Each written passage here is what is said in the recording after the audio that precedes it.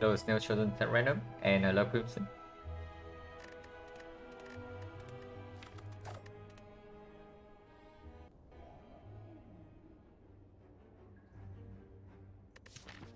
That's not good.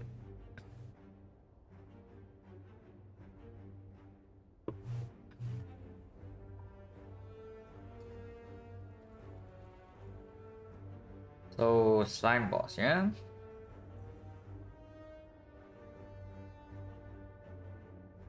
Now technically I can avoid this elite, go here and take this one into this one. Otherwise it's always floor 6 elite.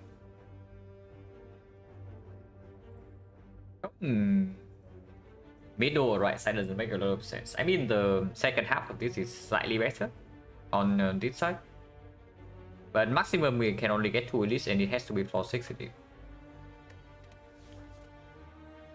So these options are definitely super weird, yeah. Curse for red colorless is a high roll option, and we can get to a short one for 2. If this one of the big two, like Apotheosis and Grid, we can definitely try for this one, or we can still go here, upgrade the card into 2 elites. Of course, the problem with this part is there's another force shop here. So if we take curse for red colorless, we remove the curse here, and then we are forced into another shop here. So if it's not Apotheosis or Hand of Grid, the value of the act is fairly low. And if we go to this shop instead, it's floor 6 elite. If the colorless is a brick, and we still have to go to the shop here, we are forced into 2 elites no matter what, right? So either we have to take 4-6 elite, or we have to run into 2 elites no matter what. Hello Zachu. Boss squad. Now we do get to do 3 fights. Into 1 upgrade before the first elite. And second elite is after the chest. And into slime boss swap does have a little bit more value if we swap into energy. We still have to actually take this one, yeah? Hello Surican. But I guess with the boss swap we would not actually be forced to go to the shop. So we can actually take 4 fights instead. We take 4 fights and have a wood cut to upgrade here, but then we still have to take 2 elites back to back. And afterwards there's no fire. So if we run into knob here or here and we low roll the draw order, even if we do not straight up die, we go to very low HP. And then this looks great.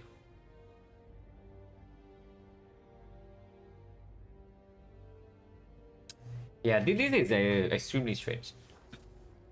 Is it actually one of the super rare occasions where click choose a card? Because like for real, like low rolling both of these options, like either these options, if we click one of these two and we get a low roll, we probably die immediately.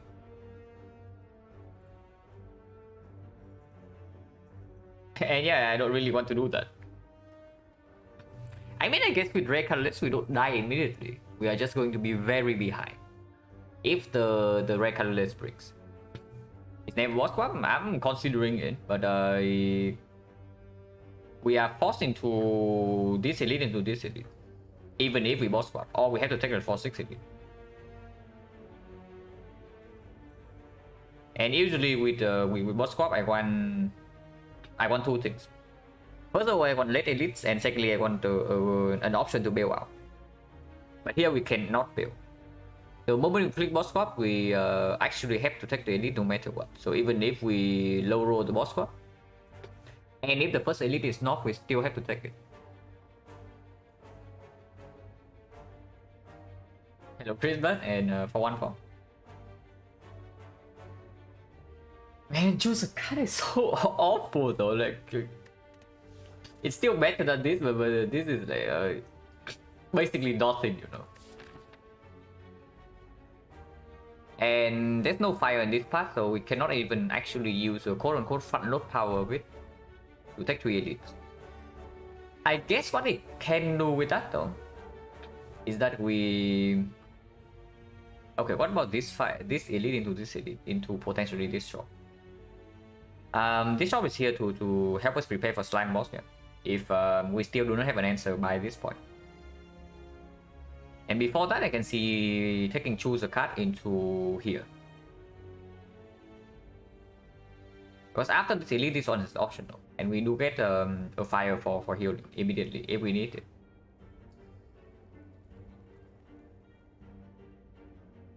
Because for Recalist into this path is really bad, right? Because if we brick on the Recalist and then we also do not get potions here, we die we die right here. Oh, we have to carry the curse around, yeah? Because if the first card reverse is bad. Okay, if we take curse for Recalist, the Recalist bricks, so we cannot go left. And then this fight doesn't actually drop a potion or a decent card. We probably have to buy some potions here, and then we are stuck with a curse for the rest of the act. Into this guy. But that's not very good. The chance to bring on Recalist is fairly low though. It's like in the slime boss act that sadistic nature is not as useful though. But if you can count like sadistic nature, master strategy,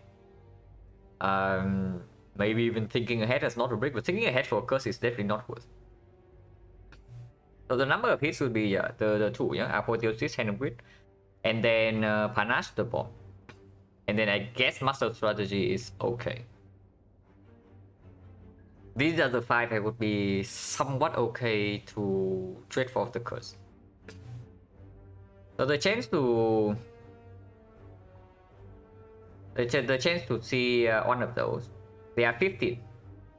So the chance to miss the first one would be 2 out of 3. And then it's 9 out of 14. And then it's 8 out of 30. So honestly, just an estimate is like 2 out of 3 to the power of 3. Which is 8 out of 27, and the chance to hit is roughly 19 out of 27. So like 3 out of 4. Around 70-75% for a hit to happen. So 30% low roll. Am I really interested in 30% low roll when I can just take the complete crap option instead?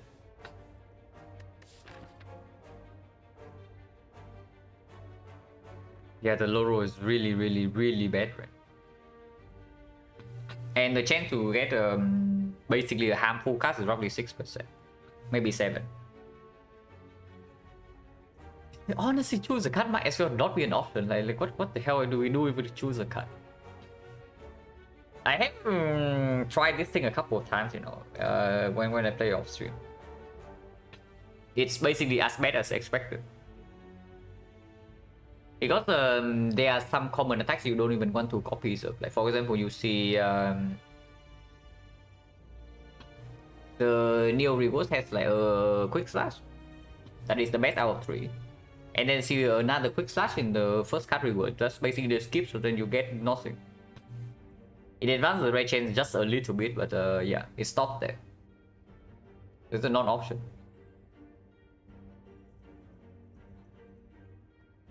It's definitely never 6 HP. And yeah, boss swap going left is dangerous. Like this is exceptionally dangerous. Before I do this, I probably just take curse for red color this.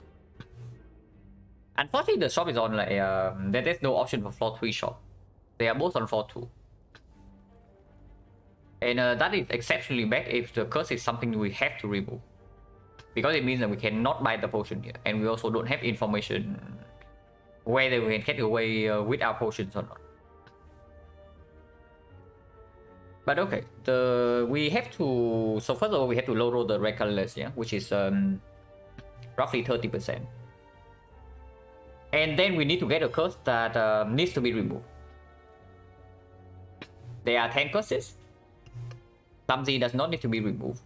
Injury, I guess, can stay in our deck if we have some more urgent things, like buying potions not to die.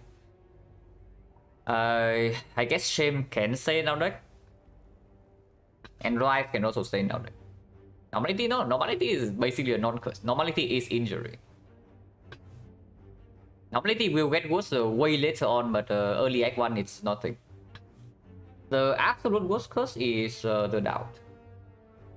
The second worst curse is probably the pain. And the third one should be the regret. Decay will hurt, but I guess it's acceptable to be out there. Okay, shame, injury. Yeah, doubt is a weak one. That can kill you on floor 1. That can actually kill you on floor 1 if you run into Jorgum, and the pattern is nasty. Regret is the one that counts your hand at the end of the turn and deals the same amount of damage for every card you have. Okay, it's like clumsy, injury, rise, shame. So 4 are keepable. And then there's normality and decay, which are not super bad like in very early game. So 40% chance to low roll the curse. So if we low roll both the curse and the regular list, that is 12%. But if we low roll the curse, we are going to spend gold on remove, yeah? And then we do not go for potion. But then we have to low roll potion drops, which is another 12%, right? To break on potion in 3 fights. So the absolute low roll percentage is 12% from the Neo choice, and then another 12% from the potion drop, which is 1.44%. So 98.5% of the time we do have something to do. Yet the low roll chance here is like 1 out of 1 out of 65 to 70. Useless spots? Yeah, there are some useless spots too, but not too many. At the very least, the potion can save you. Even the absolute worst potion can usually save you maybe 5 to 10 HP. Okay, ignoring Snake Boy. Smoke Bomb we don't die, yeah? So even Smoke Bomb is fine as a drop. Snake Boy can kill you, can kill you. And some potion like the Taunts potion, maybe Dex Spot, is not super useful against early node. But they can still save HP.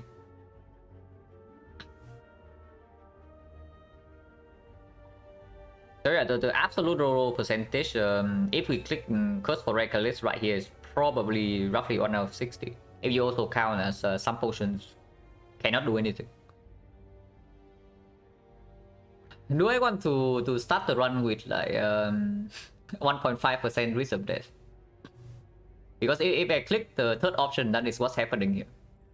On floor 6 or this floor. Curse separated by rarity? No. The curse from the hour, this, as far as I know, is completely random. And there are 10 of them. What's the chance of boss relic breaking? Boss relic breaking is not the concern. The concern is that we run into the knob here.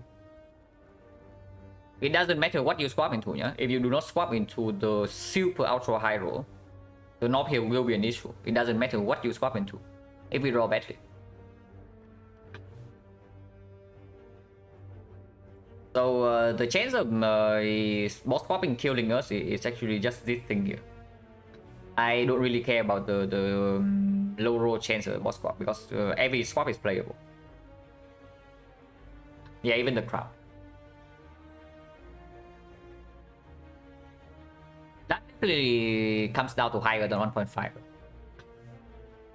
Yeah, that definitely comes down to higher than 1.5. Because the thing with boss swap is that even if we get good potions here and decent card rewards here, we roll knob here and we draw badly, we die anyway from 50 HP. Even if we don't die, we have to take 1 make hit, potentially 2. And then the icon is completely ruined, because the second elite is forced immediately afterwards. And then we also have to deal with slime boss, so HP does play here. Hello Black Blacks, thank you for the good luck. We click the third option still, yeah. And we say that the chance to get a completely screw is 1.5%, roughly that. And that's already assuming that the shop doesn't have anything like super affordable here.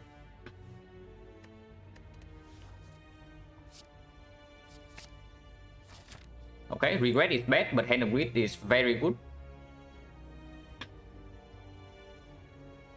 So balance. It's like right in the middle. We got a very good colorless. I would not say it's actually the best. Yeah? On Silent, I would say it's the second best. On other characters, I would say a hand of greed is by far the best. But on Silent, I would probably say Apotheosis is slightly stronger. If you can upgrade it before the first edit. Hello, we just flip. But yeah, regret is bad, right? later, yeah. We have to remove the regret, yeah. So it's floor 2 shop. But something very nice about the hand of greed is that the hand of greed actually does give us go to buy a potion here. If we happen to land it in this fight. So where do we want to go? It's still the left, right? Because this here allows us to upgrade hand of greed. And being forced into this shop doesn't matter, even if we have to spend gold here, because hand of greed will give us 1, 2, 3, 4, potentially 5. I do not think we can land hand of greed on both elite, but at least one of them. 5 is already plus 100, and if we upgrade hand of greed here, it's like plus 110, and that's even ignoring the chance of multi enemies. And plus the normal gold gain from here, we just have enough to spend in this shop.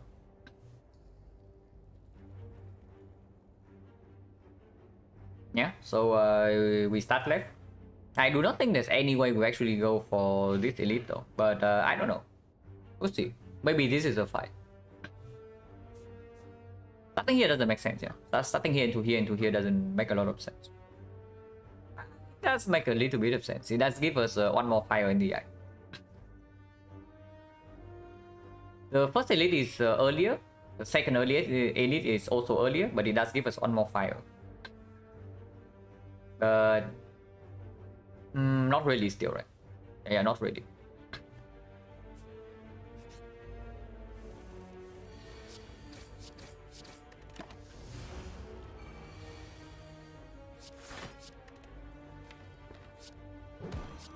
Unfortunately, we don't have lethal next turn, unless we draw into neutralize right here, and hand of greed gets shuffle out. So that's quite bad. Yeah, that is very bad in fact. But now we don't even have enough damage in the deck to kill this guy anymore unless I strike here. And that's a 16 already, yeah. Well, if I strike here, I should have played hand of greed. So that was already stupid. If I want to take 6, I would have already done it. And this guy also rolled absolute maximum HP 56, so we are behind on one attack like since the start, and now we cannot even play the hand of greed. Okay, that was bad. That was really bad. Can we wait for 2 turns? This guy goes to 16 and then he goes for 21. This block for 4 or 6. So on average is 5. And it's 15, 23 right here. 23 and he attacks for 27 in total. So we are taking maybe 4 damage here. Meromorphic, thank you very much for the prime sub. Appreciate it a lot. Okay, that was really bad. Really extremely bad. I actually cannot tell you how bad it actually is. But okay, energy wise, if we spend 4 energy on defense, it means we still stick in 2 strike. So that is 50 damage, and then we have another turn plus 5 cards to deal 8.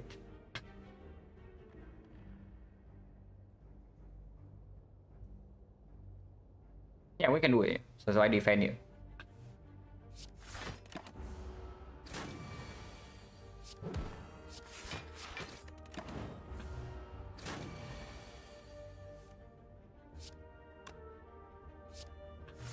Like 8. But maybe hand of greed next time.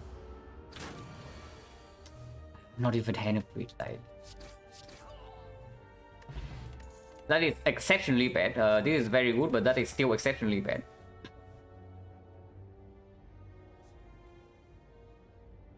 And we still have to go here to remove regret.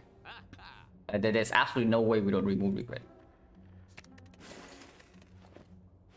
We can afford this dagger spray. Now, Hand Read is already the upgrade target though. Basically solves Lagavulin with Hand Read as well. And against the knock, this upgrade plus this might actually deal with the knock depending on when we draw the terror. Sentries this doesn't deal with, but Hand Read is also somewhat decent against Sentries. And we don't actually have the upgrade for Dagger Spray, right? If we go in this path, unless we see Living Wood. And we don't even fight Advanced always, yeah? We just fought the cultists, so this fight can be AoE, but that doesn't matter because we do have Hand of Wit in the deck. And if Dagger Spray does not get an upgrade, it's not even that strong in this fight. I don't like it. But yeah, if I see a Dagger Spray for free here, maybe I pick it. But if I buy the Dagger Spray right now, we also cannot actually pick up a Dagger Spray for free, right? And we are forced into a shop here. So saving gold right now definitely has merits. Yeah, we just don't buy this.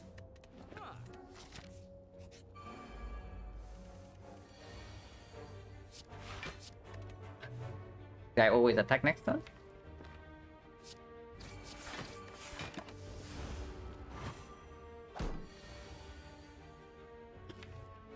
Well, I guess we get 20 gold only, yeah? Because we cannot full block this turn, and we also did not draw Hand of Wit.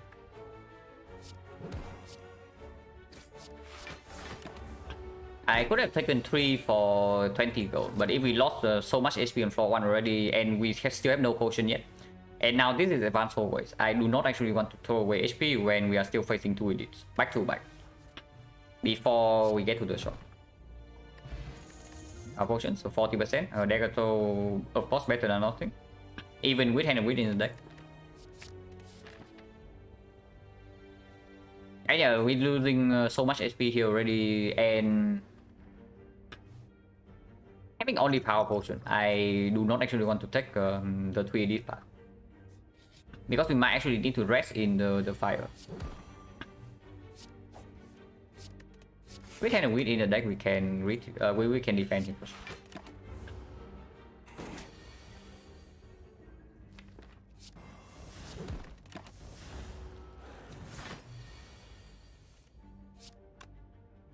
This kills immediately, but we want to wait for this one.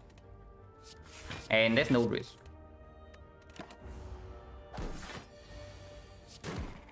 Because we always have a kill this turn. Fire potion is very good into the first edit. Is the most steel bug is not even endable right now, like because yeah, it's still not working. Right? It's still not working, so I don't even start the game with it because it just lacks make. So Lagavulin we already saw with the terror. The knock we can deal with this. So that does mean the CE for the sentries is potentially something. This is not so good into the slime boss though. And definitely not that good in early Act 1 when we have terror. See, it's very expensive. So first of all, it's very expensive. So it doesn't work well with both these cards. AoE issues this can already deal with. Against slime boss, it doesn't really play. If we want to split with terror. And into the elite fight, it's good against sentries, but how good is it? Because if we draw it together with Hand of Wit, we also fail to kill one of them. Because our best attack also costs 2 energy. So we deploy C, and then we actually cannot even play this. It's digging. That's why we don't care about Lagavulin. Against Lagavulin, we actually want to draw blocks, not damage cards. Against Gremlin? No. You are assuming a very perfect draw order. If we have some cheap attack cuts right here, like for example backstab or maybe even a real slice in our deck, yeah, then I see it. But right here, this doesn't perform. And into slime boss, it doesn't perform. We also cannot upgrade it. Before you pick the CA, just click the slice. Because Slice actually works with both Dagger Spray, with both Dagger Throw and the Hand of Grip, and also with Terror. And yeah, I do that. Because the map layout here doesn't actually allow us to pick up dead waves that will be good later. This card is going to be good later, but right now it's dead weight.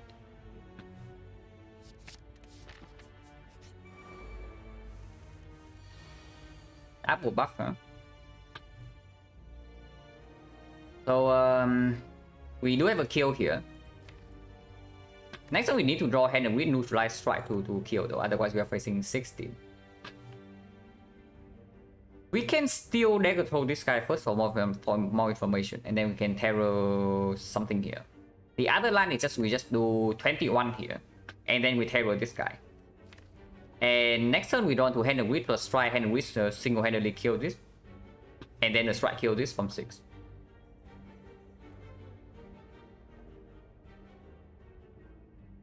And yeah, you also see this fight, yeah? Of course, CE right now would be good this turn, but imagine these guys are attacking. Suddenly, you cannot even play the CE, or you just take cheap damage. It's way too expensive to work with our current deck for the average case. And if the boss is Hexaghost, I would actually click it. But into Slime boss, ideally we would not want to play into CE. It can play in that fight. But with our best damage card probably going to cost to be costing 2. If we cannot play CE and our best damage card when they are on the same hand, it usually doesn't perform. And the best damage card in our deck is Hand of Grip. So we can always do Dagger Throw here to fish, yeah. And then depending on what we draw, the line changes. Yeah, I guess we go for the line, yeah. Double attack here into Terror here.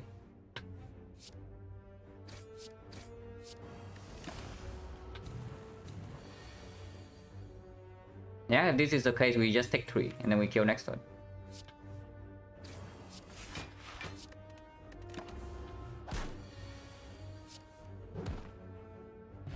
No potion, 40%. Definitely do not need a Quick Slash. Quick Slash doesn't work well with the Dagger Throw, Quick Slash doesn't work well with the Hand of Grip, and we have no upgrade for it. Piercing Well is pickable. The Piercing Well is pickable. It's okay in the Sentry fight because it does allow us to play Terror. It blocks against the Lagavulin, so it's good because damage is already solved with Terror, Hand of Grip.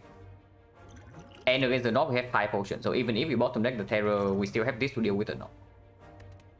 It's good in advanced always, which we might be facing 1 or 2, depending on what these question marks are. It's good into Act 2, it's not that good into the Slime boss, but it is a card that can be played together with Hand of Grip, so post split it's acceptable.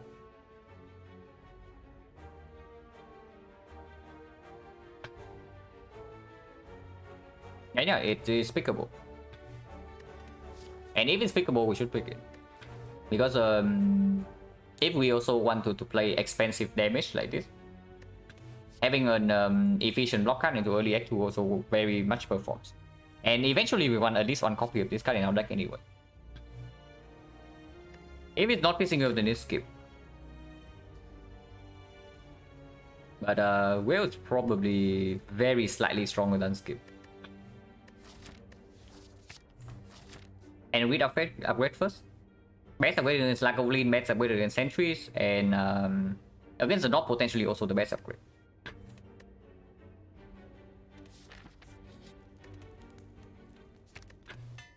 And we do get 3 more fights before the shop, so potentially this can earn us like 10 to 15 gold. Ooh. If I take the heal here, can we still spend it in the shop? Plus 75, yeah? Plus 75, so plus 40, 183 plus whatever Hand of Grip gives us. Yeah, sure. Remove Defense is also not too bad, and is the more greedy option.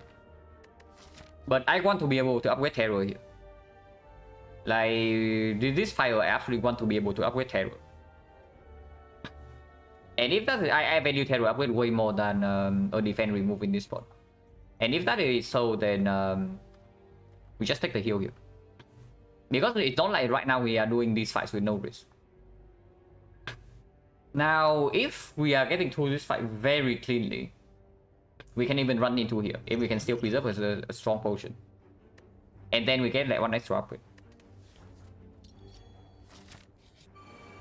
Entries. Power potion in this fight, yeah. Because I definitely want to set fire potion for potential knock here if we are running into burning edit. If not, this potion is good for the slide boss either way. And this potion can perform here for sure. Because this fight will be long. We don't actually have AoE damage in the deck.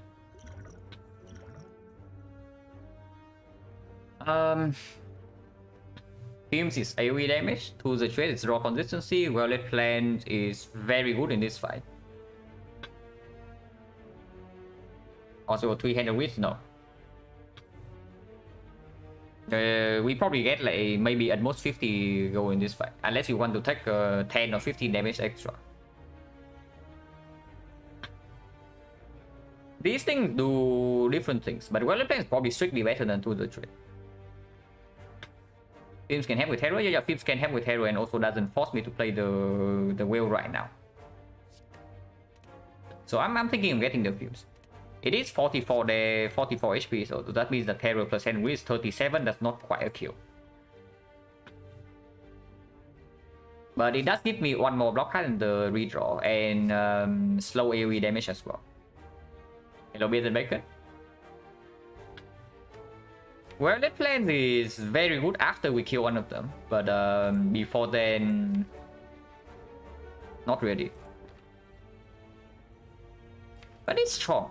Picking this thing also means that we are still taking chip damage after one of them is killed. And we are also losing probably 25 gold. Honestly, that probably tells me I should just pick Violet Plants.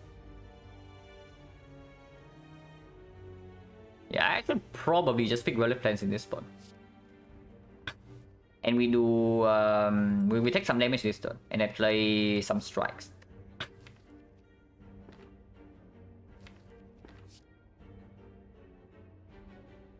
Even with the Fumes, I am still playing some strikes. But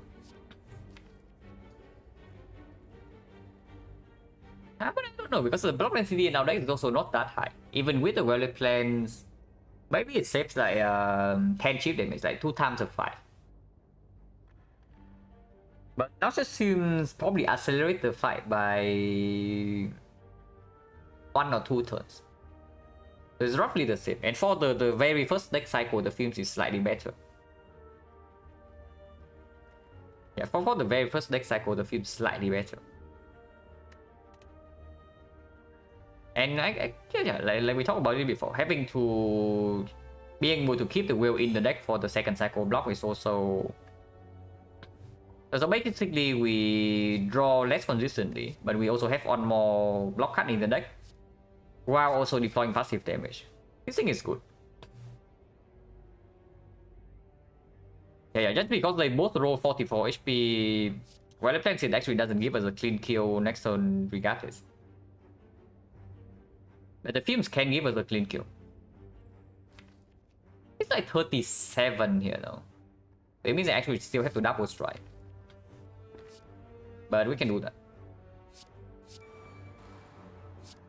And yeah, double strike single defense, yeah.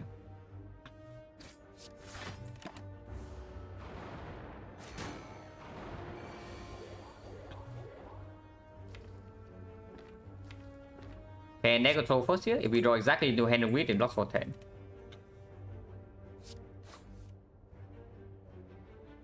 We are 1 off here now because of that line.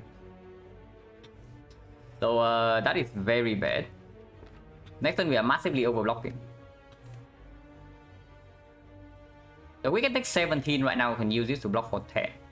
This is worth more than 10 and we took the heal from Cleric because of this rank. So we just take this damage. Yeah, we just take this damage.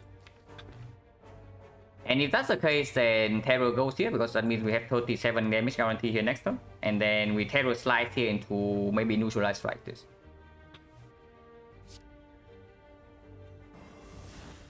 Because this is 4, yeah? This is 4 and poison is 2 next turn. So with the hand with we are still 1 off from killing this. And I want the go here anyway, with the force shock coming up. And let's try the middle to hope for hand with redraw, but not really. But yeah, exactly, we took the healing to be able to take this hit. So let's take the hit. Also with this draw, the Twilight Plains would have done nothing so far, yeah.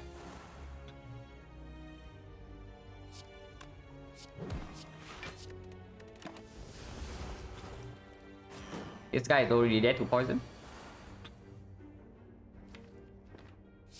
If we want to get out this fight cleanly, we hand a wheat here. If we are greedy and want the gold, we hand a wheat here, but potentially take a hit again in 2 turns. The poison is 4, 5, 6. This has a 21 HP and we have 2 turns to do 21. 21 is dagger throw plus 2 strike, or we can still draw block. Yeah, at most we pay 5 HP for this here. And this potion is good against the second elite fight. We do not actually have to take this.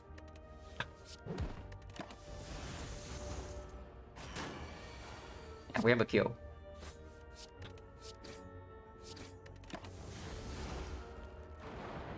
And yeah, like looking at raw, the themes was way better than Violet Flames.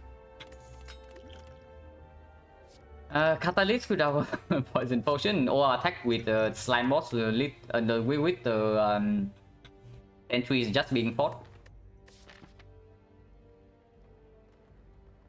Or attack is okay in this fight, and it's not too bad into the slime boss if we do not have a super good split.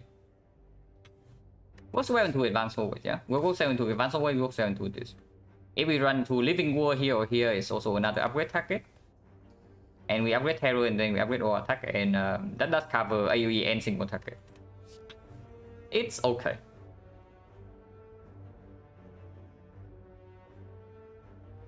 And this I got Silent on the 663 elite skill will get lead here, yeah.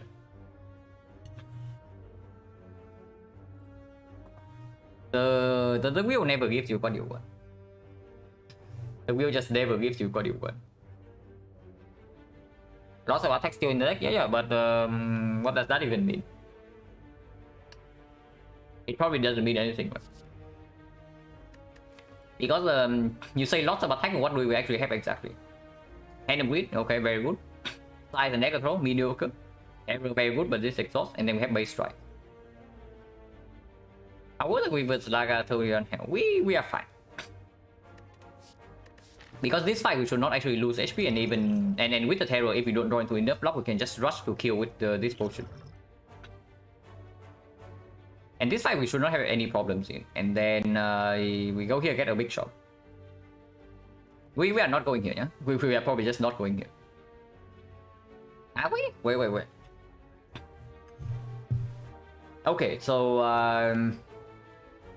even max HP Lagavulin we don't care, yeah? Maybe the worst elite for us would be either max HP Knock or strength Lagavulin for once. Because the thing we care about in the Lagavulin fight is not the damage output. The thing we care about in the Lagavulin fight is just we take way too much damage after the 2 hits. But even then we can still rest in the fire immediately after. And we did get 50 gold in the Sentry Strike, so that already covers for the missing gold from here. So max HP knock mainly, yeah? Max HP knock can be 90 plus 22, so 112. 112 in 3 turns we draw everything here. With the dagger throw, but assuming Terror is bottom deck. Terror is bottom deck and it only lands with maybe these 2. So Terror will be 6 damage, 1, 2, 3, 4, 5, 6, 7, 8, 9. So 9 energy, you can play everything, but maybe minus 1 strike. So this would be 80 together with this. 18 plus 12 is 30, 30, 55, 55, 75, 75, 81, 81, 90, 90, 93. 93, 108. So with a very bad draw order. we still almost kill the knob in 3 turns. And if we happen to proc letter opener at some point, which we cannot. But that is with a very, very, very awful draw order. We still almost kill the knob in 3 turns with double potion. And that is max HP knob roll, absolute maximum. Let's open the damage Laga. Yeah, I don't think Lagavulin will have any problem against damage wise though. So it's only about like blocking the 2 turns. But even against the knob, yeah, 31 HP is enough to survive 2 hits. If it's max HP knob, then he doesn't have strength. And then this thing actually blocks on turn 3. This thing actually blocks against the knob on turn 3. And neutralize also guarantees that we live. Unless we draw neutralize turn 1.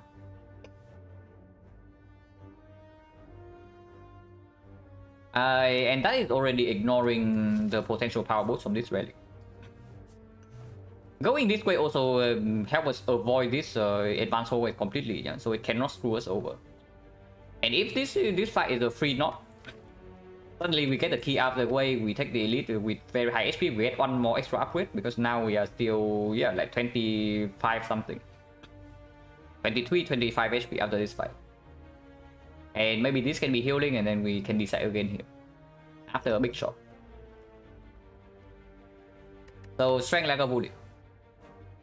We have to block 44 damage in 2 turns.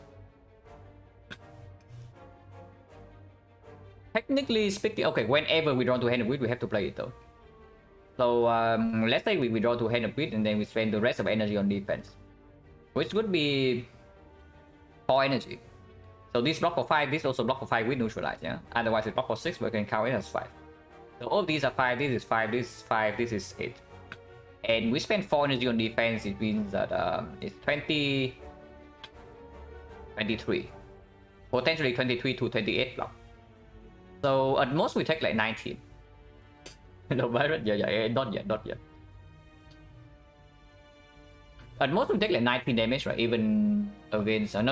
we block for... If we do not draw into this, we block for like 20. So absolute minimum block we have is like 20. Against 44, so we take 24.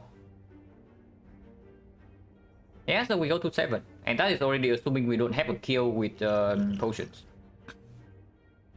So we are fine. We are actually just completely fine to burning elite right here. Oh yeah, I did not even count this before the knob fight. Like if we take this max HP knob, not even a real problem. Lagavulin is slightly worse if we pick this though. But Lagavulin, we know that damage is not a problem and we just need to survive on 31 HP. That's not a problem, right? Even if it's strength Laga. So we add our attack, and our attack also gives us another upgrade package, yeah? If this elite fight is free and we get healing here, we can upgrade terror, upgrade all out.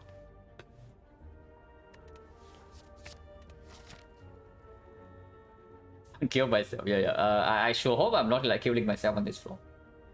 I sure hope I'm not doing that. But it's not like this fight is risk-free either. So let's say we take like 20 damage from here, this fight can actually kill us on turn 1. Sometimes. But as long as we survive this, we never die in this zone. More gold. Regen Lagavulin. Other war is very good in this fight, yeah. By very good, I mean good for the open. But that's awkward.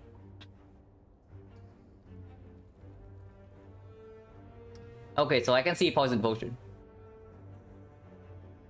I can see poison potion, and then we open it right now. Waiting another turn doesn't make sense because we know the neutralize is already in here with the defense. This can still stay in the deck, yeah. We are probably still not short on damage, even with the terror bottom deck. Even if we do not draw terror next turn, we're still fine.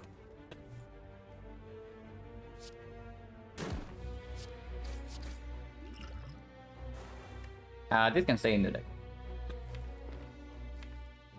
Maybe it shouldn't, because we already know that we block for 1 turn, and the turn afterwards we draw 3 cards, so physical needs to be one of these 3. And the turn after that is the off turn, and we do not actually want to see this card. So maybe this can be exhausted right now.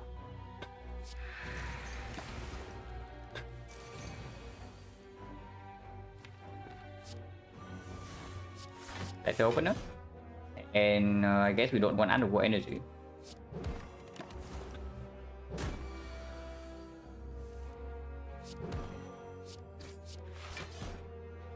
And yeah, we took 15.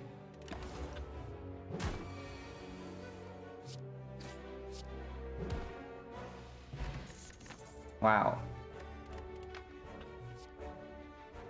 After image or nothing, it's definitely not Predator.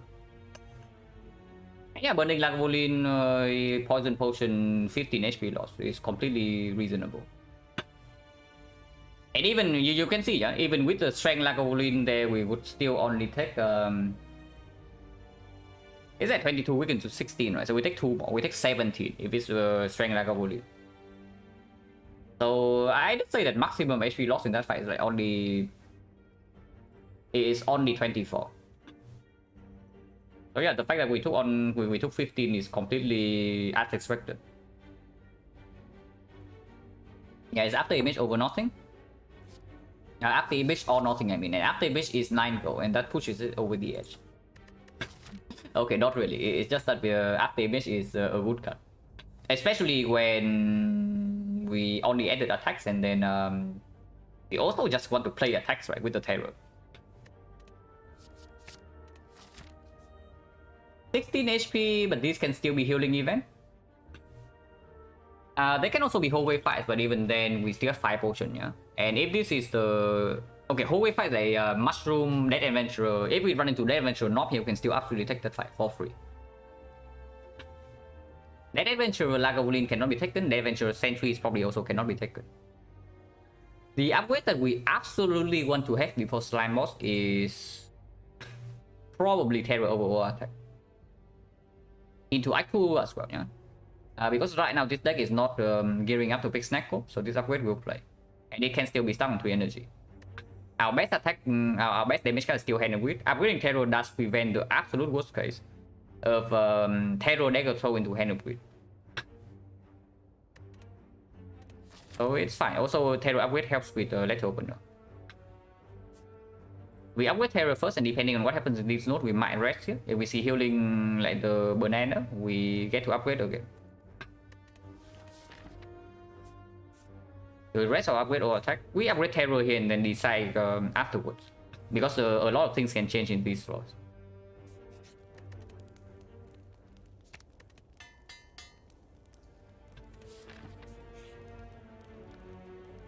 That is certainly not healing.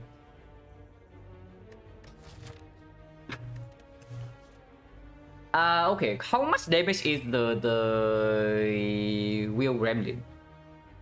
How much damage is that ship? It's like 9 damage, right? If I have 66. It's exactly 9 damage, right? If I'm not wrong.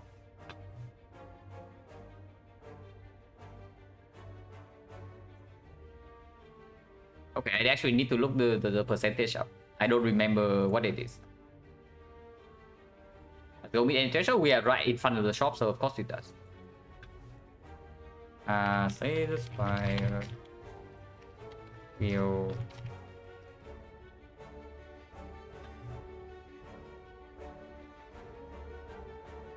%. And yes, 15% is 9. So taking the card remove here does give us a very, very small chance to die here. And the go can play. The go definitely plays right before the shot. I kind of want to remove a defense here though. I would really like to remove a defense here with after image added and terror in the deck. But yeah, no thanks. We got 76 gold, so that was a high roll, yeah. Yeah, excellent shot. By excellent, I mean pretty garbage.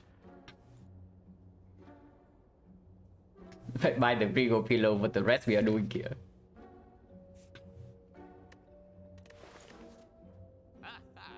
From 16, we still cannot take Shining Light, yeah? We still cannot take Scrubbles. We can click Scrubbles 2 times, but that is not in... Two times not a high enough percentage for me to actually buy this pillow.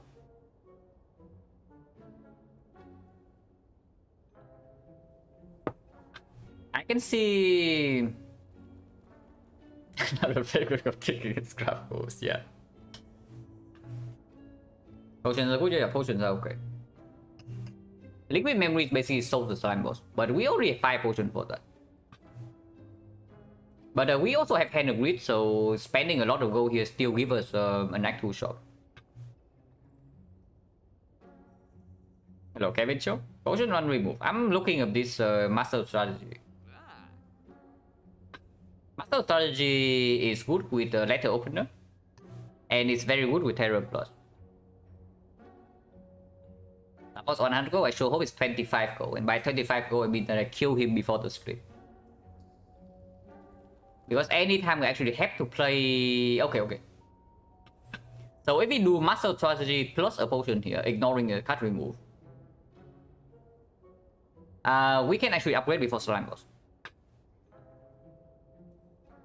Act 2 shot? Yeah, we have Act 2 shot regardless, even if we spend gold here, because we have Hand of Grid.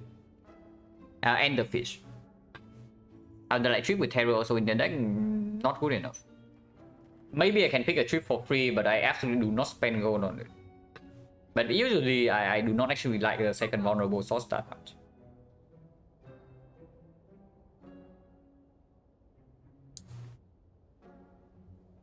Master Strategy is very expensive, but the other things in this shop also not actually spectacular.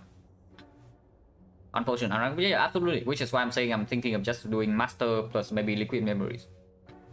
Because if I do these two, we can actually just upgrade before slime boss from 16. And this can still be healing event. I do not want to spend gold this garbage, right? There's no way. So Master plus Liquid Memories and we ignore the card remove. Because the P-box can still happen. And removing defense is not that good in the long run anyway. It's okay. But it's slightly good with both Letter Opener and the other board. So Master plus this is 294. And minus 9. So 285. Yeah, this is exactly 285. So we are left with 97 gold. 97 plus 75 right here is 172, maybe plus 25, plus another 9. So we have 180 leaving this side. That is ignoring the Hand of Grid prop. And that still gives us an Act 2 shot. That's a really strong. Yeah, my Master is good. It's not quite as good as a good relic here, but it's acceptable to spend gold on. And yeah, Liquid Memory is over this, right? Because this thing prevents bad draw from screwing us over in the slime boss fight.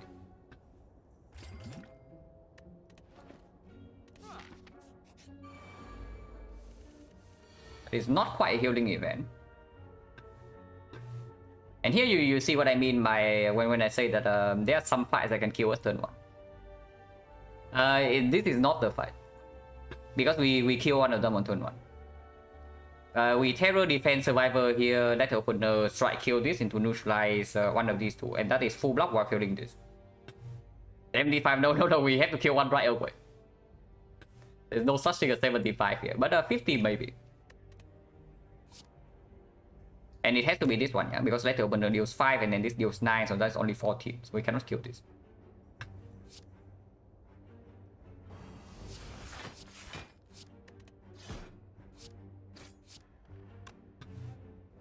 Goes to 10, goes to 7.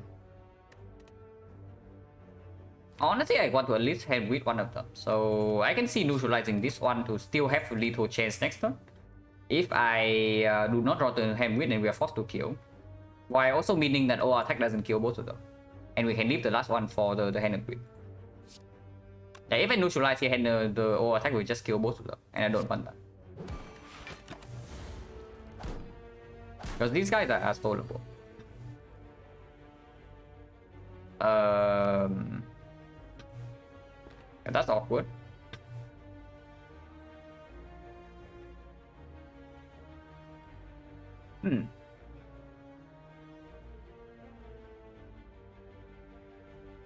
Dagger throw.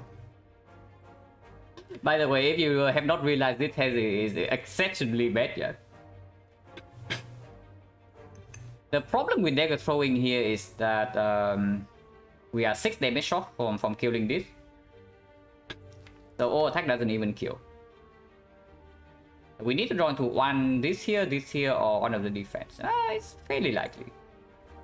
If we dare throw here, however, this guy is currently at 24. So that means that yeah, raw attack draw will kill both of them because of course you have AoE damage.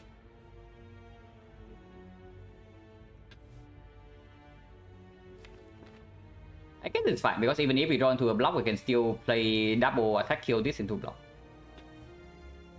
So Dagger Throw this is makes sense. The only bad, okay. If we Dagger Throw here into exactly Hand of Wind, it's really bad. Dagger Throw here into Hand of Wind is good. But Dagger Throw here into Hand of Wind is exceptionally bad. But Dagger Throw here into all attack is better. But every other card is the same, right? So my ask is Dagger Throw here. Yeah, my ask is Dagger Throw here.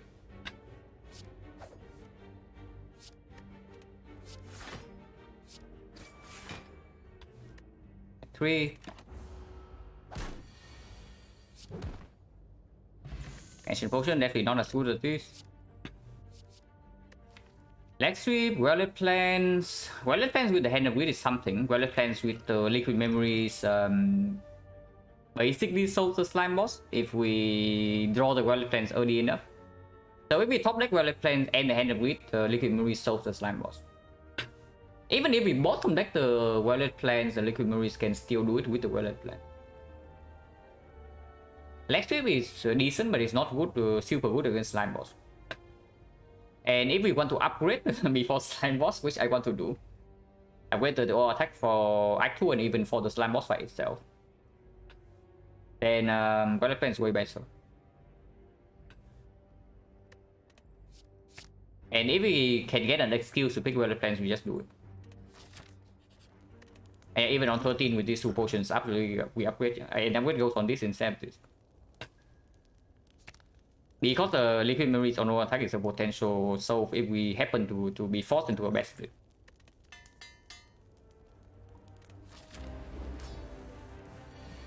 And the top deck is good.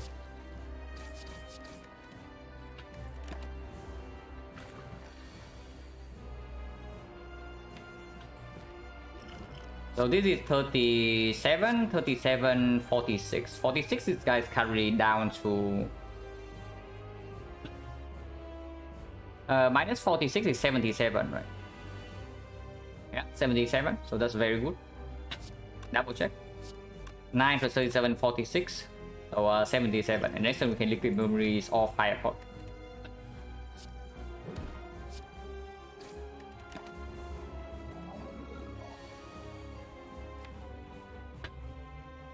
That is quite annoying. But there's still no risk, yeah. So we do Wallet Plans or attack here into Liquid Memories, the Hand of Grid, and then we save Fire Pot. Because this potion right here is 37 damage. If we do not use this potion right now, it's 25 or 28. And with 37 plus 21 right here, that's 58, so it's split below 20, which means the fire potion will just instant kill whichever one is attacking. And with Wallet Plans retaining a block card, we never die next turn, with these draws coming up as well. And of course we need to play this first. And Piercing Wheel is better to retain than the defense. Unless you tell me we want to play Piercing Wheel and retain the defense to not redraw into this right now. But this is a fine card. You can even do something like Master Defense, Piercing Wheel next turn and use Letter Opener. 100 gold fight. Not if they do this.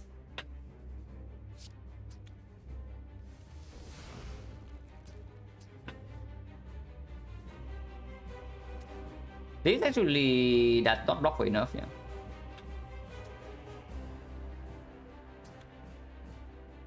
Piercing Wheel defense is currently taking 7, and then we let the opener, and then Dagger Throw split this into neutralize it. So neutralize here goes to 12, goes to 9, and we block this, so we take 4. And I guess that's okay. I think 4.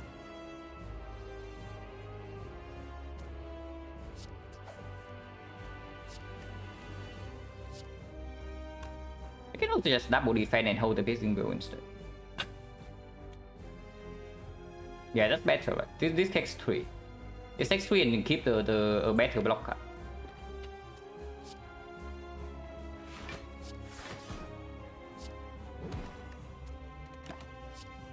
I don't actually need to keep the strike.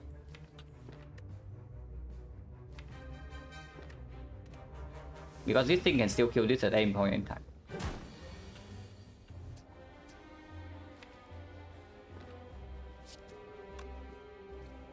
Can we get 50 in this fight? It's possible.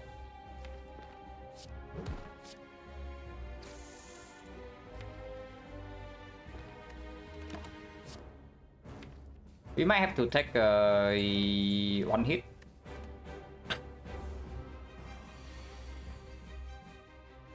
Wait, no, this kills this.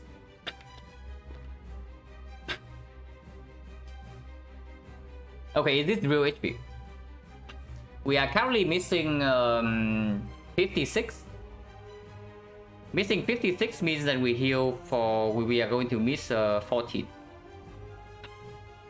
If we miss 57, we are healing for 43. So we are still missing 14 in that case. So this 1 HP loss is not real HP loss. And this guy might not attack next turn.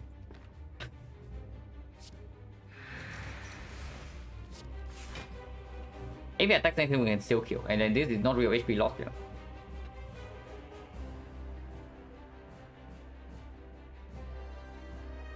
Actually, wait, no. Oh yeah, 75%, is 0.75 rounds to 1.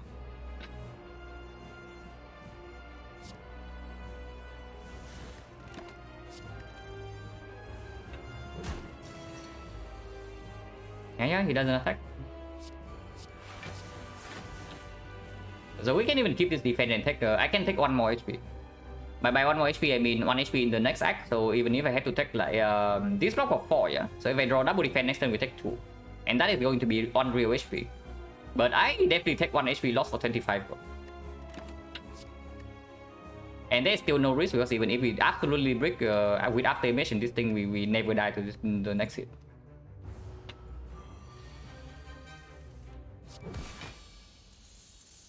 Not quite plus 100, but plus 50.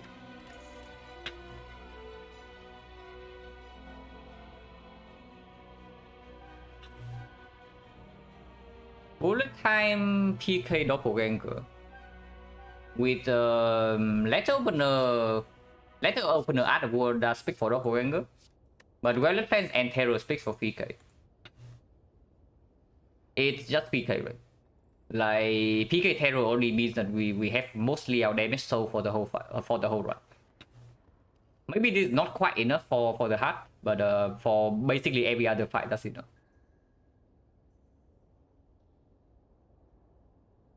Snecko as the boss chest picks for bullet time. We don't care about Snecko.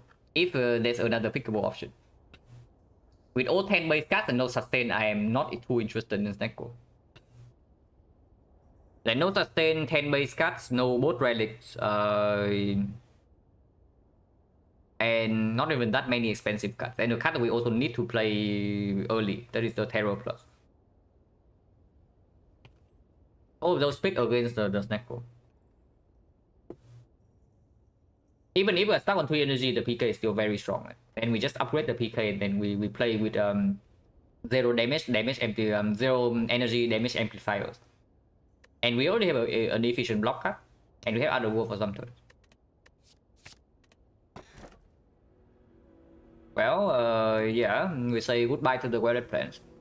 By say goodbye, I mean we say goodbye to the upgrade of this card. It stays in our deck. We remove the other trash. Unless you tell me that Astrolabe is stronger. Because the way, okay, I do see this. Is that the pyramid does make the Weathered Plans useless, first of all. And it makes the war attack really awkward to play. And this card we need to play in some fights. When we leader fight, the Slaver side, we actually need to play this early. So it definitely does make things a little bit awkward, but it is still pyramid. On the other hand, Astrolabe of course transform 3 garbage cards, but it makes buy straight easily not possible. Okay, Astrolabe also give us 27 gold. So I was saying that by straight give us like 45, but Astrolabe also give us 27 immediately. But with the PK Terror, it's just Pyramid. And we only have a piercing well for the block that goes well with Pyramid. I say no, Pyramid good, really good. Astro, is it really? Because do not forget, with Astrolabe we are also stuck on 3 energy. Yeah? It's not Astrolabe doesn't instantly give us 4 energy or something. And a deck with 3 energy probably want to abuse Otherworld. And with the Pyramid we can absolutely abuse this Otherworld. Like we play PK Terror and we block in for 1 turn, and the turn afterwards we go in with 4 energy, triple damage.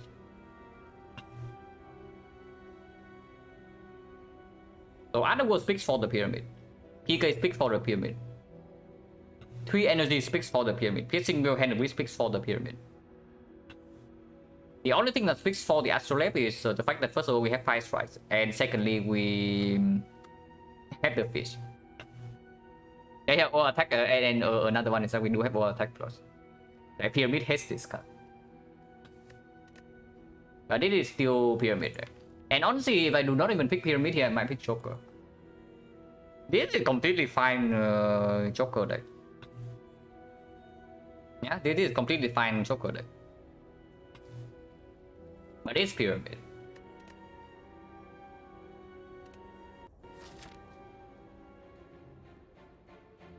We can go to an early shot. And we should. I see 4 elites. And this shop definitely better than this one, yeah? Because this one, first of all, forces us to advance away. And secondly, forces us to do the elite. While if we go to this shop, the elite is optional. We can stack the advance always instead and then take the fire. And then afterwards, the pathing is really open. We can absolutely double shot. With the Hand of Wit Pyramid and the fish, we can actually double shot because we are already rich enough for this shop right here. Here, buy is 45, operation is 27.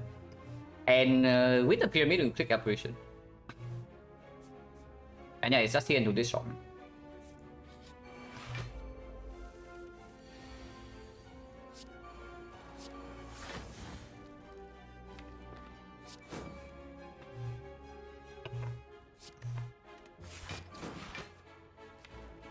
This does not actually need to be played. The only reason to play is to make hand space.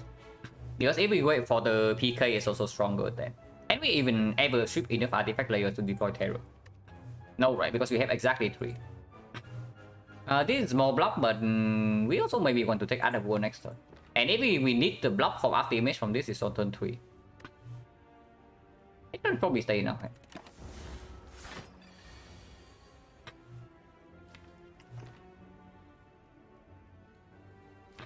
Next turn will be annoying. Because we also have failed to draw TK. So how much block do we have next turn? It's 3 plus 3 plus 6 plus another 3 plus another 2. So 17. We take 5 damage. That's acceptable. Yeah, that is acceptable. Might be more than that actually, because we do have 4 energy.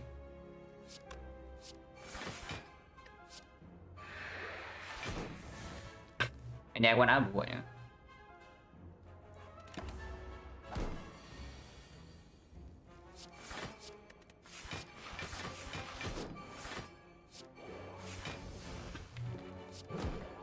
And yeah, we take 4. And we can do this because we have the freaking pyramid. Otherwise, this fight would have been a little bit annoying.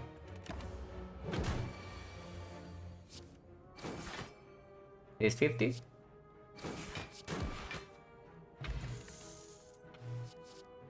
Backflip deck is straight from deck. Backflip with Let's Open is okay. And okay, right now it's not good. Because right now we have more problems emptying our hand rather than refilling our hand after we play the cards. But eventually this will perform. And cloning, I'm not too interested in leaning towards shift. At least not at the moment, because we have no relics that work with it yet. This thing also breaks Otherworld. It's good with after image, but it breaks Otherworld. and we are not too interested in something like accuracy at the moment, without actually a blade dance.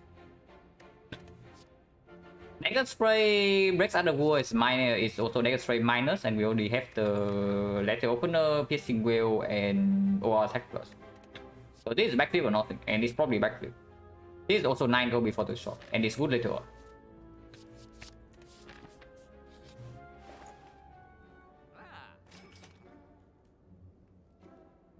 That's a good rally. Okay, now we can look at the rest of the shot.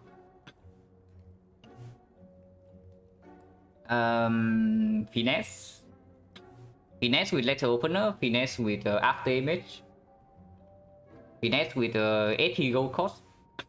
But of course finesse also cost me a card remove, yeah? How good is bites? It's freaking plus 45 gold, right? So yeah, bites are good. But if we see bites, we're happy regardless, right? So we probably should prepare for the case where we don't see bites. I thought we would for free elite with PK.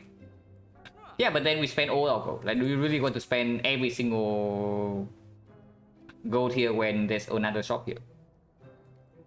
If we want to take like this elite into this elite, we actually have to go to this shop. And potion chance right now is 50% with a fight coming up here, and these can also be fights. I don't think I spend gold on potion, especially not with the frozen eye. But I can definitely see either strike remove here or the finesse, one of the two.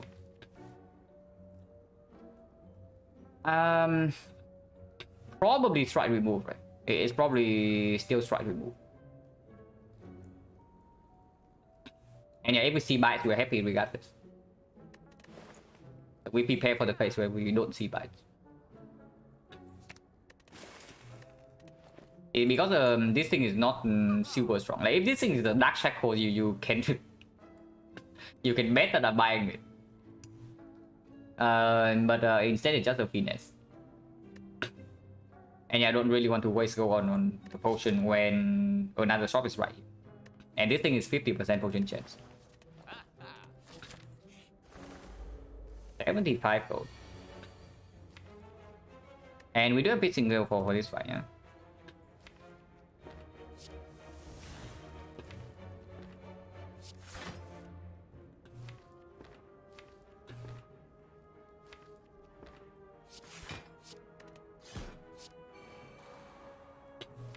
I do not want letter opener here, because if I do letter opener next turn I do have 4 energy, I still can draw into Piercing Wheel with like Terror, Dagger Throw, Piercing Wheel, and then we can play another effect. So breaking Underworld right here is completely okay, but taking Underworld also maybe allow me to do Head of Wheat here next turn.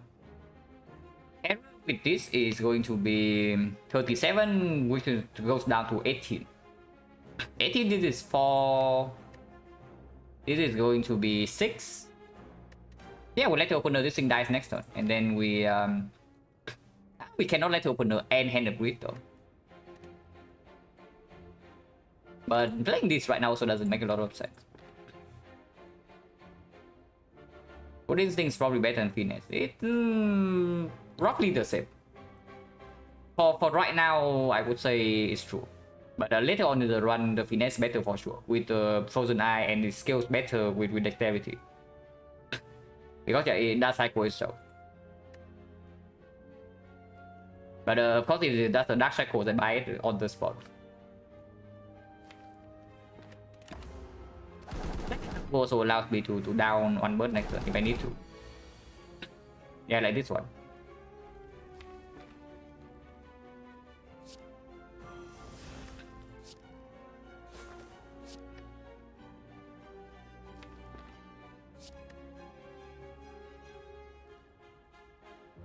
After we do Piercing Wheel triple attack, we still have on energy, right? But then I guess I can play defense for the letter opener and not the strike.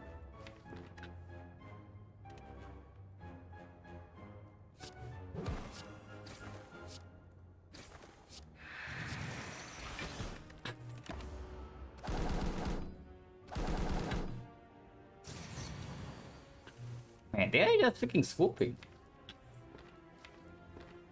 And they are actually just swooping. These guys are quite good at the game, I have to say.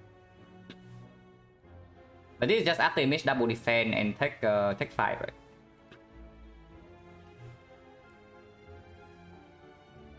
There's also double defense or attack, but that doesn't get out of war for next turn. That takes 4 and also can discard hand of greed. There's someone here, yeah, Pyramid closer die. This time we are not as strong yet because we of course we don't have apparition. But that can change in a few floors.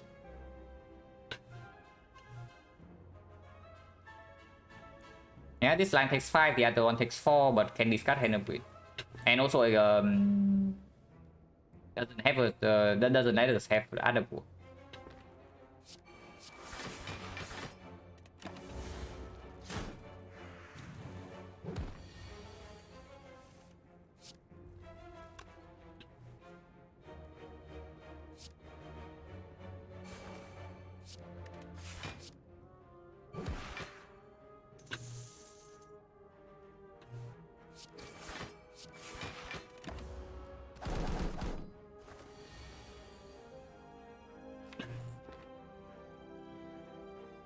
Now we can actually wait for hand greed, yeah.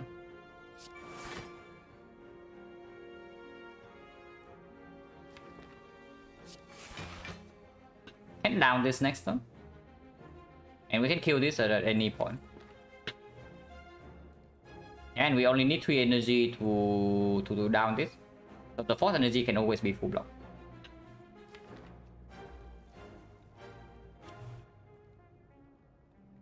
The problem is that of course we don't get to redraw to hand of greed right away. So this fight drags out a little bit. But no problem. I don't actually want to kill this turn by playing letter opener. Even if this guy swoop next turn, we don't take damage yet.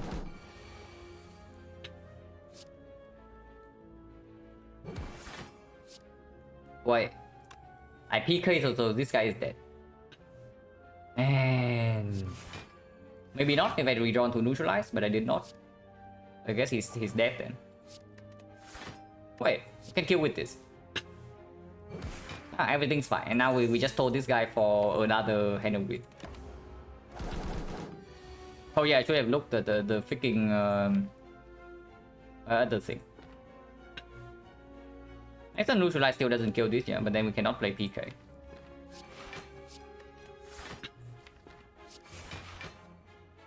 Cannot play any of these cards. Actually, you can play a strike here, but then neutralize doesn't come in here. So we might actually not full block this guy next turn. Because if he swoops, we actually need to draw to do triple defense, and triple defense kills this. So we wait for one more turn.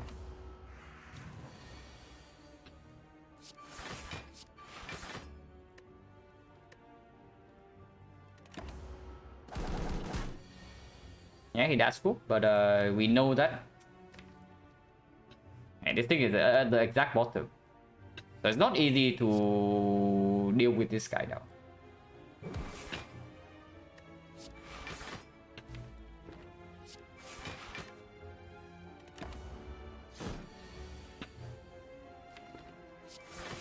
But we can do it, yeah? We can do it.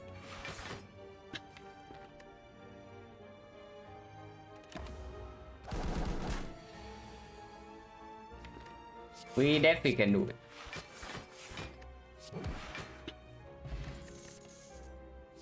Addition with the dagger throw, with the pyramid, with the OR attack.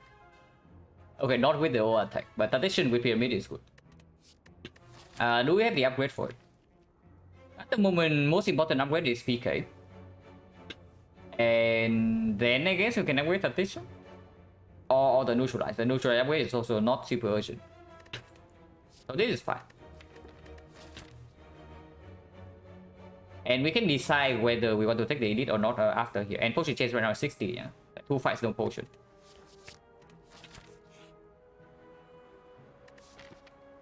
Plus 9 gold.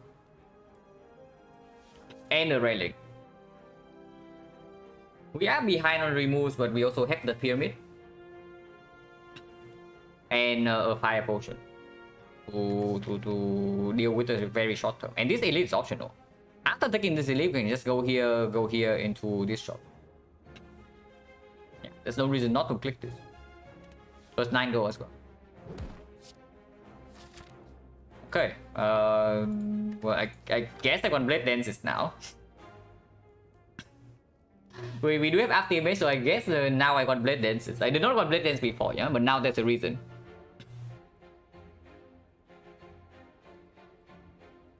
For this thing is good with the backflip and whatnot as well.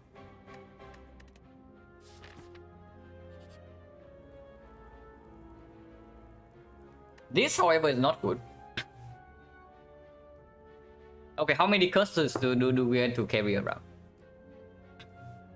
Because otherwise we are losing 18 right before this elite. So we go to 25. And now turn 1 we have a right.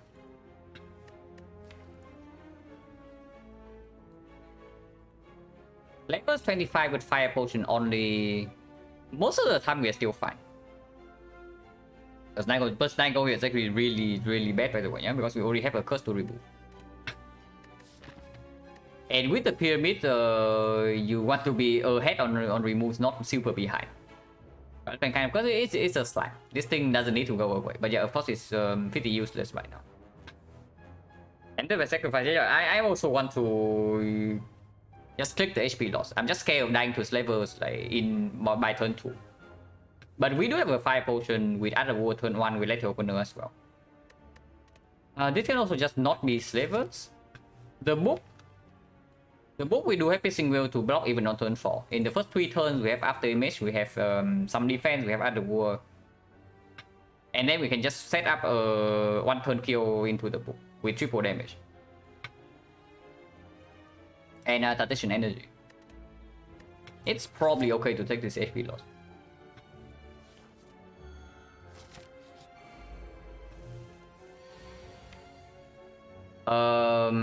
This hand is very bad.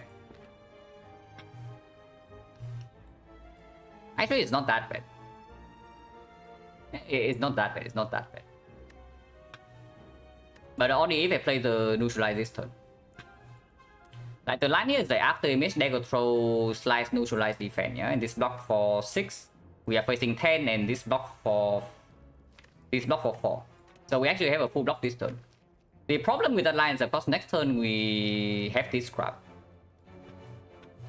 And if we Piercing Will defend, the turn afterwards we have these cards only, and still no card draw, yeah, and no terror, no PK.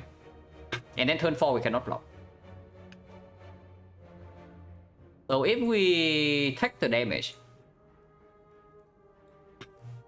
if we just decide that we take the damage and hold the Piercing Will for turn 4, how much damage can we take? Turn 1 with full block we have 2 dexterity, so next turn we take 9 damage. Turn 3 we draw to these 5. No, this block for 7 each. So we take 7 damage turn 2. And this is going to be 4 energy, so we can do... Definitely not over attack, yeah. So we play double strike defense. Double strike defense means that we take...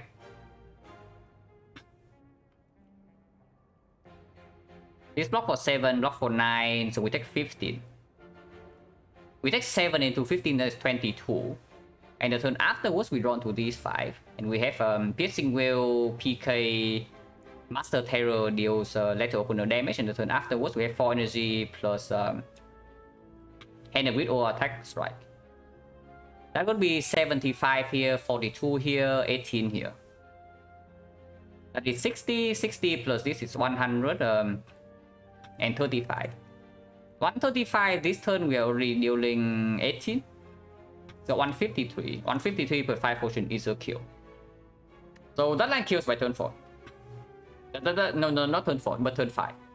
That kills by turn 5, but we take 7 damage on turn 2, followed by 15, so we take 22. We go to 3.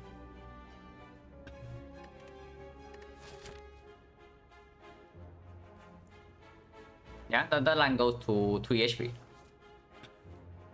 The alternative is not playing the neutralize right now, and we play neutralize next turn. And we just do AI dagger throw strike. That block for 2 and we take 12 damage. Or AI dagger throw defense. That block for 7 and we take 7 on turn 1. On turn 2 we have neutralize slice strike. Double defense. And this last block for 7 is so 14. 14 plus another 3 is 17 and we take 0. So we take 7 on turn 1, 0 on turn 2, and then turn 3 once again is the same. So that's exactly the same, and that line also takes 22. If we save neutralize for turn 3, that's complete nonsense. Because neutralize the turn 3 block for 7, but if we also lose cool 9 stack on turn 1 or turn 2. And neutralize right here is plus 1 block immediately. Actually, that line should take 1 more damage, right? No, because turn 2 we overblock. Why is my character name bad? It's just the thing I do when I was learning the game.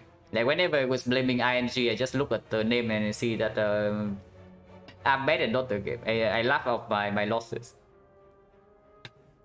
Now it's not quite the same anymore, but I still keep the name because it's it's still a little bit funny to me. But I guess we cannot get out of this fight without taking 22 damage, so we do that. So now we check out the hand space problem, yeah? Because if we do not draw into terror on the turn where we have PK, we die. So let's check out the hand space problem. This turn we play 1, 2... So this thing right here, hand goes to 7, hand goes to 6 again. Hand goes to 5, hand goes to 4, hand goes to 3. Yeah, hand goes to 2. So, and next turn we play double defense strike. So no hand space problem whatsoever, right? Yeah, no hand space problem whatsoever. And yeah, I guess we commit then and go to 2 after this fight. Can there be any event here that takes away HP from us? Because after this fight we no longer have 5 potion. Depending on what happens here, yeah. Red Mask Gang here can be very ugly. But there is actually still a chance that we just straight up go here and rest instead from 2 HP. Depending on what state Sing gives. oh yeah, we try to avoid the wheel in Act 1, but if the wheel shows up here and kills us, we cannot answer for that. But of course we can see after the rewards of this fight. We have how much damage? Definitely more than 3. And after this fight we are 3 HP.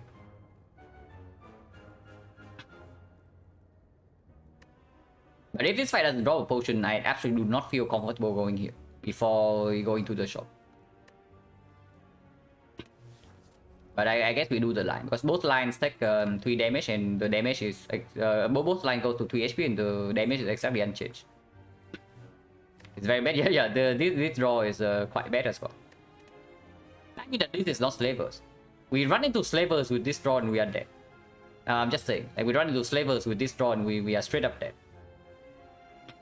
We die on turn 2. With okay, we don't die on turn 2. We die on turn 1. No, we don't die on turn 1. We actually die on turn 2. Yeah, turn 2, this is our draw and then we die. No, turn 2, this is actually blocked. Turn 2, this is actually blocked, we die on turn 3. Yeah, with the... if this is slavers, we die on turn 3 with this draw. Double check energy, because if we miscount energy in this fight, we die on the spot. This turn we have energy, okay, and that's all we care about.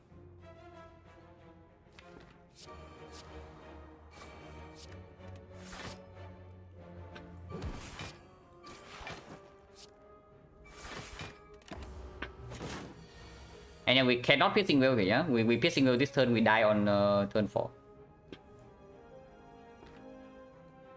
Is that true or is this fake news? Wait, is that actually true? Like we do piercing will double strike here. And next turn we draw into this, we do triple defense. Wait, this might actually be way better.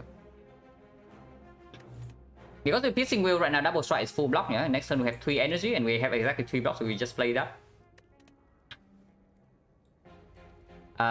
So piercing will double strike here, take 0. And turn 3 we have 21, so we take 4. And in our hand would be 5 cards, so we draw the full 5. But we have 4 energy on turn 4. And this guy attacks for 35. We block for 7. We block again for 7. We play Survivor on the tradition. This blocks for 10. That is already 24. Wait, that's fake news. Yeah, that's freaking fake news. We just piercing with a double strike here. I was under the impression that we cannot block 35 without weakness or piercing will, but that's wrong. So yeah, it's just fake news. Okay, so we piercing will double strike here then. And next turn triple defense, take 1 hit.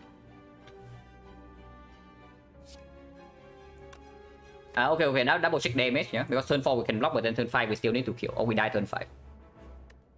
With this line, next turn we deal electric opener damage, which means that plus 5, plus 17, so 135. 135 and turn 4 our turn is defense, backflip, survivor, PK, plus something else. And the turn afterwards, we have in hand at the very least these 3 cards with 4 energy. So this is already 75 plus, and yeah, another 5 damage here. Yeah, so 5 damage here, 5 damage next turn, and 12 damage this turn. So 22, 130. 130 is 75, this is 42, so these 2 alone with the 5 potion is already a kill. And we don't even need 5 potion, but like hand of strike or attack is a kill. Yeah, this is the eyelid slide. This is actually the eyelid slide. And it turns out to be correct because my assumption is just wrong. That we cannot block turn 4 without piercing will. That is just fake news.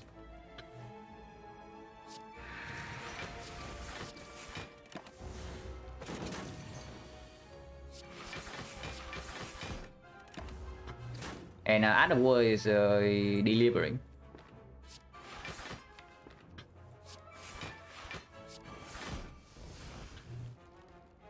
I do not actually want to redraw PK though, but redrawing into Survivor is okay.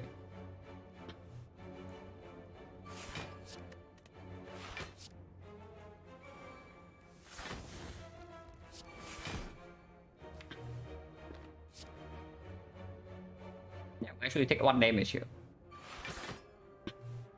Okay, that is way better than it probably means we can take the elite. Unfortunately, next turn we do not draw into dagger throw all the slides, so we cannot get hand and wheat here. Otherwise, we risk or attack discarding hand and wheat, killing us on the spot.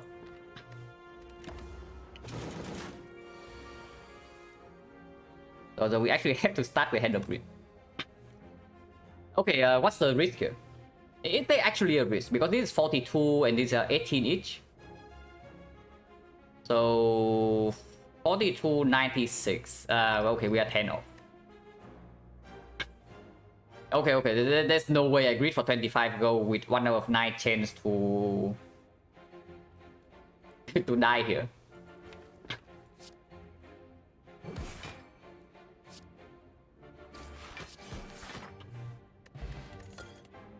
Toxic egg. Lost and roll plus with the kunai something, but prepare plus with addition in our deck and the pyramid and the frozen eye seems quite good. Never skill turn 3 with this draw. Yeah, but we can rest now. Now we can rest. After this elite, we can also just rest into going here. Unless you tell me this operation every single time. Yeah. If this is operation, I go here over the elite 100%, like always. And that also doesn't give us the risk of the elite fight immediately.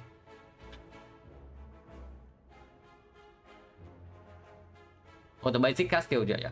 I prepare like absolutely nuts. With Tactician, with Frozen Eye, with the Pyramid, with the Letter Opener, with the number base cards. Even buys are good. Yeah, buys are good as well, even with the 4 strike, because we need to remove like the freaking curse now. And buys also allow us to not rest here. Even Red Mask menu is okay, right? Like Apparition is an insane hit. Like it's ridiculous how good it is here. With the Toxic Egg and our health already missing. On event book, book is a dead event. So if we see book right here, I'm going to be very sad because we have exactly 21, so we cannot take the book. But yeah, Apparition is completely nuts. The Red Mask Gang right now we can take with 21 HP.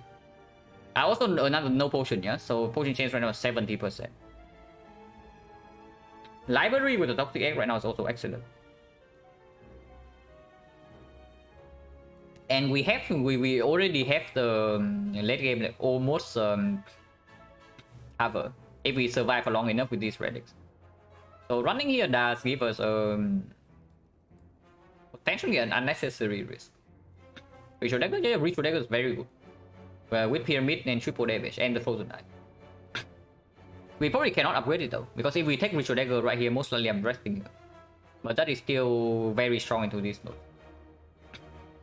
And going into this event right now also increase the chance of this being Colosseum, because it filters out on actual event.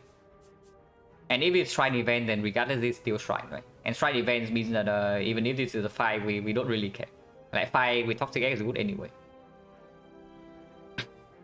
We should take it overhead read? No, not at all. I just ignore this hand read then, and we use it as 2 energy 25 damage. Alright, here and go for elite. Yeah, because after this elite there's also 2 more elites. And with the Toxic Egg right now, some events are completely done. So yeah, how bad is it? Because the thing with healing here and go to elite is that this levels fight right here can still be fairly ugly, yeah? Because we get it before chest and before the shop, and we still have a right in our deck. But if we take this event into healing here, and if this is Apparition, we don't even need to heal. Then we get to remove the curse, we get to spend our gold, we get 1 more elite. And we can buy upgraded cards here into another late question mark, which can be insanely strong. Like maybe before taking the first real elite. Yeah, I see it. There's no need to get super greedy and take all 4 elites in this side. With these relics in our possession. Yeah, upgrade the library. Blade Dance plus, Doppelganger plus, Backflip plus, Concentrate plus.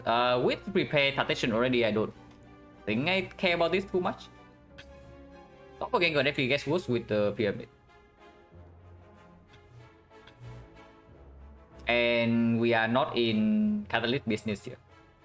Set up with Pyramid with our actual card draw, yeah? We only have 1 backflip and 1 deck control right now. And not really super expensive card. It's not so good.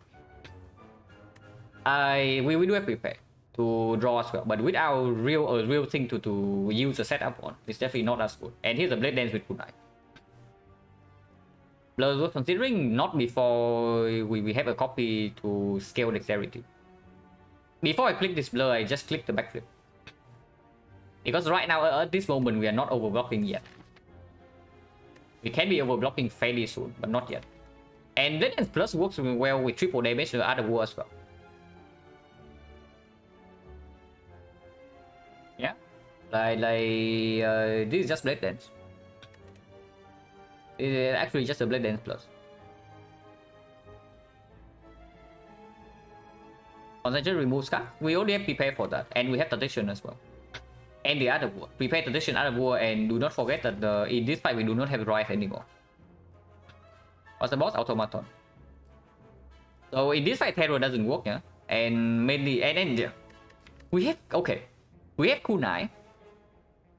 We have triple physical damage, and we have a freaking up damage, and you don't want this Blade Dance. Why though? Yeah, we are resting here.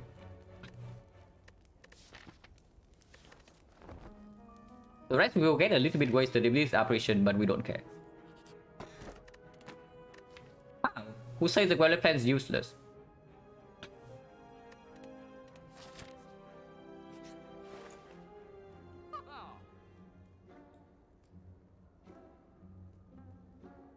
Man, now I kind of want to buy 2 boxes over removing drive. No, now I kind of just want to buy 2 boxes over removing drive, yeah. But drive to remove into buying deflect is fairly straightforward, and deflect is very, very, very good. I would pick another deflect for free, so buying this right now doesn't really change anything. Deflect on 3 energy already excellent, and we have the freaking kunai. It was very good. But okay, with the toxic egg, the 2 box can also give us power for bombing hand too though. But what I do see is that with the toxic egg, the apotheosis from 2 box does get weaker than usual. And sometimes it can give us a 2 cost cut that we don't really want. Like for example, if it draws the bomb metamorphosis chrysalis, then we are just stuck with a card in our hand, and again we have to drive, and that is quite bad. It's probably just the right remove into buying deflect. Afterwards we don't have okay, we can buy deflect. So this is 42, yeah, 42 versus 169. 169 means that we have 43 only. 43 only is not quite enough for a potion. But we don't really need a potion other than fire right into this fight. Now that we have right remove, we have this, and we have more HP. Fire steel is really nice too, but it's not worth the gold.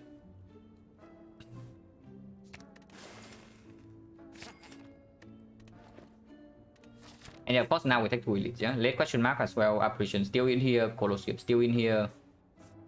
Henry can no longer show up. Transform 2 strike into upgraded skills. Like, yes please. Unless you tell me this is better, but no way. Unless you also tell me the Jax Plus is better. But this is also 18 gold. So the fact that this is 9 gold does not even count anymore.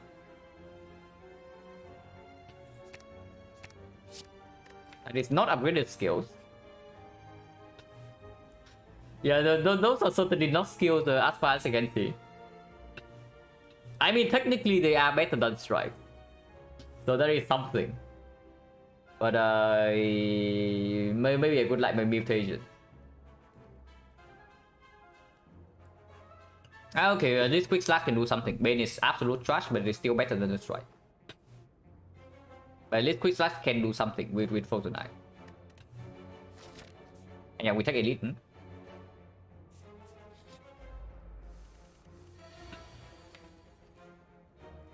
PK this turn doesn't lead anywhere, because we know that holy crap, do we really have this many blocks in our deck? I mean, PK this turn quick slash can draw into the Bane, so it's not that bad damage wise, and we already have 2 in our hand, and we still need to kill this guy next turn, yeah, and we can do that. This is just piercing will PK deflect survivor or something. And this guy goes to 7, goes to 1, goes to 8, so 16, 16, and we block for 15, so we take 1 damage. Yeah, we take 1 damage and we have 4 energy next turn. We draw until here, we draw until here, quick slash draw until here, and then we can do quick slash Bane Slice. Quick slash Bane Slice, maybe neutralize and then double defend. And that would be 30. Yeah, 30 plus this is already a kill, and I'm absolutely willing to fight for this guy next turn. And yeah, we cannot wait with PK, yeah, even if this hand, the next hand is not very good. Because waiting with PK also means that we can get vulnerable next turn. And getting vulnerable here is really bad. And we also get wounded eventually, so this fight needs to end at some point. With triple defend draw coming up, we can discard the defend here. That's not true, right? Because next turn we are not even playing strike. And if we want to play strike, strike is still here. And the turn afterwards, I want defend in my hand over strike. So we discard this strike. Could have held the survivor actually for this thing, but we still have deck control with it.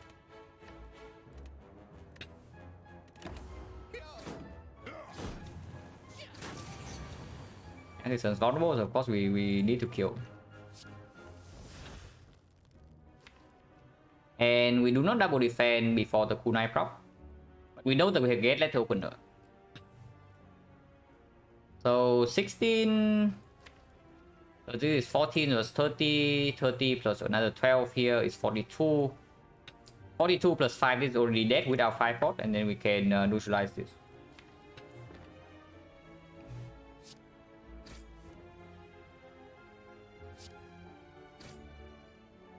Actually, playing Strike and Living Bane in the hand is just better. Yeah, playing Strike and Living Bane in the hand is just better because Strike is also sufficient and this is a better attack.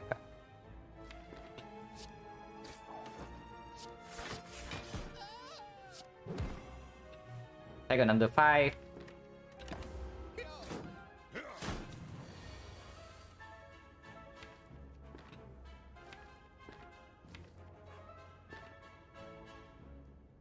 And Terror had agreed this guy immediately into defend and take 3. Unfortunately, this is 1 damage off. Terror dagger throw discard addition hand grid here is 1 damage off. If we do not use the hand grid, what happens? This will be 24.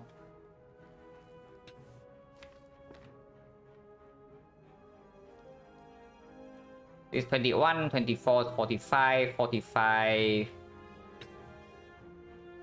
So we can do something like, yeah. Terror here, dagger throw middle. Blade Dance play some ships or attack. And then play 1 defense full block this. And we also don't get wounded. If we discard hand grid, whatever is minus gold. But we guarantee to get out of it. So yeah, this is 13, this is 21, so that's 44, 44, letter opener dash prop once. So that's 49, we only need 1 ship on this. And that's fine.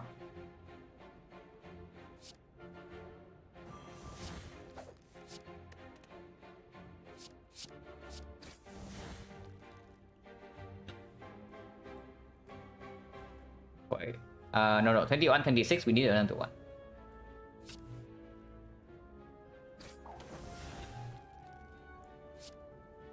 Yeah, and then we play double ship or attack here.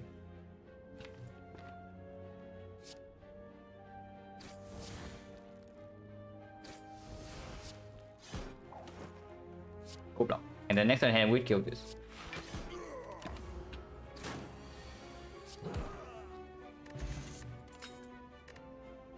So 6 HP loss, levels 5, no potion used.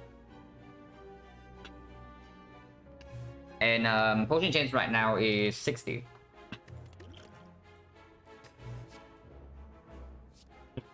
It's trying its luck again, yeah. Okay, is that good? Yeah, because as I can see right now, we actually don't have AoE damage. We actually do not have any AoE damage, and in front of automaton, we might actually need a source. Because we also don't have an actual weak chain. Like, we don't have an actual weak chain. So even with the kunai and after image, blocking the fight for very, very long can be difficult. And even before that, stripping artifact is not happening. So Terror also doesn't get to be deployed in that fight. Unless we keep this in our hand forever. It's fun, not even terrible, so yeah, good. I don't know how good it is, because if we don't get to upgrade it, it's also not good enough. Like in Fun Defense, did we really? Like, turn 1 Slaver, we took 1 damage, so do we really lack Fun Defense? Because if you take 1 damage against Slaver turn 1, it means that your defense is actually pretty decent, you know. And against the book as well, yeah. Against the book, like how much damage did we take? We took 0 damage turn 1. We took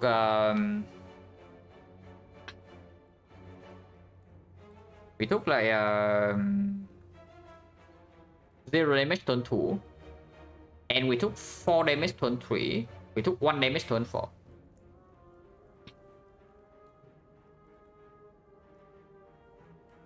No, we took 3 damage turn 3 and 1 damage turn 4. So we took like 4 damage in the book fight. No, we took 4 damage in book stopping after 4 turns, and we took 1 damage turn 1 flavor. So do we really lack front load defense? I mean, later, is that true? Like, because at some point with bump fight hand, we are probably upgrading this. And our deck is going to have like more upgraded skills.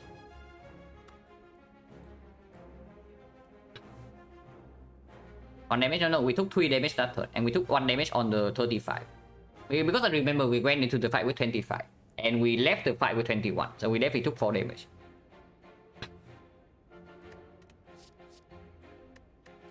This is also a target for the things to steal, yeah? And if they steal this, we're happy, because it means that they're not stealing after damage, they're not stealing PK. We just fought the slaver, so the fact that this thing is slightly heavy to carry around matters less. And against move stabbing, this time we have bronze skill.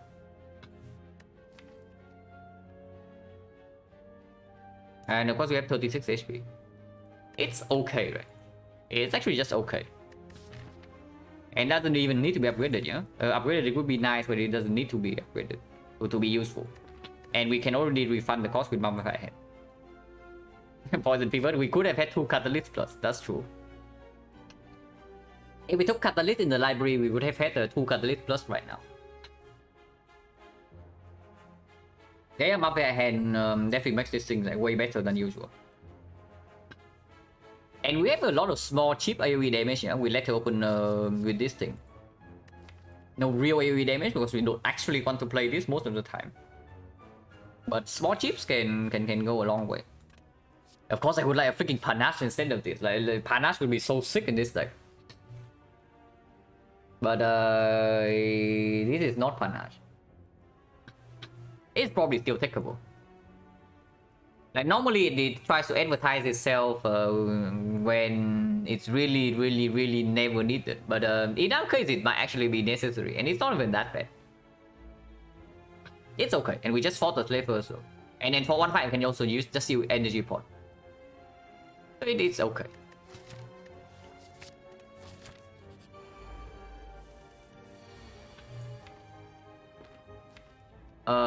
Piercing was at the bottom of the deck, so but at least we have Kunai in this fight, yeah. So Blade Dance can be played here.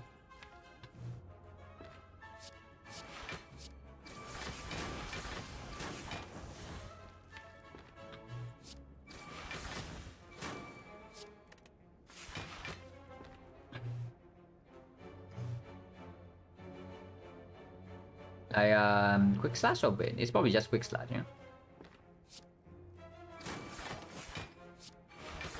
We take 1 damage turn 1.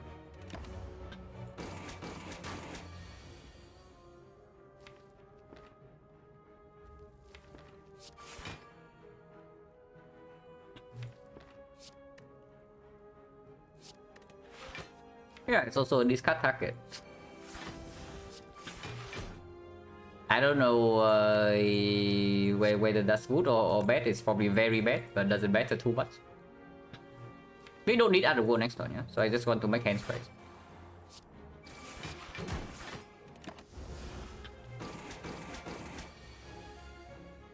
Because next turn this guy is just dead.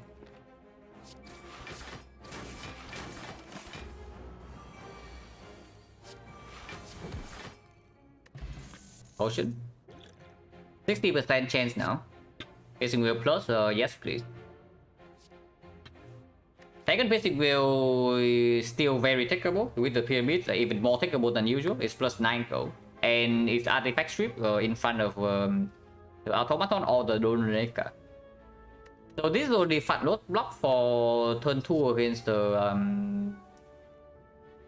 minions, and it is also sweep artifact on the main automaton. So terror might actually be able to come down.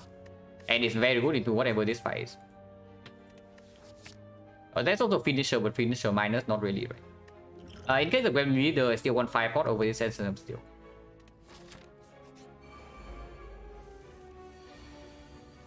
It is Gremlin leader.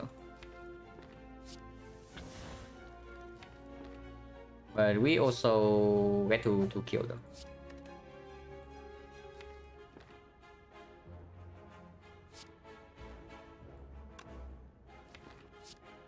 Where's Terror? At the bottom, and this thing is here, but we do have Piercing Wheel to block her.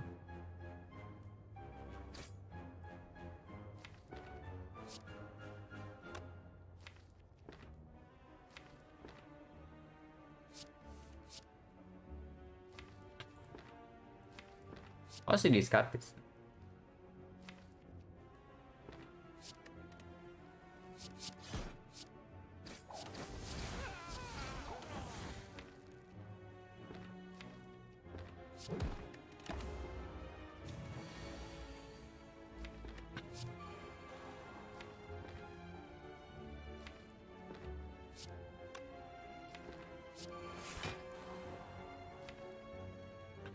We draw 3 next turn, and that's fine.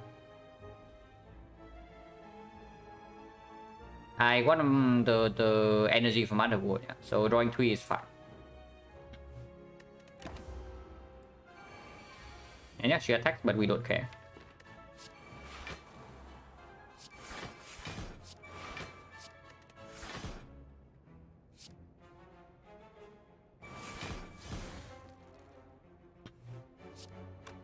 This is already full block. We don't even need to use the Battle Wheel.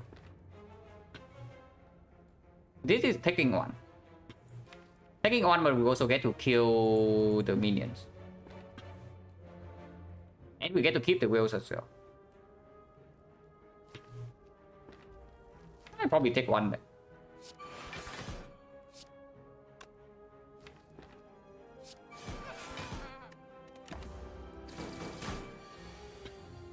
One is known, as they say.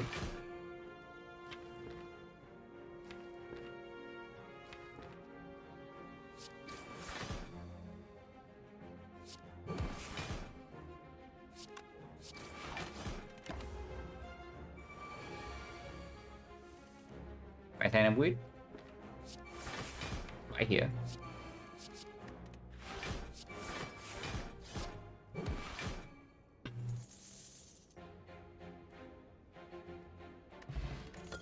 He said, support is whatever, right?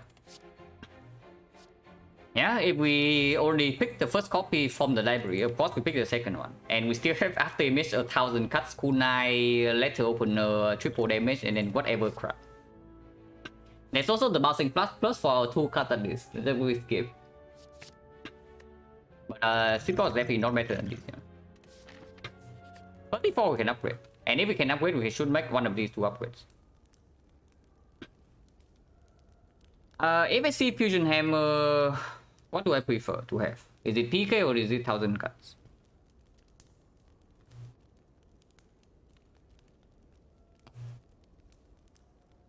If we are stuck on 3 energy, I would definitely like PK to be upgraded. But into Automaton fight, the 1000 cuts upgrade is better. Into Retromancer, I guess it's exactly the same. And we have like 2 Blade Dances now.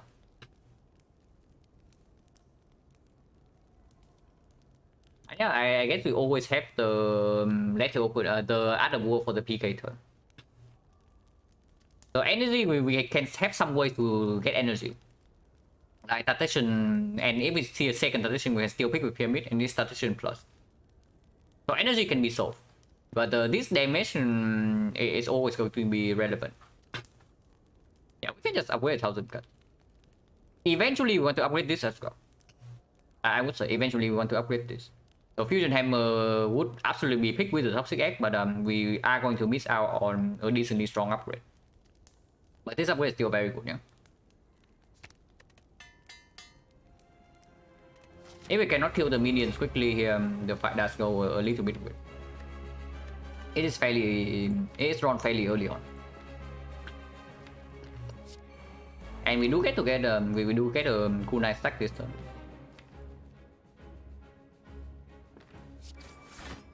And of course we spend energy.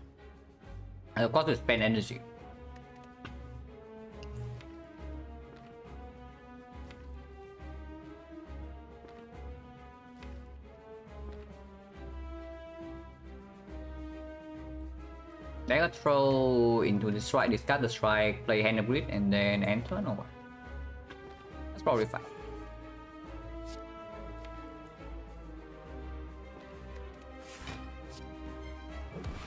I want to leave the Bane here while playing it so that we actually have something to discard with the prepare next turn.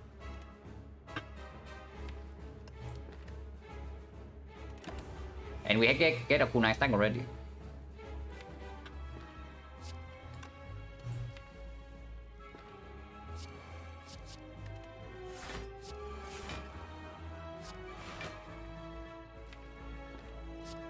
This thing is stealing Master Strategy, that doesn't matter.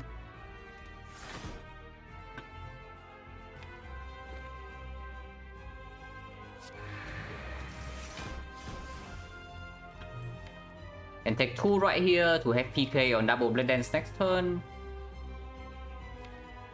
Which we don't need to do it, but it's probably fine. It's probably good just to kill minions quickly.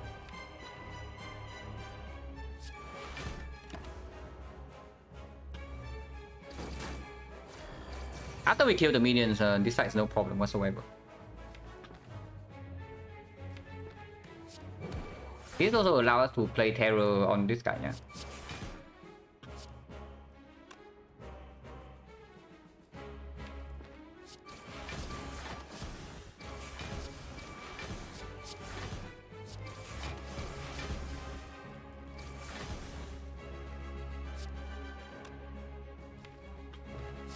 Let's open a kill here. Turn Master Strategy, play the Master, play the Terror.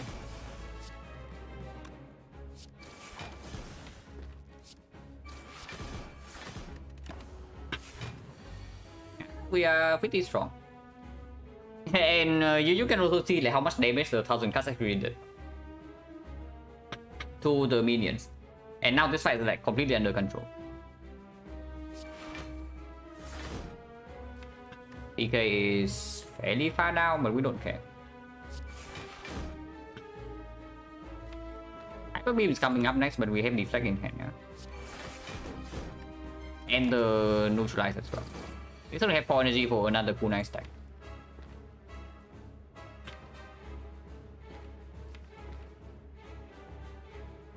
With 3 energy, we can still easily block Hyper Beam. So we can break the other wall this turn. And we don't even need to use this.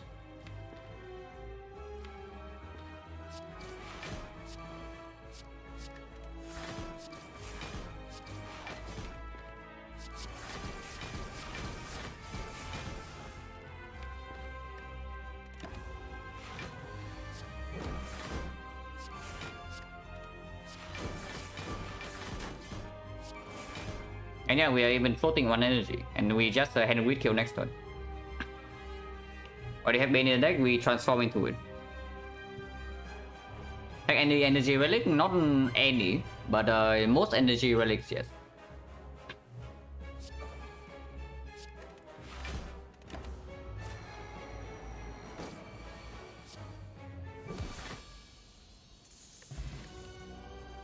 Burst Plus seems very good with both Lethal Opener and 1000 cut. Also makes the artifact trip happens way faster with Burst Piercing, and we can also of course burst Terror, burst PK. And if not Burst Plus, then there's nothing here. Don't even start with this.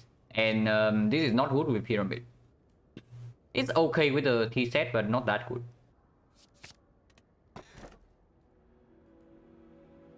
Okay. We can get away with 3 energy in hallway fights, right? Because the other 2 options are complete crap. Sozo with these potions not exactly super good. With the Pyramid it's more tolerable, but if possible I still want to buy good potions. And Kursky we have a Force Curse. We do have free pathing, but this is still a Force Curse. And then don't even start with Kursky, let those 9 go. I also remove right now, it's very costly. Our remove is already costing 150 if I'm not wrong. So yeah, no thanks. This is probably a very clear caller, but just in case I go through potentially some dangerous advance forwards. Spiker is no problem, yeah. Spiker Exploder, we have double piercing wheel front roadblock, and then we have this to deal damage.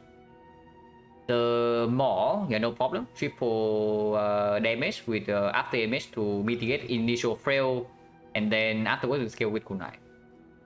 The Writhing Mask, very annoying on 3 energy, but we do have passive block from this, and we have passive damage, and we have triple damage to try to burst it down with 2 piercing wheels. Just did A20H Silent today. Congratulations. Yeah, Assassin Climb is really fun. Like whenever you are constantly learning new things and just having like the first victory of some sort, it always feels very good. What else? Transient. Okay, Transient can be a little bit of an issue, but mostly not, right? After Terror is down, Transient is done for, and we have at most we need to potion turn 1, and that's it. Spiral we can probably outblock with kunai after image. Triple Jawworm can be a problem, but we do have double piercing wheel. And the elephant in the room is the freaking double or walkers. That is a very big issue, yeah, that fight. But I guess we can just throw potions in that fight. We have no sustain though, so if we lose too much HP in that fight, it's a little bit weird. But I guess we will do it when we see it, because the double or walkers alone is not enough for me to take this. Because if this is normalities, we cry. So let's not do that.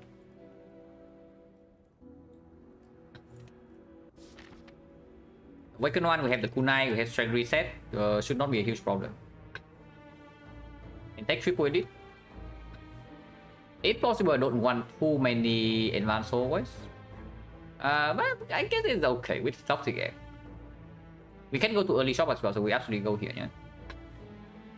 We can also go to this shop if we happen to see old coin or we have a lot of gold by this point. This shop is optional, so that's very good. Upgrade wise, we do get 1 upgrade in the act if we go for the 3 elite path. Yeah, there's nothing better, right? There's nothing better. We can go for 2 elite path or upgrade heavy after the shop. But right now on the upgrade, we... Okay, PK upgrade actually kind of wants to happen now with the Slaver Scholar, but it happens very late in the act. And honestly, by this point, the PK upgrade doesn't even matter much anymore into the whole wave fight. So it's only for the bosses. So we will reevaluate by that, because maybe at that point, after image upgrade also becomes the more important one. Regardless, we start here, go to this shop, is clear. And after this shop, we can decide, because we can actually skip on elite to go for more fires.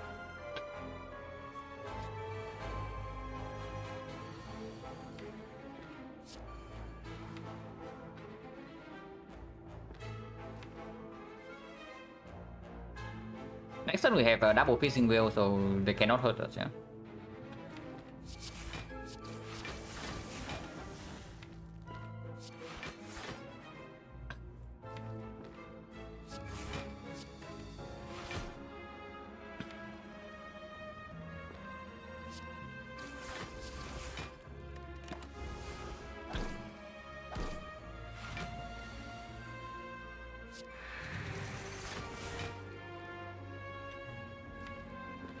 This is full block.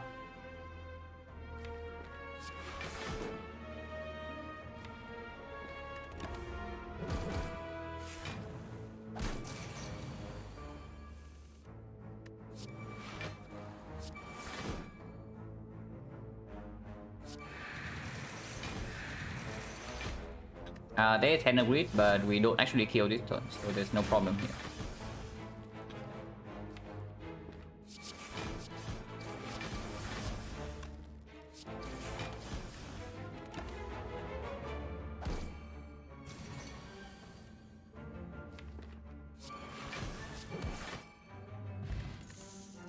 Woodwork Plus with a Mummified Hand.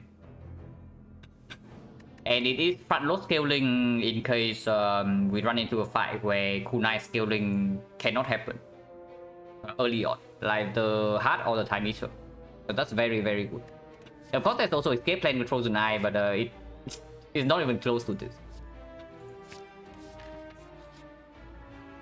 Wow, I want to do that.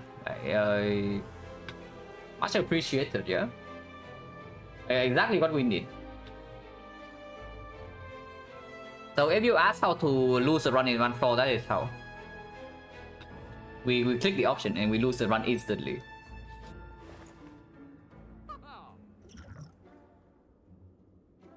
You know why I see that event? Yeah, it's a shrine event, so it's not that common. We don't actually need the sling, and I am definitely looking at the leg sweep because we do have a bunch of dexterity already, dexterity scaling and some fat load block with the whale and whatnot, but we actually do not have any weakness in the deck. The only weakness we have right now is a freaking neutralized miners. Sling work on head and bosses? No, only edits. So let's see, it's actually just super clear, and we also get 9 gold refund. After the leg sweep, now this is slightly debatable because there are a lot of strong things here.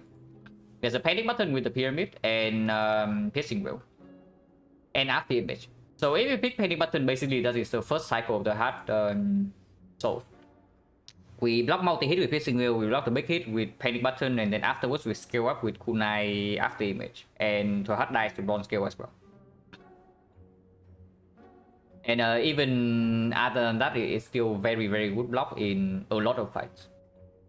Because yeah, we do cover for some turns with the piercing wheel as well. So even earlier on in the fight, this can still be played. Of course, we can also buy relics. Sling of Courage is strong, but I don't think we actually need it. When we actually have 4 energy... 4 energy right now doesn't play that well. We don't have real card draw. We have like 1 backflip, 1 master strategy, and 1 prepare, and that's it. We need more card draw in this deck. Unfortunately, these are not card draw either. Sling, Zool against Spear. Yes, Shield and Spear can be a problem for sure. But by that point, we should be much stronger than we are right now. Because we also take 3 elites in this deck, first of all. And we have a Toxic Egg. So our deck by that time should be way stronger than what it currently is. Mega Marbles, not super useful with Terror, but it's Artifact Strip against Donureka or Spear and Shield. But we already have Burst to deal with that. White Beast is very expensive, but we are taking a lot of fights in this deck. So how many fights? Right now, Potion Chance is 50%, yeah. So 1, 2, 3... This is probably a fight because Shrine here. So 1, 2, 3, 4, 5, 6. Potentially this, so we don't count it, yeah. 6, 7, 8. 8 fights and Potion Chance being dropped with 50% right now. It probably means that White Beast gives us 4 potions, sometimes 5. That is more expensive than a Cauldron. Yeah, that is more expensive than the Cauldron. So, no thanks, right? Hello, Dan Fender. And yeah, before I buy the White Beast, I have to just take card remove. If we are lacking card draw, then removing more garbage from this deck also makes it way better. And we still have 2 strikes, and we can even remove defense sometimes. And this thing is actually removed in Act 4. Maybe not. Potential gold, yeah, potential gold, but then we can also just buy Cauldron for a cheaper price. And if we do something like remove Panic Button right now, we don't even need to have a ghost to deal with the hard. Honestly, if I take the Panic Button and maybe I remove defense. Because we also added no. We put Work Kunai. The block density in this deck is actually not as high as at least dexterity based. It's actually not that high. There's like 6 tier, 7, 8, 9 cuts. Yeah, it's actually only 9 at the moment. Attack density can sometimes feel a little bit low, but these are actually both attacks. So it's like 1, 2, 3, 4, 5, 6, 7, 8, 9, 10. 10 attacks and 9 block. So removing strike doesn't change the balance that much. It's very expensive, but we do have hand of greed to get our gold back. And the fish as well, yeah, because we are definitely picking more cards. We see Acro plus, we pick it. We see Backflip plus, we pick it instantly. We see Cow Gamble plus, we also pick that. We see Malaise plus, yeah, of course. We see Powers with the Mummified Hand. Sure. Another after image, absolutely. Cloak and dagger plus, of course. And then another blade dance maybe as well.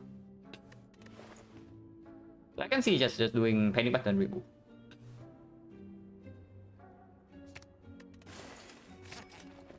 And then we leave this shop, yeah, because there's nothing here. After buying panic button, we actually do not need to buy this deflect. Our deflect, now that we have 4 energy in actual fights, no need. Because in shorter fights, we already have this thing to cover. And the 2 piercing bills.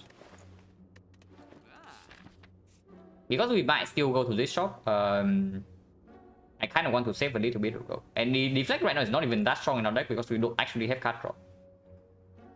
And yeah, even with the pyramid, you still want card draw, especially with the frozen knife. Biker, no problem.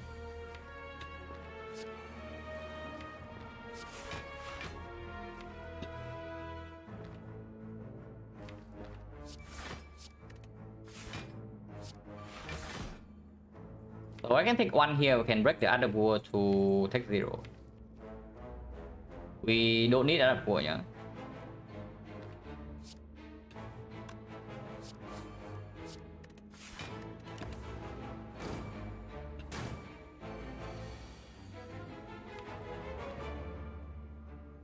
Next these things have to die though. But we can do that.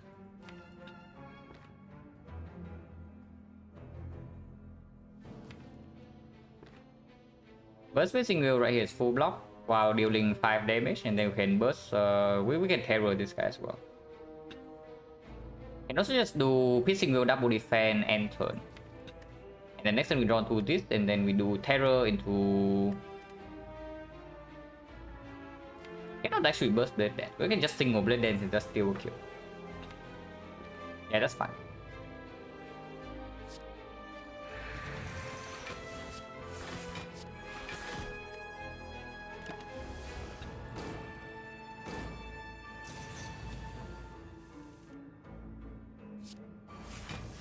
Striker attacking this turn is a little bit nasty, but we don't care.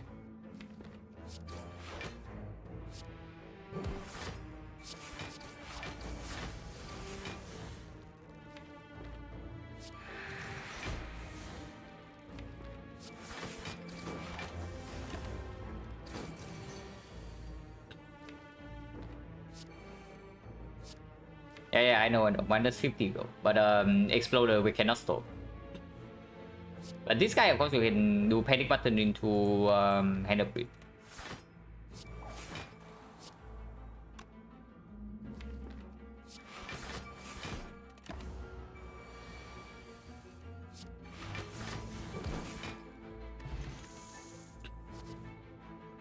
Dodge and roll plus. With the kunai, with the pyramid, with the footwork plus. And now I am picking too many blocks. But with the honestly with the Out of War is not even bad, right? That's less good with pyramid. Yeah, it's less good, but it's still full blocking for effectively 2 turns. It's good with the burst, it's good with an insane amount of dexterity, and it's good with the frozen eye as well.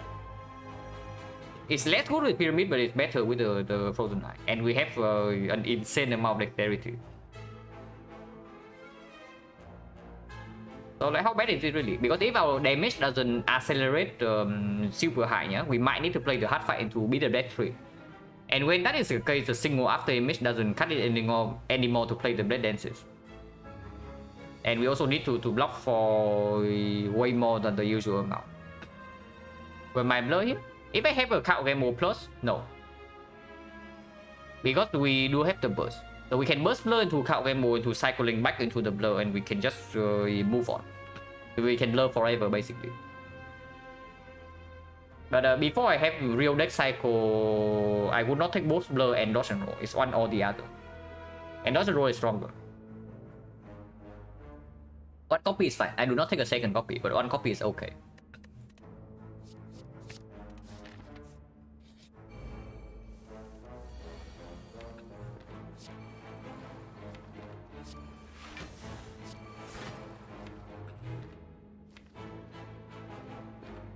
and take kunai stack at the cost of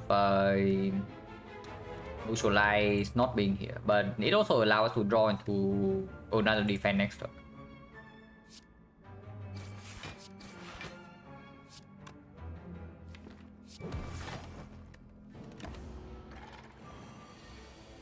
This guy is good at the game.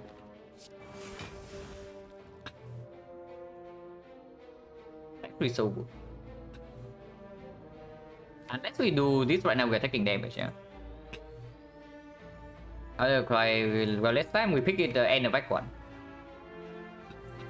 This is the last card pick in deck 1. You can see it's right before the PK. So we pick Well Phase into Instant Pyramid.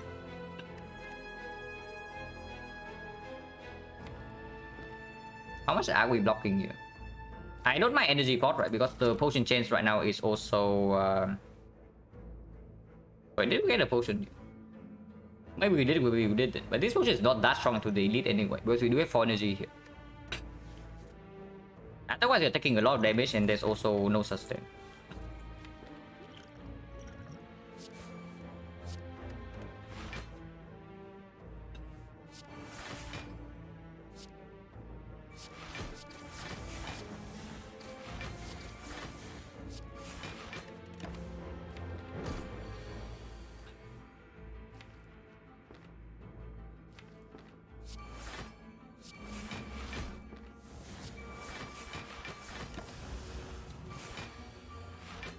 The dodge and roll performs him.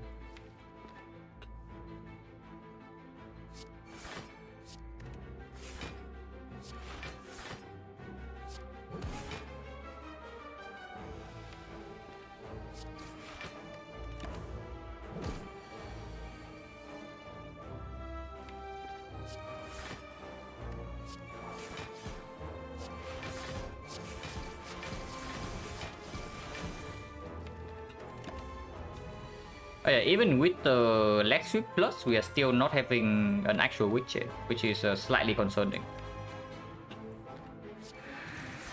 Yeah, of course here we don't take more damage after this, but it's definitely something to take note of.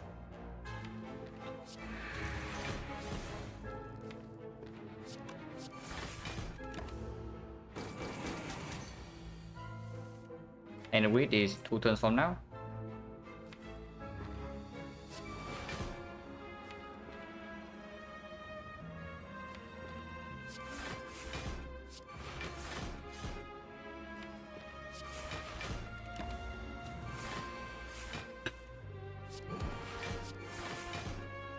And we is next turn.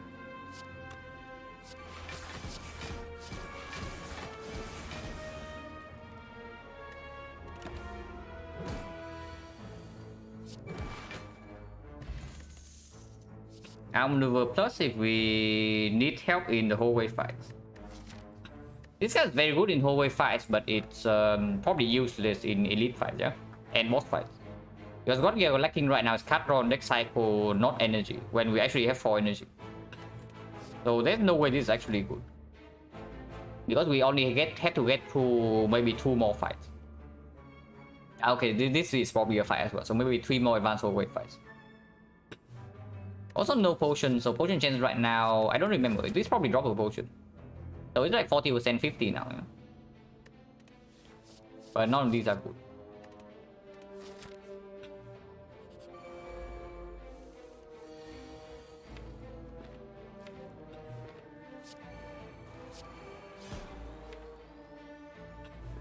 Yeah, you wanted this 1000 cuts and now you can see it perform. Without 1000 cuts in this fight, we can actually be in some trouble.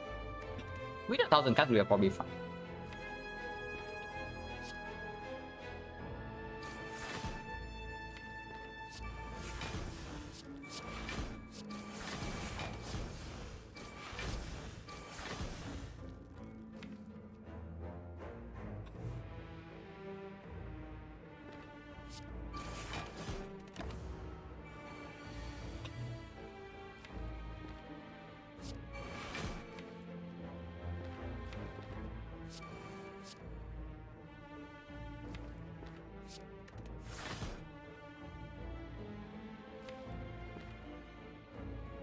1, 2, 3, 4, 5, 6, and we have letter opener, so these are both dead.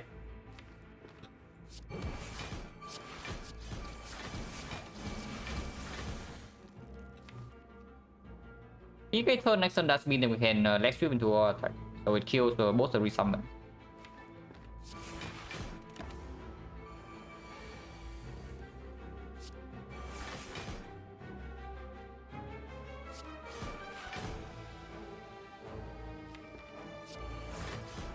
Yeah, I can spend well here, doesn't matter.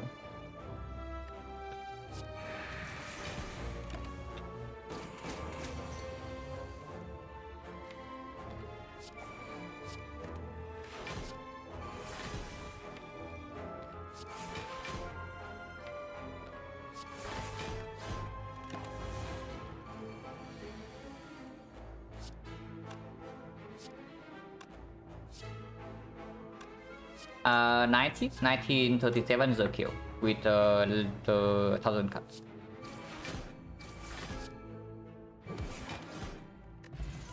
And it's good. The potion change right now is 40. To the trade plus, to the trade is already quite good with pyramid without cut drop.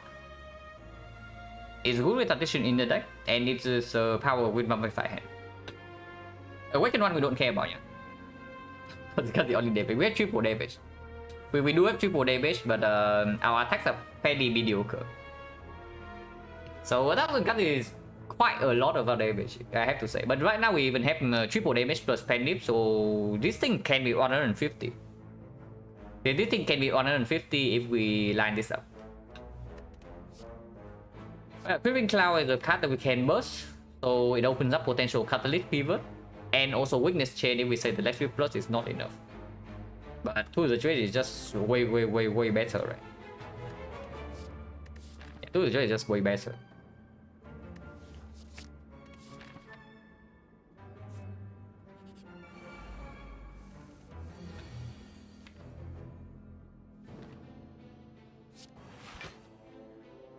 This fight is problematic, but we do have other war and Frozen Eye, and some piercing wheels are also at the bottom of the deck.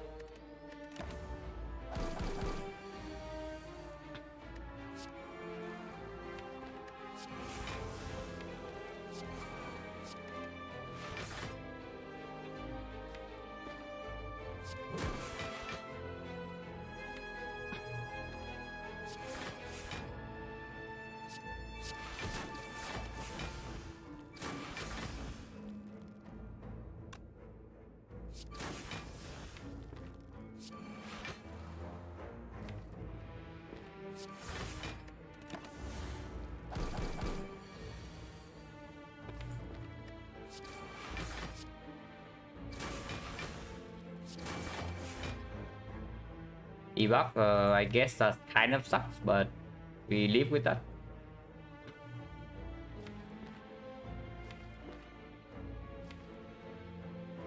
PK doesn't even do anything, yeah.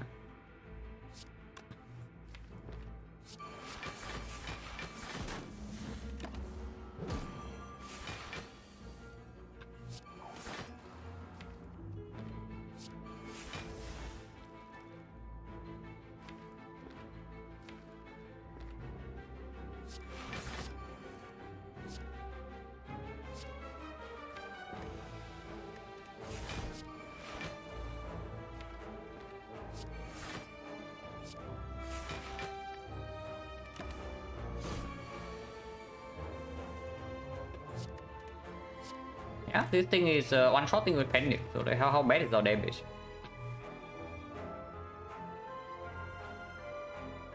It does mean we mess up panic right before this fight, but it's not Retromancer, so we don't care that much. I just want to get out of here.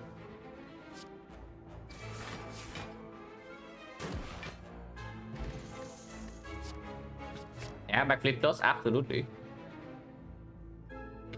Weak pot is probably stronger than Scissor Steel. If we say that we currently cannot actually sustain permanent weakness, even with less Swift Plus. It's okay. Also front load weakness against Red Nemesis if we happen to bottom deck the weakness card. This guy we can probably deal with.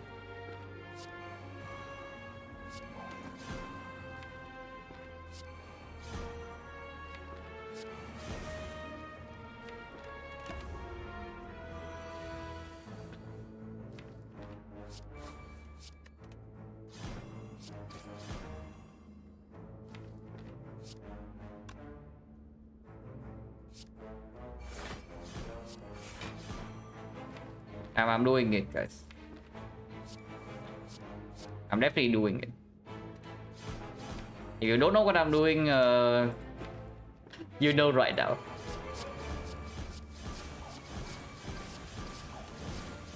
That's wrong order. Actually, it's not.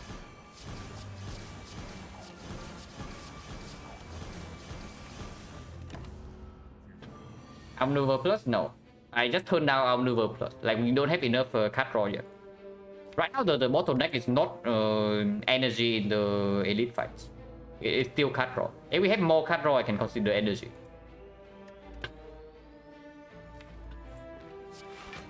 Also, we have like 8 dexterity now.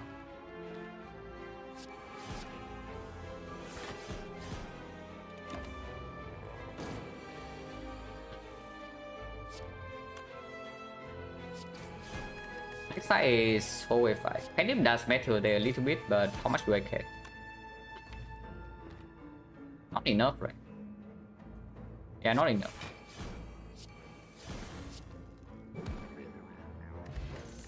Okay, damage so. You will worry about our damage. Our damage is probably so. Oh, that's a good one. And yeah, speaking of Omniver Plus, still not interested. Still definitely not interested. Deflect does get a little bit better with backflip right now, but no, we still don't have enough card draw to do that yet. GG? No, it's not GG. Like, we can still easily die first cycle of the HUD. Like, before I get a Ghost Energize in my potion belt, we cannot be sure of anything. And even with the Ghost, we still cannot be sure of everything. But yeah, first cycle of the HUD fight right now is really weird if we draw bad.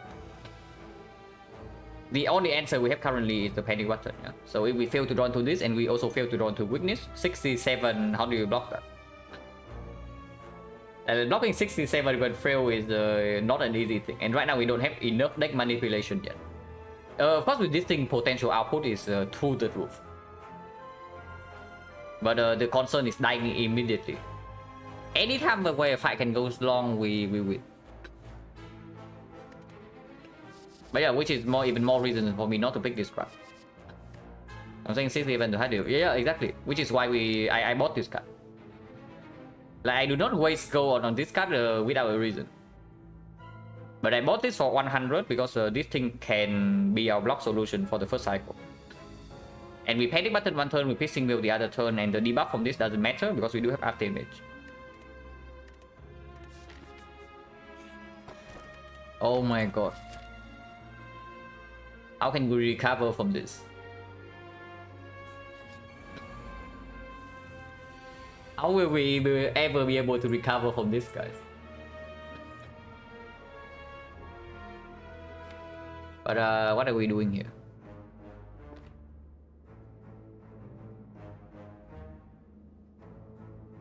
Neutral upgrade in Act 4 Fire? I don't know, because after image upgrade definitely needs to happen at some point. And then I can see maybe the PK upgrade being more important, but probably not. Now that we have Shuriken, this upgrade doesn't matter as much anymore. So maybe, currently if nothing changes, we are upgrading after image and then we upgrade neutralize, because we do have 2 upgrades. But I don't know whether after image or neutralize happens first. Maybe after image happened first just because of the donuts. What are we doing here, by the way? Yeah, this fight is not trivial either, yeah. Thousand Gas Panic Button is always full block next turn, so I guess we do that.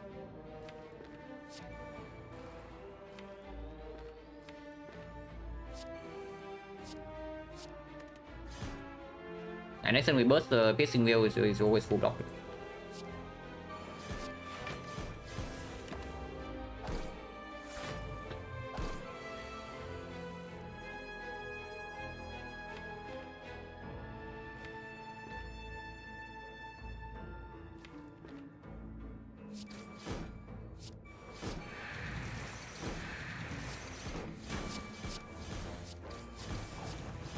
Oh, wait.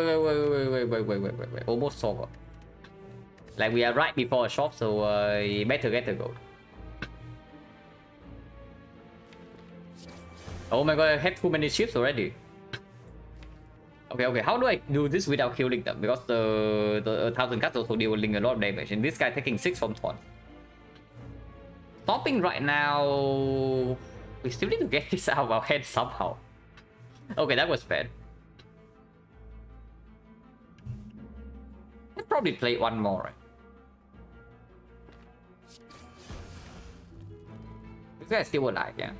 But he's dead next to no matter what.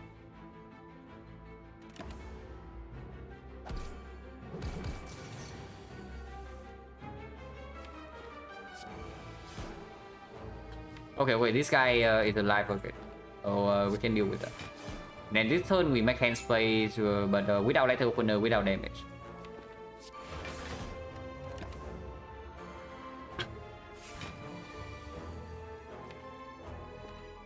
I can draw into the hand read right now, and we should.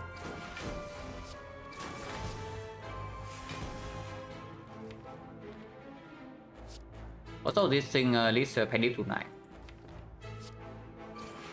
So all calculated. Okay, yeah, poison pivot, not interested.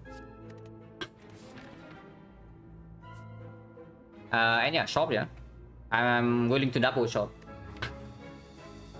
If this shop is complete crap, we can still just farm more gold here with hand and grid, and then we still have a shop in Nightfall. Even if we pay some gold here, we still have a shop in Nightfall. Because in this fight we are getting plus 50. But this fight we probably get at least 25.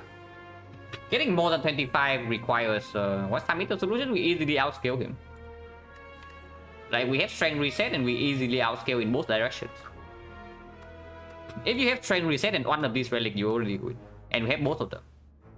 And the pyramid. So the only thing about time meter is that he might deal some front load damage to us. Turn 1, turn 2 will be turn 3. But if we survive the initial turns, time meter is zero problem whatsoever.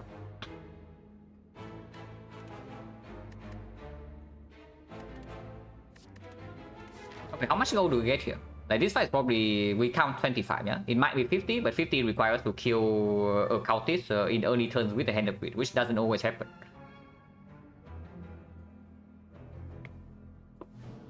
So 25 here, 25 here, 25 here, just 75. 75 next fight, another 25, so that is 100. 100, 130, 145. Yeah, so we can even spend 350 here and we still have a Nightfall shot.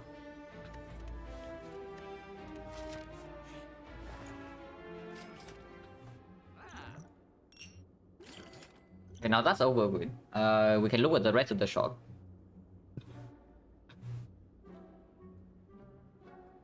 Current dagger is good, yeah. And smooth stone is okay. Sundial is not necessary. Without deck cycle, I don't want to buy blur. Second panic button also not. But current dagger is very good. This is very good. Cut remove is okay, but we cannot afford all of them. Ah, wait, we have the fish. Oh my god, we have fish membership card. So this is only costing still not enough. Remove with the smooth stone. Remove is stronger, right? Remove has to be stronger than smooth stone. Yeah, remove is just stronger than smooth stone. And honestly, in this spot, after adding like so many block cards, and we are adding another one, I can see removing defense over removing strike. Because we still want enough attacks in our hand to activate the Kunai Shuriken whenever we can. And with triple damage as well with strength scaling, this card is not even that bad. Some potential very bad draws is if we run into Retromancer and we don't actually have enough damage to kill the daggers. Defense does use letter opener, but we don't need this many. Yeah, we don't really need this many. Act 4 remove might be this, so I will ever double remove it. Remove next shot is 100, yeah. But we get plus 100 from Hand of Greed, right? So it's actually plus 200. We have more than enough gold to spend in Act 4. No, it's not that strike, it's not even that bad, it's just that we don't need this many defense. Even though defense are actually very good. Like we have footwork plus and we do have kunai, so the defense are blocking for a lot. But that is only after we get set up, which is why I still think it's removed over this relic right here. Even if this relic is quite strong. This is the remove for Act 4, yeah, so it's 100. So if we take the remove here, we have 40... Wait. If we take the remove here, we have 55, 85, 85, 85, 100. 100, and we get 100 more from the thing. So we get 100 into Act 4 shop, which is 200 after we take the remove. So it's still any shop relic, any common relic. So that's fine. But plan exhaust. And even without this mummified hand, we do not remove relic plans. We even have mummified hand, so of course we never remove the plans. Try and defense skill after first cycle. Yeah, but you really want to draw into these cards over the good things. Like you compare defense with this, you compare strike with this as well. Or this, or this, or this, or this, or this, or any other card really. Like, do you really want to draw into this crap? Not really, right? And in some...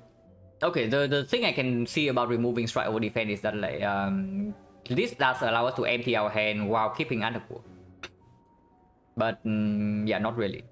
I mean, no. That's a very common question. Like whenever anyone has pyramid, you always see somebody asking a question like, why not remove violet plans? But the answer is always the same. Removing, you better have a very good reason to remove something other than the base card. And yeah, like violet plans is nowhere near as bad as a base card.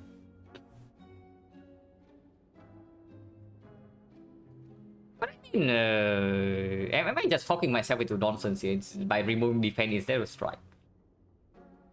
Because we do have 2 more card rewards, right? And we also... This is not even a freaking defense. This is an attack. When I say it's too late to grab hand with, probably... Late Act 2. Early mid Act 2 you can still take it just for fat load damage, and it does refund itself a little bit.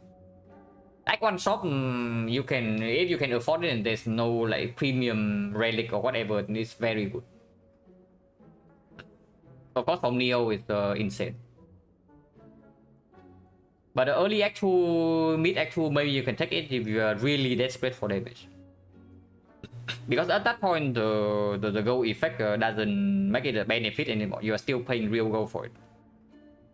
But that basically means that you buy 2 energy, deal 20 in the shop, which is not a bad card. In Act 3, you want to grab that, you need to have some a very good reason. Like maybe you have membership card courier and you are doing a meme run that wants to get maximum amount of relics, and you can buy maybe Hand of Greed Act 3. Or you take the Hand of Greed from Sensory Stone.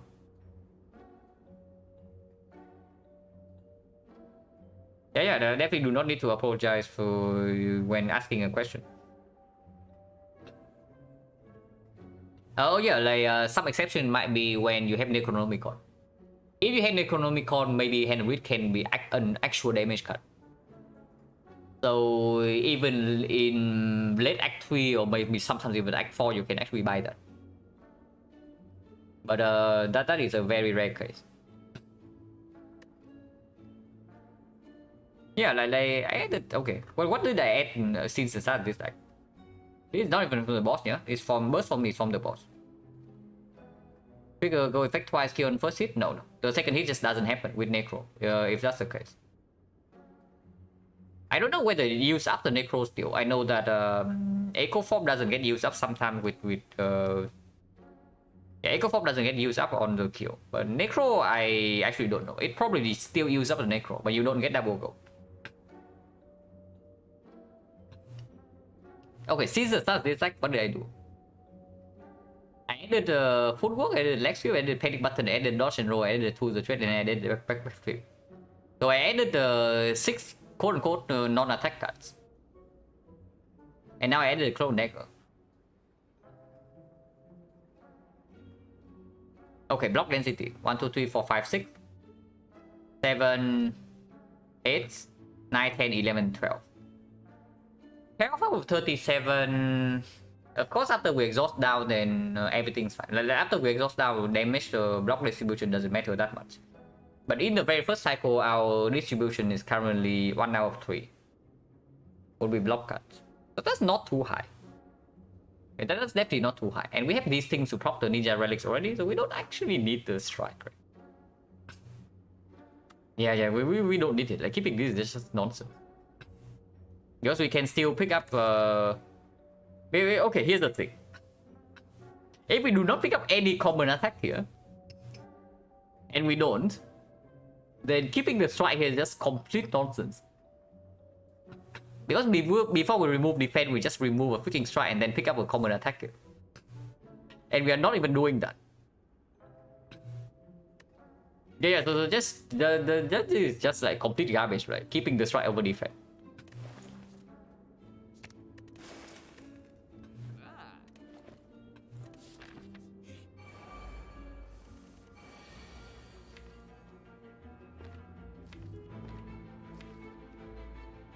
How much do I want to trust or attack?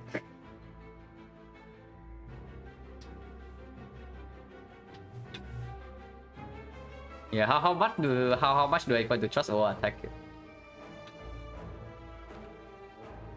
Not at all, right? But honestly, even if it is, yeah, it can discard anything and it's fine. It can actually just discard any card in our hand here and it's completely fine. Because next turn we do have flip into burst leg sweep full block. And the turn afterwards we have piercing will 1000 custom blade dance to kill the 25 damage daggers. And it even gets discounted, like surely it's asking me to play it. Yeah, we just wait for hand with the cycle. And of course with the membership card we are waiting for hand with.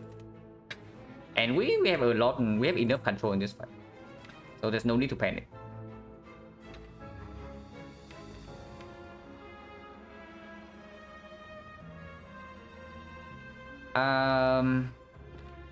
Maybe I want to draw right now though, and then we do burst leg sweep, burst dodge and roll next turn.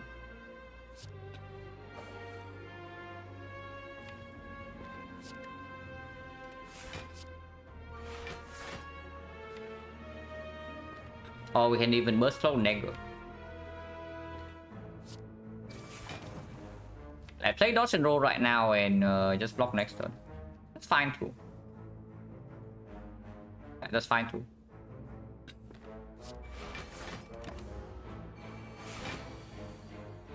He doesn't even attack. So if that's the case, we also don't need to do anything.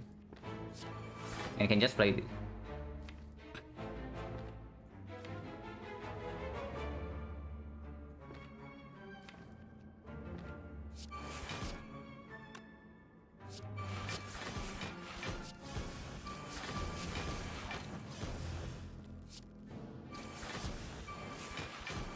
You don't need to do that because this thing dies to the burst charge anyway.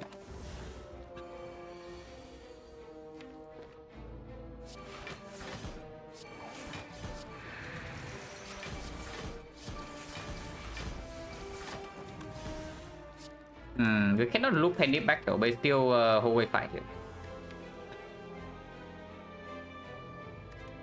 So that doesn't matter too much. As long as we don't accidentally kill her before we redraw into the thing is fine.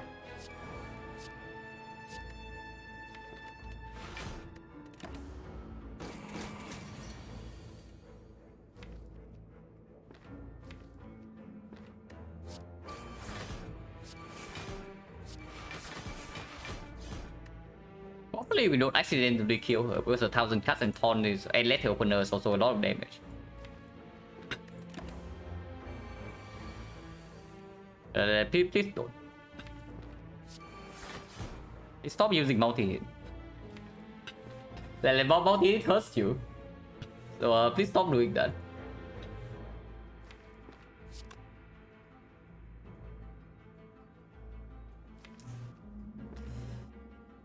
Man, missing hand really is so bad. It's freaking 50 gold.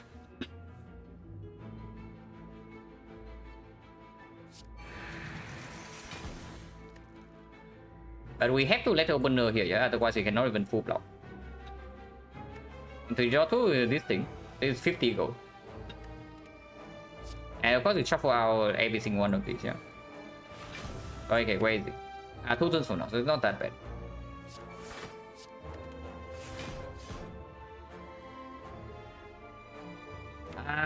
Two turns might be a little bit too late though. No, we can panic button next turn. So right now we play 3 more cards, deal 6 to her. She takes another 6, so that is 12. Okay, she doesn't die. But actually we need to play 5 cards. Otherwise you don't even draw into this next turn. So 5 cards is 10. 10, she takes 6. It doesn't, yeah, there's no letter opener here, yeah? So she takes 10 damage. Next turn we play 1 card, so she takes another 2. So that's 12 damage. She's at 15. 15, so she's at 9 right now. Even if she multi-attacks next turn, she's at 3. And then we draw to hand of grid. Okay, so everything's fine.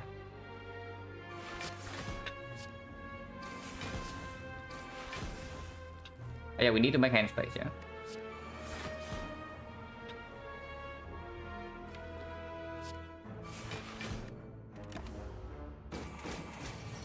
Okay, she doesn't even multi. And we cannot play this, yeah? Could I play quick slash actually, but it doesn't matter. We just kill next turn.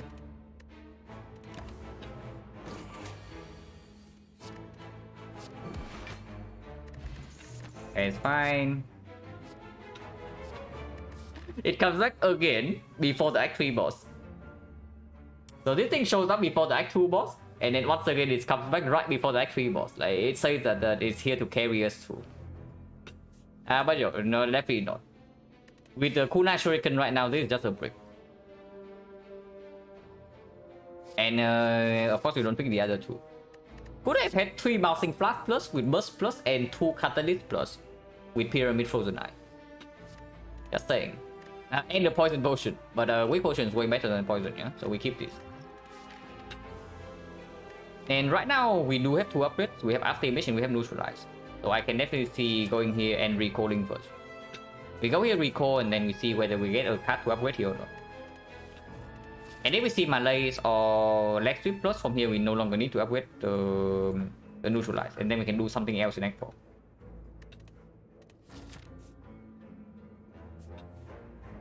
Could have ignored Ninja's Relics, yeah. We could have ignored all of these. No, but we play into the other world, right? So first come first serve. Like instead of accommodating like all of these nonsense relics that come later, we can accommodate this thing and go Poison Monkey. Yeah, go here and recall, yeah.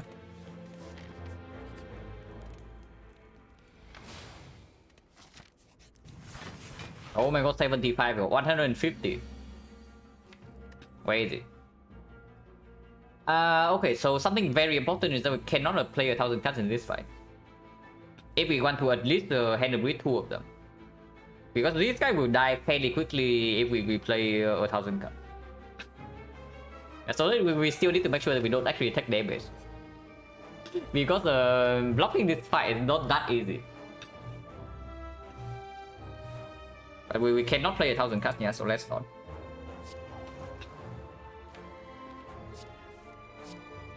Even this turn blocking is not simple.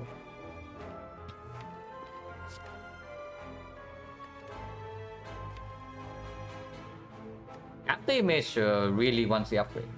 Now that I'm seeing what's happening here.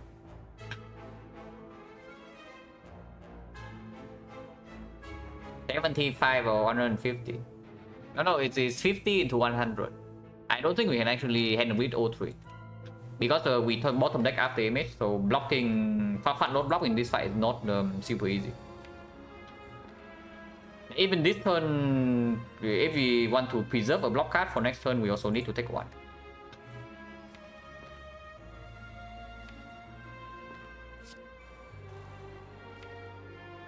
So do I take one here or do I just take 0? Because taking 0 means the next turn we actually have to panic button. And that's quite bad. Yeah, that's quite bad. So let's just play double defense and take one. What if not?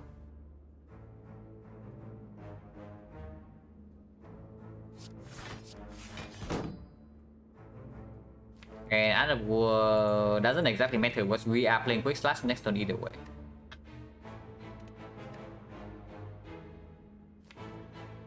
Yeah, it doesn't matter regardless, yeah. But next turn, these two are guaranteed to attack. This guy might not attack though. So if we just straight up kill this guy with neutralize on the other one, we can maybe block. Oh, wait. To the trick, we actually drawn to this. So yeah, playing this right now is nonsense. Actually, you can do it right now because it means the next time we draw to a tradition. Okay, so that's fine.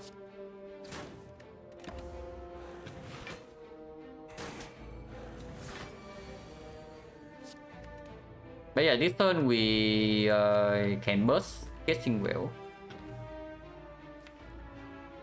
But I probably just kill one of them. I kill one of them and then handle with the other two. Trying to handle with all three is too difficult with this thing bottom deck. Because these guys do not scale slowly. These guys actually scale quite fast.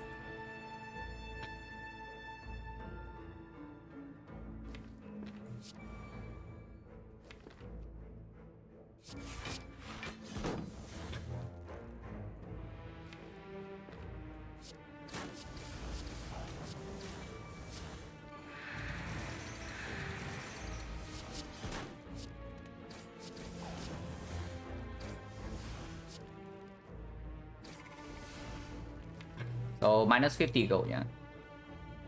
But now I can control these guys with 5 decks. Could have had 6, but doesn't matter too much.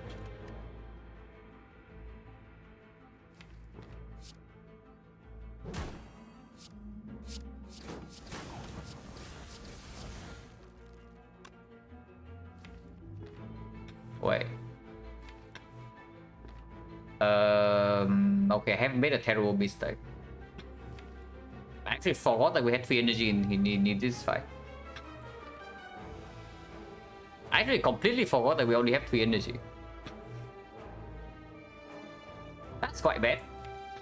Because we don't even get to draw into this deflect right here. But if I panic button right now, we might take a full hit from this next turn. Because there's no burst in hand. And weakness is also running out. If I just do backflip into Piercing Veil right here, this guy goes to 16, this guy goes to 16, and 16 is 12.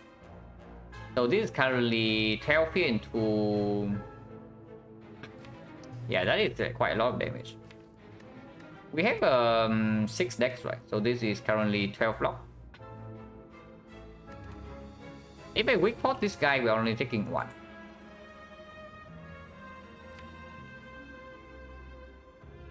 Yeah, at most we take like... No way, right? No way. Next time we can kill this. Maybe we can actually just kill this if he attacks again next turn. So I panic button right now.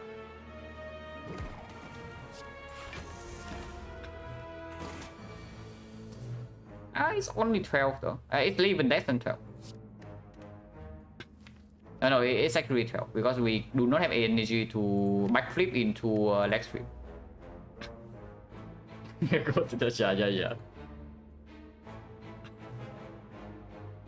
Yeah, 11 damage for 50 gold. 240 and we have another 50. 340 removes 200. So unless we get double headed grid in one of the fights, like either Donut Decker or the Awakened one, we are going to be 30 gold off or something. We are going to be 30 gold off or something into the X4 shop to remove into a relic.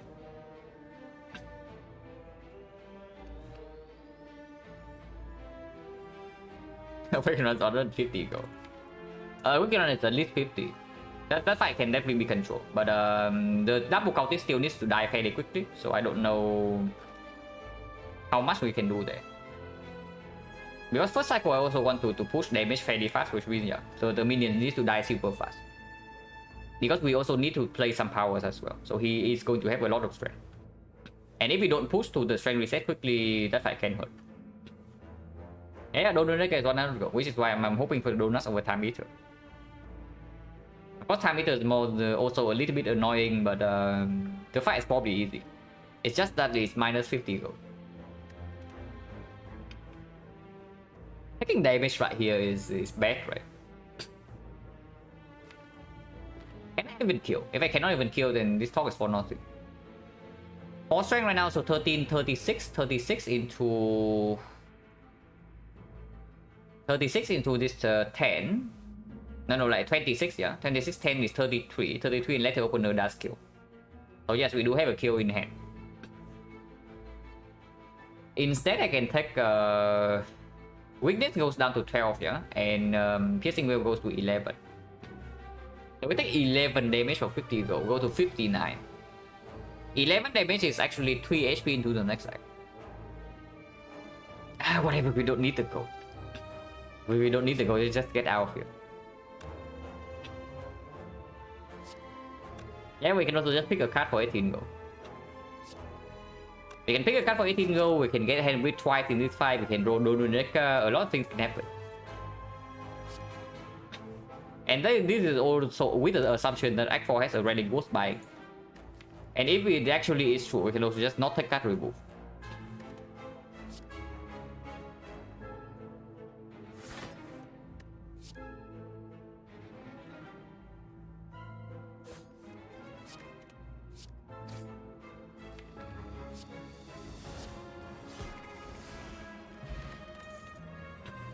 Yeah, of course we add the card. With 4 times, no. The transform, the phase change of Awaken one doesn't give you gold. So at most you can do it 3 times. But yeah, of course it's backflip over deflect, yeah? Because from now on, this is free energy. And I upgrade every goes on after image. Like looking at the recent fight, this upgrade is very, very, very important.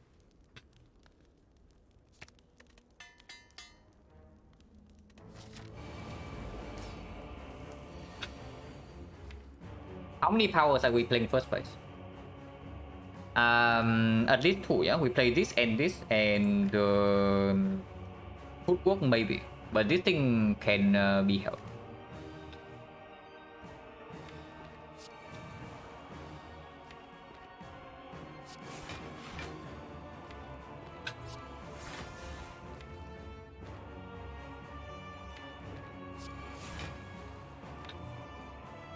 Burst is fairly far down, so bursting leg sweep doesn't happen that fast, but it's still fine.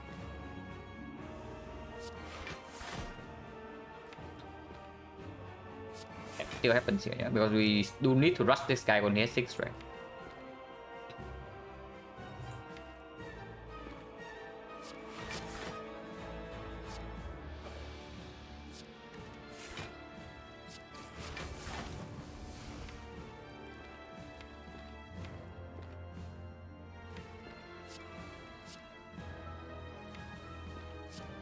Piercing Wheel is kept in hand because Piercing Wheel can be used to block turn 3 of this fight. Because we do have another one to reset.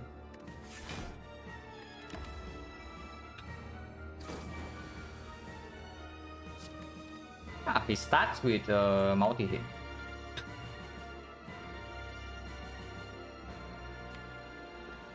I guess we do this then.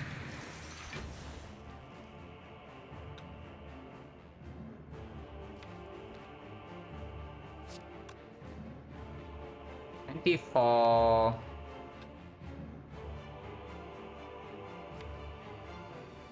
I'm really looking of a way to triple read here, but doesn't happen, right? We can read once. We can read this guy or this guy, but cannot do both.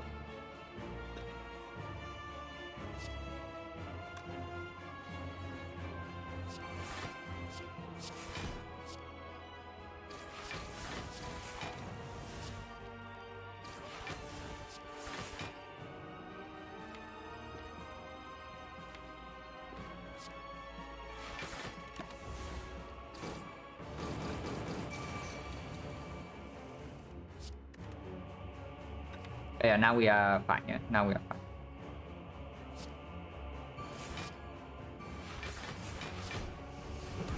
Plus 50. And this fight is perfectly under control for me.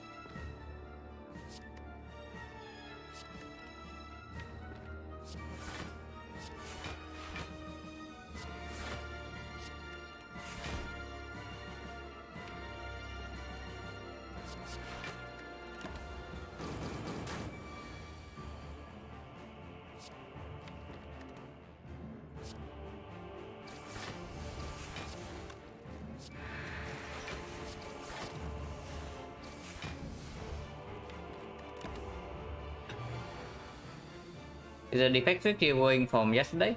Yeah, we are on a 5 streak at the moment. On defect.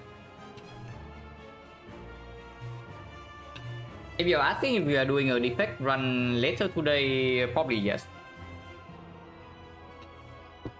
Because this run doesn't look to be super taxing, even if I end up throwing in Nightfall.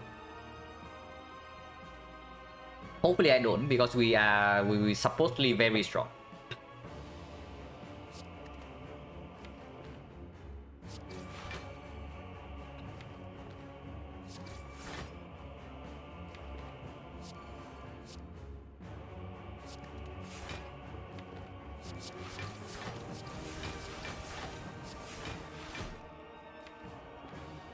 But PK is good, yeah.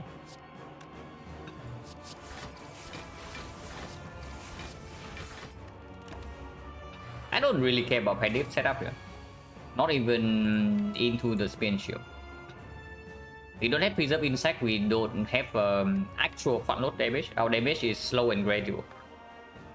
It's not the super fast burst.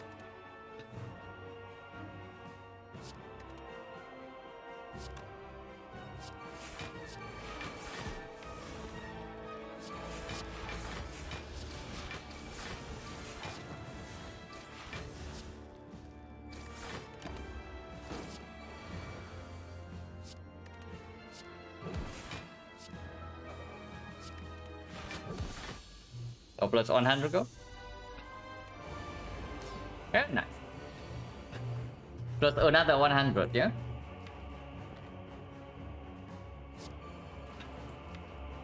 At least I hope that this fight is actually free. It probably is free.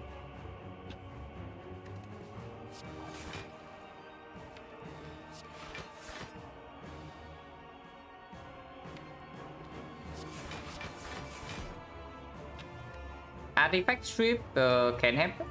There's no need to do any of these right now. Is we are only out in turn 2 spy elites. We can also just block normally, and we have panic button, and maybe we can kill this. If we can panic button into killing the shield on turn 3, then that works too.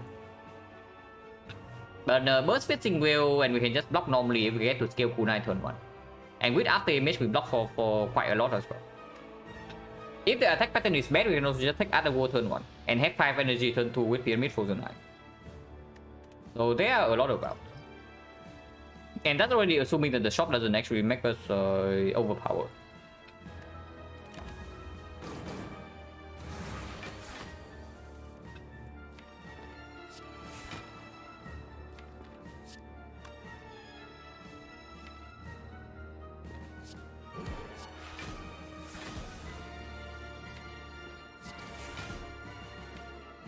Bottom decking all the ninja scaling is a little bit sad, I have to say.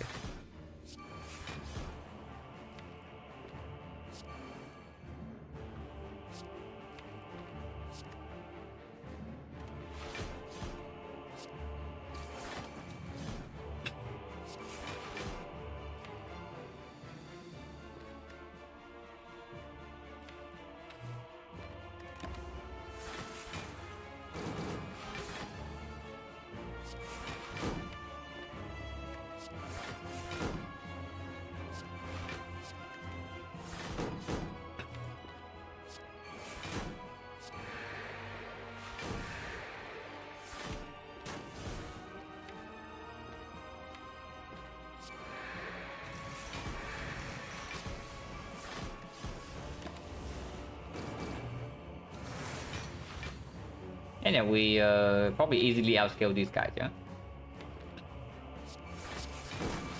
Just need to make sure not to accidentally kill this before we redraw to hand of grid. For now, I can actually still scale.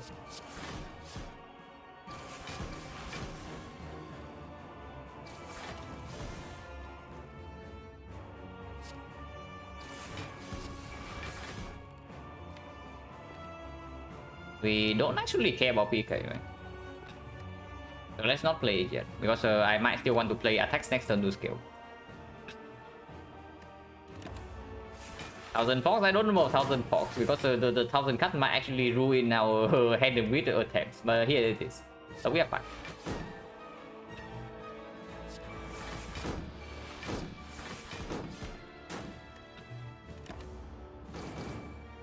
This guy does take damage from taunts, so we need to hold off a little bit on the damage. That's a lot of damage.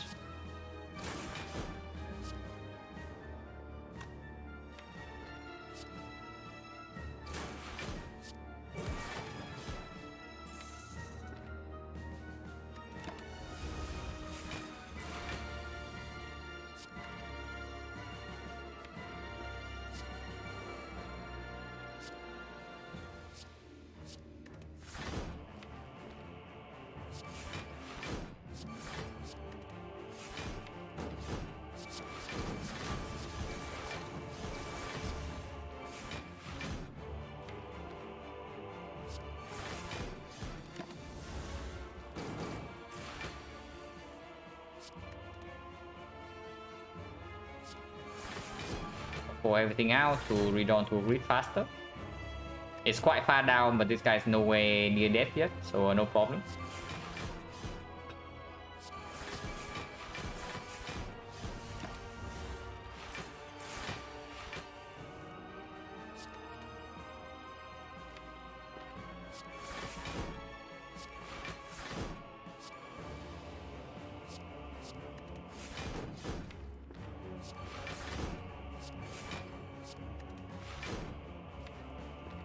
The deck like pretty far down, I have to say.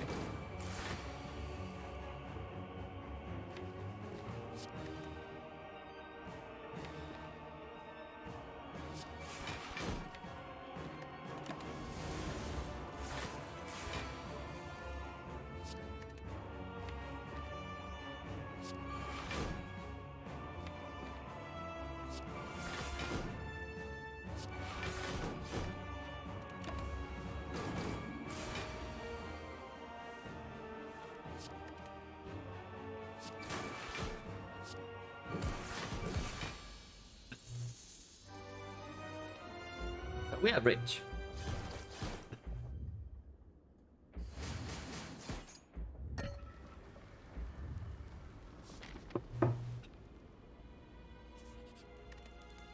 And of course we upgrade for over 3 HP, yeah. Is it actually neutralized upgrade or is it tactician? Can be tactician, can be neutralized, can be master of strategy, can be PK. Neutralized upgrade does help us in the second cycle of the hard fight, but only the second cycle. Afterwards, the moment we get to do burst leg sweep for a single time, the heart is weakened until the end of the fight. And right now we do have weak pot to cover for that. But of course, if we see a good better potion in the short, we buy that. It's probably just a neutralize upgrade, right? Just because our energy is not a real concern either with Mummified Hand and Underworld and 4 energy base. It's probably just this. Because I also want to exchange potion if possible. This deals with a couple of things in the hard fight, so we do that. And we can still take cut remove plus Liquid Memories. Tripping Cloud not necessary, accuracy not needed. So it's just remove accuracy. Or we can take blind. But with neutralize upgrade already, I'm not too interested. And yeah, with neutralize upgrade, this potion also gets worse, and this potion is still as good as ever. So we do that. And remove goes on the unplayable card. Yeah? And yeah, Liquid Memory is way better than blind. So we also do that. Something you take note of though is that we only had 2 Piercing Wells. So second cycle we probably want to block manually, which we should be able to.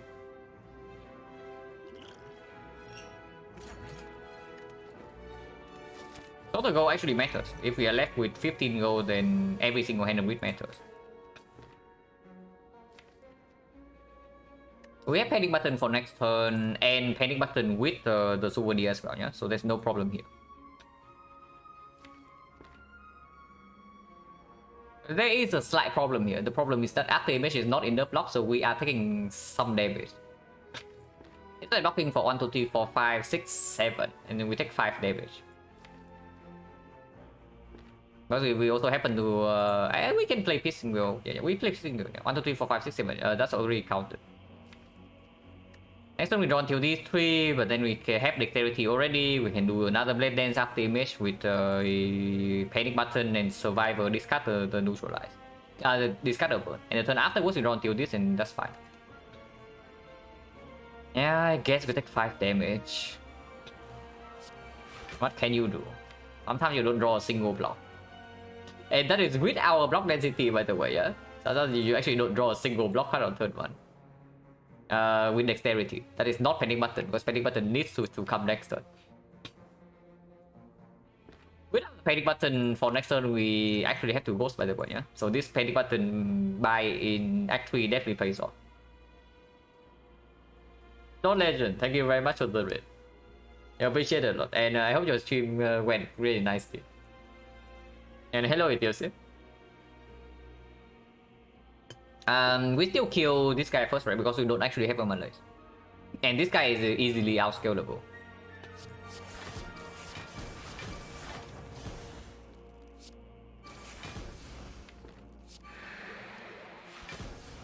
Good job, T said. Yeah, great work as always.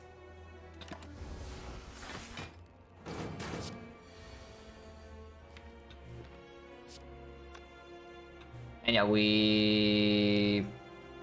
we even full block this? Maybe we don't, but it's close.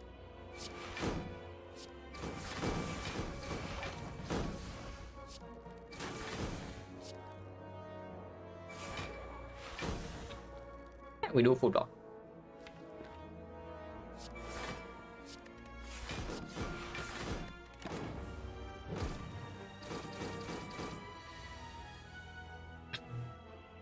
Really not in good shape, sick in my brain when we function. Yeah, being sick really sucks. And I definitely have first-hand experience of playing Spire when being sick. So fuck to hear. But yeah, rest well and then take care of yourself, yeah. Like definitely don't push yourself too hard if you're being sick.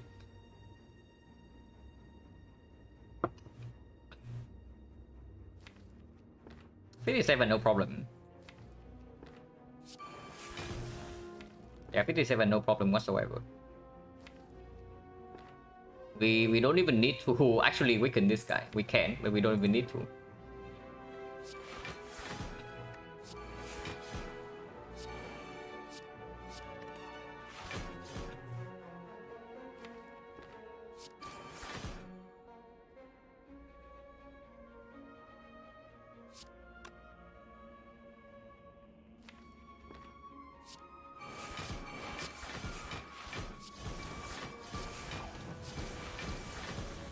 This is already full block. Wait, I should have done this first then. Doesn't matter. We don't need to actually hand the grid, but we can also do that.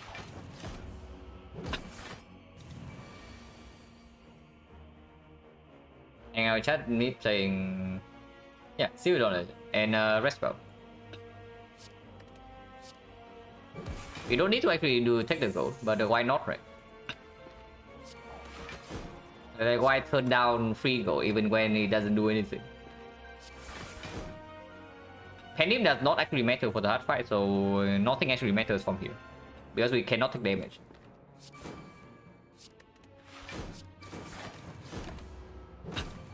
So Special still took like 5 HP away from us. But that's definitely a slight low roll, yeah? Usually we take 0 in this fight. But if we have to take 5 then whatever. Doesn't matter that much.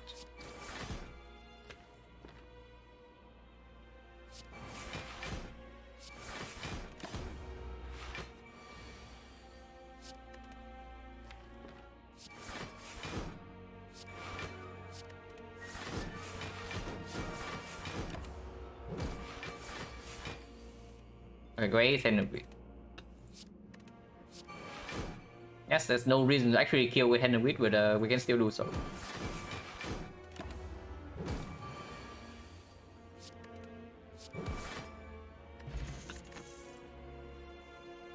Well, I mean, this is probably overkill, but sure. That's probably like very overkill, but sure, whatever, I guess. But here, backflip over prepared. It's still backflip, right? We just suggestion minus. I mean, we do have 3 backflips already, but the more the merrier, right? Omega GG, if the draw is absolute trash, something can still be annoying. But if we draw into left flip next turn, then there's no problem.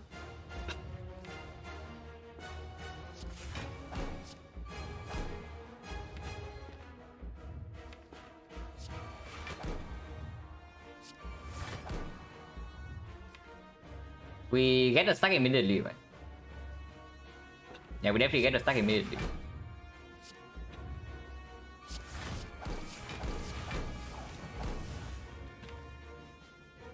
And I think I actually keep the ship in hand to get another stack next turn.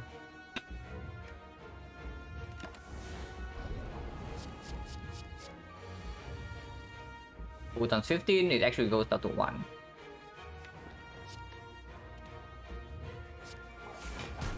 And we have burst black sweep, so this guy is weakened forever, yeah.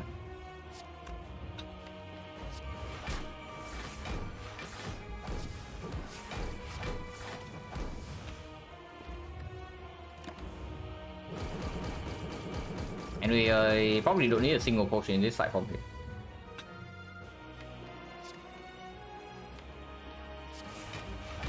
Puto is down already. Yeah, Puto is down already.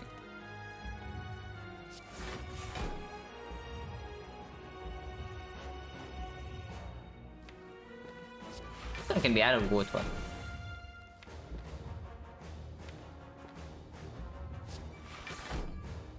No artifact shield for second side quarter, but he's still weakened. Terror is also not drawn, so it's a little bit weird, but we are probably super fine. Can always use this for artifact shield. Put this as well. There's no need to ever pay the button here. And it's worse than quick slash. Yeah, 27 only. 67 going down to 27 is quite a big leap. Our hand is not full, so we can start with Global Dagger. If we will here, we can still lose, yeah, so let's not do that.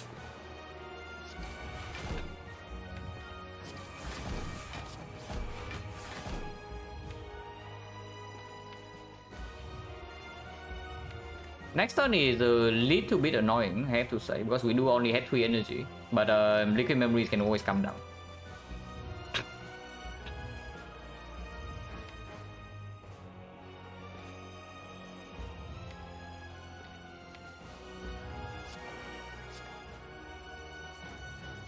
Honestly, we discard this, right? Because this thing goes away and I want to redraw into the burst and the good stuff faster.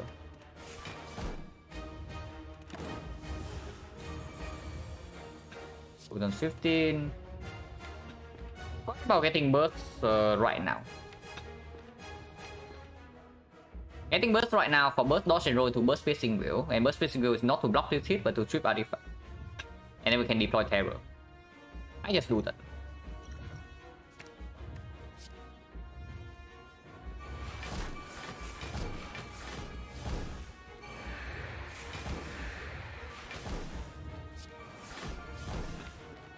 And now we have other war for next turn. Take 1 damage here and keep survivor in hand, or we just play survivor, but then next turn we don't have a lot of block. Ah, we do have burst dodge and roll, so we couldn't have just blocked for one. It doesn't matter, this fight super over. And taking 1 actually put us to perfect HP. So everything's calculated.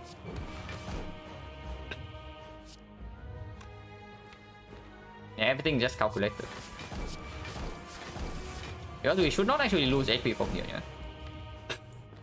Yeah, we should not actually lose HP from here. So everything was planned.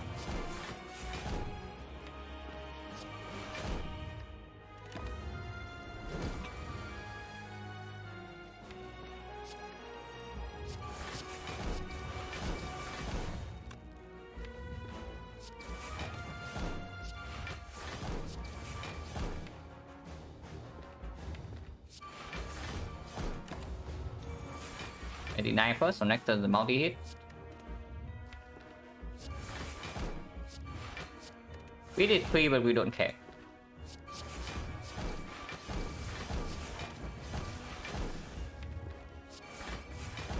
And when you don't really care about bit 3, it probably is a good sign.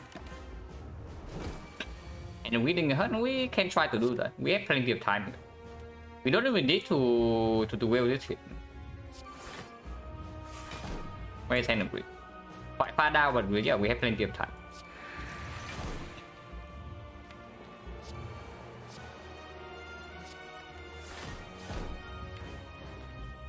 Let's hope that it doesn't die to taunts though.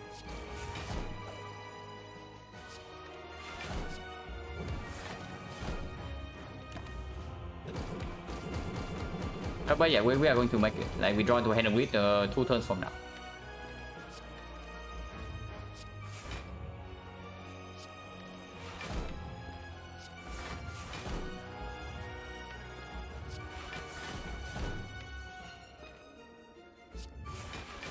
So perfect draw into Hand of Greed right here.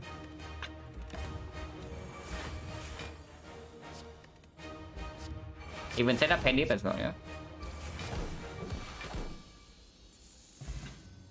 So perfect HP, perfect setup, Hand of Greed is the spear and the shield and the heart, while also preserving the ghost. So this one just like way over the curve. We can get rid of Kunai, we still win. We can get rid of Shuriken, we still win. We can get rid of Paper Cane, we still win. We can even get rid of this and we also still win. So we can probably ignore... We can get rid of like maybe 3 of the strong things right here and we are still strong enough. Yeah, top run almost there. But real talk, like we actually almost died in Act 2, right? Just because of freaking Forgotten Outer. Okay, maybe not almost died, but we were in danger for some flaws. Like Forgotten Outer instantly put us to 25 HP right before the elite. But this one just very, very strong. Of course.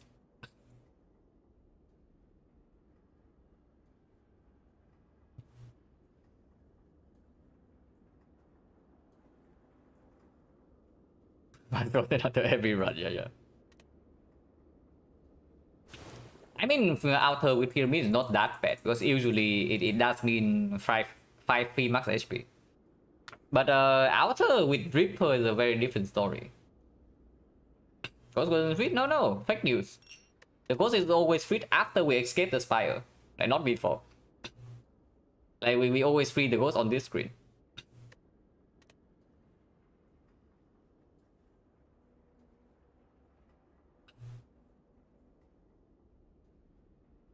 Yeah, of course we free the ghost outside the spire.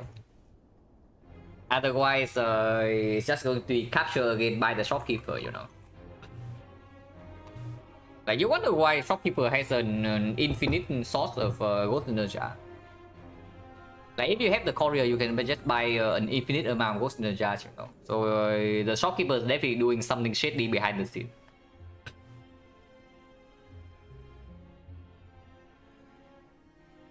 But okay. Act 1, okay, Act 1, the Floor Zero was actually for Floor Zero in this one was actually complicated.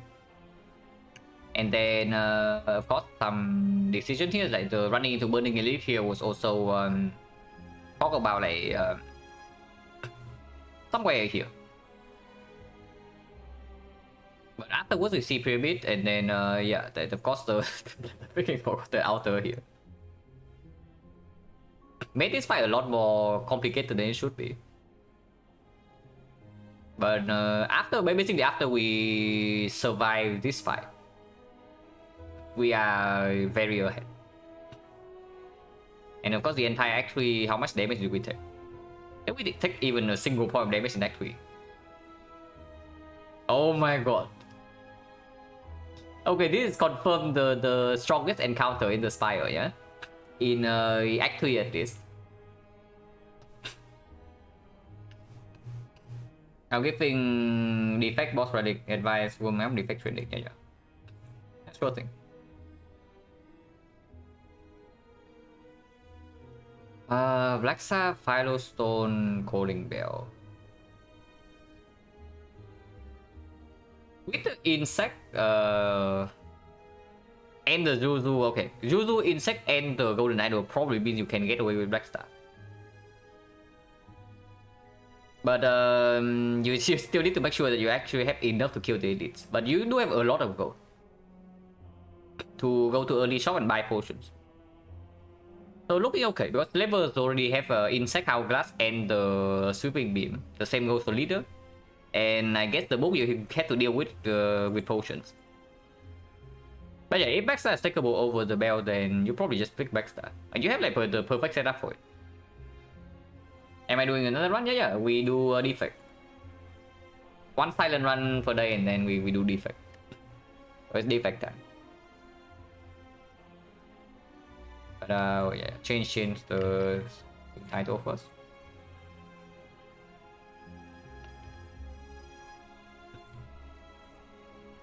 And yeah, I also take a short break, yeah, before doing the run, so be right back in like 5 minutes. And then we do defect.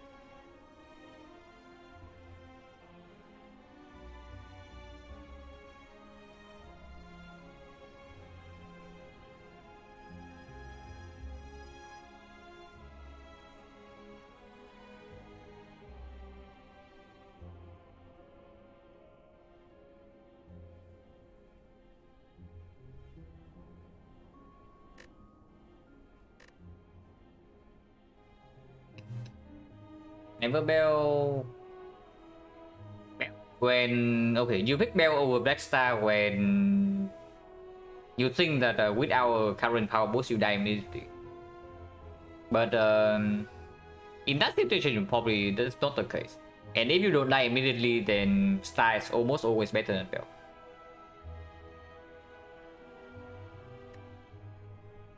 And yeah, the final stone for defect, at least in my experience, is actually not that good. Because the Act 4 is one problem, but the bigger problem is that the effect with our Electro also is not actually super good against the birds. And with the Final Stone, the problem is way worse.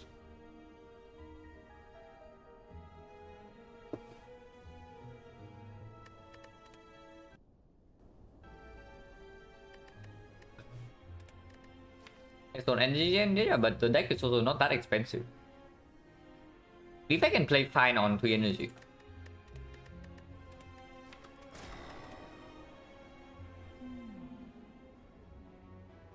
Oh, this is definitely Common Relic versus 250 gold. Taking 250 gold means that we are running into floor 6 Burning Elite though. So I don't know how good that is. And either we are double shopping or we have to carry the curse to 4 fights, including the advanced always. If we are double shopping, we also take 2 fights before this, or we have to skip one elite. And if the alternative is Common Relic, we just take the Common Relic, right? Hello, Blank Blanks. Silent 1 was very strong. I was saying the effect has less front load damage than other classes, less AoE front load damage. Is what I would say. Single target damage from the effect is very good, but pinpointed single target damage in an AoE fight is lacking because lightning off is random, and then like rip and tear and whatnot also not super good, and AoE options for the effect is fairly lacking. But yeah, front load damage the effect actually does have a lot. It's just that really struggles in some of the AoE fights. Well, which is why I also don't like taking advanced always early Act 1 too often. And I try not to run into Act 2 at least too early. Because levels can just straight up kill you from full HP sometimes, if your deck is not equipped to fight them.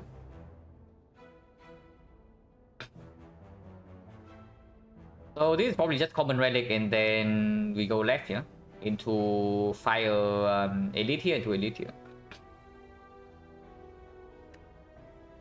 So we have to take 4 fights, but with the Common Relic power, maybe that's fine.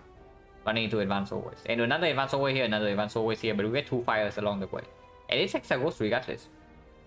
So yeah, when it is Hexaghost, losing a little bit more HP to whole wave fight is not a huge problem. If we only take 2 elites. Yeah, taking curse for 250 already means that we are stepping into 1 death floor. Also, we are going to be 1 remove behind, and the effect probably likes remove like way more than Silent. Yeah, the effect likes removes more. The effect probably also likes Common Relic more because if the Common Relic doesn't hurt the ability to kill this floor 7 elite, then it's completely fine.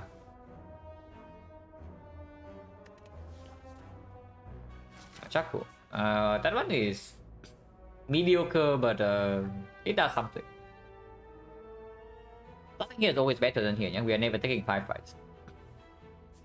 Nothing here. There is no way we actually pivot to the right from here. We know we will outgo, right? So it doesn't matter if we start here or here. Wait, what is this silent draw? We are supposed to draw 1 defense this turn and take 7. Instead, we draw 4 defense. Does this mean triple defense then? Because if next turn this guy attacks again, we are taking the full 7. And if he doesn't attack, we can still kill in time, right? With the dual cast and passive damage from this.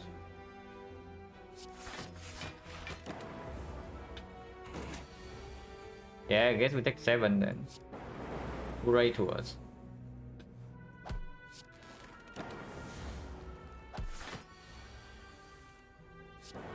Yeah, no matter what you try to do, yeah, defect takes 7 in this fight. So yeah, no matter what we do, defense is stable in this fight. Either on turn 1 or turn 2.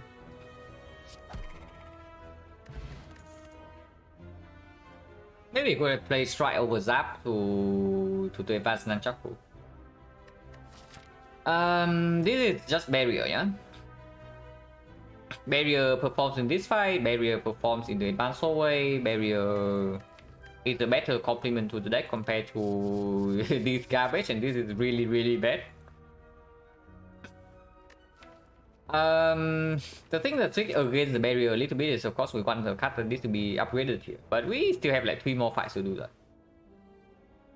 Zap upgrade gets slightly worse with the Nunchaku. Wait, give me a second.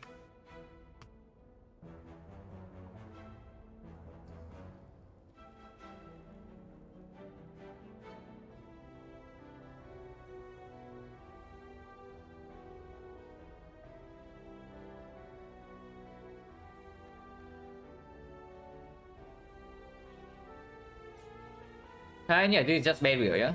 Streamline is exceptionally bad, and recursion this early also very terrible.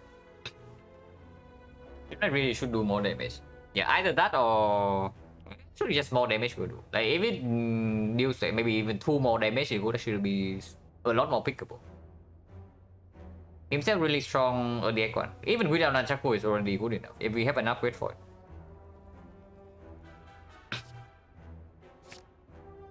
Yeah, we are never going right, yeah? So we definitely go here.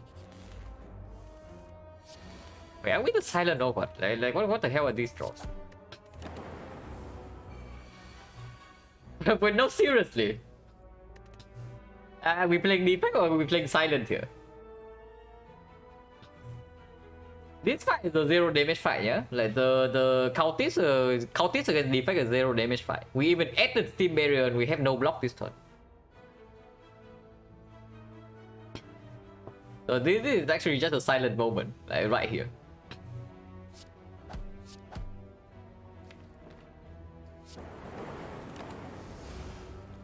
Next time we know that we have full block no matter what, so it doesn't matter, and we have to strike kill.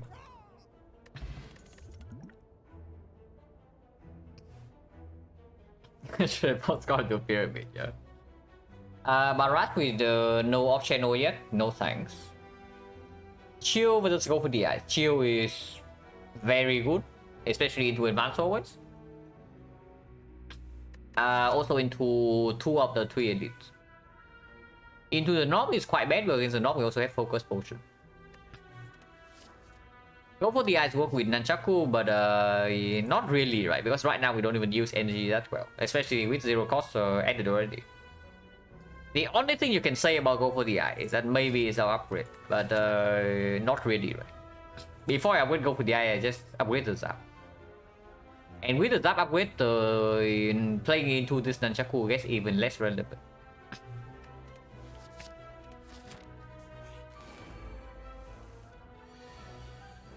Okay, at least we don't take the full 6 here.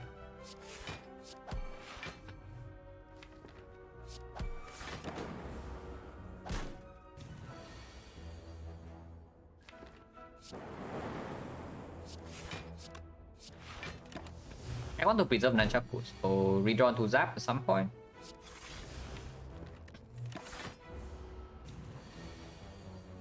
If not, I can still full lock this turn. And then Zap next turn kill.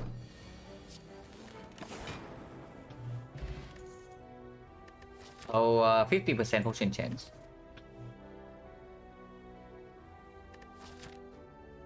Are we not taking this elite or what?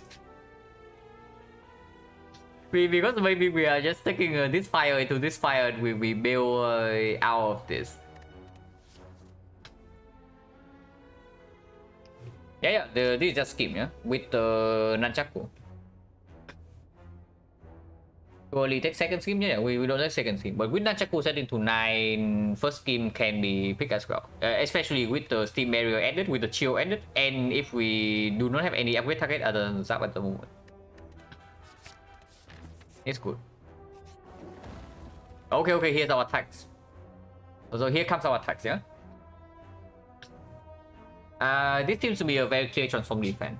With chill and barrier added, And North fight is obviously the worst fight for us right now. Against the sentries, we have the chill. And Lagavulin, we have Zap and chill, and then Nunchaku and focus potion. The North fight is really terrible right now. And we already have the shield to block a little bit against Hexagons. So transform defense here is super clear.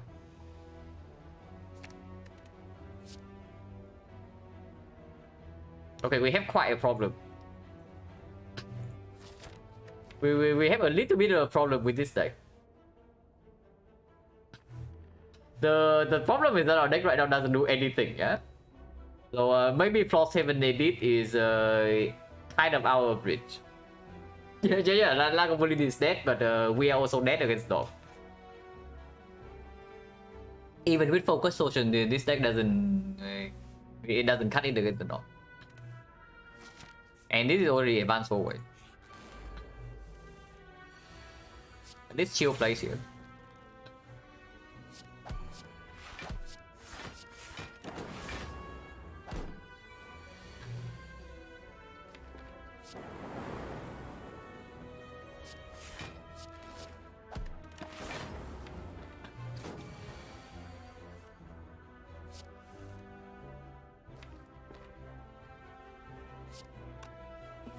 Dual cast is full block, but then next turn is 16. 16 means that we are taking 4 next turn.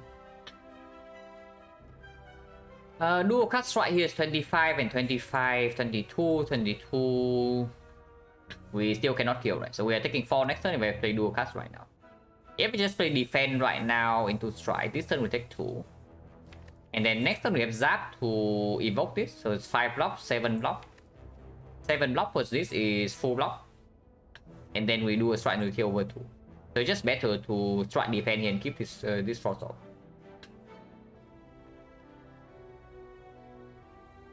No, we are not upgrading creative AI. I mean, yes, we are if we go into this path, but I sure hope that we have something else to do here.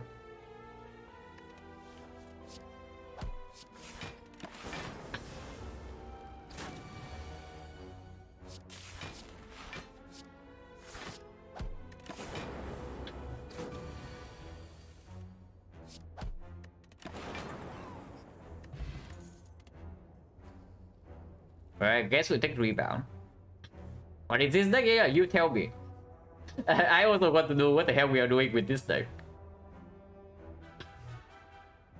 But the only damage card we saw in the first floor was like Streamline, and then we transformed defense into this crap. And yeah, attack card, so we pick attack card. Okay, how are we getting super mega wrecked by the North or not? Creative AI with similar spray defense card pool, Nightmare and Silent card pool, but Nightmare is way stronger. So the thing is that Nightmare actually solves your scaling in one card, but Creative AI doesn't. Then do you really want to bet your life on the AI? You can bet your life on the Nightmare, but do you really want to bet your life on the AI when you have nothing else in your deck? Yeah, rebound scheme into some other stuff. You should take the Streamline? No. If we, even with the Streamline right here, do you think we can fight the Elite?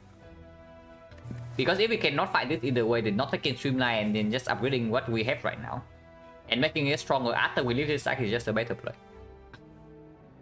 And right now, I do even see a path with triple fire into this shop, into this Elite. And we can upgrade the Zap, we can upgrade even the dual card, and we can upgrade like maybe AI or Rebound or Skim.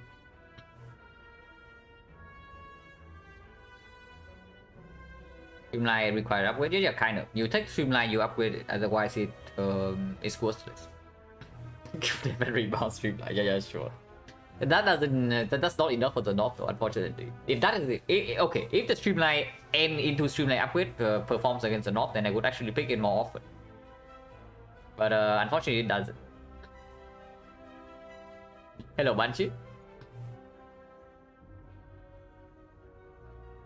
Okay, how is the North fight? Because against the sentries, the creative AI with the chill can also do some stuff with focus potion. Okay, focus potion plus chill basically solves the sentries. So sentry is dead, Laga is dead. But the knob.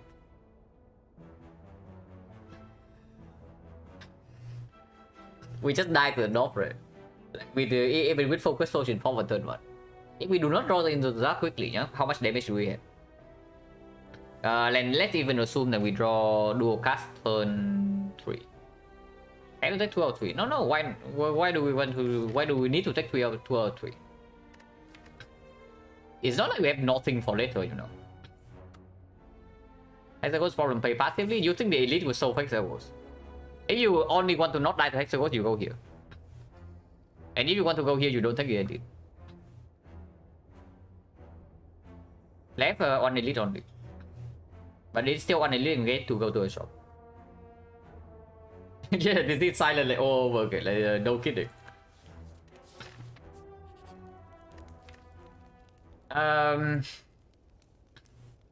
This is awkward.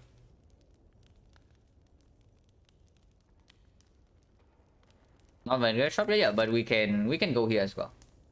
We go here and look for more cards to the problem with this is that like, double advance forward is scary as hell as well, yeah.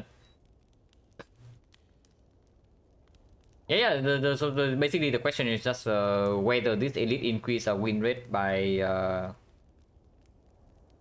33% minus whatever. Like 33% minus whatever the increase of this is. No, that makes sense. So it's just 33%. Okay, do we even actually die to the knob? Because we have this focus potion, and if we draw chill turn 1, we actually block for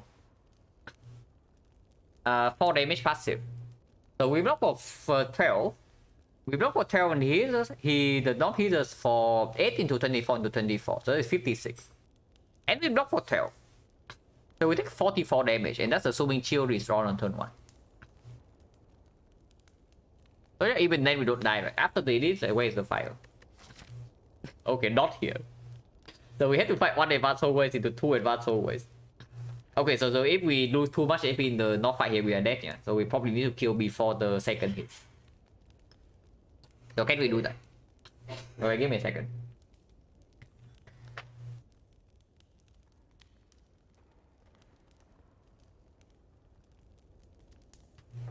And yeah, if we run into knob, it's absolutely focus for turn 1. So lightning deals 5 per turn. That is already 15. 1, 2, 3, 4, 5, and we can rebound a strike. We can rebound strike, we can rebound zap, we can rebound dual cast, depending on when we draw the zap. But let's be pessimistic and say that we rebound strike. If that's the case, we have 39 damage. 39 damage, this is 20. That's 59. 59, this is 5 per turn. If we play it, it's probably minus 10. So that's 69, yeah, nice. 69 plus whatever damage we have from the first zap.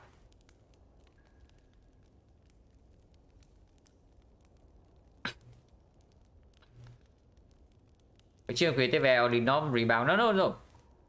If you're scared of knob, you upgrade to zap. Actually, if that's the case, we upgrade zap no matter what, right?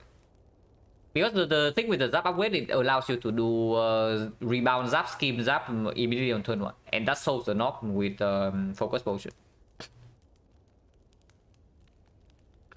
Because then we get 15 damage passive every single turn with dual cast dealing 20. So not just dies. But of course we need all of those to light up turn 1. Which is actually more likely than you think, because we only have 15 casts in the deck. And the scheme can also... We can even play scheme first, and then we have the second zap turn 2. So let's say we deploy zap on turn 1, yeah? That would give us 10 damage passive every turn. That is already 30. Every time we draw into dual cast is dealing 15 damage for that immediate turn. And then we lose 5 damage every turn with the zap passive. So let's say dual cast is... Yeah, dual cast is actually 15 plus damage. But we still have passive for 30. That's already 45. 45 plus 4 strike is 69. 69, 78. We just kill in 4 turns, right? We actually never take second hit. Creative, I don't know. We are probably never playing creative in the North fight unless something very, very bad happens. Like for example, we draw creative plus a 4 defense turn 1.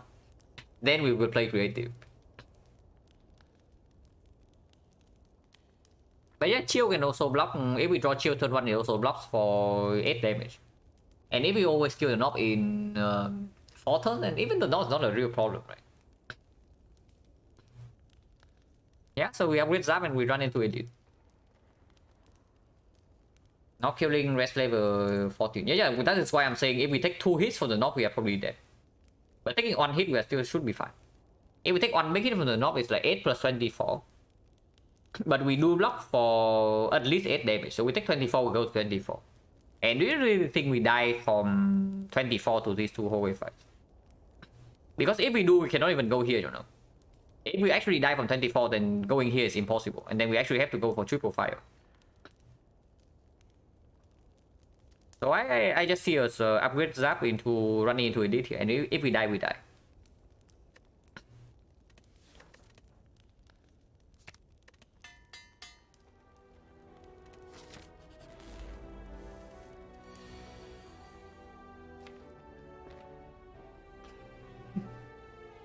This is actually such a silent run, yeah?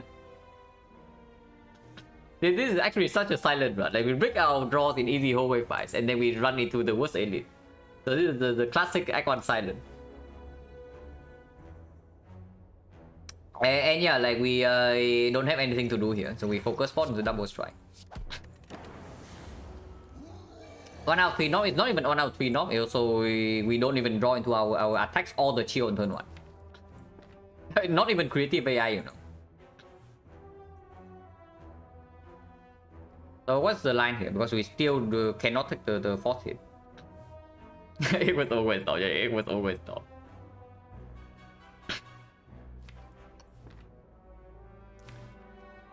So if we play 2 skills right here, if we play 2 skills, how much does he go to? It's like 14 and next turn is going to be 24, 36. So we are facing 50. And chill also cannot be deployed. So we actually die next turn. If we do that. If we fail to kill next turn by playing when playing scheme right now, we die next turn. We was like, I'm thinking like how much damage do we actually have if we play scheme right now? Because there are some plays with Nunchaku as well.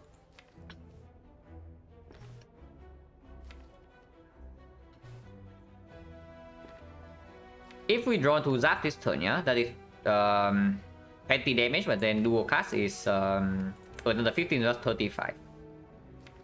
35, 26, 26 with 2 strike. It's 40. That's not nearly enough. But that's very bad.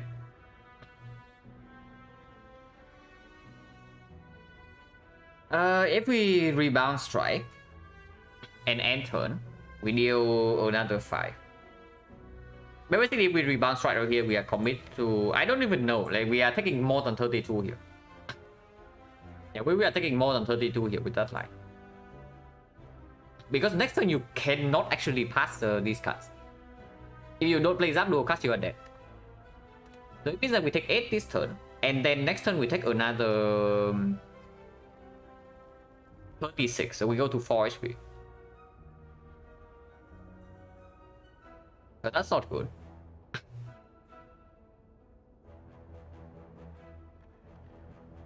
If I play scheme immediately, yeah? If I play scheme immediately and we do rebound Zap into strike. Or even rebound dual cast into the Zap. How much damage do we have then? It's 9 damage here? Plus 9 damage here plus 20, so 29. 29 plus another 5. So 34. 34, 54, so we need another 15 damage next turn. So if we redraw into the rebound or 2 strike, we get a kill. That is assuming that we draw into... No, we have like only 2 casts to draw next turn because we do rebound the dual cast.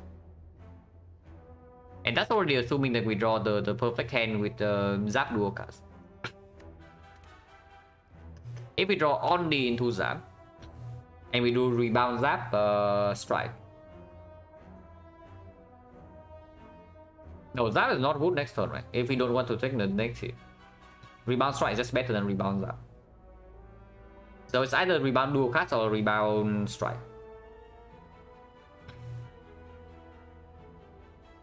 That would mean if we rebound the strike, we do have Nunchaku next turn. So 11 right now, and next turn is 36. So even worst case scenario, we live on 1. Damage wise, Zap this turn is 10, 19, 50. 50, 44. 44, and next turn we have 2 strikes. Is 32. 32 plus dual cast. He goes to 7. But that's also not enough.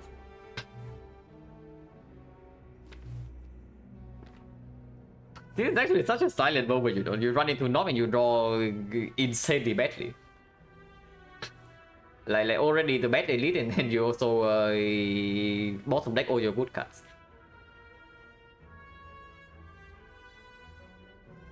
If we just cut our losses and play rebound strike and no skill next turn, can we actually kill?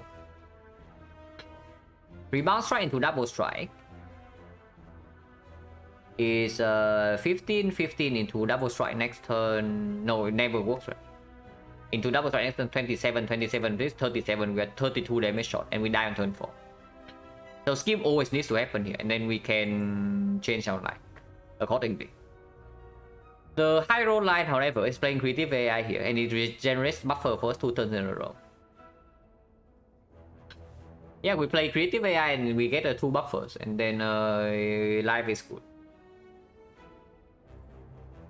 But skip always needs to happen here. The Ocas Lightning, it deals 20.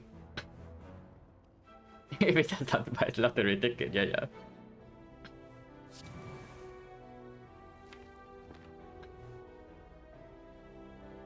Okay, so that's not good. That's very bad.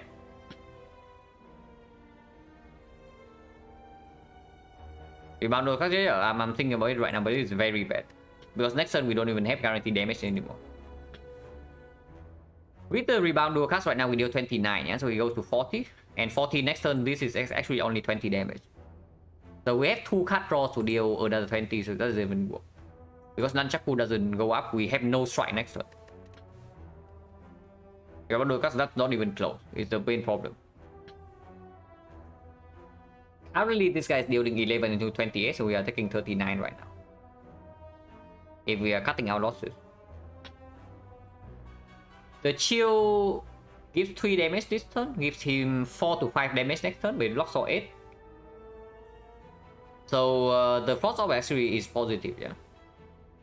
It's not negative. The frost orb is not negative. The only negative potential is that it breaks our lightning evil. But what if we do chill into rebound dual cast, and then we dual cast the frost orb next turn?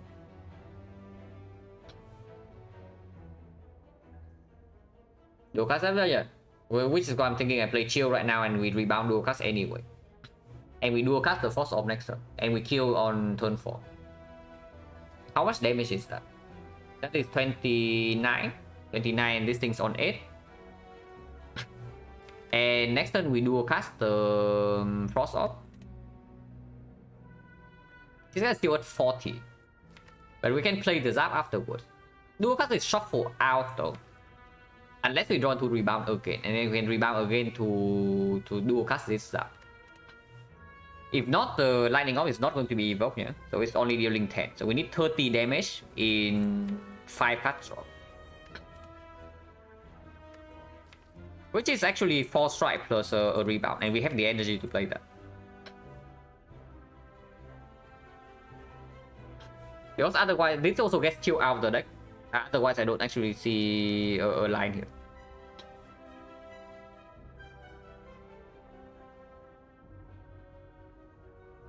Yeah, like chill rebound dual cast. And that means that this guy goes to 17 this turn. And next turn he has 9 strength. So that is 25. We actually play 2 more skills. So he has 12 strength. 12 strength is 28. He hits for 42. He hits us for 42, but we block for... The Frost Orb is 6. No, Frost Evoke is 7. So we block for 14. So we take 28 next turn. And we take 10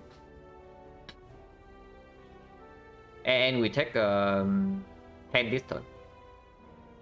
So that's 38 damage, yeah? And we have a chance to kill over 3. They are not actually worse than defense. Yeah, it's true.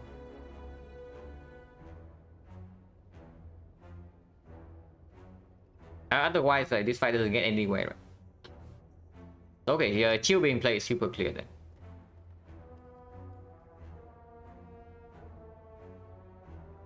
We have skip. Okay, do we have enough energy? Because next turn we have to do a cast on energy, yeah? But with the Nunchaku, we actually have 7 energy in 2 turns. So this is 1 energy, we have 6 more. And 6 means that we actually do skim into 5 attacks. And that is barely enough damage. Even if we don't draw rebound next turn.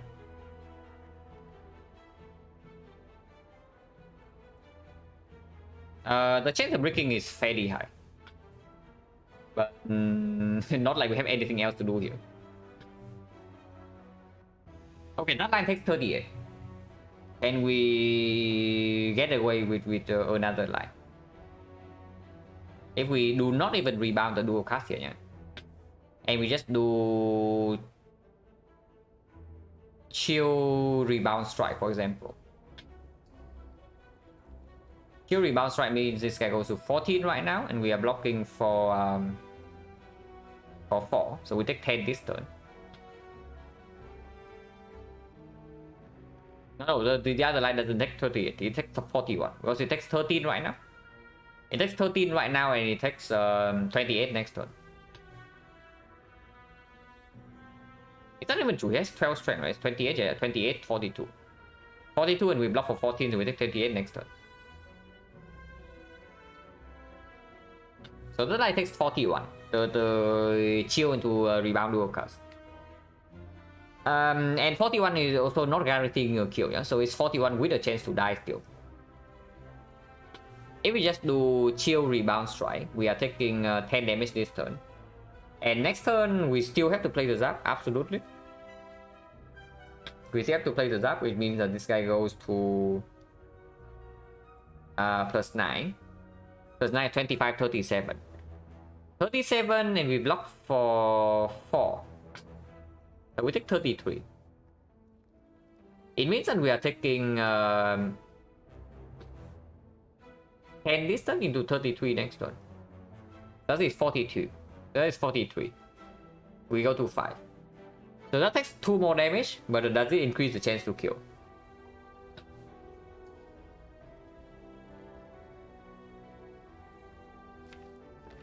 Yeah, the thing with rebound strike line is that it also increases the chance of us wasting the Nunchaku. Because Nunchaku goes to 9, we have on guarantee strike here, and then we only have 2 other attacks. So unless we draw to skim right here or something, we also waste energy, for sure.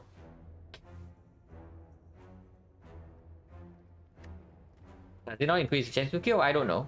We can calculate damage, because that also means that we do not get to dual cast his lightning. So that line deals 15 damage this turn. 20 damage, so it goes to 49. 49 next turn, we play another zap and another strike here. So it goes to 39, 39, 33. 33 is actually 23. 23 and then dual cast is 15. So we need 8 damage. And we can draw 8 damage. We can actually draw 8 damage. So that line probably lives. But we go to 5 HP. The other line has a higher chance to die, but we go to 7. So it saves 2. We just take the line that lives, right? Because potion chance right here is also 60%. And this can also give us a relic. to help this fight. 2 HP might be a difference, but the chance to live in the other line is way too low. Because we need to draw into 04 attack, 05 attacks in 7 cards. And our deck currently has 1, 2, 3, 4, 5, 6, 7, 8, 9, 10, 11 cards. So 1 out of 4, with the scheme we actually see 10 of those. But with the scheme, we actually get to see 10. So it's 10 out of 11, but it's still 4 out of 11 at least. And that's already assuming we draw the scheme. Yeah, way too high. Best relic this knock can give me, doesn't help in long run. Mango? Mango is probably better than 20 though for the immediate next fight.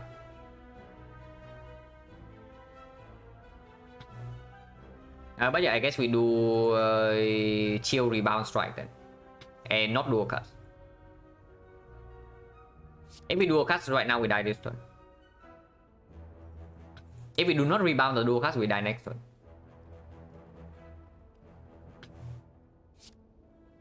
And Steam Barrier is not positive, yeah. It's positive next turn, but this turn no.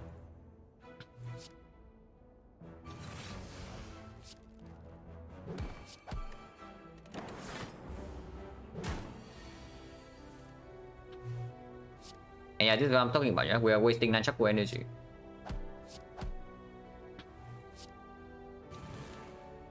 I can 33 go to 5, but of course we play 2 defense here. Because if we fail to kill next turn, we die.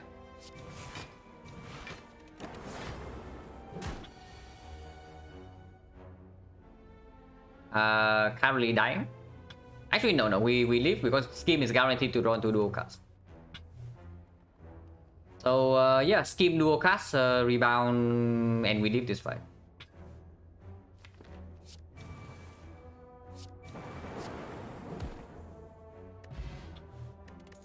No potion with a bottle flame. Exactly what we need, guys.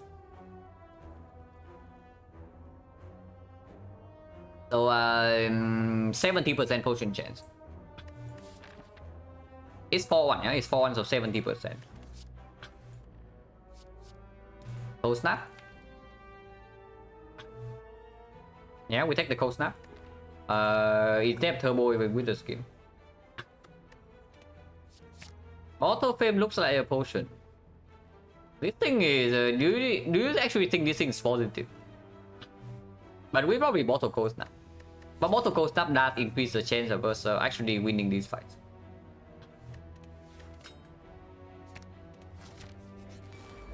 How we are dead. I don't even need to look at the draw to know that we are super dead here. There's actually no way to win this fight, yeah. Our deck simply doesn't have the output to win this fight. Actually, I agree. We do have 7 HP to spend. But we do have 7 HP to spend. So maybe we are not dead yet. Because Chill does evoke 4 force. Chill does give 4 force to us. No, we are not dead yet. Like, before we see the scheme, we might still live. Okay, no Chill here. Do we even die this turn? We don't, right? We don't actually die this turn. Oh wait, we do. Okay, if we do Cold Snap Strike and Steam Barrier here, we block for 8, we die exactly. So we cannot even do that. So the line here actually has to be Cold Snap, Steam Barrier, block for 8, into playing the Zap, into playing Defense, and double lightning has to hit here. So we have 1 out of 16 to survive this.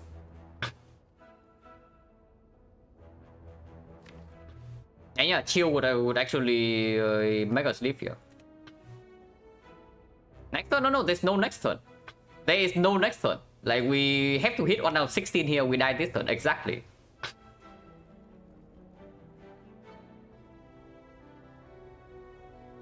There's no other line, right? Yeah, there's no other line.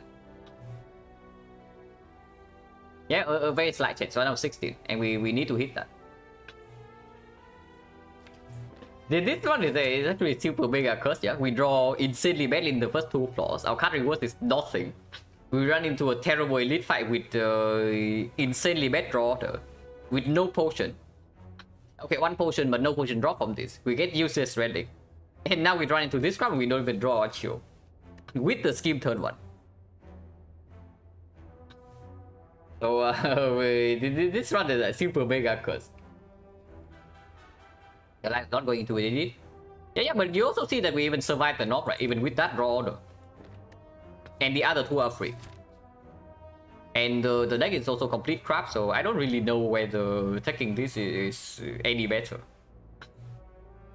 Because if you don't even take this, and you take this, yeah, this is also still this freaking gambling game. It doesn't change.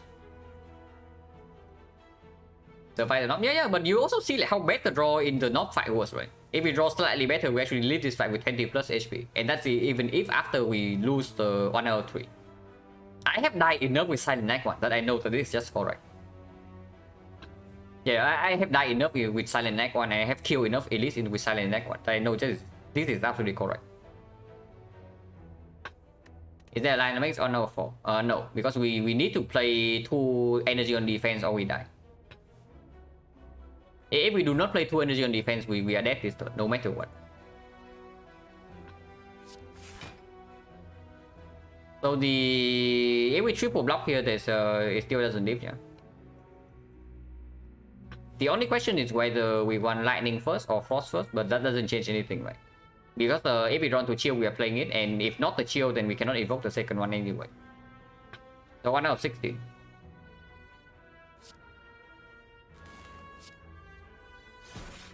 And you see here, yeah, we are dying this turn by 1 HP if we even die here.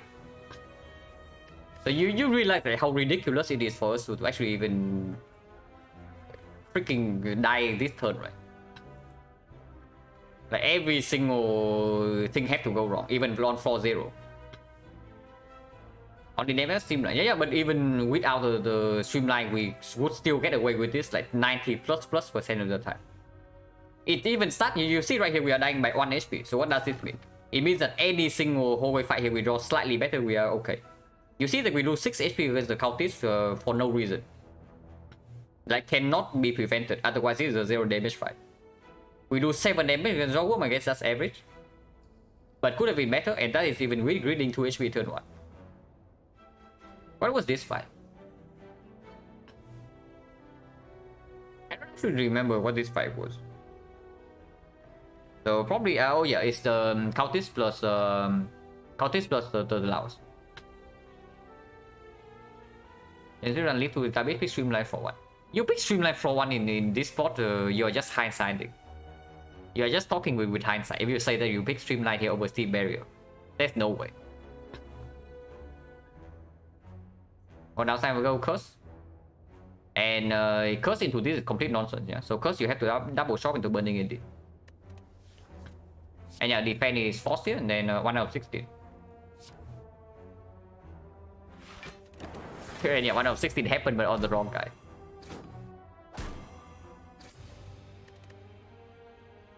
But I mean, even with hindsight, I definitely do not think the pathing is wrong. The only thing that and actually the line we took in the knock fight was also not wrong, right? Like taking the other line saves 2 HP, but it has way too chance of death. It has way too high of a chance to die. Because we waste a single energy, we die immediately.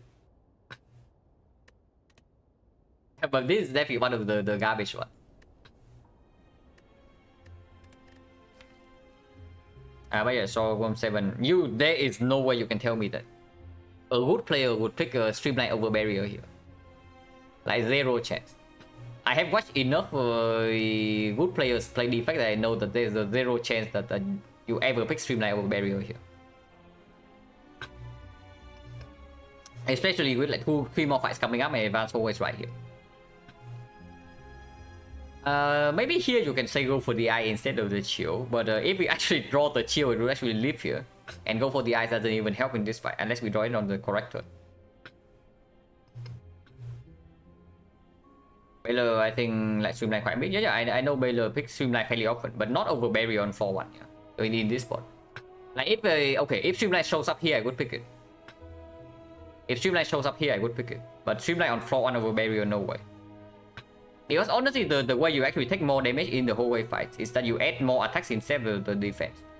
Adding defense to your starting defect deck actually makes you take less damage in these fights immediately, and Streamline is like utter garbage afterwards if you do not get to upgrade it here. I wonder if there was ever...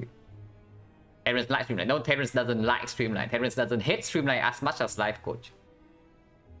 Like, do not spread fake news. Terrence does not like Streamline. He does not hate it as much as Life Coach.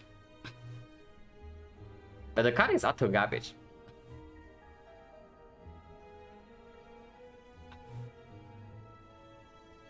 Maybe I wonder about this upgrade Zap though. Like maybe the real upgrade here was actually... Maybe the real upgrade here is actually the chill. If we say that the chill survives the advanced hallways no matter what, and then the non-fight with the chill actually doesn't go that badly if we have chill opening hand. Maybe the upgrade here was actually the chill over the Zap. That's crazy to me with scheme in the deck and the rebound, but maybe it's correct. Boss swap after energy. Yeah, boss swap into energy, then Streamline is okay. Like, if I boss swap into energy on Silent, I also pick Riddles. And they are pretty much the same card. Equally bad. Maybe Riddles a little bit worse, but Riddle also plays with more things than Streamline.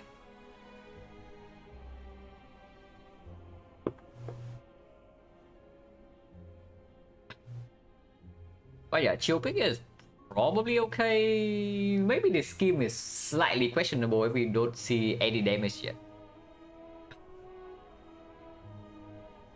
Scheme did okay though. It's not like scheme is bad. The scheme actually even gave us this knock kill. Without the scheme, we don't even have the knock kill here in 4 turns.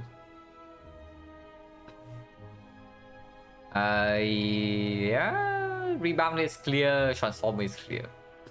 So the only thing is about passing for the elite in the first place and then upgrading the Zap here.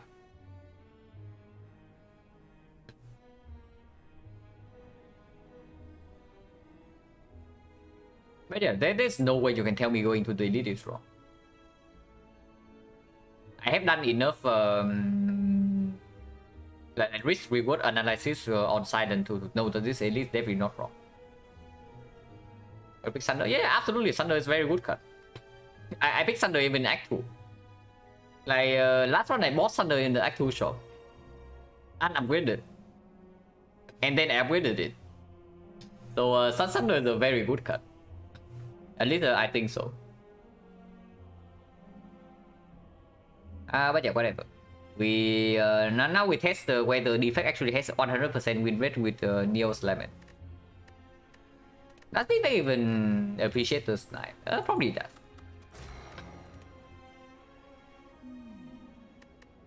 Okay, does the map allow for the snipe?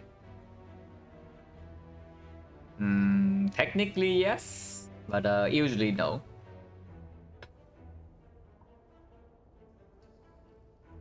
This is not better than this, right? So the only question is what comes afterwards. It's probably this elite then, because after this elite there's no fire. Like 2 fights and then this still easy hallway, and then we get to go to second shot. That's okay. But yeah, left is better than this, yeah. Go have dual caster.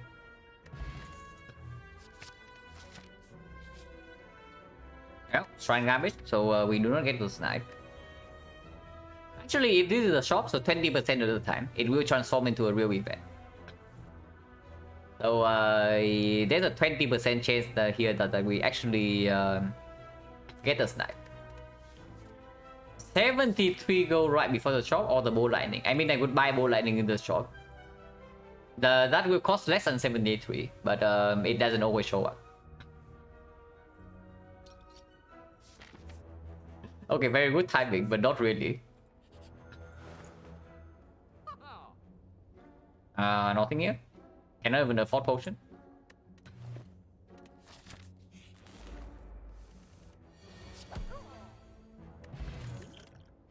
Compound over cool-headed or the other way around. Compound right now is basically 7 damage, draw 1, and we only have the draw potion. So this one energy deals 7. Yeah, one energy deals 7 is not enough, and this thing is slightly better against the knock, but we have draw potion. Okay, draw potion doesn't say anything, but bolt lightning is good against the knock, and this is good against the other two.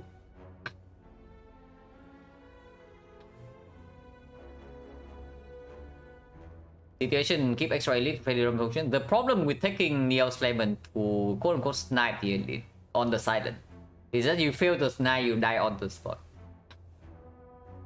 So do you really want to take a 30% risk of the run easily going down the drain? And that is already assuming that it's a 70% snipe. Yeah? If it's 50% snipe, it's a 50% chance to die on floor 6. So do you really want to take that chance? Because with the defect or the iron trap, if you fail to snipe, you can still take the elite with your high damage starter deck and then high HP pool. But silent, you take only 3 fights, and then before the fire with no real potion into a floor 6 elite without neo bonus, you take like 40 damage there. And then that's why I'm saying that 300 potion is just a better neo slam on silent.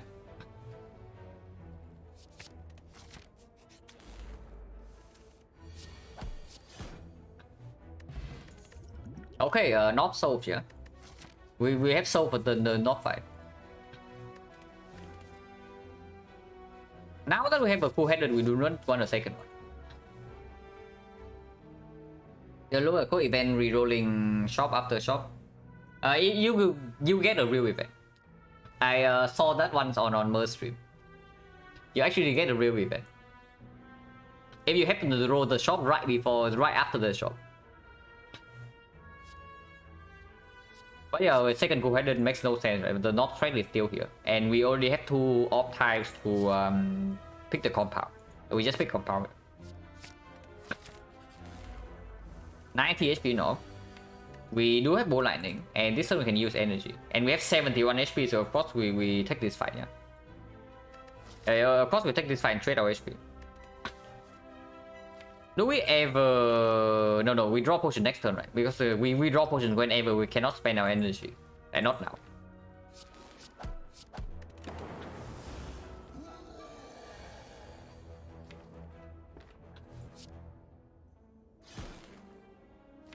Like next turn maybe can energy port. Can draw port. Like dual cast right here deal 16, 16, 22, 22, 28. So it's a 37. 37 is actually 31. 31 and we draw into dual cast again. No, it's actually 34, then 34, 18. 18 means that bow lightning plus compound is 1 off. Oh, that's rude. That's pretty rude. If you're actually on off here. Because this guy roll 90 HP. Wait. Then I counted 6 damage. It's like the 18, yeah? 18, 24, 24, 30, so it's 35. 35, next dual cast is 19, 19, 16, 16. So yeah, 16 actually means that bow lightning plus a strike or compound will kill. And we don't even need to draw bow into bow lightning.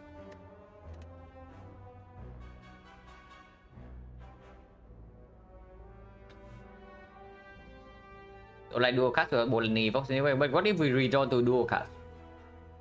Like you're assuming we redraw to bow lightning. What if we redraw to dual cast?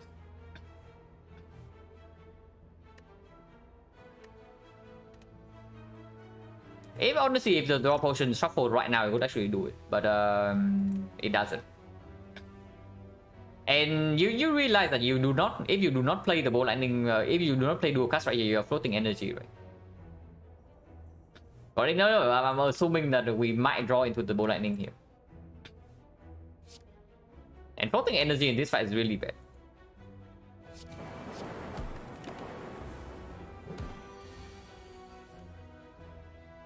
And start with compound.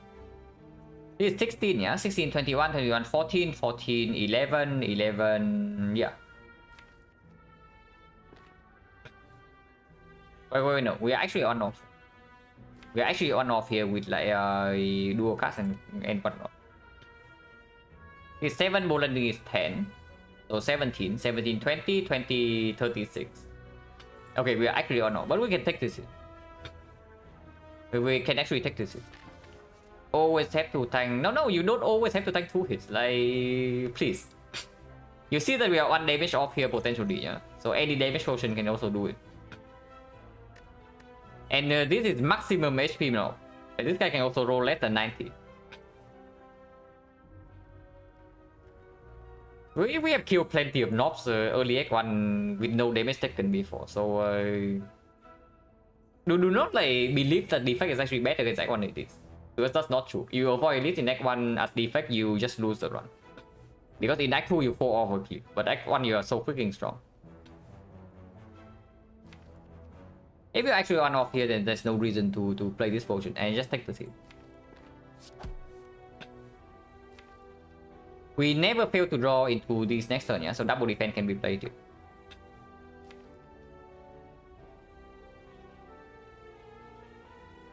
That does mean that I'm committed to using this potion now. Double defense only saves 1.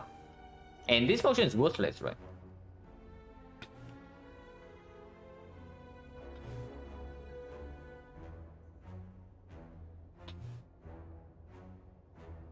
So double strike then to save the draw pot guarantee. Because we need to play double defense before it even is a thing.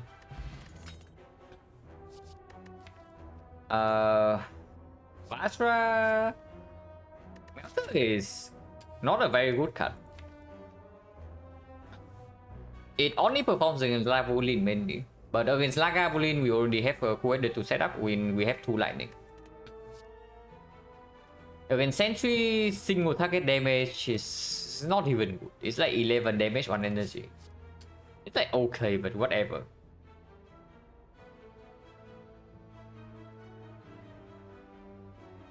It's better Silent and anti-fit. Yeah, if you also get double damage for Melter, then sure, I agree. But the thing that one of the cards get double damage, the other one doesn't. And you realize that defect actually cannot have a deck with full attacks, right? Like if you remove 2 defense on defect, you see the consequence immediately.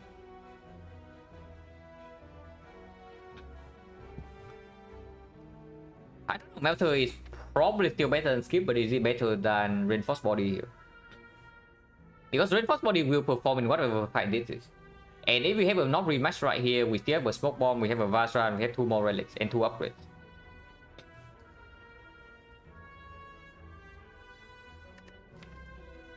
What is the upgrade anyway? Into this elite. It's actually Zapria with the Compound Driver. With Compound Driver and Two-Headed, it's actually just a Zap upgrade with the Draw Potion as well. Into Slime Boss, the Reinforced Body doesn't play that much, but Melter doesn't either. Into these fights, I guess the Reinforced Body plays a little bit more with the Zap upgrade as well.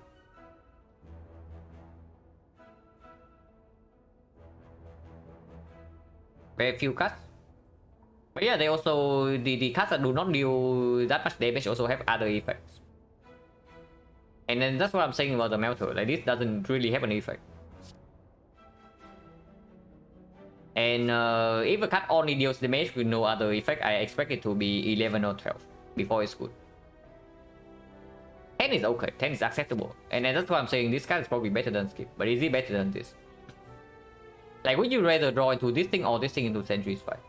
Is basically what I'm asking right now. Because into Lagavulin, I think either are fine. Sentry is honestly... We do not kill one that quickly, but with the Zap upgrade, maybe we can. Because these things also deal like 1 more damage. And then after we kill one Sentry, the only thing we want to draw into are block cards, right?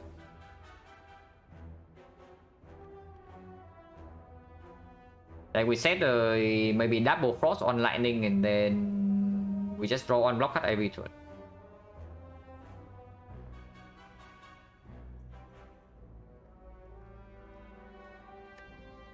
Vajra into physical, pick up beam cell.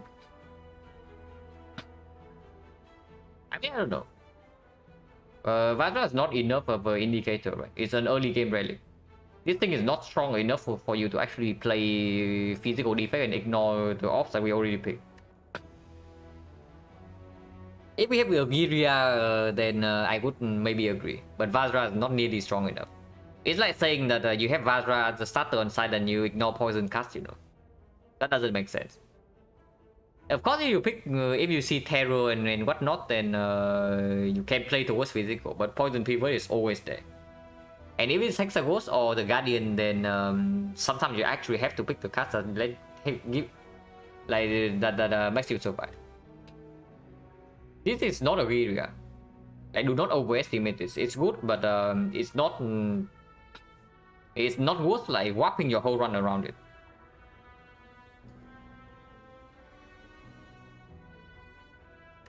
Into advanced hallways. Honestly, roughly the same. But if it's not rematch, I can definitely see that the Melter is slightly better.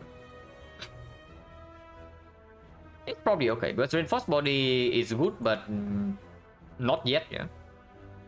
If we actually don't have energy generation, then this thing, the value on it is actually fairly mediocre / bad. One energy block 7 is not good enough. It's just that this card gets very ridiculous once you get any energy generation. But right now, of course, we don't have that.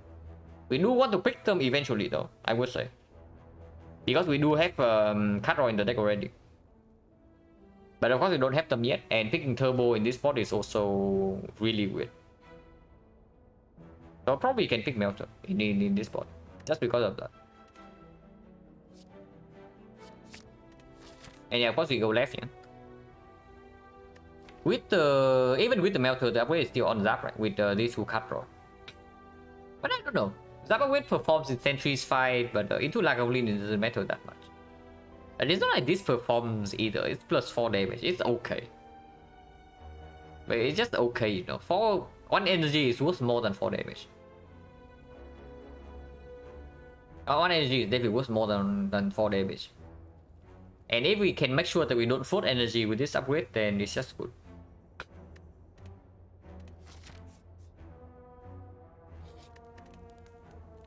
Also works better with this potion.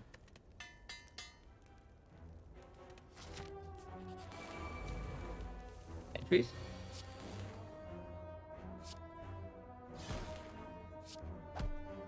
And we defend here.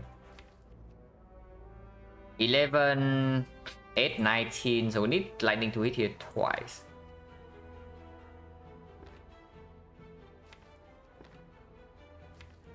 Probably can defend, because next time we can even play triple block.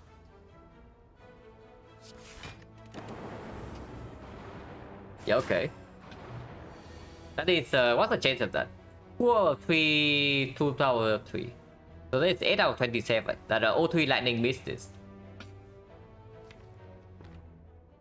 That is slightly annoying. Quadrant needs to be played, yeah. If we don't play Quadrant right here, like second cycle is ugly no matter what. 3 attacks doesn't even... Actually 3 attacks kill this with the Melter. So we can actually do 3 potion into 3 attacks and take 10. But then Frost Out is not in play. And Quadrant also has a 1 out of 3 to hit this. Okay, it actually does. If that's the case, then we can do Compound, and 50% of the time it draws to Melter, and we can preserve potion.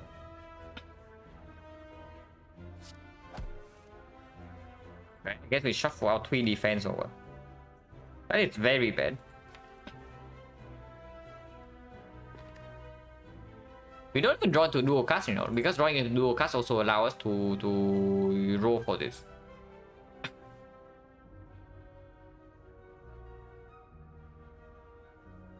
What is the chance of this missing again? The chance of this missing again is this time to the power 2, so 4 out of 9. 5 out of 9. Hopefully our 3 defense in this spot is insanely better. I don't even want to know how bad it is. And we still do have a smoke bomb, for better or worse.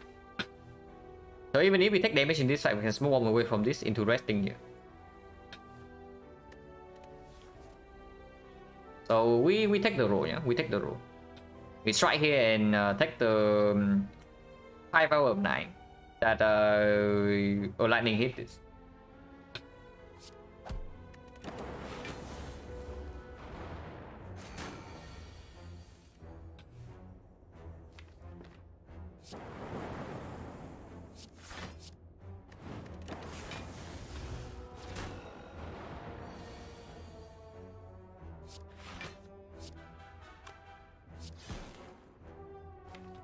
Don't waste damage, right?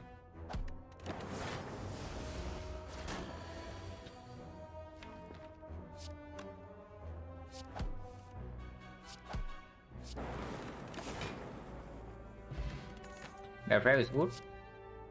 And force body is back. This time we probably pick it. It does perform in this fight. Recycle minus is not it. Barrage and with the Vajra, Barrage does get a little bit stronger. Yeah, with the Vajra, the Barrage definitely does get a little bit stronger. But Barrage minus is kind of bad. And honestly, I feel like I should just be resting here. With the potential not rematch coming up. What about this colorless potion though? Because the not keeping smoke bomb means that we actually have a chance to die here. We can handle most advanced overweight fights, especially if we pick this reinforced body and have 2 potions and with the backup prep. The nastier ones can wreck us though, but it's not likely. Potion change right now we have 3 potions in 1, 2, 3, 4, 5, 5, so 30%. Not super likely. So if we toss, if we keep the smoke bomb right here, we probably do not get a potion refill, even if we beat this fight. Not really. We just toss the smoke bomb, take the colorless pot, and reinforced body is a better draw than barrage into any nasty advance always, right? Because we already have Melter and Vajra for the other damage. Like for example, we run into the big slime that needs to be split.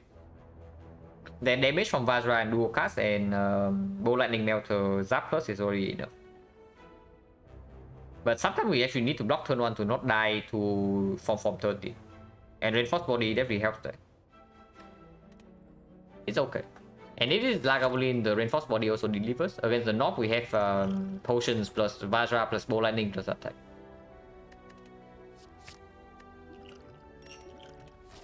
And we get a relic here. Exactly what we need. Also, this is a nasty fight. Could have keyed that. Probably should have keyed that. My silent brain was just like, see boot icon, click boot icon, you know. But for defense, it's probably useless. Especially with the Vajra now. So, minus on blue key or what?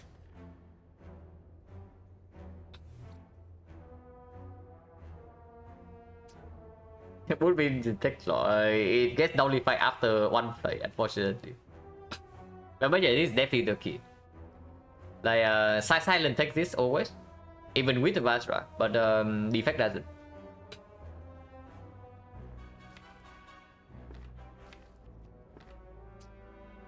Also, this is probably just this is 27, but lightning can hit this.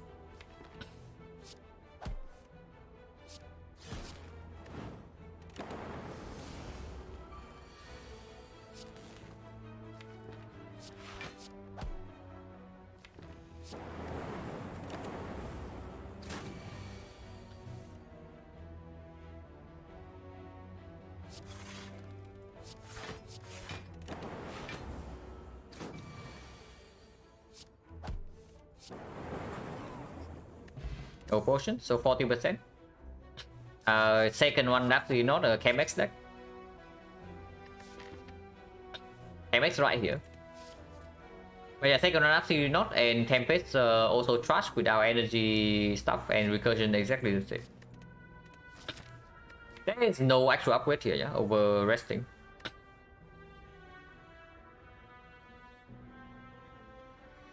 Unless you tell me that there's no risk of death from 12.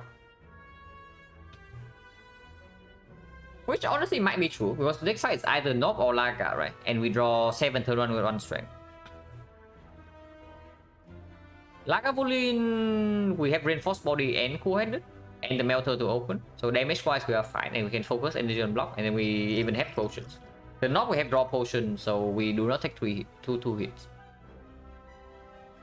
Is that true? 7 each, 1, 2, 3, 4, 5, 6, 7. 7 energy, so we can play everything. 8 energy here. That would be 28. 28 plus 8 is 36, 36, 11, 47. 47 plus another 8. 55. 55 plus this lightning is 55 plus this lightning is like let's say it's turn 2, yeah? So it's 6 damage. So it's 61. 61, this is 18. 61 is 16, so 77. 77, if this on turn 1 is 9 damage. So, but potentially it's on turn 2. So 83. 83 with passive damage from this lightning as well, over 3 turns. So it's just a kill even before the potion. And with the potion, in 3 turns, we draw actually 19 cards. So we draw everything here plus 3. Yeah, Nob is actually fine. Because if we make the upgrade on, let's say, Melter or Reinforced Body, we also get stronger 40 AD. Maybe it's just actually dual cast for the Zap. And dual cast upgrade works well with against Lagavulin as well. With 1 Frost, how good are we at Lagavulin actually? Usually with 2 Frost, it means that the fight is super fine, even on 12 HP. But with only 1 Frost card, it's weird. Only 1 Frost card, it means that we block for 2 passive, yeah? And we can sometimes dual cast this, but not always, because of cycling, we only have 2 other swords. So let's say 2 passive block and we can evoke it once, but we are dual cast. That means that we get 9 block for free. And we need to block for 29, so we need to block for 20 more. Reinforced Body is 20 block. No, Reinforced Body is 18 block, so we still need to Reinforced Body plus another defense. There's 4 energy committed on block. And actually 5 energy because we play either dual cast or the Bolt Lightning. If we can set up Coordinate twice, then it's easy, but it's impossible, right? To set up Coordinate twice before the Lagavulin wakes up. Okay, that actually tells me I should rest then. That actually tells me I should rest.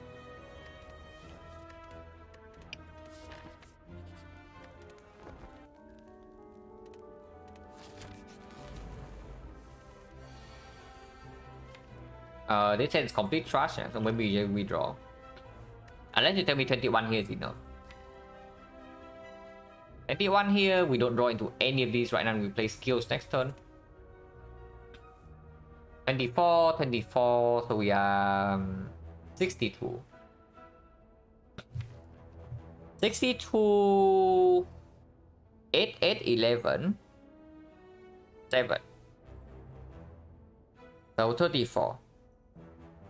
34, 62, 28, 25.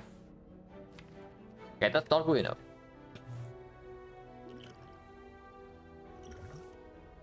Okay, better.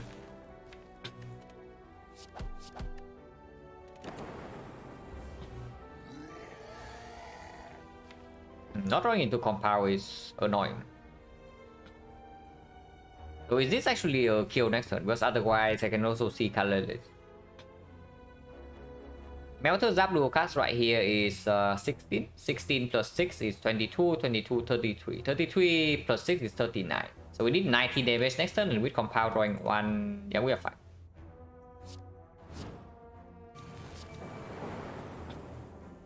If we do not kill next turn, we die, yeah? So we can just defend him.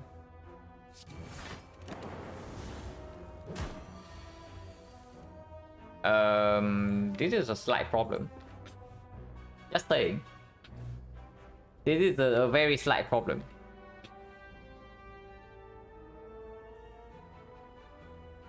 Who headed into compound? Like how much damage do we actually need here? 814, we need 11, yeah? 11 means that Bow Lightning is a kill, exact kill. This is also exact kill. And with this play, we see 3 cards. With Compound Rival play, we only see 1 card. And 1 card is never enough. Yeah. If we can only see 1 card without playing the Coordinate, then of course we play Coordinate first. So we do Coordinate, Compound Rival, and then we open Potion if we fail to draw.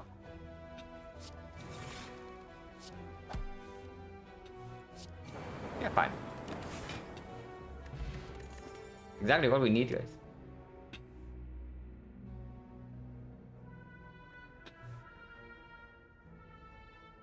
Rip and Tear with Vajra. 16 damage, kind of okay. But that's just it, it's okay.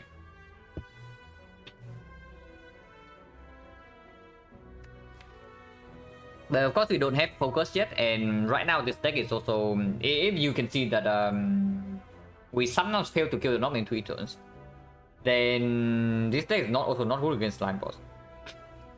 If that's the case, I can absolutely see picking Rip and Tear here. Just to get to Slime Boss, because right now we don't even have Dark Orb yet. We don't have Dark Orb, we don't have Damage Potion, we don't have Vulnerable. And we do have Vajra that slightly works with that. Rolled N max HP right before the shop. Yeah, don't mind if I do.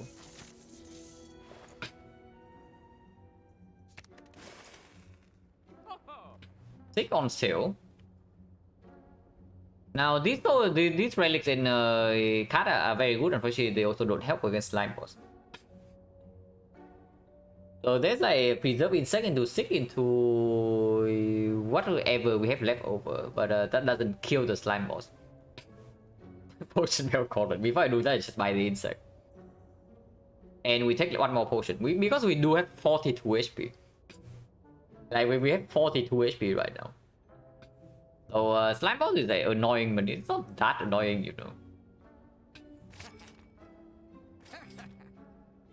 And yeah, we can still exactly afford this current. It has to be the Silent from the gods.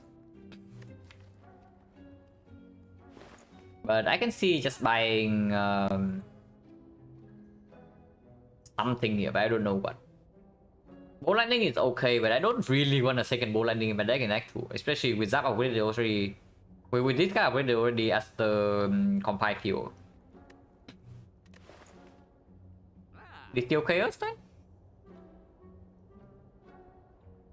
It's more expensive than the Bow Lightning, but I also don't have to carry around a Bow Lightning in my deck.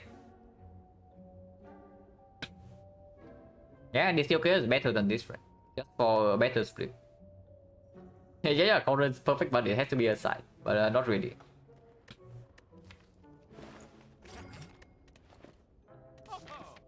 I can see opening colorless potion. I'm willing to spend 2 potions before Slime Boss. This upgrade is either Coordinate or the Sick. I don't think we actually make the 4 damage upgrade now that we have 42 HP and we bought a potion as well for the Slime Boss. Upgrading for Slime Boss right here is probably over preparing for it. I want to make the upgrade for Act 2. And that should be the Sick way. If we see Fusion Hammer, Sick upgrade is better than Coordinate. And we already have Compound Driver to draw after Coordinate. And turn 1 we have front load draw from Mega Prep.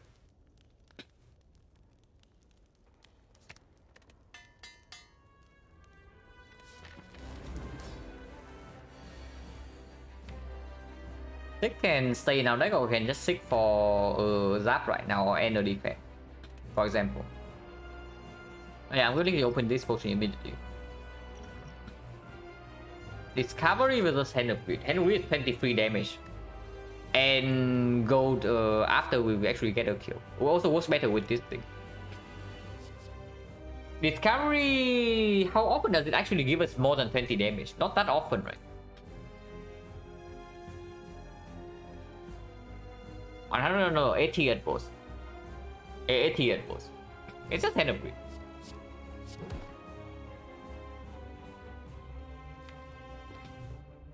Can compile first in case you draw exactly into zap, then I don't need to stick.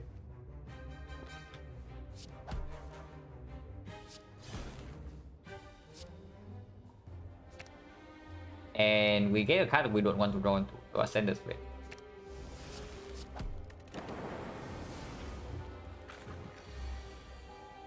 So next time we know that we have Prevent Tear. So if I do Melter right now, he goes to 77, yeah? Next time we split with Prevent Tear.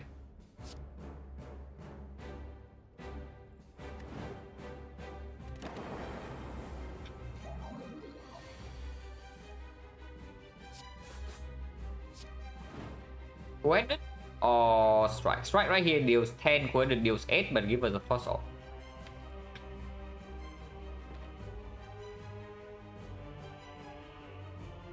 What rarity should be preserved insect for bosses be? I think it's very strong. So maybe rare. Yeah, it is like extremely strong. That's almost like having Terror Bottle. That's almost like having Terror Bottle and then also having like one more energy, one more cut draw turn one, you know. Stone Calendar, yeah. Must be strike. Must be strike. Well, why must it be strike?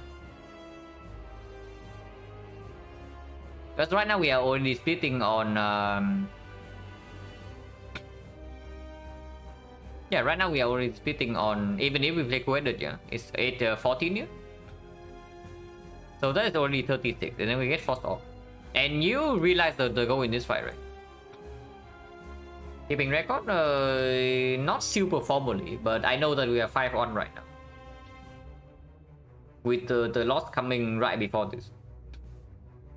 Yeah, compound rival makes the coordinate makes the compound better first of all. And the goal in this fight is actually to play Hand of Grid. So having 3 lightning offs and no force off doesn't exactly serve us super well.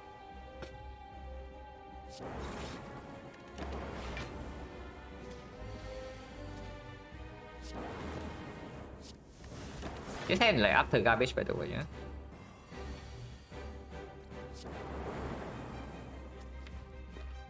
This doesn't split it, so I guess we take 10 to our face.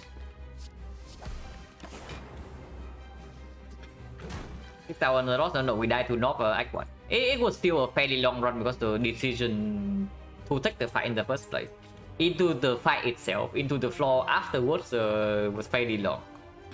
But we died to knock on like floor 7, which is why we have this crap right now. Yeah, we can split this guy or we can actually take the gold, and I take the gold.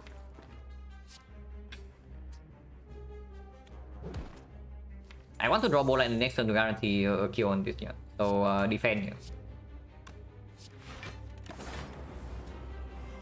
There is no risk of death here, so of course I take the gold.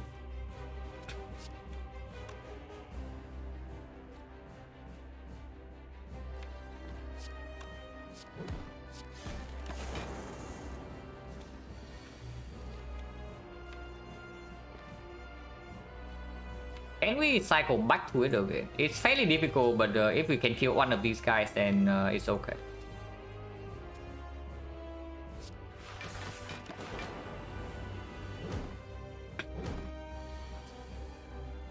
And yeah, you realize like how useful this Force Orb has been, right? Compared to the lightning.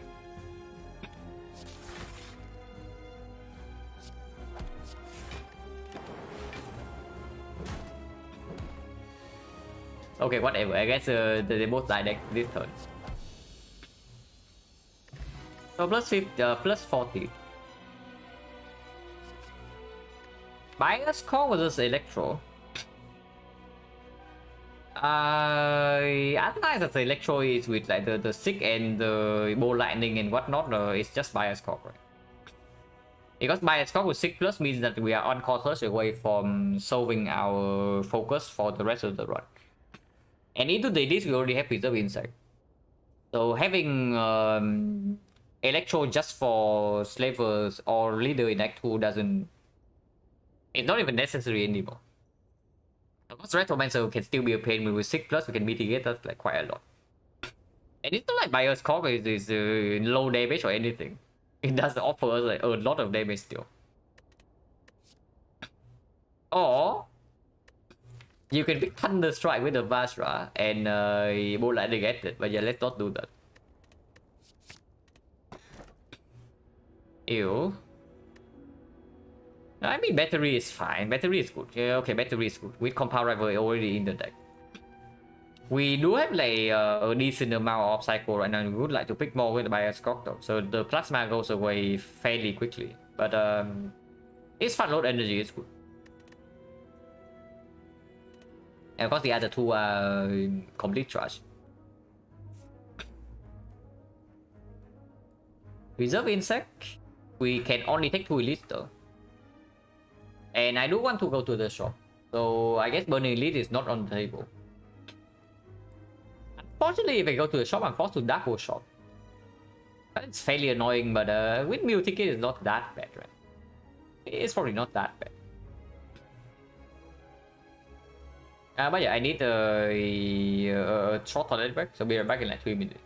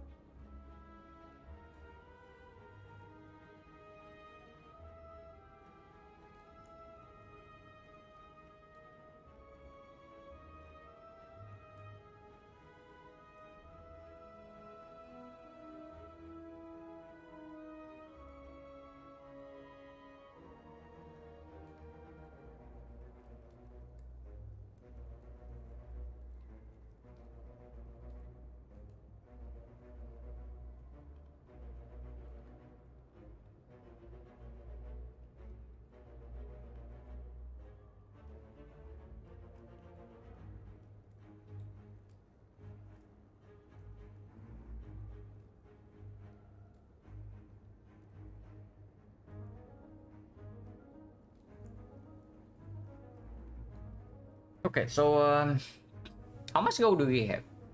Let's say we spend all the gold here, yeah, and we get no gold from question mark. So it's like 160, 75. Yeah, this shop is dead, right? Yeah, this shop's dead unless the chest also gives gold, or we see more gold here if we actually spend here. But even if this shop is dead, it's still a 15 heal. So how bad is it really? Because otherwise, what we are doing in this deck is just going advanced always into early elite, into another elite, and then we get to the shop and then heal here. Not really, right? And with the bias cock in our deck already with the 6+, we can also just fish for pellets in the shop.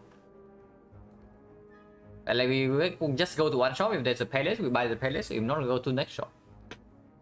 Or we see runic capacitor, we can also do that. So that double shopping is not that bad.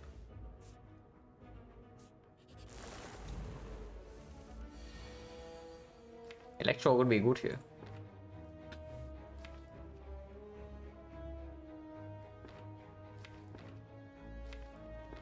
We also happen to have a 0 block in our hand currently. So I can see reinforced bias.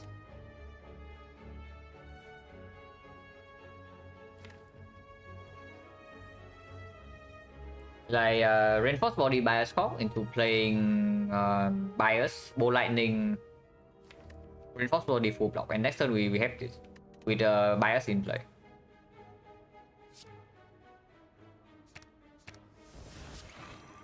And this guy is buffing, so probably try to focus here. And we have the boot. Okay, we picked the boot just for this fight, yeah? So totally justified.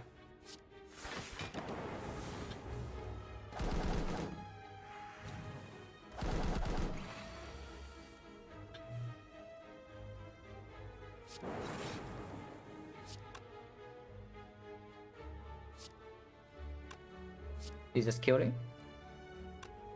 We actually need to kill this guy.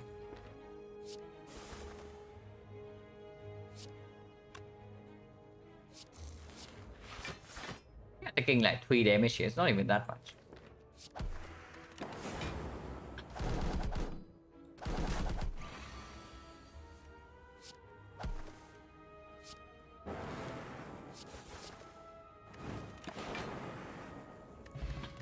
Potion, so 30%.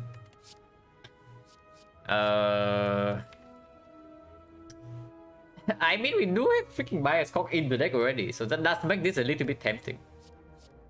And against elite, we do have preserve insect, so immediate power also not as necessary. This card is bad in early act too. But yeah, preserve insect probably means that we can get away with it.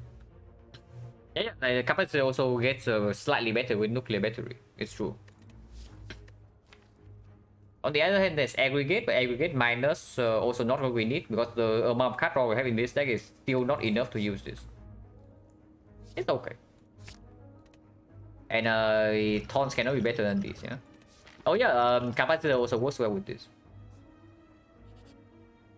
Assault card.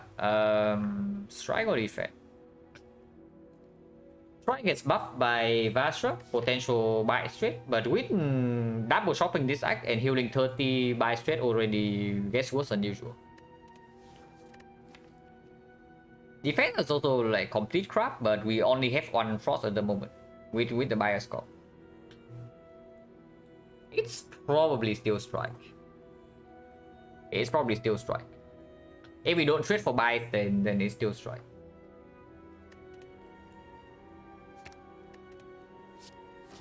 Infinite? That's not good by the way, yeah? This thing upgraded is fine, but right now it's definitely not. We do have the making of infinite, like right here. But of course, this card is probably going to be a burden, mostly.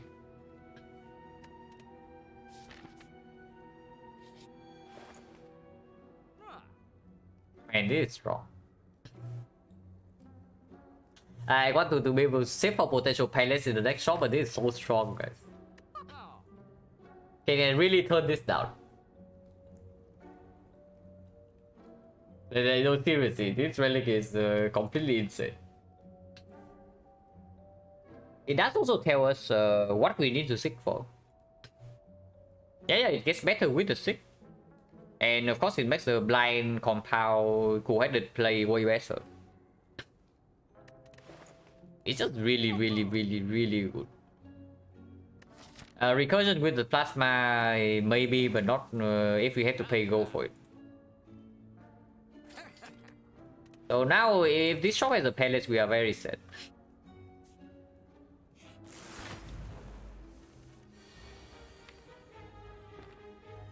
But yeah, we know that we coated into compound into this thing right now, so we don't actually need to seek for it. Coated compound by Scott block for 6 and then this block for... Okay, that's not enough.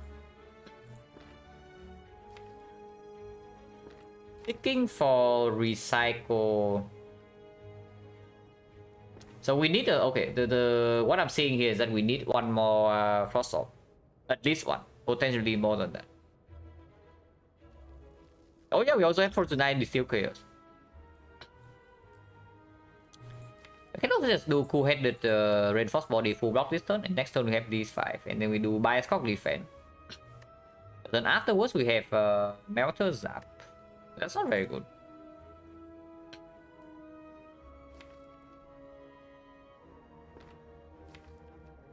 If we stick for the recycle and recycle this reinforced body, and we stick for recycle defense, for example.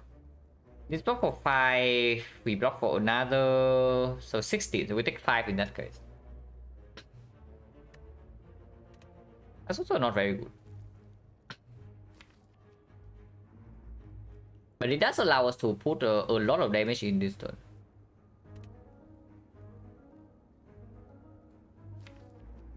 Yeah, stick for recycle defense, and then we play the entire hand basically. That's probably okay.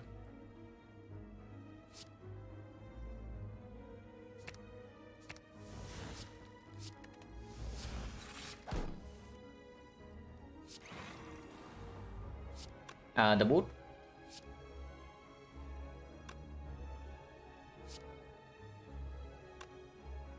It is stronger, right? We put the plasma in front. No, plasma in front is not good. It does allow us to dual cast the frost next turn. It strips more plated armor though.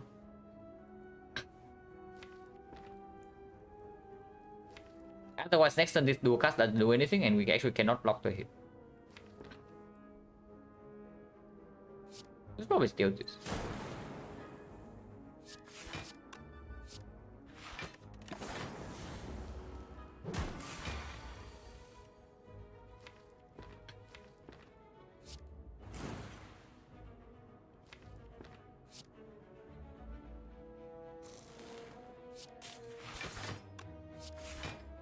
I don't play capacitor, right? But it does allow me to do... it's only... Okay, we do have 3 off cards. But we only draw 3 cards here. I don't actually want to redraw into this. It does kill the potential to evoke this turn. But doesn't matter too much.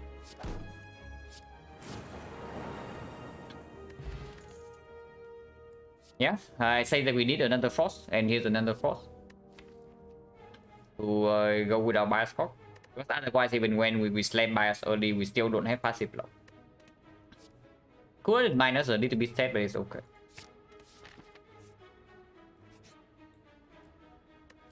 I will just say that we don't take this.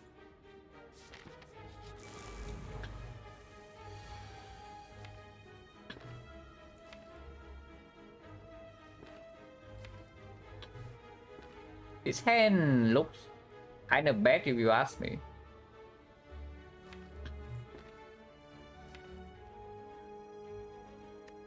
Yeah, this design looks kind of bad if you ask me, if I'm to be honest.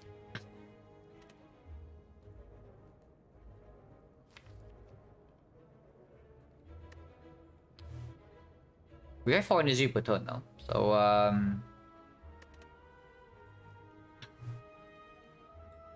the Steel Case right now does play by score.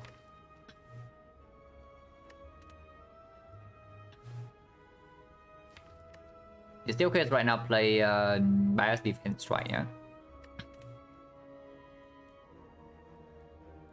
And then we have a co-edit, we can recycle the reinforced body. No, recycle the defense. Reinforced body is a good redraw. Co-edit and then draw until this, and then next turn we have these 5. We compound draw 3 until here. We can stick for the other 2, play the Zap, play Ball Lightning, play co-edit to shuffle. That should be okay. This potion is way stronger for either the boss or potentially the slavers. Because this thing just bursts down one slaver instantly. And then we have like 2 other Dark Ops to evoke to kill the other 2. I see just the Steel Curse right now.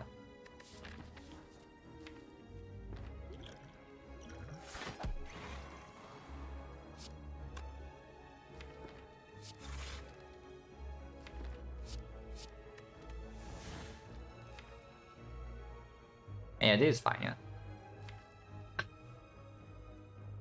And next, then draw these 5, compound till here, stick until here, and then we channel 2 off. So if I do capacitor right now, we do not actually evoke this plasma. We evoke the lightning. We have energy. 1, 2, 3. So we do.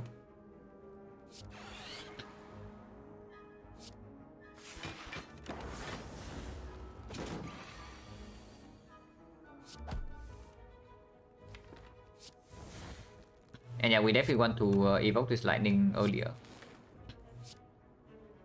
And Ball Lightning is definitely a good redraw.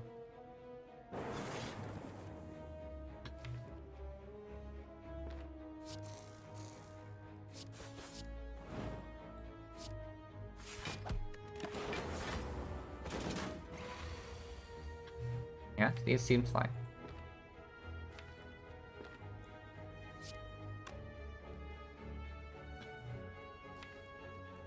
How much damage is it? It's 16, 16, 31, 31, and then we draw to strike.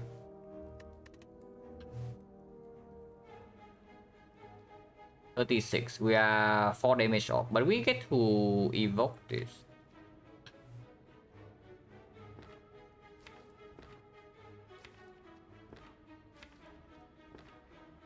Yeah, coordinate compound draws until this, and then we evoke this frost, and then we reinforce body, and next turn we kill.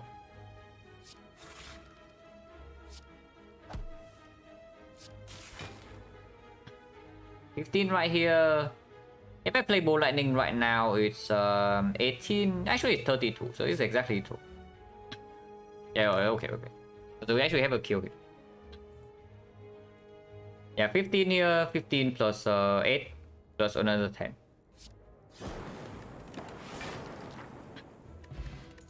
Bottle Flame is back, a Thunder Plus. It's also a loop, but that's a Thunder Plus. Into either Gremlin Leader or the Slavers right here, with a deck that doesn't have AoE damage. And this is loop minus, yeah. Boost Sequence also gets way stronger with the backup prep, but it's competing against Thunder Plus. Bottle Flame on the compound seems completely fine, because we do have Plasma turn 1 with the Zap.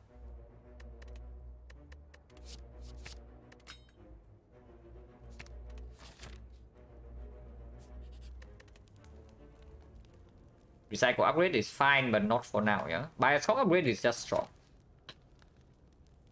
The Sword Focus very good. Coordinate upgrade is strong as well. Coordinate upgrade good, Recycle upgrade good, Bioscope upgrade good, Capacity upgrade not yet. With the I guess with the Frozen Eye upgrade, the upgrade gets more valuable, right? Yeah, with Frozen Eye, I also do like the draw upgrade. And raw output in the elite fights, we have enough with insect, and we still have one for with this potion.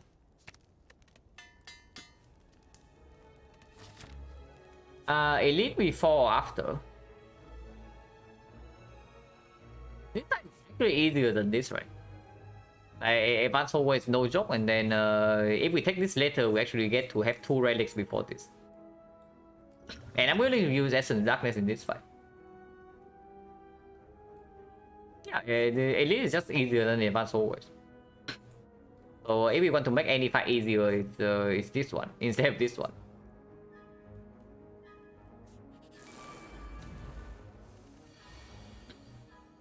Yeah, Thunder already playing.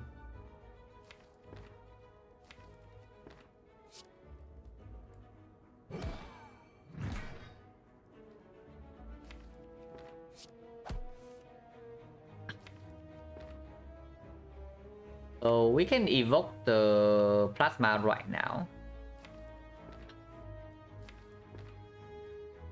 And also just do Bolt Lightning Reinforced Body and take 4. But then next one is complete trash, right? So I think we should just draw.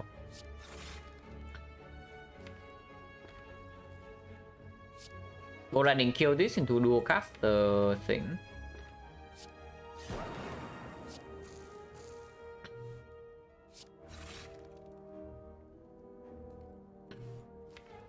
Reinforced Body only need to be 2 energy, yeah? So can play Melter.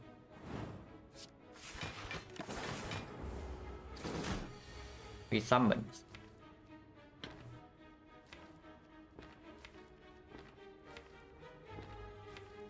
Tick for Bios Zap. And then we play Recycle on Strike. We play Capacitor, Bios Cock, Zap, Rip and Tear. Seems fine. Next turn is a little bit weird, but we can also just ignore her for one turn.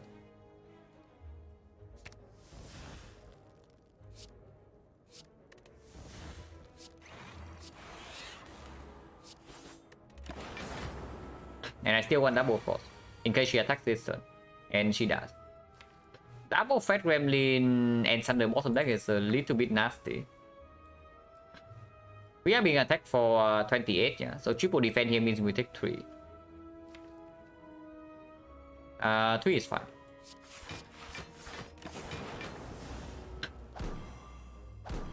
We are permanently debuffed, but we don't care too much. Focus is running out though, so better win this fight soon.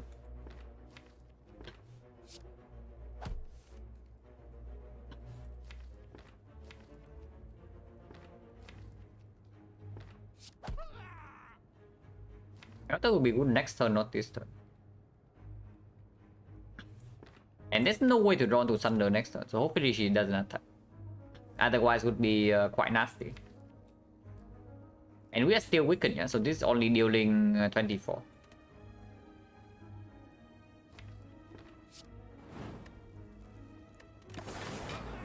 Never mind. She does attack. So that is fairly nasty. We don't actually want to redraw to this up.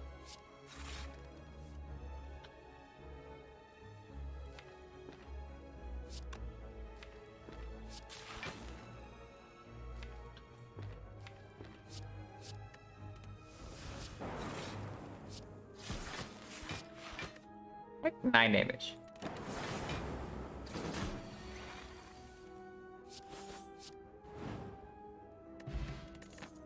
Ice cream. Okay, the value of recycle just went up by quite a lot, I have to say.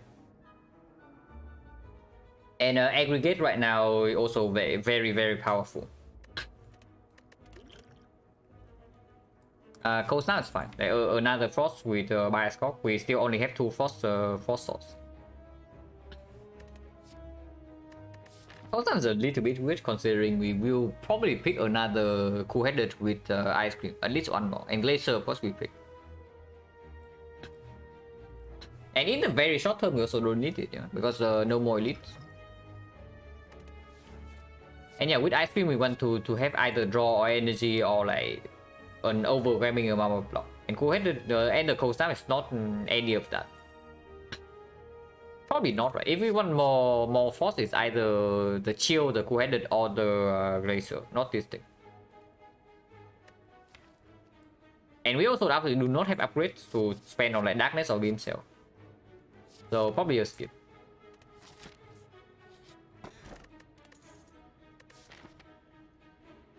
The shop is right here.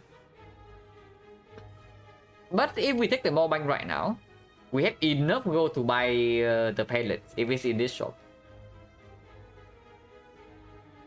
Is that okay? Then this is where the boot freaking comes back, yeah. Because otherwise we would always take more bank here, because we key boot the next one.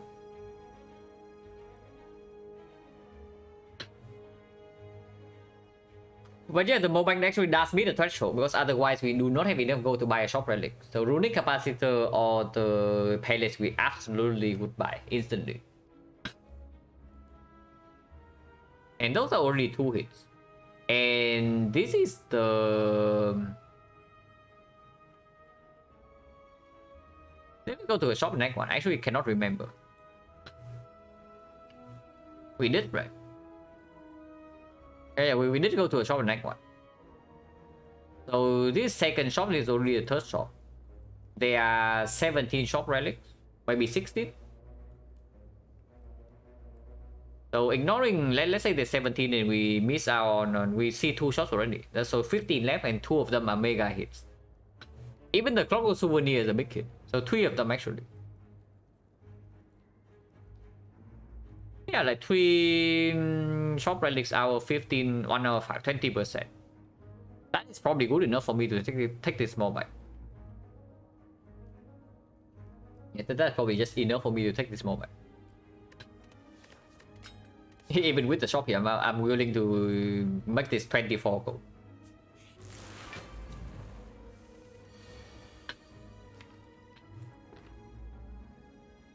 This fight is fairly annoying. But we can draw into the 6. And I think I want to draw 2, yeah? We draw into the 6 and then we do recycle on either Thunder or Reinforced Body. If we stick for the Reinforced Body, and then we continue. If we recycle Reinforced Body, then of course the line is compound to think. But recycle Reinforced Body is only +2. Hello, Byron. Yeah, we just died to the north. Okay, not to the north, but mostly to the north before this. It was a pity curse run. I wonder if the choices are wrong though, because it was all really close. We did not see any damage cut in the first few floors, except like 1 rebound and 1 streamline. But the streamline was on floor 1 and then rebound on floor 4. And we transformed defense into creative AI. But I had a focus potion with chill, so I ran into the anyway. But we got knob and we also got a very bad draw order. But we still survived the fight. But immediately after we died to Welling Gang by 1 HP. Otherwise we take 1 elite deck 1. But yeah, like I'm really curious, like whether my choices were wrong or not. Probably have to rewatch that thing later and then think it through again. But yeah, right here, what are we doing? If I have energy, what am I doing with my energy?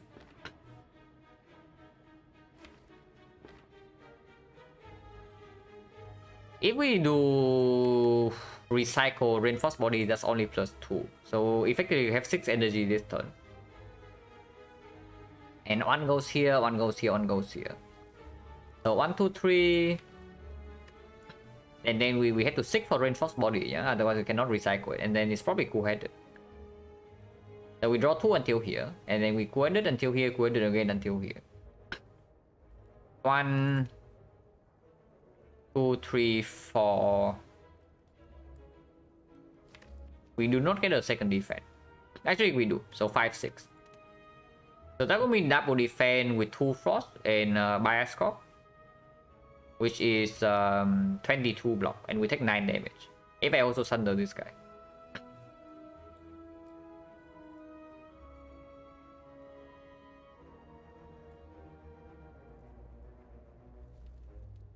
Actually, we get more energy than that because double coordinate also means that we get to evoke plasma.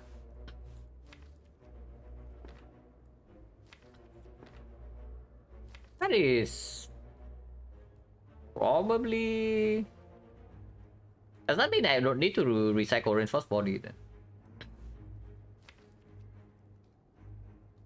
Not really, right? And with the shop right here, we can also just preserve potion and do some HP. It's fine.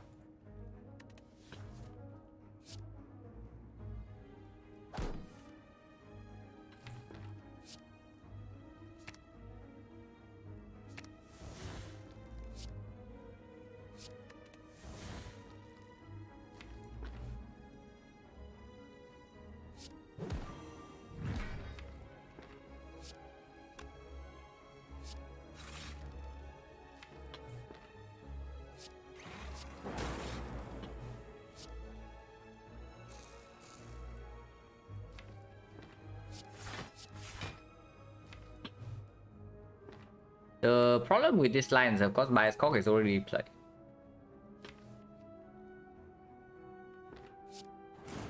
I don't think it's actually worth energy, but maybe I'm wrong. Because next turn we are floating energy. Actually, we use 3 and then the turn after we don't use that much.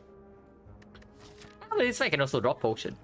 And then we are going to lose more HP here. It's not like after taking this hit, the fight is over.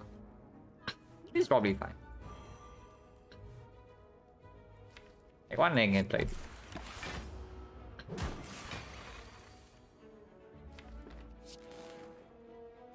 Boot. This one we don't need to play.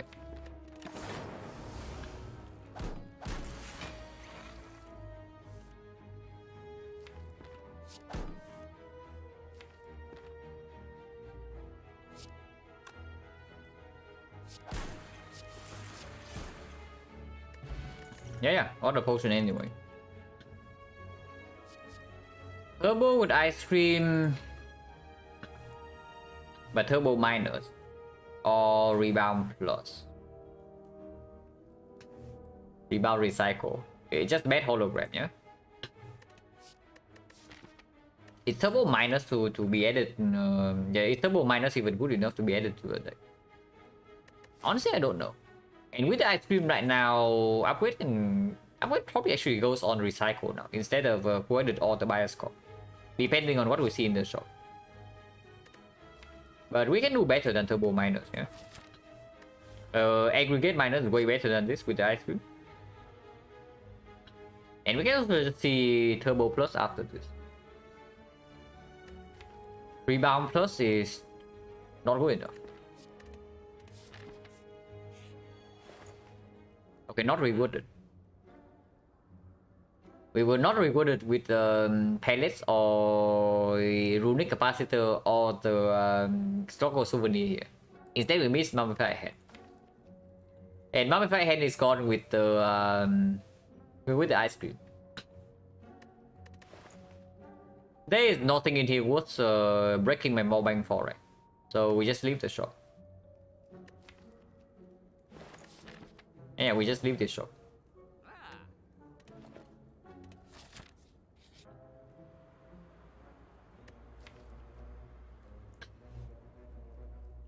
This time we don't have an echo form. This time we actually don't have an echo form. And we are currently almost full HP.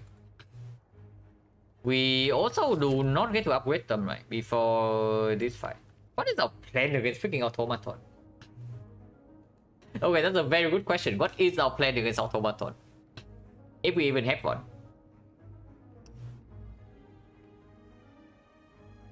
I can see capacitor into potion of darkness. Yeah, Apparition doesn't even help us in the automaton fight, right? Vision probably slow us down. And we cannot be slowed down because we really need this capacitor to line up with the SM Darkness. With the Bioscope. And we try to kill minions with Thunder and some sort of Ice Cream. Yeah, Vision for defect is not nearly as strong as for Silent. For sure. It's not as bad as on Ironclad without feet or barricade, but it's also not very good without echo form or some heavy setup that wins afterwards yet. And right now our setup doesn't get us the win.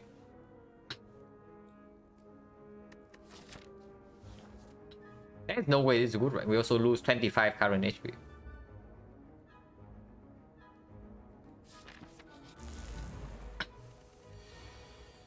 Doesn't count this.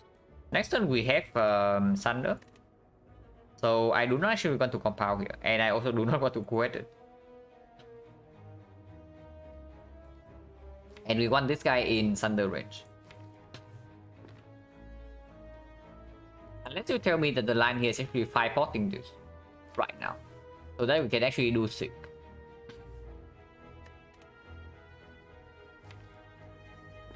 Like we compound here. We compound draw 2 into 6 for again recycle reinforced body. We get 2 more energy. And then we have 5 energy. It means that afterwards we can actually do this is 8 already, yeah, and this is 33. So that's 41, and so we can just do Melter into Thunder. And then that actually works. So we don't need to 5-pot yet. Energy wise, we lose 1 here, so we go to 3. We go back to 5 after doing this play. Oh, no. We go to 2 and we go to 4. But this actually gains 1 energy then. That sucks.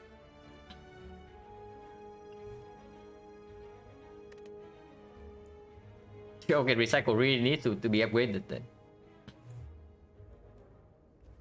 So compile to 3 energy, stick until these 2 go to 2 energy, go to 4 energy. We play Melter, we play Thunder, we go back to 3 energy. And then we can do Bioscope, coordinate, zap. Coordinate draw until here, the other coordinate draw until here. Play the zap and end turn. And the turn afterwards we draw these 5. That is not a very good turn.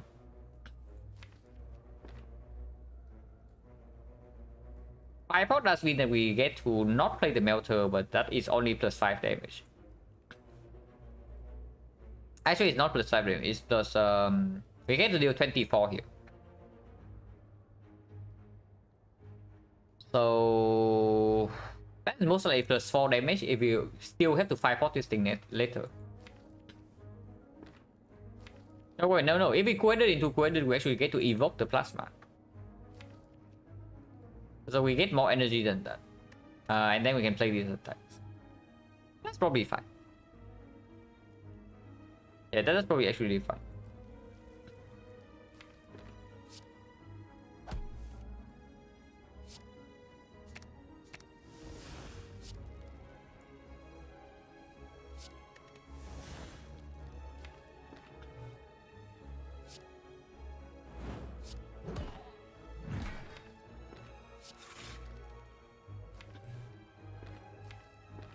So if we want more energy, we can coordinate first into dual cast instead of the zap, but that does lose 4 damage. We gain energy but lose damage, but energy doesn't actually matter from here, right? Because our next turn is like this. We don't even spend energy next turn, and the turn afterwards is like this. They're exactly the same, and we get days as well. I play this first. For damage, and then we can still play Zaki to gain 2 energy.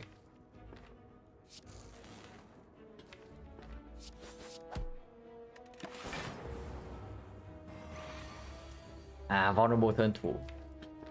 That is ugly, but I do not defend here. I want to draw real cards next turn. I'm gonna get 2 anyway.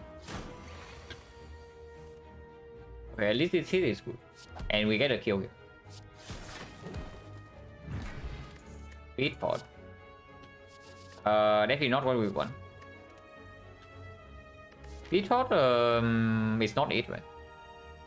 Honestly, our plan against automaton is just Thunder 5 pod to kill the minions. And then hopefully that Essence Darkness kills the automaton before we die. That's basically the plan. So this definitely doesn't help. We need to kill the minions quickly. Echo. And the next turn would be nice.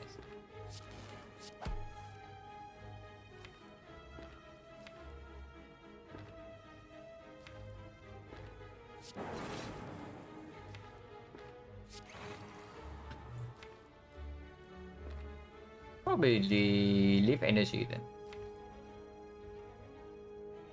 Now we have 4 next turn already, yeah? And we do this, we get another 2.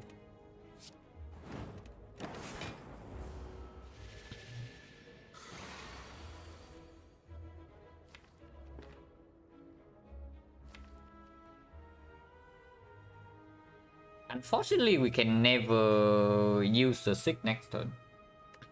But this only draws 1.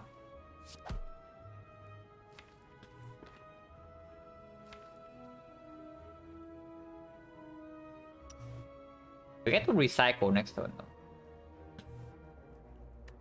I want to do a cast on Frost if possible. And that means that we quitted right now. And play this, no matter what it costs.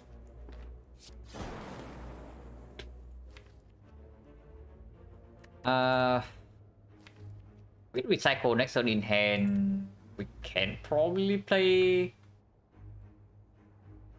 16 damage here for 2 energy.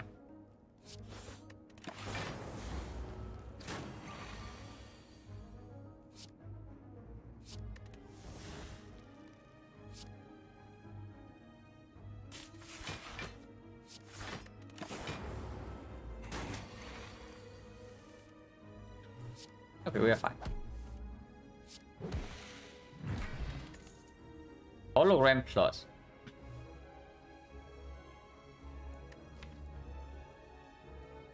Hologram plus we recycle.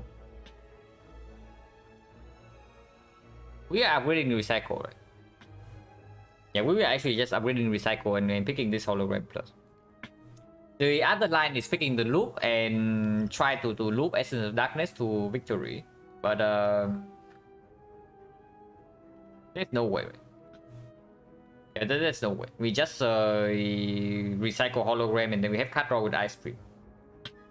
And Reinforced Body can actually block Hyper Beam in that case if we keep gaining energy from this recycle.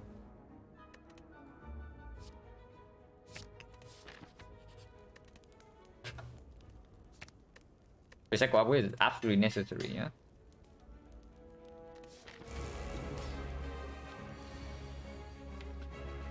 Unfortunately, we draw Thunder turn 1. Thunder turn 1 means that killing minions quickly into Essence of Darkness doesn't really happen.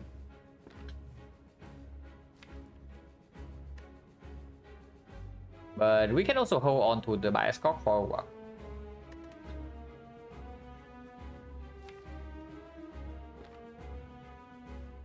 When it here, recycle the strike or the defense. Play compound draw 3, play with draw 1. Sick can stay in the deck, but we can also just Sick for hologram and Ascender's Bane. And we hologram the recycle and speed it up immediately. Otherwise, you can save, we can wait for the hologram to hit the thunder afterwards. And we use that to kill one minion with fire potion. That works too. What do we want to accomplish this turn? Recycling once is good enough. Right? We can seek for capacitor instead. I think this fight we absolutely want the off slot.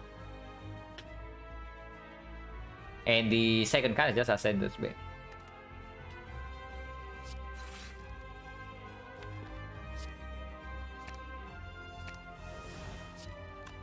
Recycling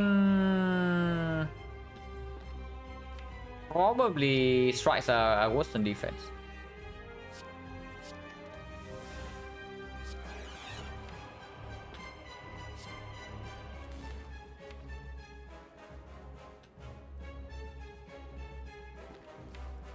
Draw 3 right now and get the Frost in play. Draw until here, and then next turn we have like dual cast. Next turn we draw until here, yeah. And then we can do hologram firepot thunder on a minion. And then after we draw into this. That's fine.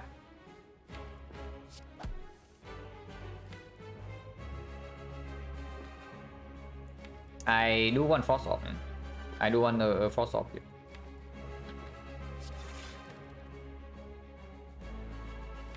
Attacking right now does allow us to do dual cast on plasma next turn to get energy.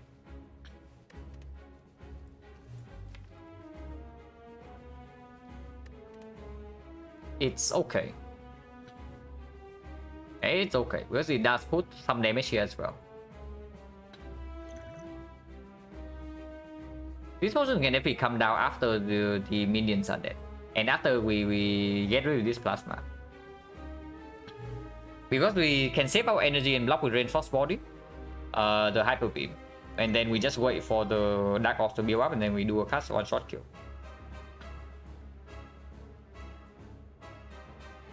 It's actually probably fine to get rid of plasma nectar.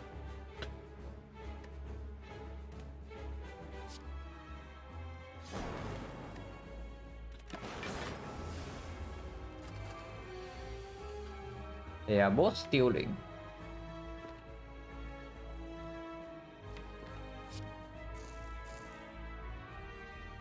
This guy has more HP, so we do that.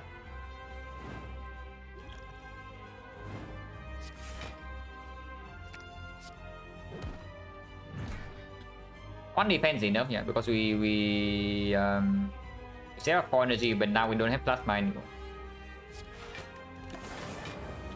I think I might steal reinforced body, which is actually okay for us.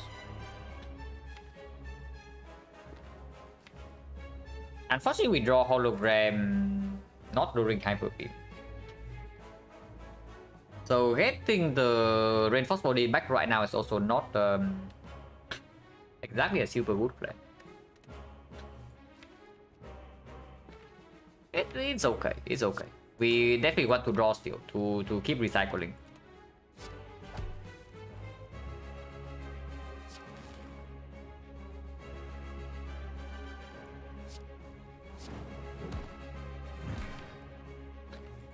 Damage here is probably okay too.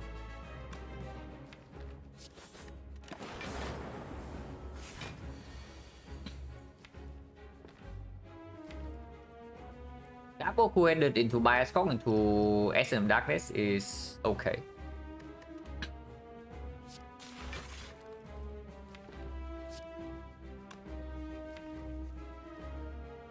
I will do Essence of Darkness into cool-headed to get one frost with Bioscope, but I don't actually want to do that. Yeah. Actually, why not, right? But for Dark Evoke should be more than enough to kill this with the Bioscope. But that's probably better to Essence right now, if that is already enough block. It's 15, 15, and then with this is 6, so 21. We are taking 3 at the moment. But we also block for 5 more with recycle into hologram to recycle again.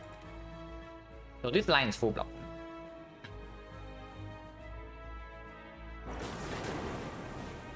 I want to lose a little bit damage from lightning evoke, but it does give us one force off to survive hyper beam for sure. And then reinforced body always block one turn.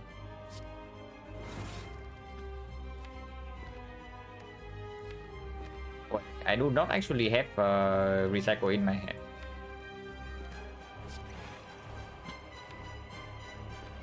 I guess that's fine.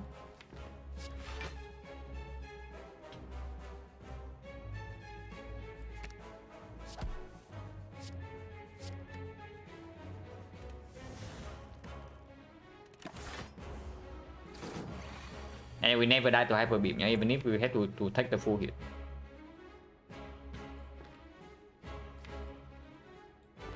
Compound into hologram to compound until here, and next turn we have recycle reinforced body.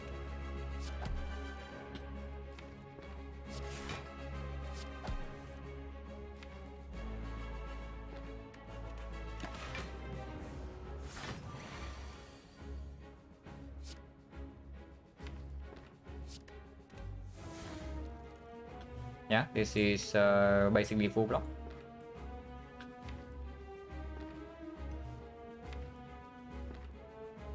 And coordinate right now is like 4 block only. It's not good, right?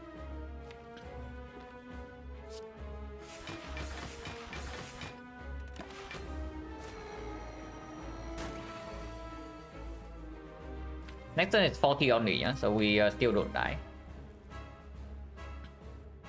The damage from Dark Orb is going to stop to go up soon though, because our focus also going down.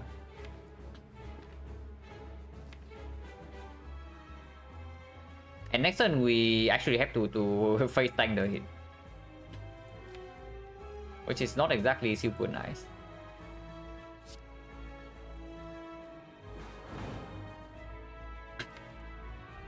If I cool-handed right now, we do get to do recycle, hologram recycle.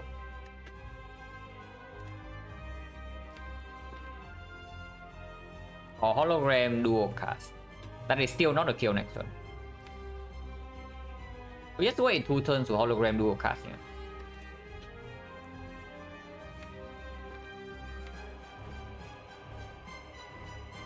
So Zap over cool-handed, because cool-handed is only 1 block next turn.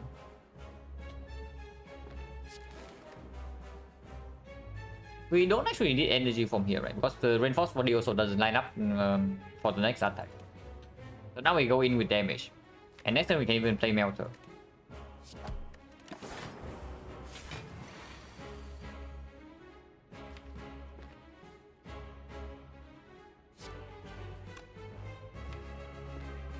I don't know whether we recycle Rip and Tail or not. It's 16 damage.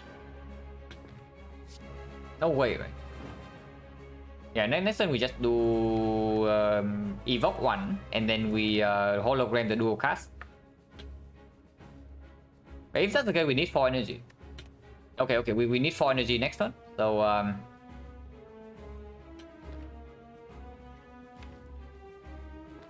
okay, that means we recycle Rip and Tear and play double defense. 5 energy is good too. We can do the evoke twice. Hologram the dual cast and then we kill this.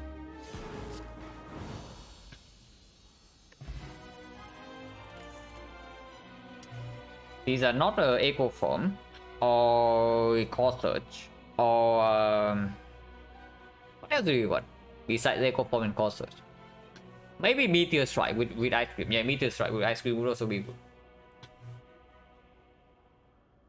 But these are pretty garbage. I mean, reboot with Frozen Eye is okay. Not that good, but acceptable. Rainbow is definitely not what we need, and buffer wants an upgrade, which right now we have more important things to do. Like upgrade the reinforced body with ice cream, upgrade the cool-headed for more card draw, upgrade the bias cock for 1 focus, upgrade this for 1 slot. So it's just reboot or skip, yeah, and I think reboot is okay. Rainbow not good upgrade. We don't have permanent focus right now. So right now what we are doing is trying to play into ice cream recycle. The rainbow, if we do not have permanent focus, doesn't have staying power. Unless you get loop for the dark orb, but right now we also don't have that. And rainbow also makes the plasma here goes away faster, and that's not even what we want with the ice cream. Yeah, this is just reboot.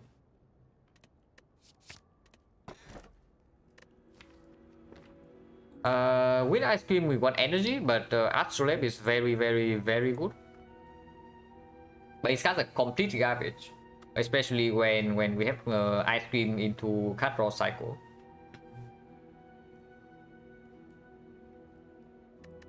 And yeah, it's not like these are free energy either. This thing doesn't give us doesn't even give us energy in whole wave fight, which can be also problematic. And Philostone at the moment we are getting super mega rack in neck for with the Philostone. And Philostone, even if we want to lean towards some fast deck cycle, yeah, Philostone does make blocking the first cycle of the hard fight a lot more difficult. And that is the most dangerous type if we heavily lean towards recycle hologram.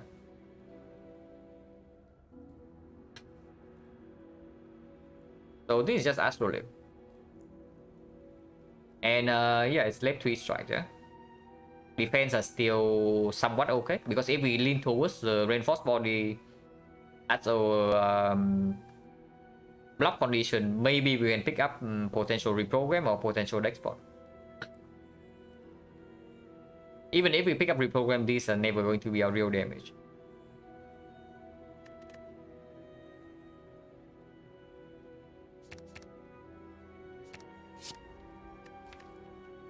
That is decent. By decent, I mean probably very good. Not good, not so good that we have a wonder run, but it's definitely a very, very good level. This is exceptional, and this is also exceptional. Thunder is a little bit of a miss, but we can also just recycle the second Thunder for 3 burst energy. And that's completely fine.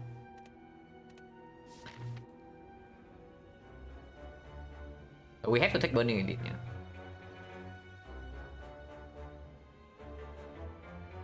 We cannot double shot because of the Burning Elite position. Yeah, Burning Elite being here means I actually cannot go to this shop. And that's fairly annoying because I actually want to actually double shop, but we only get to shop here.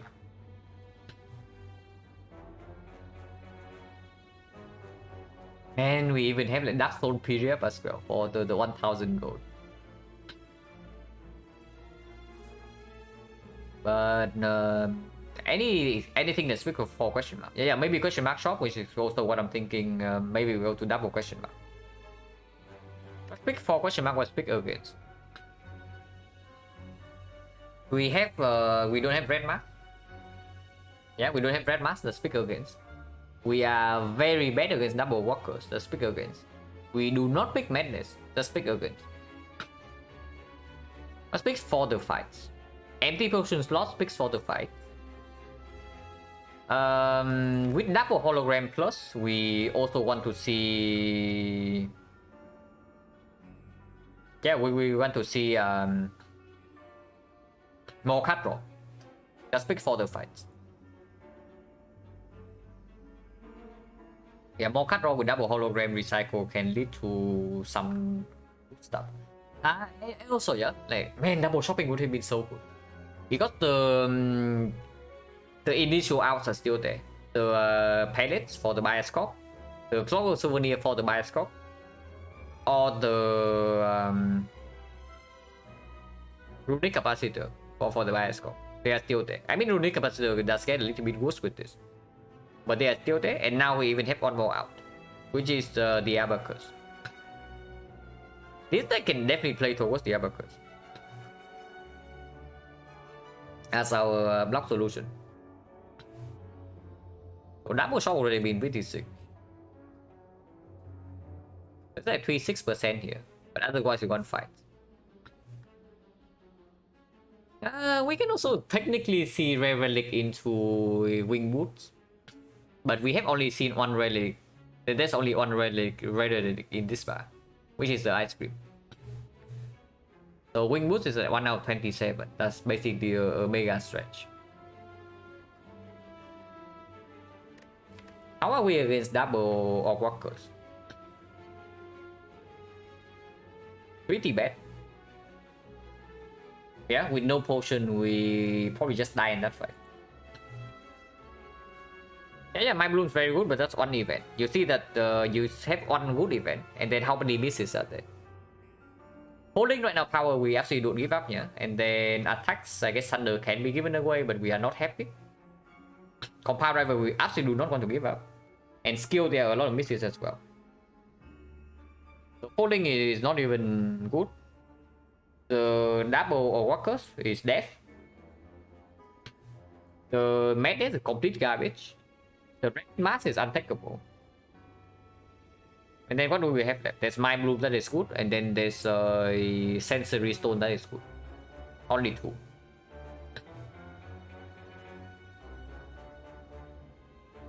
So I don't see it.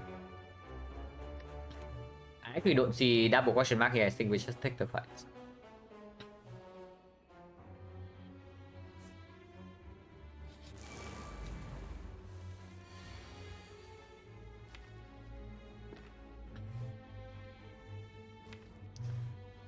And even in a fight like this, yeah.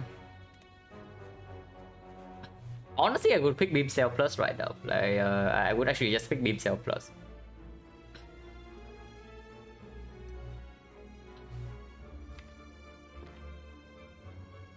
Equilibrium, Compound Driver, Zap. It's a line, and we have 5 energy next turn, drawing into these 5. And Orb is here, so we get to do coordinate to dual cast the Plasma. But we still don't have an actual AoE source. I can buy a score. Buy a score comes down immediately.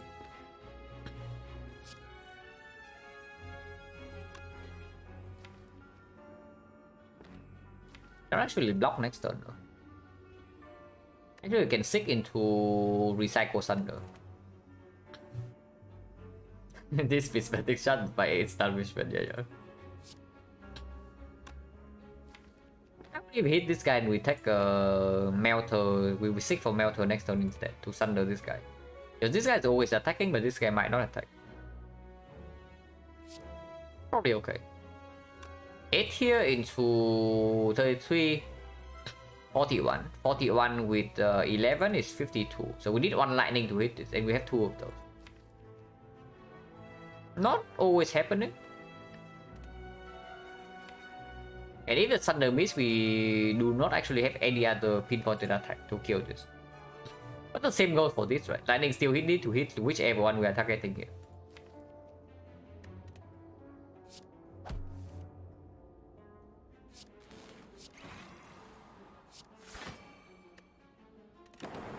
Yeah, this hits this.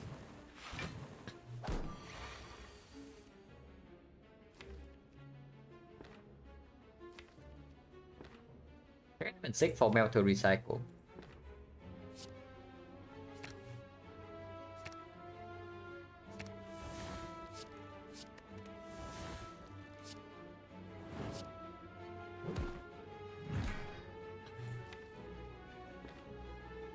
And here we can do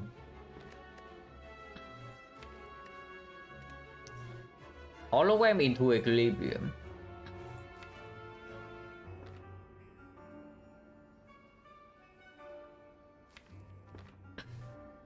Is okay.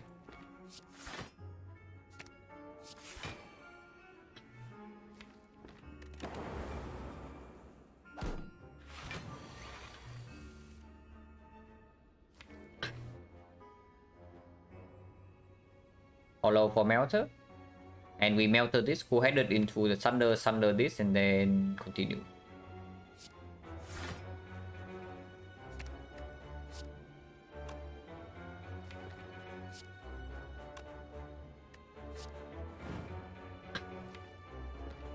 Coordinate Plus is just better to play, yeah. And we dual cast this Plasma to get energy for Thunder. Into Thunder.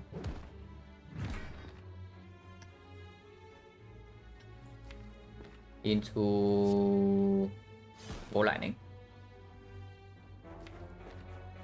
Coordinate can be played as well. Rip and Tear Reboot does allow us to get lethal, but Reboot right now into any Thunder would kill. There's not a Thunder here.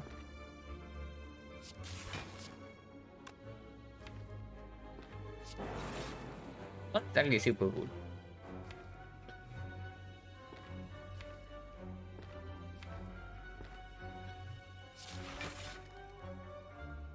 But this kills. Scheme Plus. They just say that we need card draw. Scheme Plus probably fairly good. We still need to figure out how to block at some point, yeah. But the package is like taking shape.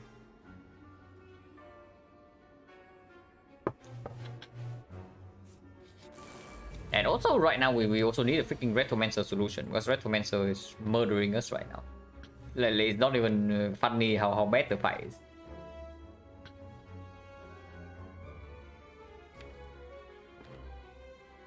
Maybe Focus Potion can do something in that fight. With the Preserve Insect. But right now we are getting completely wrecked by Retroman, so it's not even close.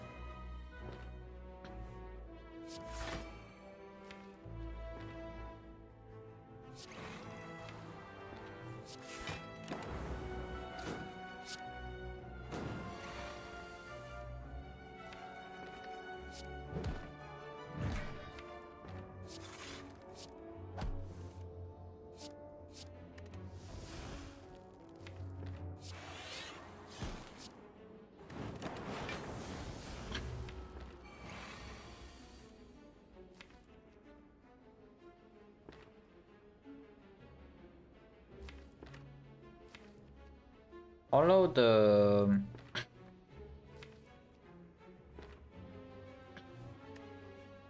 recycle equi.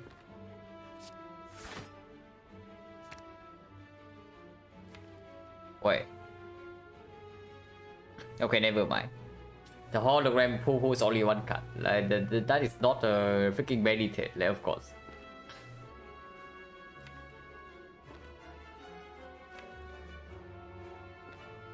I can do this thing. And now we can do the thing.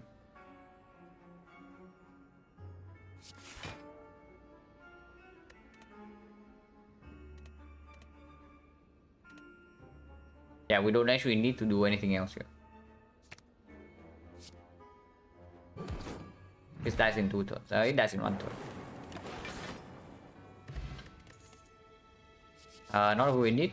We don't get nearly enough frost to do blizzard, and it's blizzard minus. Stack when our goal is trying to recycle down also doesn't work. And of course, bullseye unupgraded this spot is not good enough. We don't actually have a dark orb, nor electro. One question mark is okay. Yeah, sensory stone. So of course we take this.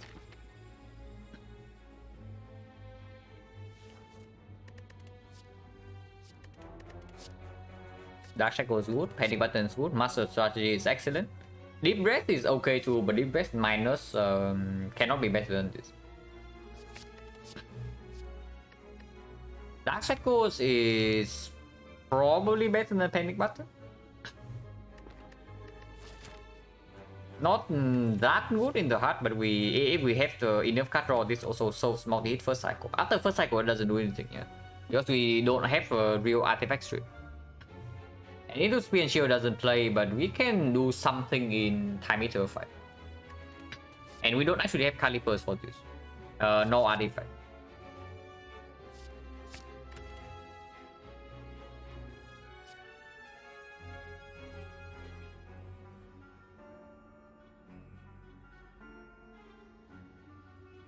Discovery. Discovery. Do we have an upgrade? We have to go to Burning Elite, yeah? So it's... From here we can evaluate whether taking 2 elites is good or not. And then 1 fire, 2 fires. And with Multi-Kit we probably don't need to rest unless some elite fights go really wrong. If that's the case, we get 2 upgrades. I can definitely see discovery into hollow discovery as our eventual scaling. 400 upgrade is less necessary now that we have Skim Plus and Fat Load Draw for Master Strategy to support the first few recycles. Bioscore upgrade is okay, but without artifact it's not that necessary. The same goes for this. So yeah, it is fine to pick up. And if we do not find anything else, we can upgrade this. Have to go left here.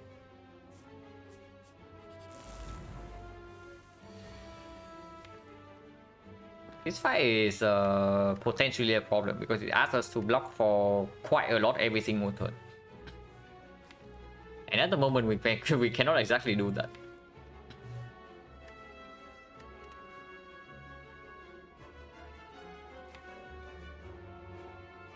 If we do Bioscope Equi here. Yeah, this guy is actually a real problem. Like very big because our single target damage on chunky targets doesn't exactly amount to much. Yeah, you saw how much we actually needed to do to kill the automaton. And our damage actually has not improved. And we need to block for something like 30 every turn, which at the moment is fairly difficult.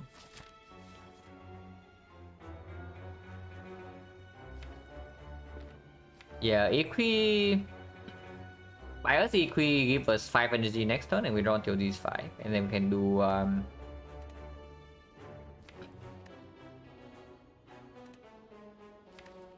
Recycle and Sick are both like very far now. And this go ahead. If we do not play Equilibrium, next turn we just do... We just have these cards there, and we do Zap into the Scheme, into the Master Strategy, and we draw into the Sick. We can Sick for Recycle Coordinate or Thunder or Discovery, and then we get energy, we hologram back the Reinforced Body. We play Reinforced Body full block, and then we recycle this Thunder. Yeah, I know. We can get to 6, but that does mean I do not play Equilibrium this turn. But that's fine, right? We don't actually need to do that.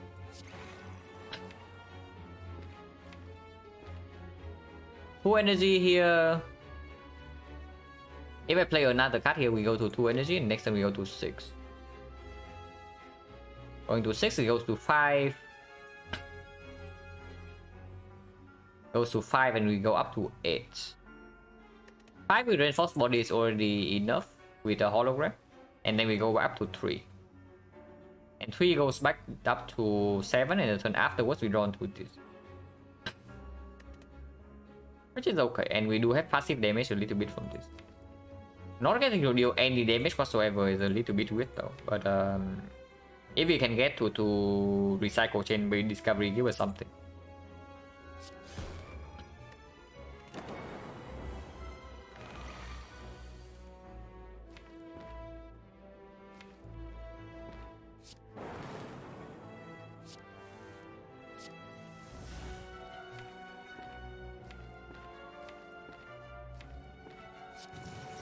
Need to roll for 28. Yeah.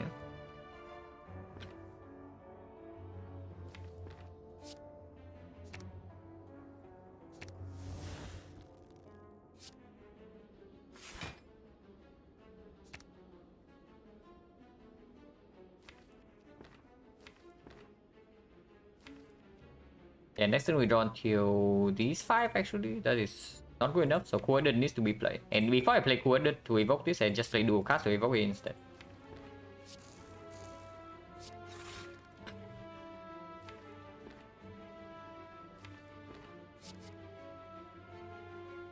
Hyper Beam is worthless. Blizzard also worthless. Vision is kind of okay, but also pretty weird. Vision's kind of okay.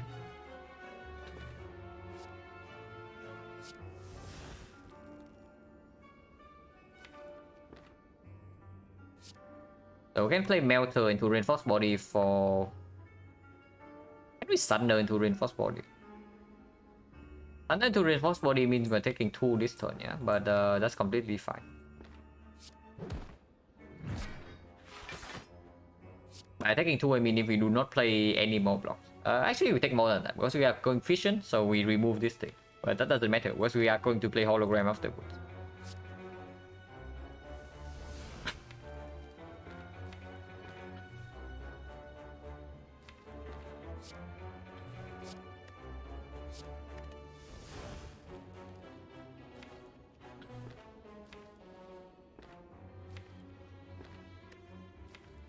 Yeah, hologram the... And holo the recycle.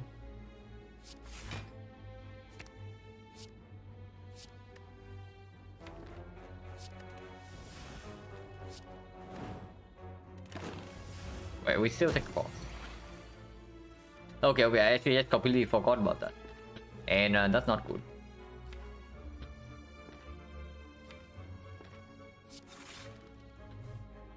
Dual cast is block for something and then reboot.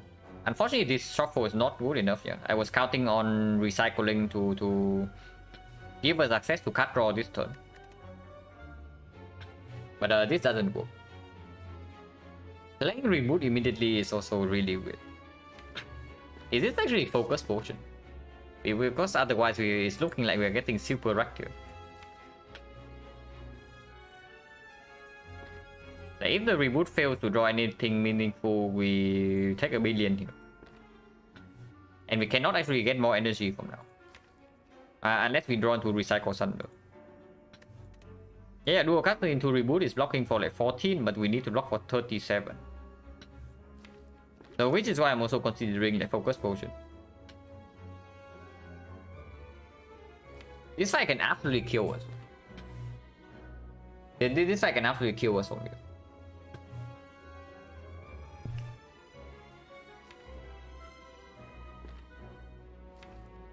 Yeah, give me 2 more turns.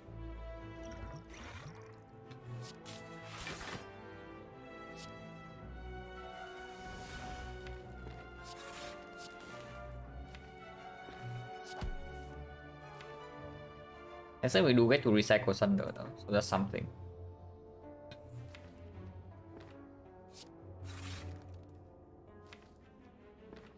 And we actually need to deal damage. So currently blocking on 30, we need 37. If we do hologram into the zap, we have 4 block. And then we get 2 lightning off to deal damage. But next turn, we don't actually have block in that case. Next turn, we are only going to have 21 block, and that's not nearly enough. That probably tells me I should actually keep the 2 force orbs.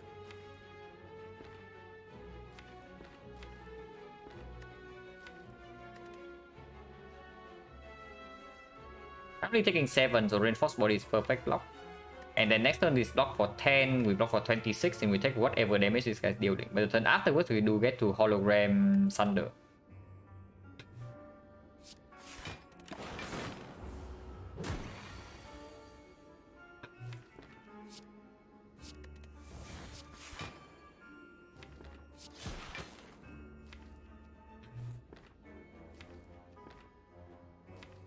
We don't actually get to hologram Thunder. We are retaining our hand though. So we can actually recycle those Thunder again. Next turn. That actually be much better. Because we cannot play Thunder twice yet. So we play Thunder here, it goes to 45, and then next turn this thing goes to 10, so 25. 25, we are lacking 7 damage. And we still don't have enough energy.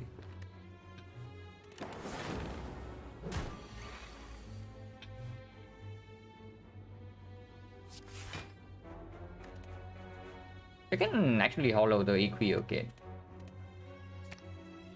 Let's do that actually. And block for 1 more turn.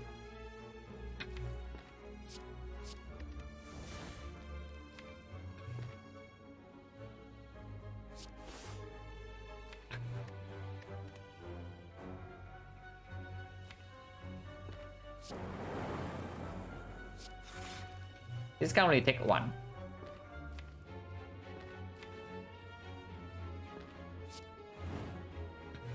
Need to deal 26. Compound hologram rip and tear is exactly 26. So we can defend here. And 3 energy next turn is enough to kill.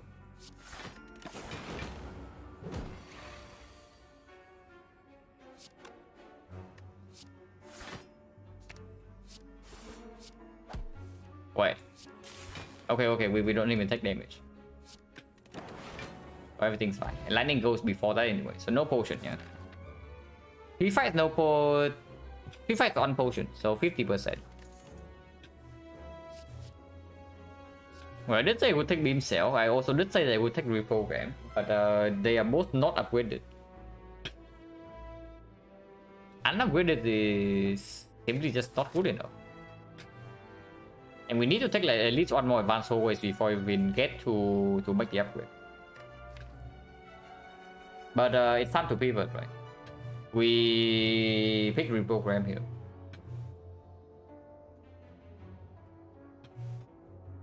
Yeah, we definitely pick a reprogram here and lean towards ice cream reinforced body. Which probably says that I actually avoid this elite, yeah. I go here and make the upgrade immediately because the reprogram upgrade does matter quite a lot. And then we take this elite into this elite.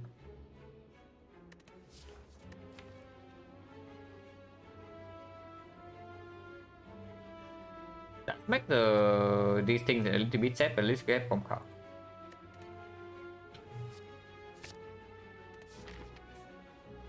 I was like waiting to scale with focus from here doesn't lead anyway.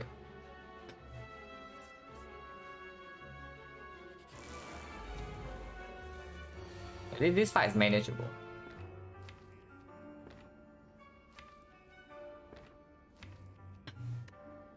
Tick for recycle thunder.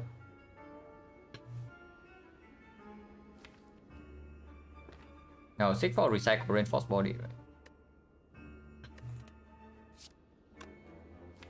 You can just play this, so we can seek for recycle and something else.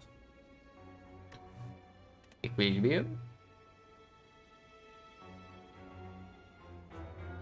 No, seeking for recycle reinforced body does give me 2 more energy.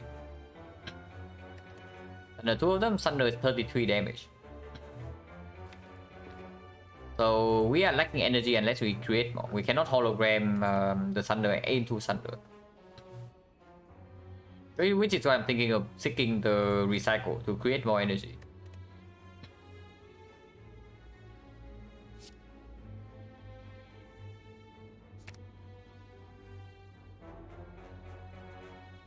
It actually is useful, but we don't actually need this.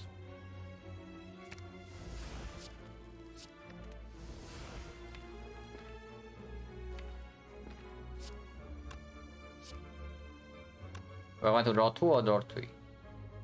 If I only draw 2 right here and I do not draw next turn, we have another hologram for something. Honestly, it's whatever, right? Because the lightning will eventually kill this.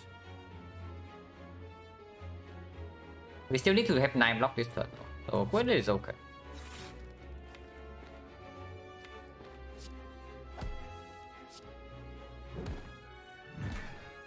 And yeah, right here we also need to put a little bit more damage here as well, before we can even sunder this guy.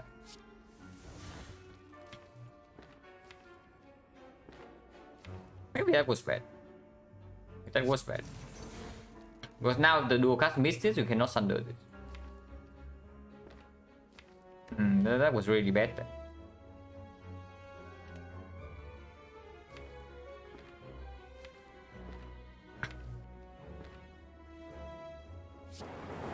Okay, punish.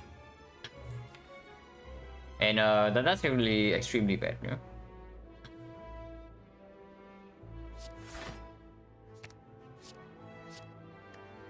You never played this.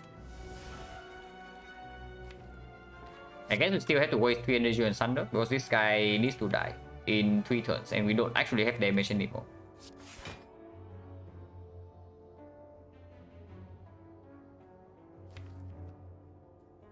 Unless Compound Driver is good enough. Compound Driver does mean that we get to do Compound Melter Bow Lightning.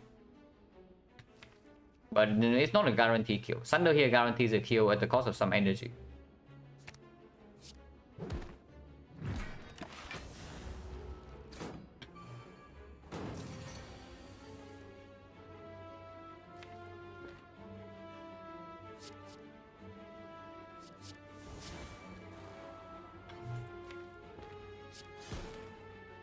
Unfortunately, we cannot save this buffer, but before we try to kill this with reprogram, I want to get them in like thunder range. So I want the lightning damage and I also want the force block.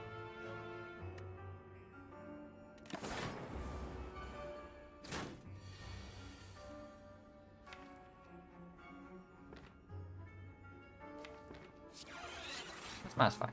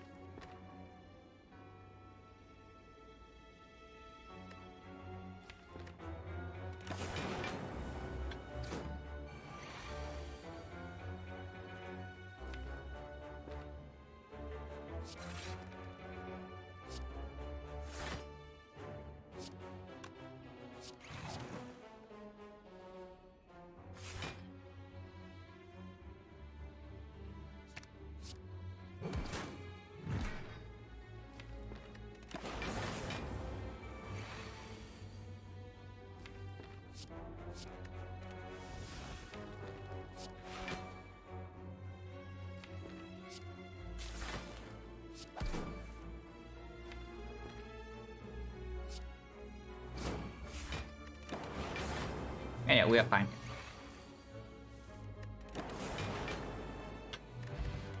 2 points, okay. None of these, yeah.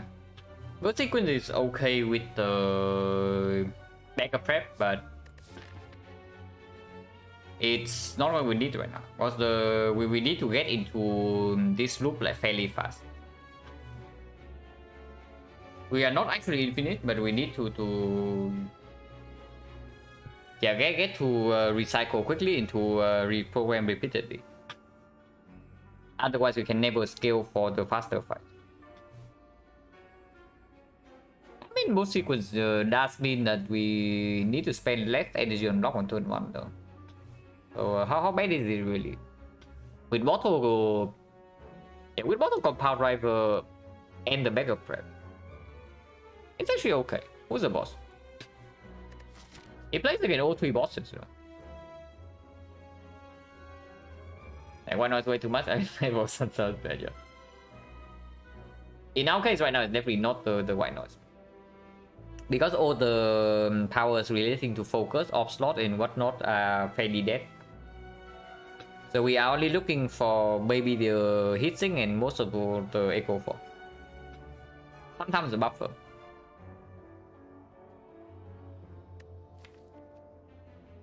Whole sequence is okay. Yeah, it is good against all 3 bosses, and even if we don't play it on turn 1, we can still do hologram into it later, and it does scale with reprogram as well. Good at ice cream. It's okay. These days do the ice cream as well, yeah.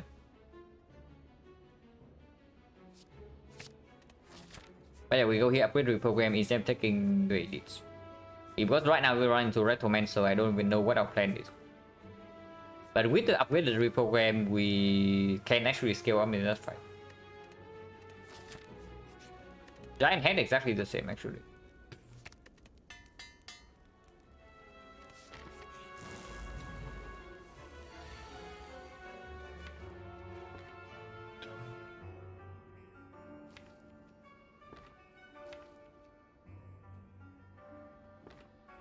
Oh, sick for the reprogram hologram, yeah.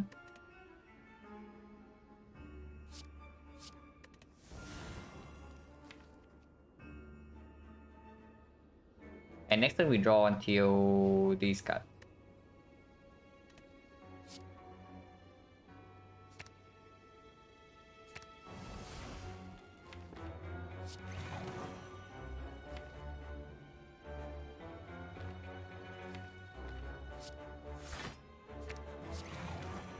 Would have gotten back the recycle? Maybe we should have. Let the plane space in the 10 times. But yeah, but in the meantime, we are also not dealing damage to the Retromancer, and we are also not blocking. So I don't know how viable that actually is.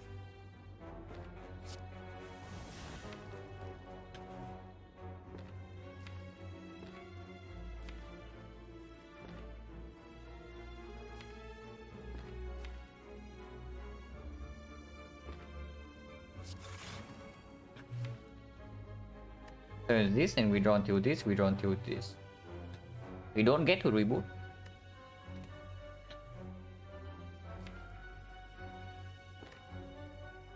That's probably fine.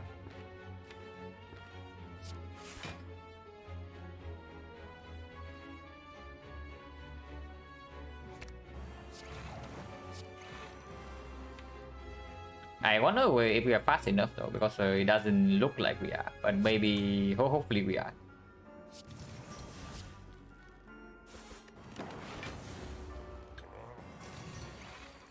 This turn we still don't need to actually block him. Yeah, here's the white noise for free, or creative AI, but AI is a dead card, right? Yeah, recycle on resource body is double energy. It was actually good with reprogram, so that's fine.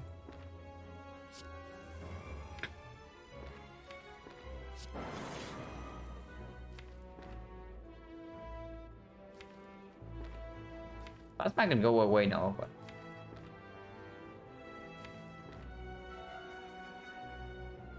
not really, right?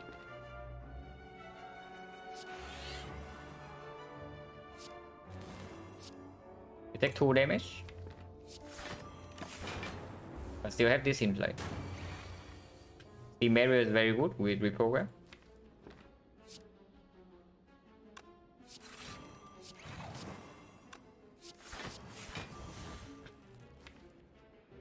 Next turn we do have block there. And this is still in play.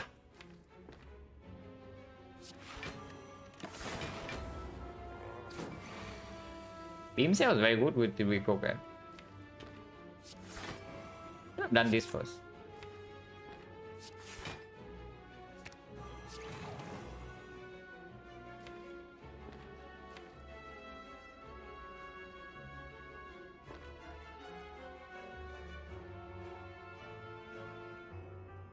Take 8 here or what? Give me a second.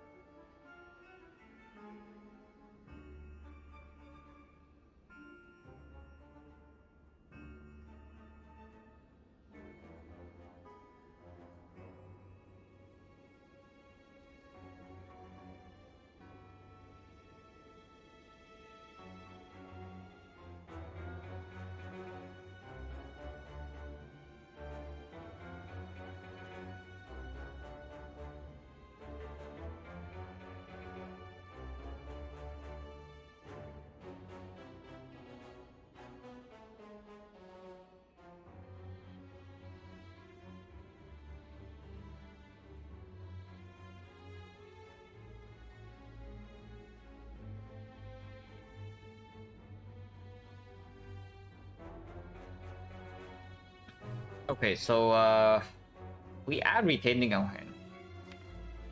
Taking 8 right here does mean I get a full block next turn with hollow reprogram into reinforced body. The turn afterwards we have this, so we are still okay. With compound drawing 3 into scheme drawing 4 into recycle some cards, and then we get to block. Playing coordinated right now is really bad, yeah. And losing energy. How much energy do we need to block next turn? We hologram right now with 10 dexterity, so this goes to 15. Next turn we need to block for 50 damage, yeah. 15 right here, we play the reprogram again, so that's 2 energy. And then this is 19. So we need 2 energy from here plus another 2, so we need 4 next turn. If we need 4 next turn, it means that we can spend 1 energy here and we are still fine. But I think I just want to play Beam Cell into Rip and Tear next turn for as our damage instead of this Melter. So we hold our hand and take it.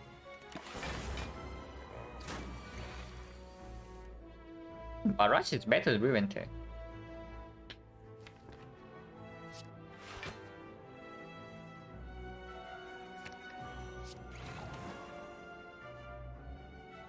Yeah, we need to block 2 times. So it's Beam Cell, Barrage, Reinforced Body. Unless you tell me it's actually time to do dual cast on this. Dual cast on this into Coordinate Draw 2, into Scheme Draw 4, into Recycle the Thunder, and then we continue. That's probably the line actually.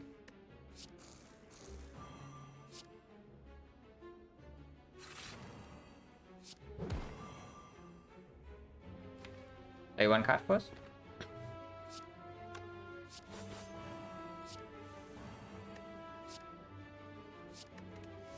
Yeah, we just kill this turn.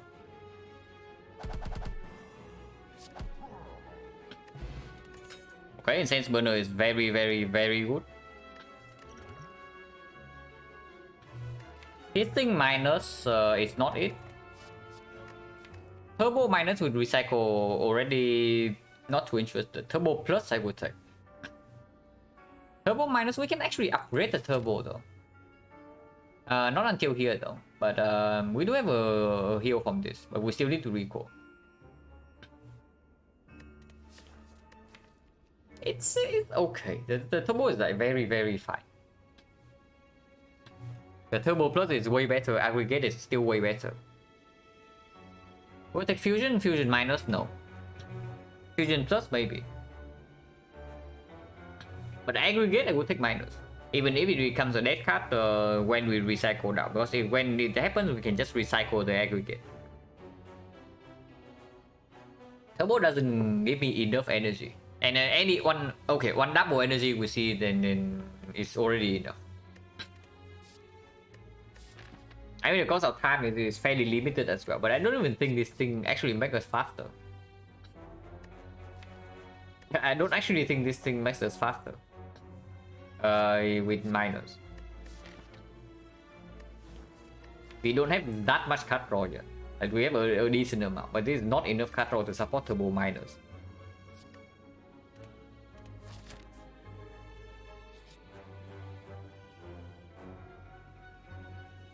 Oh, for one. On the recycle mainly, but recycle no sick we play on side. Can pull the zap, and zap is useless. Will boost sequence, but doesn't matter too much. Can pull dark shackles or reboot. So it's mostly for the recycle.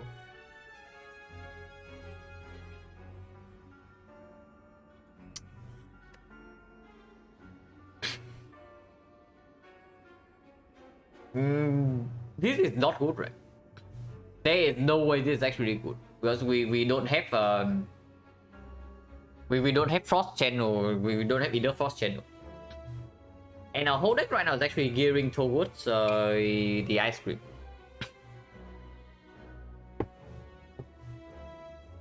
Yeah, the ice cream is recycle, and that does not work well with this. Because unupgraded, this thing also doesn't even perform. So we need to sing on upgrade on this, and then it slows us down. There is no way this is actually good. If we saw this before the reprogram into reprogram upgrade, then it's a different story. But now we no longer have the upgrade to spend on this crap. And yeah, there's no way. Capacitors minus as well.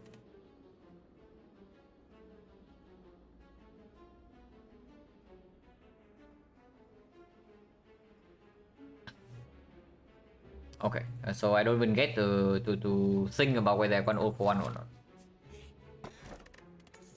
Man,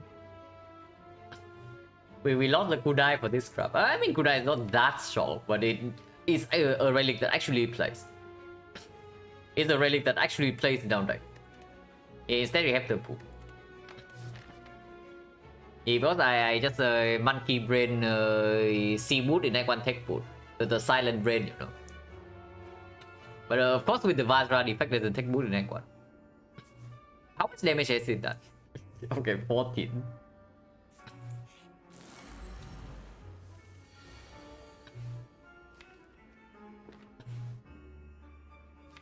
We can compound, hollow compound. And that's probably what we do. And yeah, like I just charged shot the boot, but here it is. It doesn't.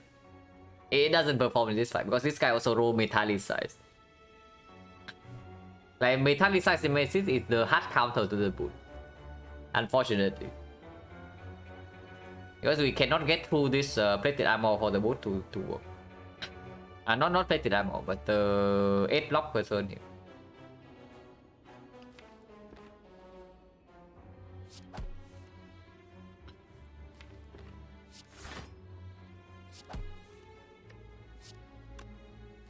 Tick for... The program is right here, yeah.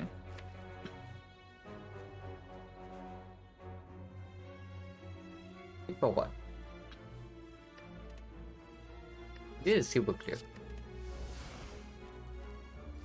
They call it hologram reprogram. This guy is burning on turn 1, so taking for recycle also doesn't work as well as usual. If we do not stick for one of these 5, though, this is our next turn. And that is a little bit ugly. I can actually see seeking for both the reprogram and the capacitor.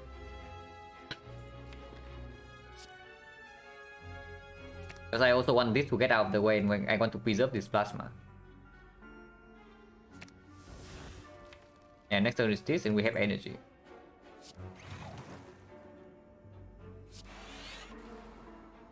As well can we play as well, just to exhaust it.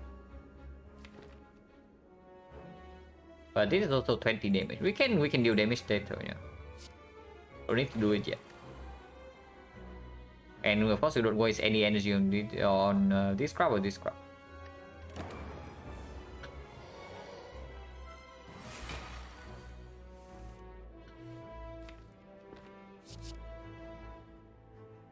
Reinforced body is very good. Multicast is basically double energy. But going to be useless like pretty soon. Reinforced body is okay.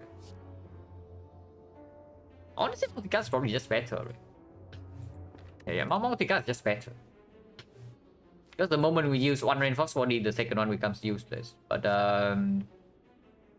this thing can actually give us a burst kill sometimes. Before we play reprogram too many times. That's not true. Reprogram is play immediately next turn. Or even this turn. It's actually just this turn. So it doesn't even play, yeah. Q doesn't play either. It's just reinforced body and leave it in our deck.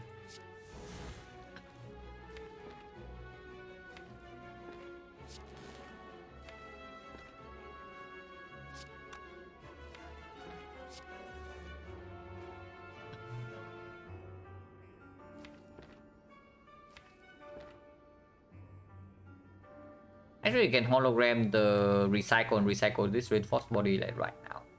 And we still have a second one to create 2 energy out of the way.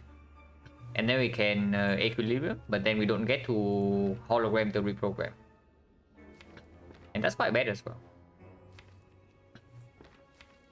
Yeah, that's also quite bad.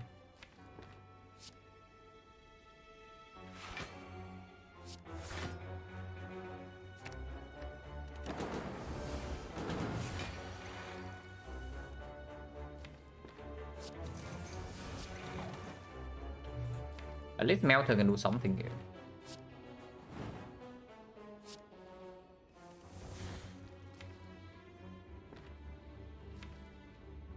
Next time we have this. So we can take 2 damage from burn here and we are fine. Then after we are not fine. But Master Strategy draws until here. Coheed draws until here. We recycle something. And the turn after is this and this is fine. The turn afterwards is this and this is also fine. We play for free, like just 1 damage. There's no need to skim immediately, yeah. Yeah, there's no need to skim immediately.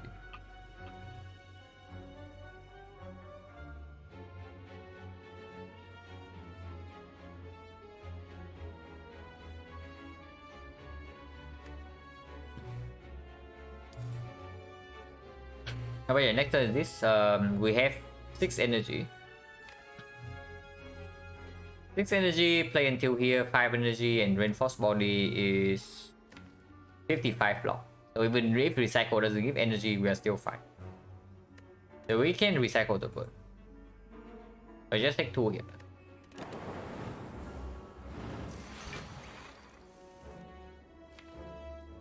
Wait. Melter actually counters this metallicize. The Melter actually hard counters this metallicize.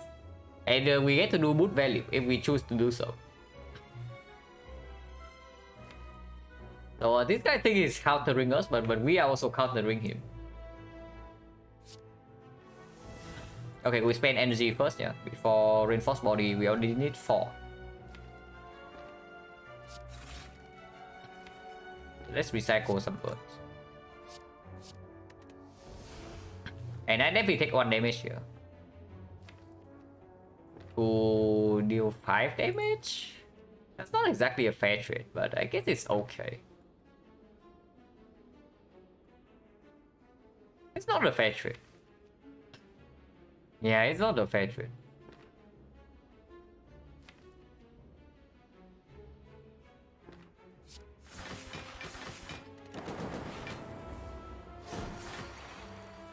cycles burn again.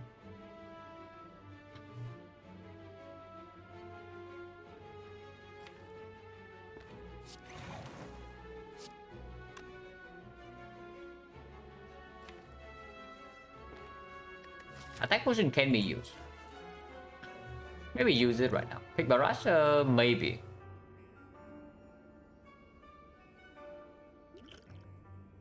I think we are intangible, so we don't actually need to block. Which means that equilibrium doesn't actually need to come down. And we can preserve 2 energy. Taking a barrage.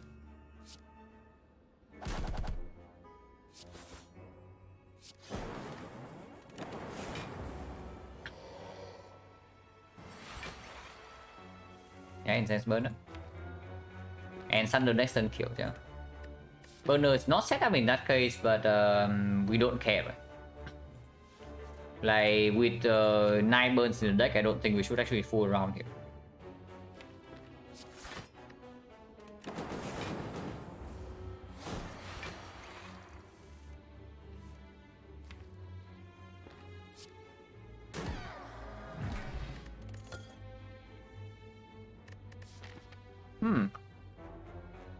Very interesting. So we are one the abacus away from having a late game solution.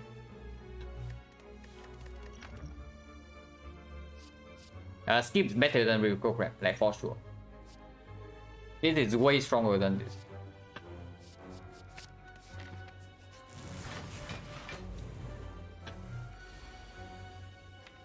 We do have Thunders in this fight, but I'm just scared of dying on turn 1, you know.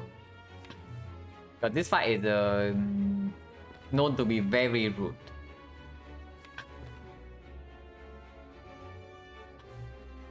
So, move sequence zap, master strategy, draw until here. Who had it? Draw until here. And then the compound driver can draw until here. And then we get to recycle the capacitor. Yeah, draw 3 here, draw 2 here, draw 3 here, and draw 4 until Thunder. So we actually get to Thunder turn 1.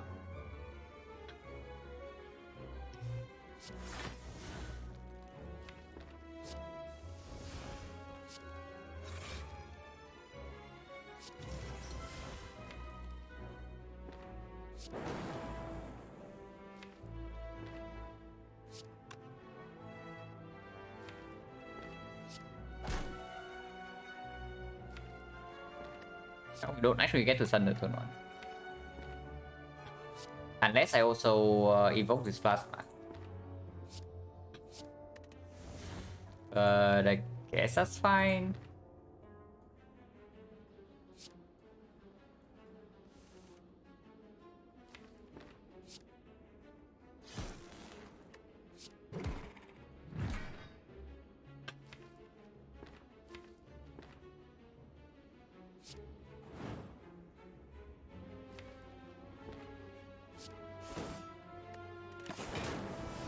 Yeah, because now we can Thunder this.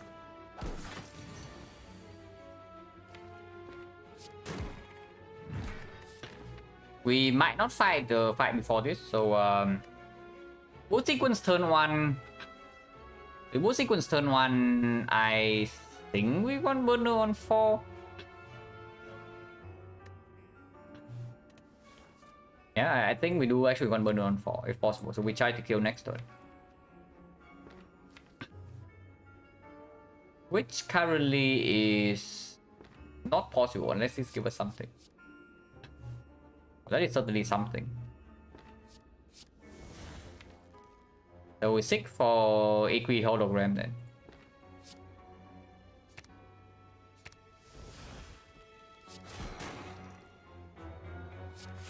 And next time we Thunder and kill. And we can even skim before that to get Sunday O2 prop.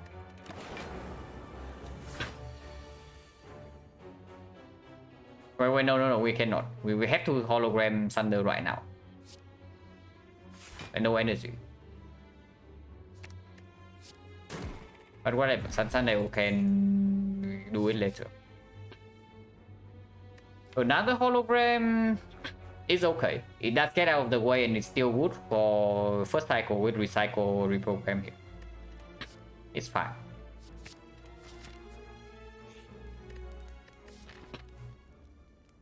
Recall first.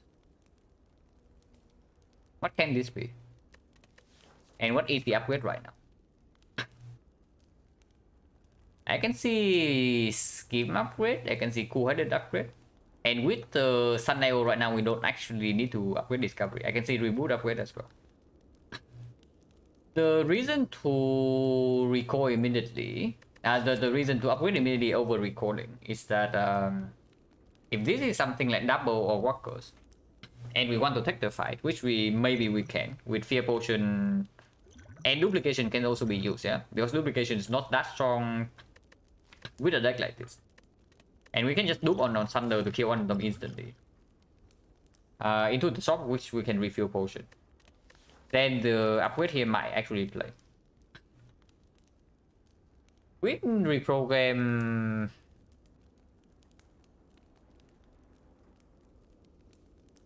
It's actually just a reboot upgrade. Unupgraded reboot is very difficult to play. Even with even when we see that we are kind of screwed with the Frozen Eye. And yeah, I also want to play reboot more often with the Sundial. Sometimes it's actually draw 6, gain 2 energy. Upgrading reboot does mean that we have to recall here. So if we see something worth upgrading in these nodes, it's not doable. So what would we upgrade over the reboot?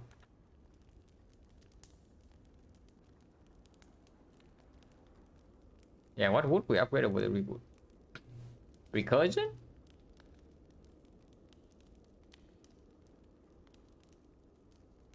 Not really, right?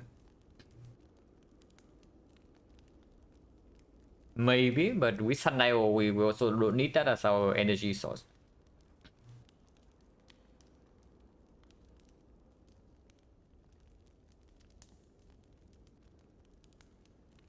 Yeah, when reboot can definitely play in double workers fight as well, if you happen to see that. The reason to rest here would be in case of my bloom into upgrade or like right here. That's the reason to rest here. Would we take upgrade? It's not even that much stronger than what we already have. So probably no. It's like 3 dexterity on this and 2 dexterity on this, but other upgrades do not matter that much. This upgrade is decent, this upgrade is good. And this upgrade is convenient to have, but not that strong. This upgrade actually is not that good if our plan is to abuse the Sundial.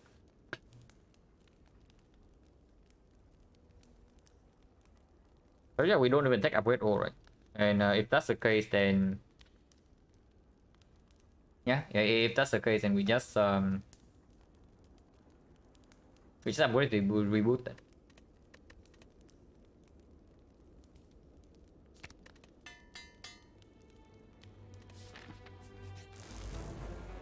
Okay, whatever.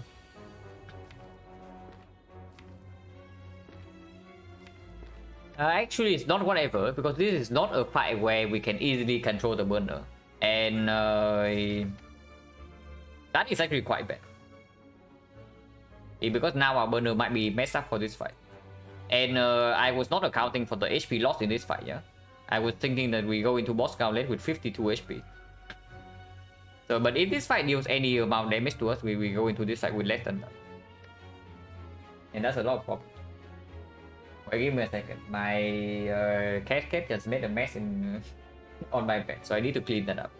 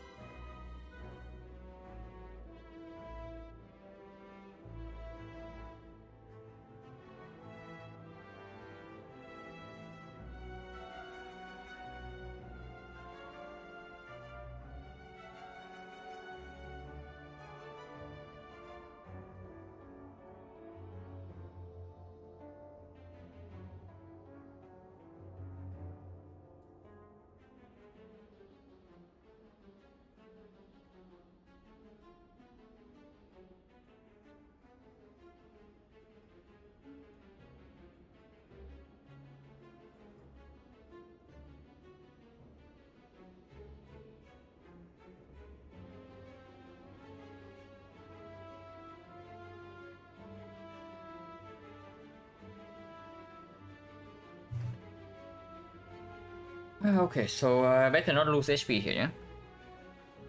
Good news for us, we do have burner for next turn, so it doesn't matter what hit he decides to do. Always start with reprogram, that's probably super clear. From power until here, into discovery, into maybe reboot if it's not good. Because otherwise our next turn is like this. Which is not empty, but it's bad.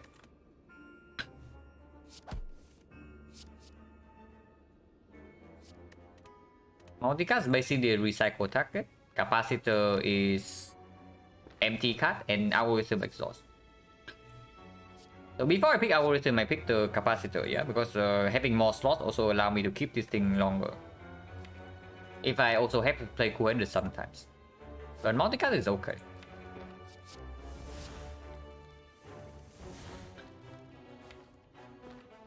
Yeah, master into recycle Sunder. Into scheme. Into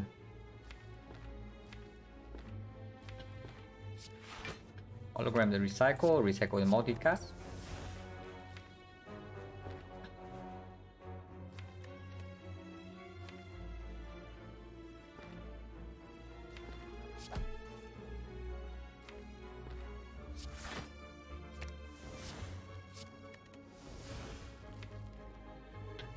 Next thing we get to do reprogram, holo reprogram. And after is this. It's not that good, but it's acceptable.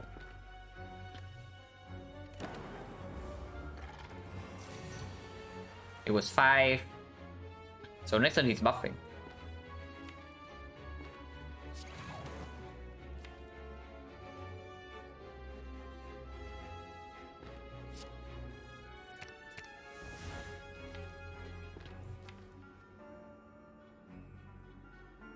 Turns from now, we might have some problem. But which is why we do this over recycle, yeah. Exhaust this. Don't need to deal damage yet. Just get more energy for now.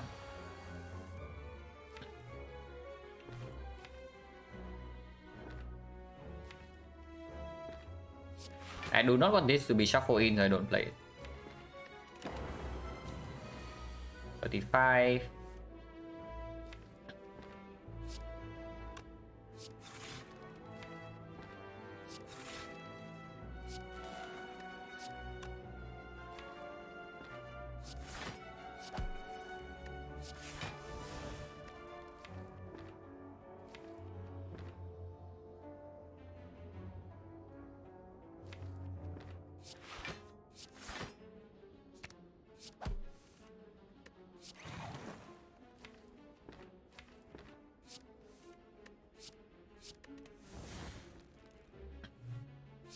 Now we can hologram the recycle.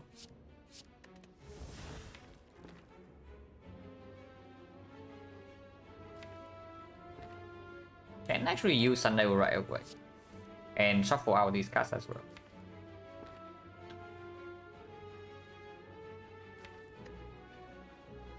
Next turn is a double hologram, that's fine.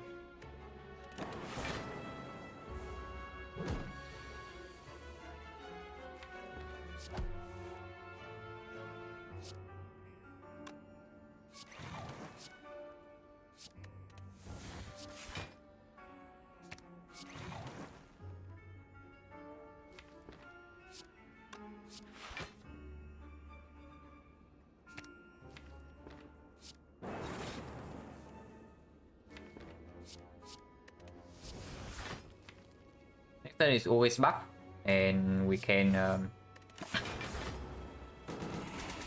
do a holo recycle.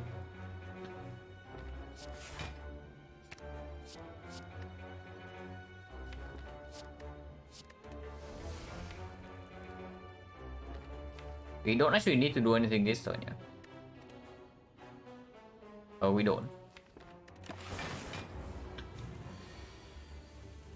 This guy is scaling, but we are also scaling. Hopefully we scale on pace with him, because scaling faster than this guy is not actually possible. Well, it's possible, but not for this deck at the moment. We can get to infinite with Sundial though. And then we can do compound into scheme into compound into scheme, compound into scheme. And that is a infinite damage. Yeah, we eventually have infinite. The problem is that I also want to have burner. And this infinite is not block positive. We cannot get blocked during the infinite. But for now we are fine.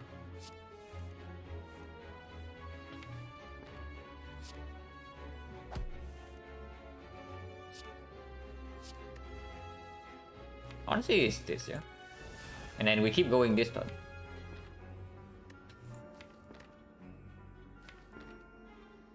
Because burner on 5 is okay too. I accept burner on 5.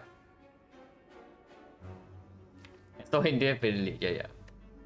Actually, do we create energy? We don't create energy out of nowhere.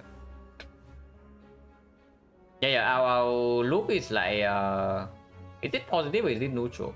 We play 2 and we gain 2. No, we are slightly positive because every card play we do gain 2 shuffles. So we are slightly energy positive. Yeah.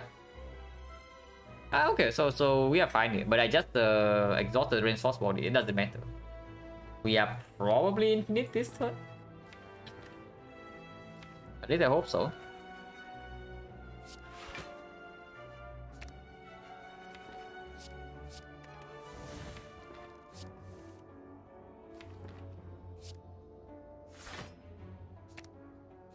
And exhaust this now.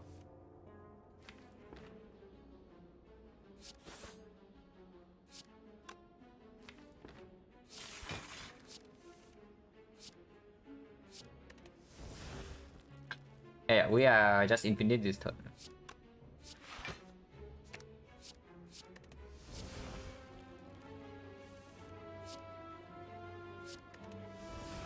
And then we get to keep Sundial on this, which is nice.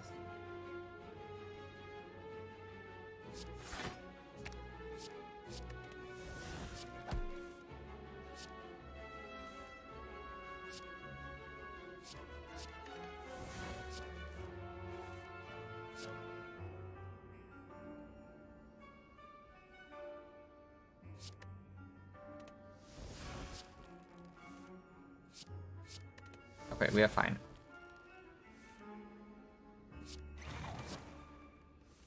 And the line here is just to try to line up Sundial to 2. So that's 2 energy. Yeah, every card we play is 2 shuffle. So for 2 schemes we gain. For 2 schemes we gain 1 extra. So for 6 schemes we gain 2 energy. Yeah, every 6 schemes you gain 2 energy.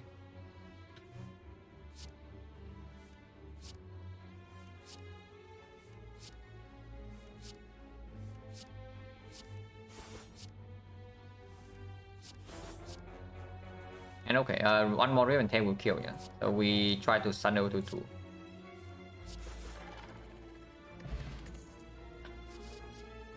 Go for the I minus? No. And leap also totally unnecessary. But it's not the abacus. Fission does speed us up by quite a lot, but it does mean that we lose our plasma. But it definitely does speed it up. It makes the compound rival slightly worse. Okay, so card remove is super mega clear, yeah? And the remove is most likely on...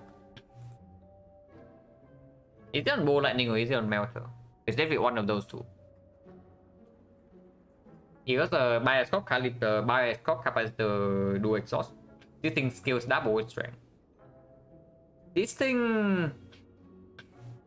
I don't know whether this channel lightning is positive or negative.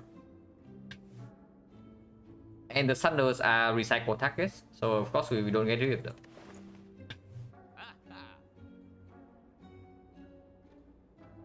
I can definitely see buying Fission into taking remove. Yeah.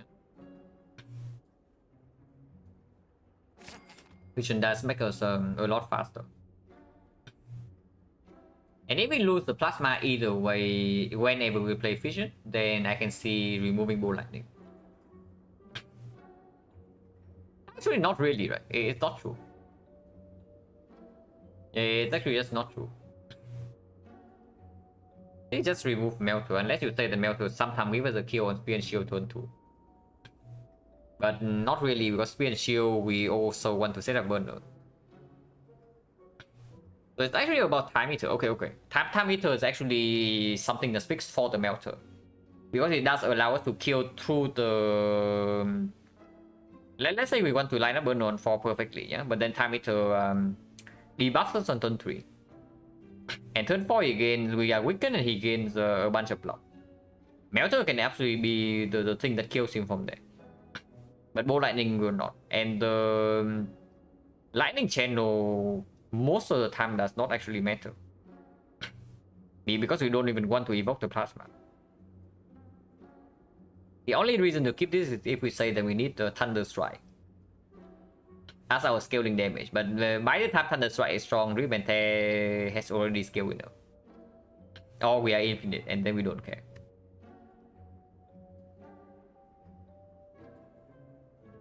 Is Scheme into Hologram Scheme... Yeah, that does work, right? Scheme into... No, that consumes 3 energy. So how do we get block positivity here?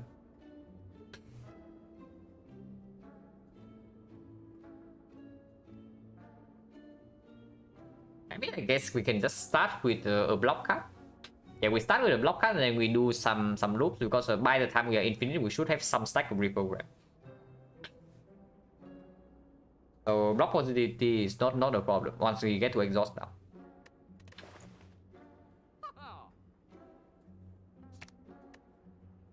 Zap is still better, yeah, because Zap can be compile fuel for 0 energy.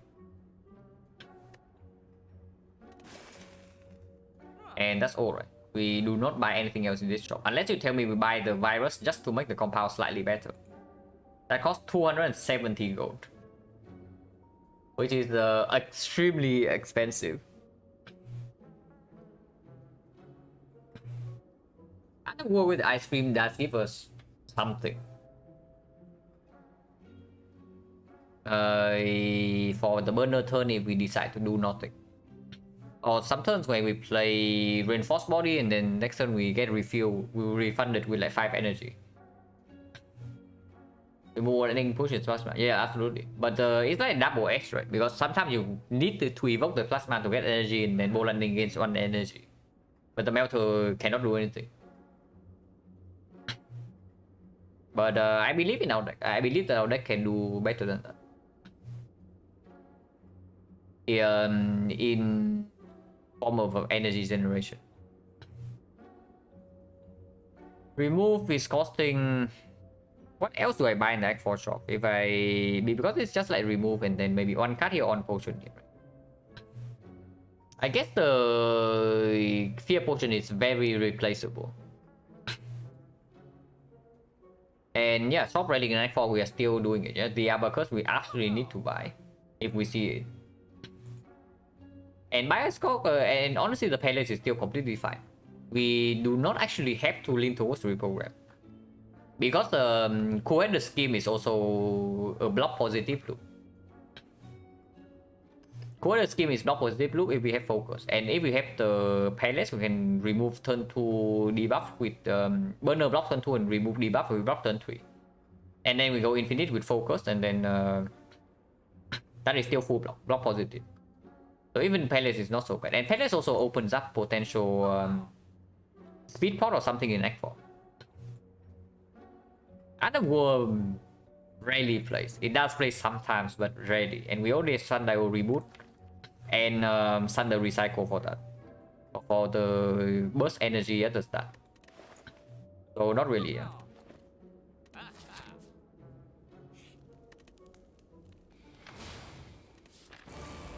Could have considered the Waffle, but with Burner setup turn 1, I don't really like it.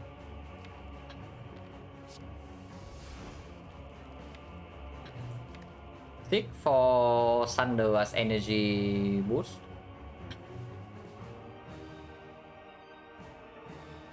Yeah, I can definitely see seeking for Thunder hologram.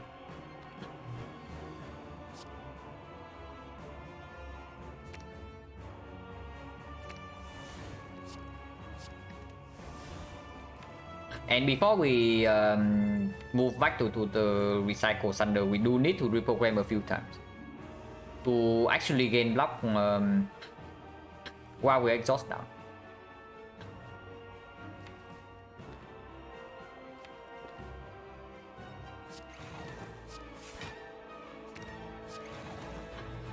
But honestly, here is enough, yeah? Two stack and then we do hologram on recycle. Wait, we hit this guy first. It doesn't matter. We probably would be infinite before this guy is dead either way.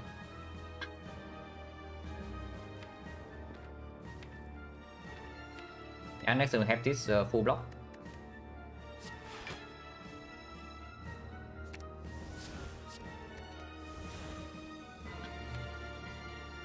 With another hologram in deck, this is still okay. And it's a good reach. We do play Fission next turn, so Zap is good here.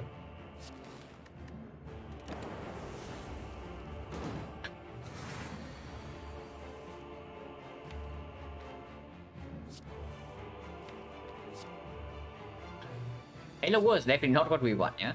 Defrag is irrelevant, but I guess it does exhaust. Glacier is an upgrade target. It's a decent block card.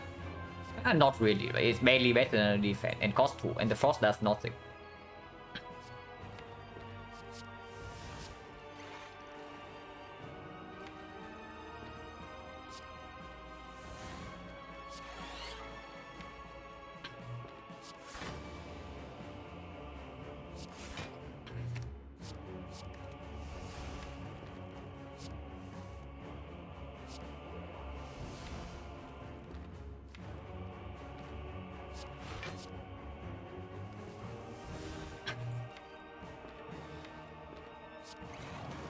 We have energy to spend now, so we can do that.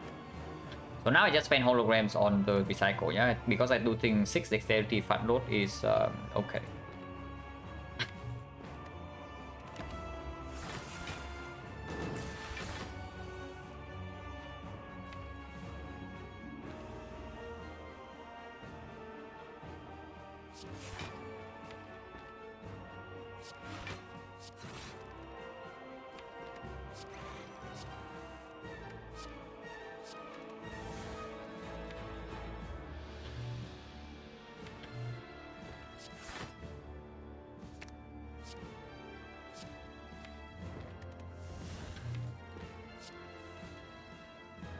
And yeah, Stab 0 cost does give me a compound rival for free.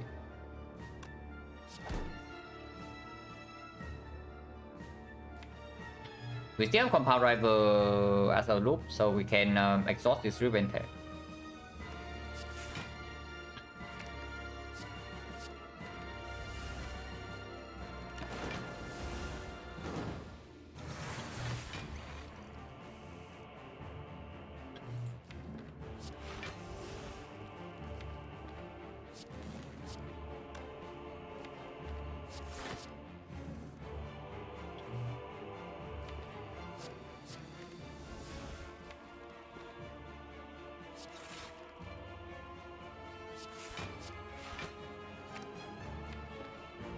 Yeah, we should be infinite next turn, if not even this turn.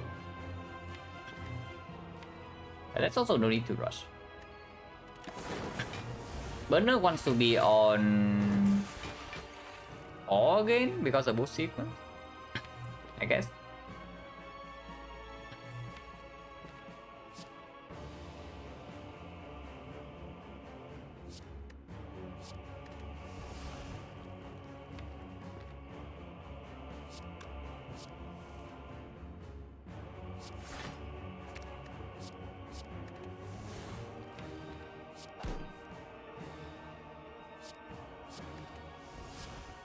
Yeah, we are infinite, yeah.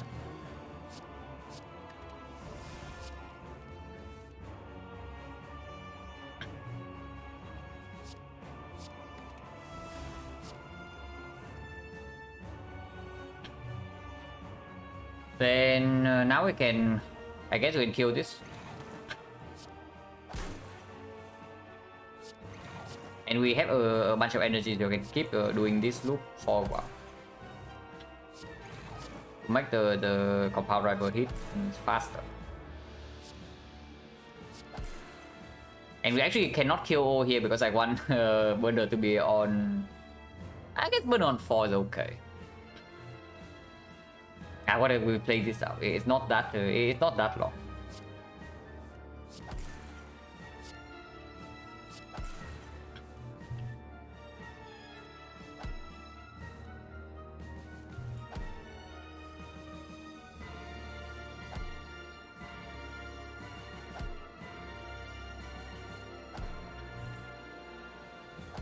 This is one of the very few times I actually use my keyboard shortcut.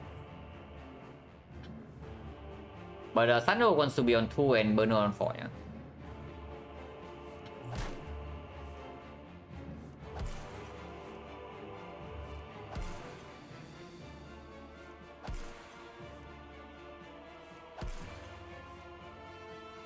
We are fairly fast. Not that fast though, it's like this is like turn 4 with 2 status shuffle in. In the hard fight, we probably want to be 1 turn faster than this. And in the spear and shield fight, we also need to do that.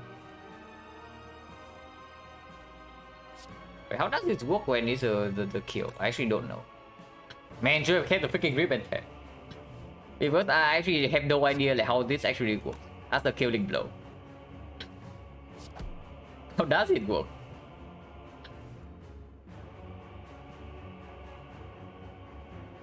Yeah, I actually just have no idea. Okay, can we set up the compound so that it doesn't shuffle somehow? We draw way too many cards, right? So it doesn't work.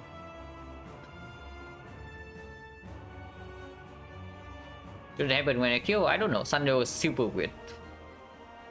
It probably doesn't happen. So I will... Yes, I will believe in that. Okay, in this like this, yeah. Yeah, deal 22 should happen first and then draw happens. Okay. Okay, not time eater, so we get to set our burner for free, which is great. If we survive the initial turns. And we have build ticket for full heal, so doesn't matter. This fight though, exhausting powers are not free. Exhausting powers in this fight are not free. It's not a free thing we can do. But I mean, it's fine. We can try to be ethical. But with double Sunder in the deck, I think we also want to get to the point where we can Sunder these guys. Because the moment we are infinite, the HP here does not matter. The minion stuff, yeah, it's really weird with some minions and then Gremlin Horn randomly proccing while it shouldn't proc. Also messing up the Sundial. I think it's different in Automaton and different in Collector and also different in this fight.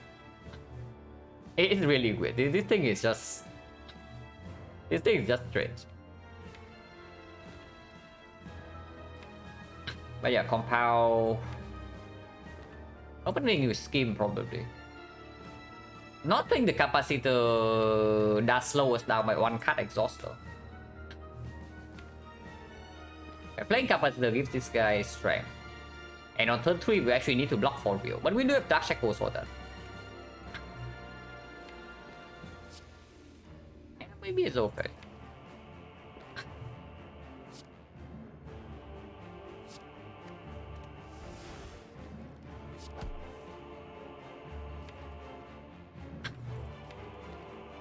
Vision right away is okay too.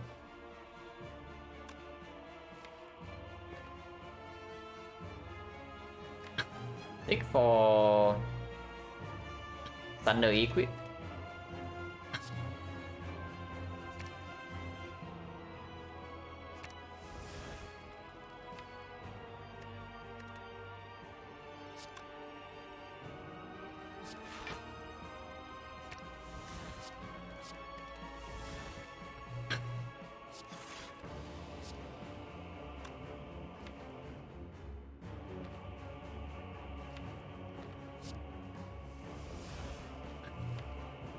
Need to do some reprogram, yeah.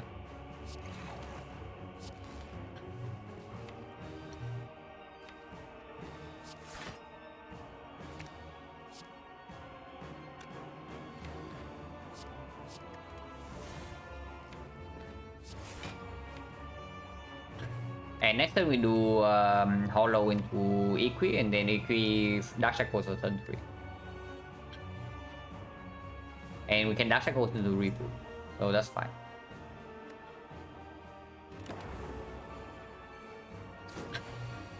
Ah, Northeast on turn 2 is convenient then. If that's the case, we can just exhaust this thing right now.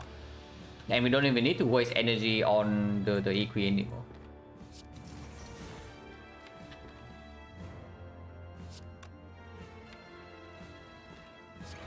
And I guess you play the buyers.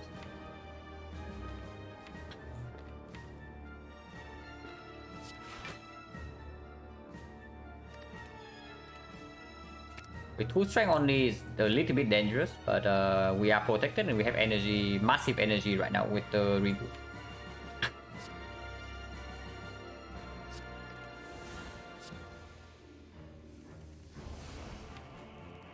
That was a little bit far down, but that's okay.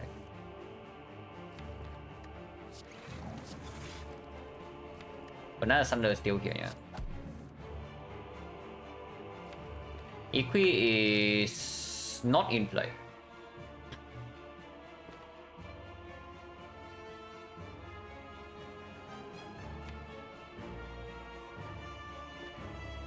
Drawing immediate deal also doesn't lead anywhere though.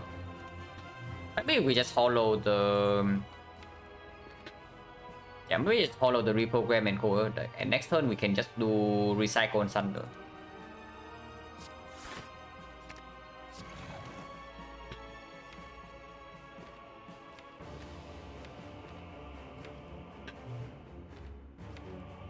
Two energy, 6 energy. Nah, thunder to kill this is just more. It's just better. It's just better. And we save the energy right now.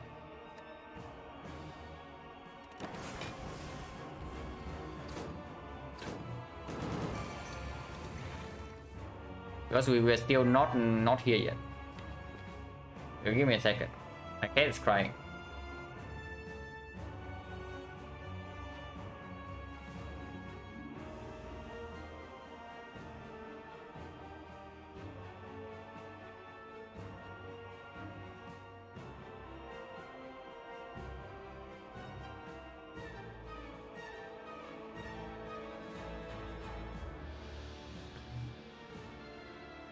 Okay, so if we are not actually infinite by next turn, yeah, then we need to kill this with the thunder. But this does put us 3 energy backwards. I think we can start with drawing. See the next reshuffle first, and then I should have skip first because I want to redraw to skip. But we can see the shuffle first.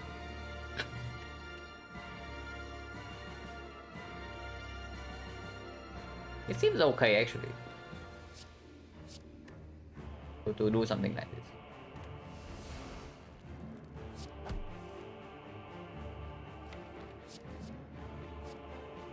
Thunderstrike for real.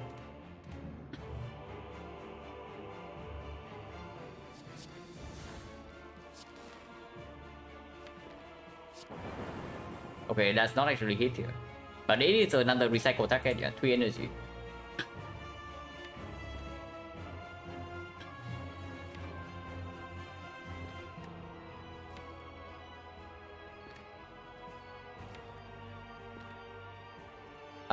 Okay, maybe that was stupid.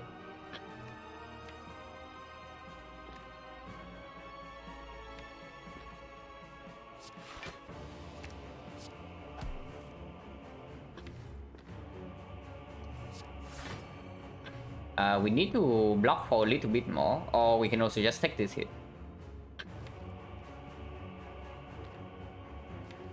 I think this is probably just better.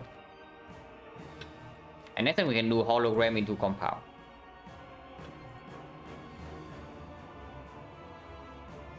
But I don't know, because we also have equi, so we only draw 4 next turn. Maybe that was really bad by picking the freaking Thunder Strike. Or recycling the Thunder. Because these guys can kill us now. And the Rip and Tear... How much are we going to bet on this freaking Rip and Tear?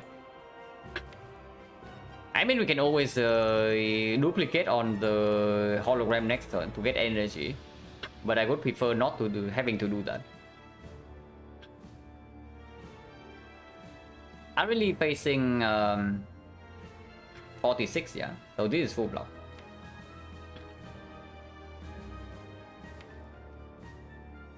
Trust in the heart of the card, yeah.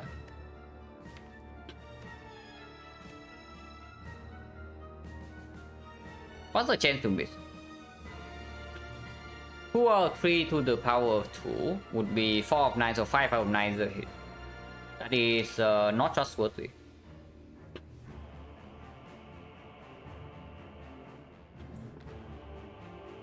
Yeah, that's definitely not trustworthy.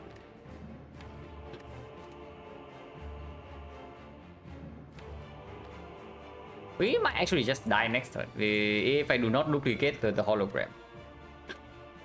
But Sunday was also on 1. Okay, that was a terrible mistake. That was actually a terrible mistake by not killing these guys immediately. I've done 50-50, yeah. Yeah, that is really bad. And also just follow the recycle next turn, recycle resource body and keep going. But we still have too many cuts right here, so we can break. And then if we break next turn, we die. Energy wise, we get 4 energy, yeah? So we get 3 energy, so it's only 6 here. That's not even... It's not even that much.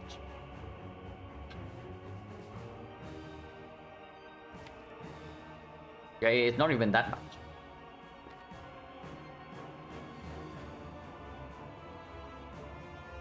Now, Mecha skill got it number 2. Not really, because next turn we are probably just looping this thing to recycle Thunder Strike. And if I mess up this badly, then we actually need to expand loop pod.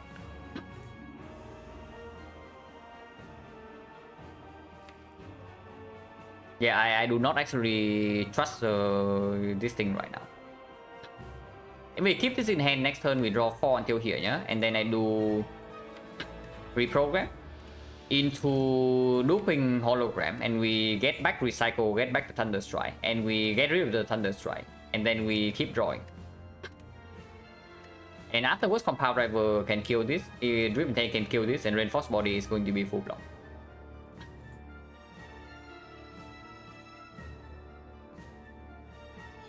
So there's no way I actually block right now, I just take the damage. This guy is dealing only 40 for the multi-hit, yeah? So it's not even that much. So it's like 40, 60 here, we need 56 next turn. And we kill this, we are taking 13 right now, so we go to 39. And we need 56. So we need to block for 18 only, and that is actually quite easy to do. Actually, if that's the case, then we actually can try for Rip and Tear. Because we only need 5 energy to full block next turn either way. Okay. Go down.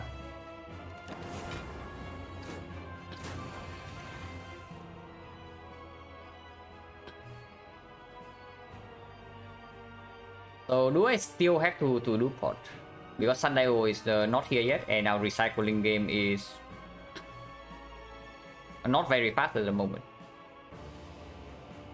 And Hollow the recycle also doesn't gain actual energy in this spot.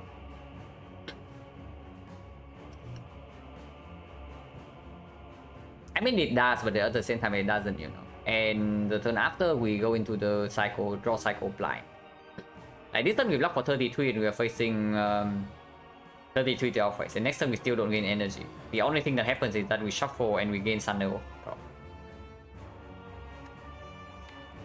Yeah, if this guy's not dead this turn by this turn already, then I actually just have to duplicate. Unfortunately. Oh, that sucks, but I get punished for my misplay.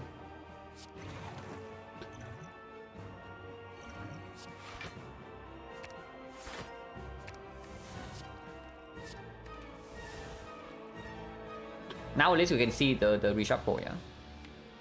And these guys are good to draw into. Because next turn is the sundial.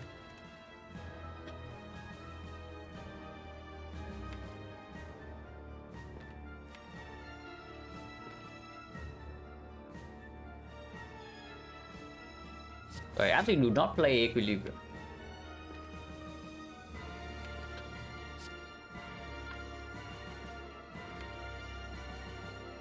Want to save energy, right? So this turn we are facing 17 right here. And that is acceptable.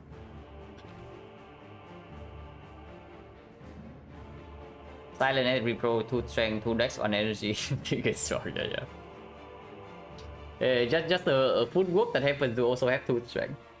And not exhausting. Can be busted. I don't know, seems pretty good. Hello, the undo. What is our next turn if I just end turn right now? It's going to be recycle, reprogram into 5 energy, yeah, 6 energy here, hologram the scheme. Go to 4 energy, scheme goes to 6 energy. This guy is still not dead. Okay, whatever, we can refill 2 potions. This potion is useless anyway. This potion is actually useless. So, throw here.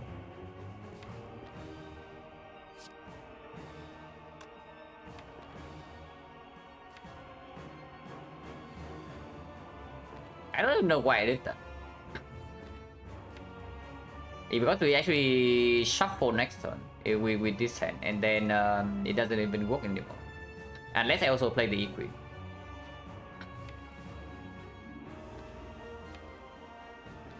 We can defend into scheme, into recycle the equip, into compound driver, draw until here, into cool-headed and get energy this turn. But that also doesn't really do what I want to do. That was stupid. Okay, that was very bad. Again. But I guess we waste 1 vulnerable at most, so it doesn't matter too much. Yeah, just enter here and take 17 to upgrade, yeah? We need this energy.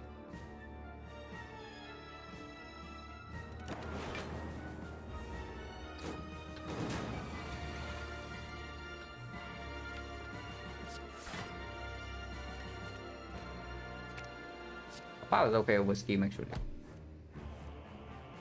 Because now we can get the compound back and just kill this.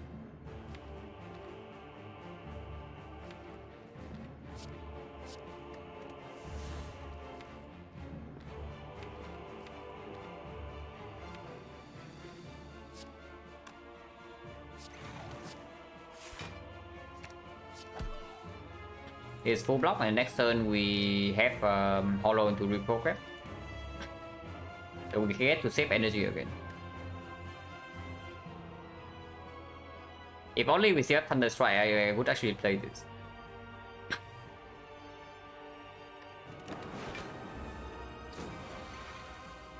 Next turn is multi-hit.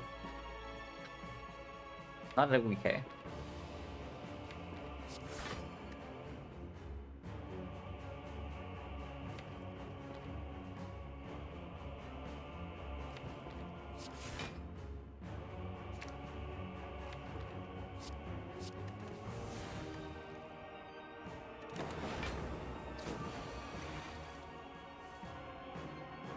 So reprogram can go now, yeah.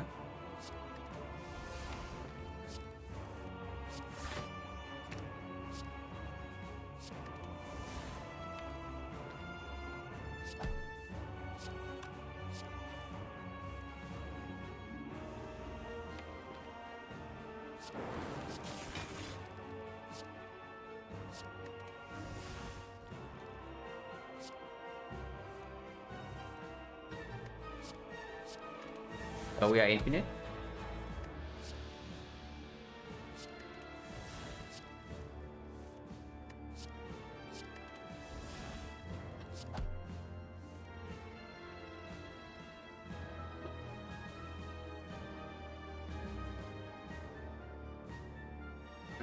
But we want to store, yeah, and we want to kill when burner is on 3. We want to kill this phase when burner is on 3. Because I don't want to deal with the void nonsense in the next phase.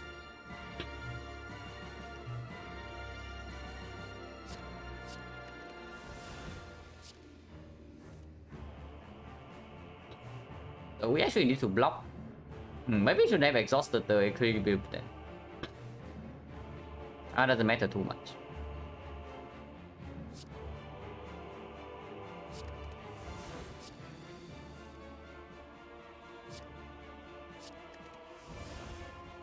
As long as we have like exactly 5 cards, we can never break.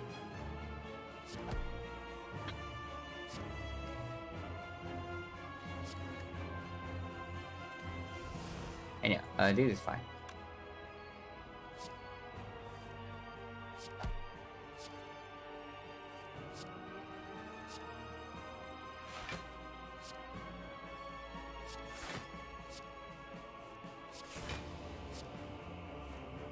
This loses energy, but we don't care.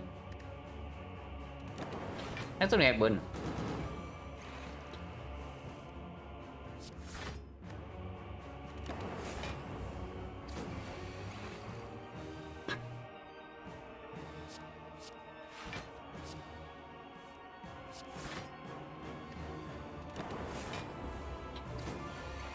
We kill next turn.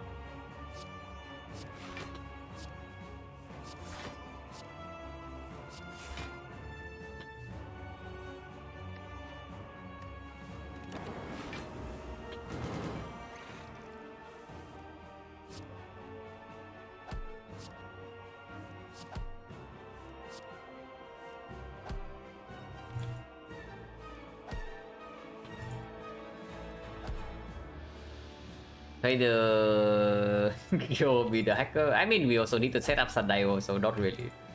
It's trivial, but I still do it. It's not that even that slow. Compounds like 18 per hit.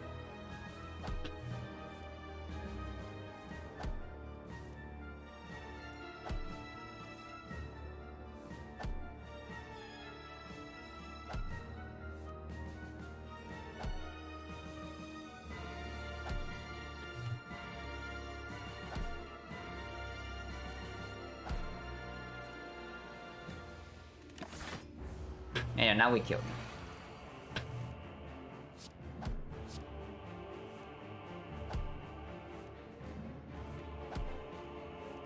Yeah, they are much slower infinite. I mean, we played the much slower infinite like just the other day, where we dealt 6 damage with 4 cards in the hard fight.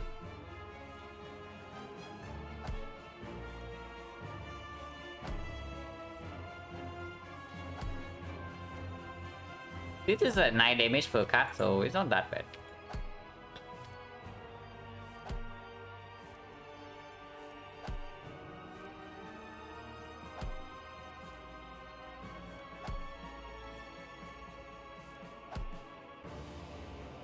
Yeah, now we set up Sundial to 2 and we just kill.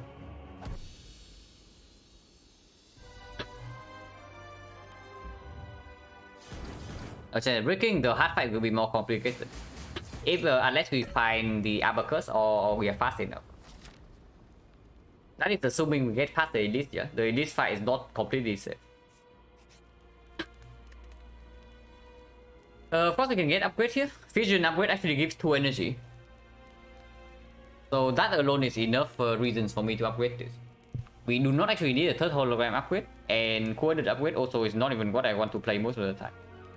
This upgrade actually gives me 2 energy, because it does evoke the plasma. We don't actually need any of these upgrades because of the reprogram. And I see that, yeah, sure. Like 4 defense, compound bottle, coordinate plus, melter for early game, rip and tear for early game, and then Sigma has got capacitor for focus monkey, but we never ended up in this spot. and we pivoted to reprogram in the middle of Act 3.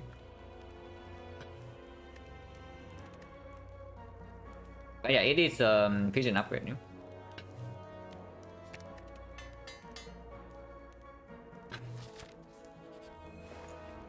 That is not the abacus.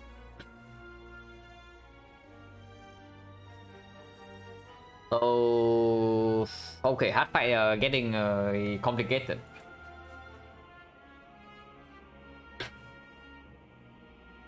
Toolbox usually is a card exhaust. Apotheosis does not actually matter from toolbox. But what card do we even want from toolbox? Nothing, right? If we don't want Apotheosis, we don't want anything. Dark Shackles we already have on copy. Second copy is irrelevant. Because after the hard gains artifact, we can never strip.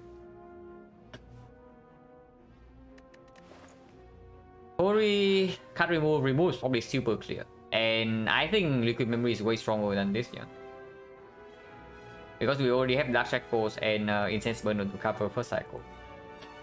That is only if we win 50-50. If we lose the 50-50 and big hits on turn 3, that's a big problem. And I don't know how we deal with that. But we have to figure out something. Zero energy block playable during my infinite.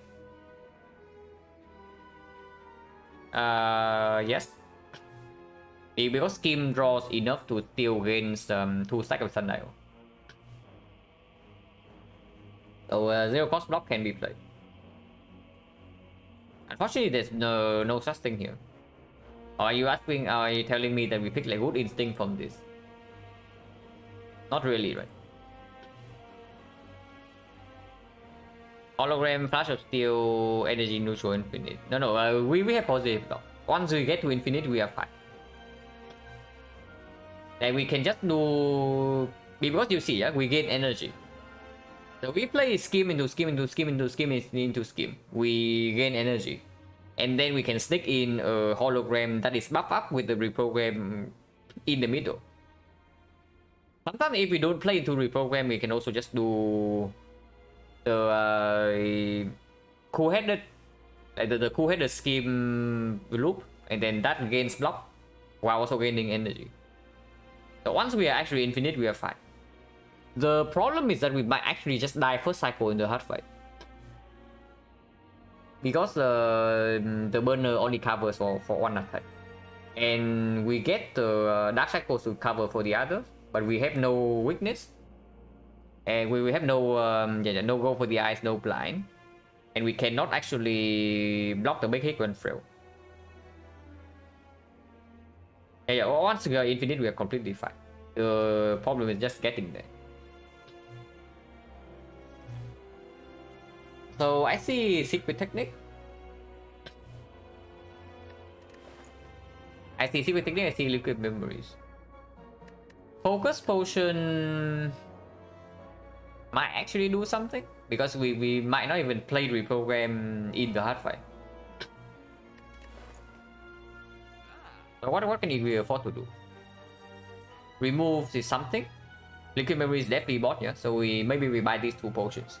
That would be 137, 260, 262. 262, so we are left over with 213. 213 is secret technique, is Centennial Puzzle, is the Vision.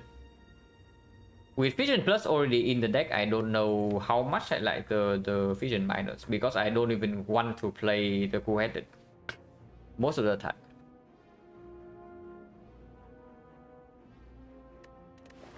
And the thing about the focus potion is that yeah, it does allow us a backup plan in the hard fight, where we just play capacitor bias core into some frost ops, and we use that as first cycle block instead of the reprogram.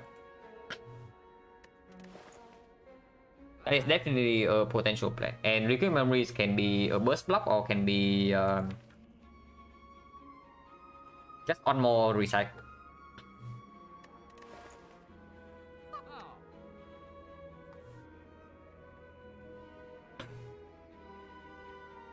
So that's probably it, right? We do remove, we do 2 potions, and we do secret technique. And I think secret technique is stronger than the puzzle.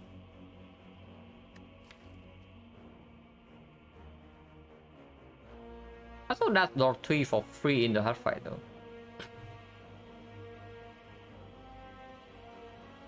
Even with the program play focus by next time next to scale turn 5. Yeah, the first the most dangerous turn is on turn 3.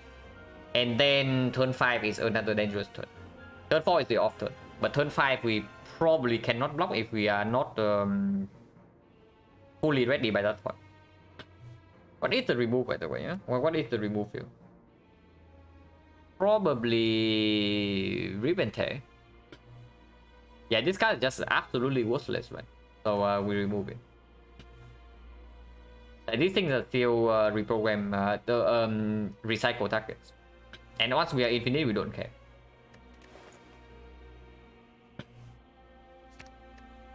And these things can still fit the compound rival, and if we are not playing reprogram, they can also play.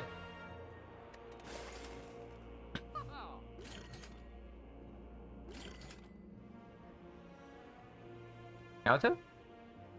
Yeah, Melter can have some value in the elite fights. And this with the Melter, I know well, sometimes we also need to chase lethal on one of the guys. If we are infinite, it's way too slow. And when that happens, like Melter is way better than Rivente, because I do not actually want to bet on the 25% chance that the Rivente just missed my target both times.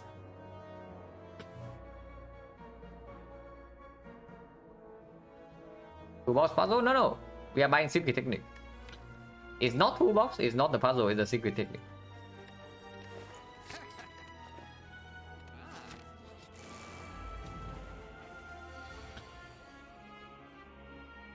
And right here it gives us a sick.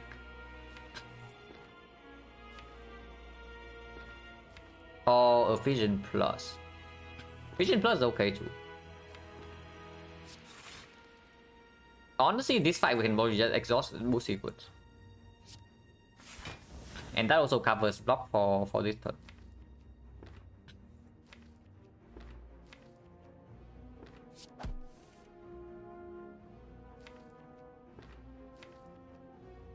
You can also just technique the recycle.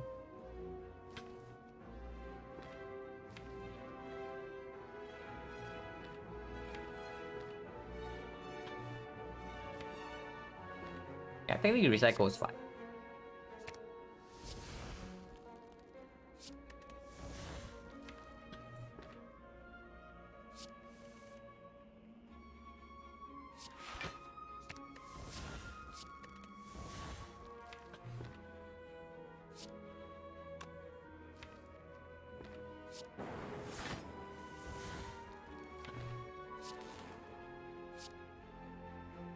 Aggregate?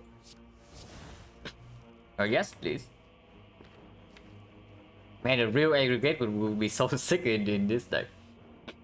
Like aggregate or double energy. Or turbo plus. Like turbo minus I don't take, but turbo plus is fine. We just have not seen any of those.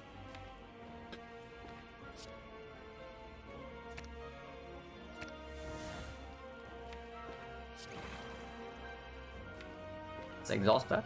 Now maybe we should have put this or this. Or the skip. But that doesn't matter too much.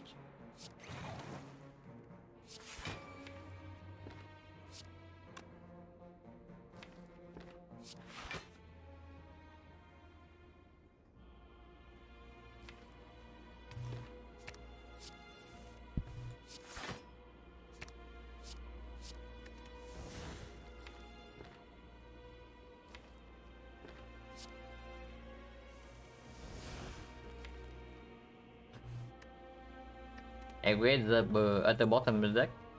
Not that we care.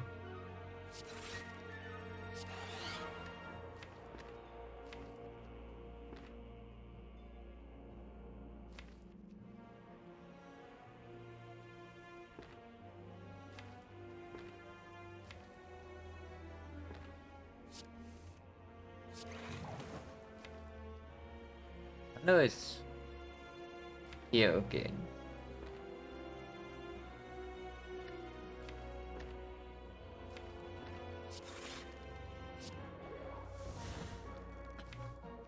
That is a fairly fast turn one, yeah.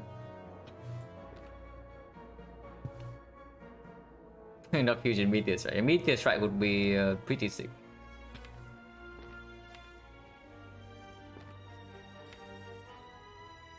It is fine. And save energy.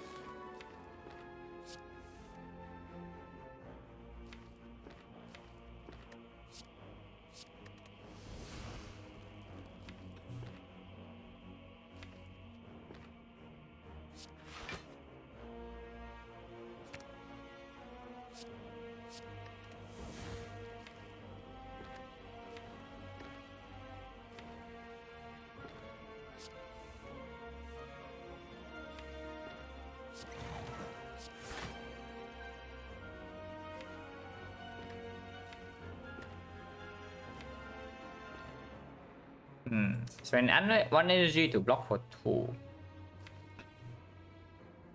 It's probably okay.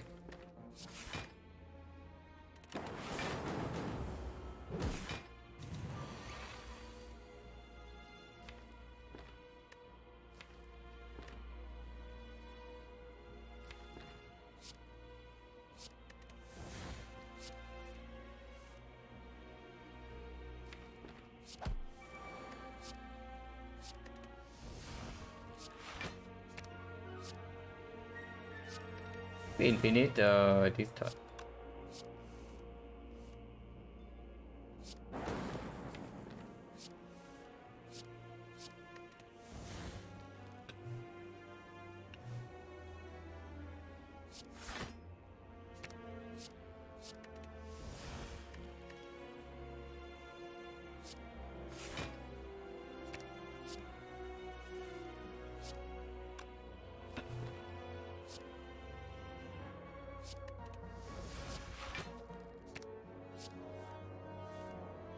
Yeah, we're infinite. Yeah? 8.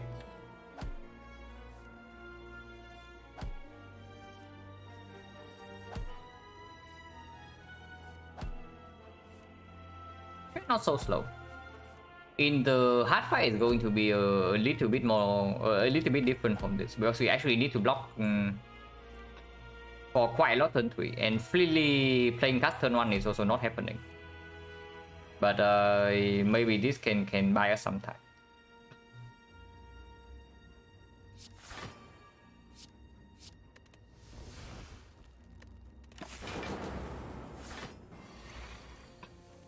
Yeah, we block again this turn and then we kill next turn.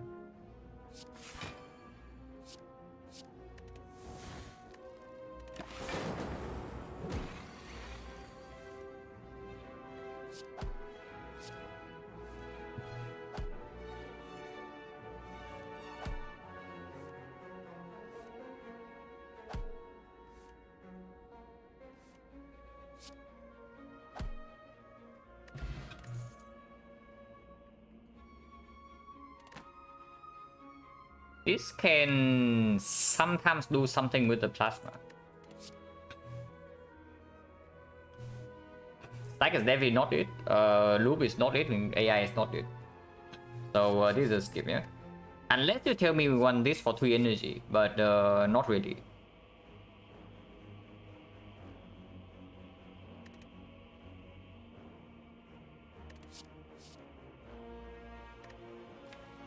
Stack can be of turn 3 bro. It's another kind of slow us down, but it can definitely be our turn 3 bro.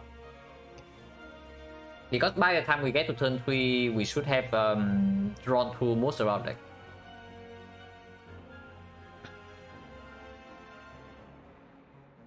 And then stack performs.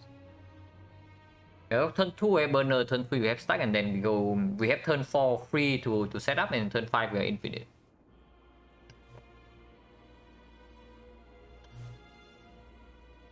Not really, right? So that one more card actually makes a major difference. And we can just play Stang turn 3.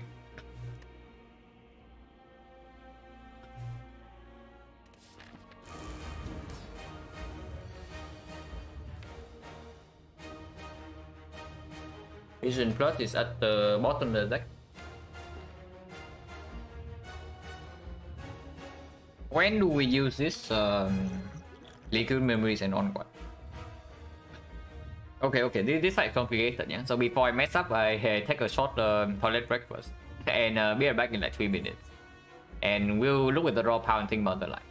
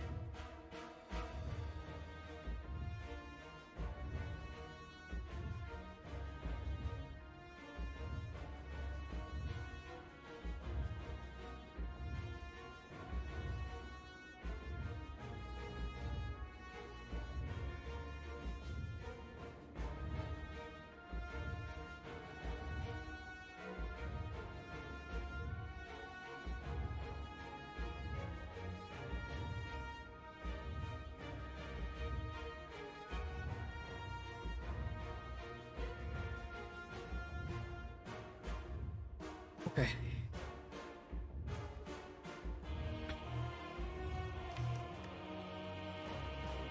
Focus potion probably is the right way.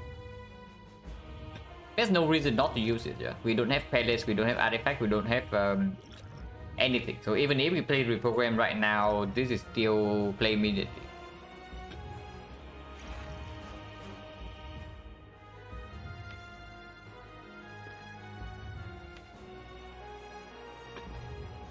Boost sequence, I'm gonna play 5 cards.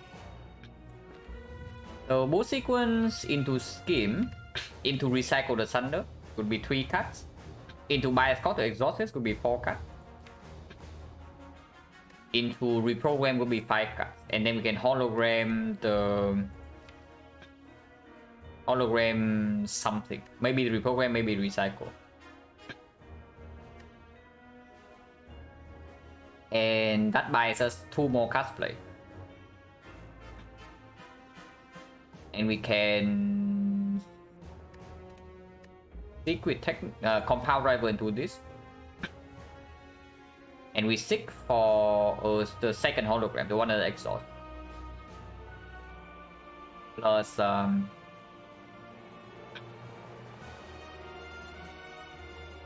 the other thunder, yeah. And then we recycle the second thunder.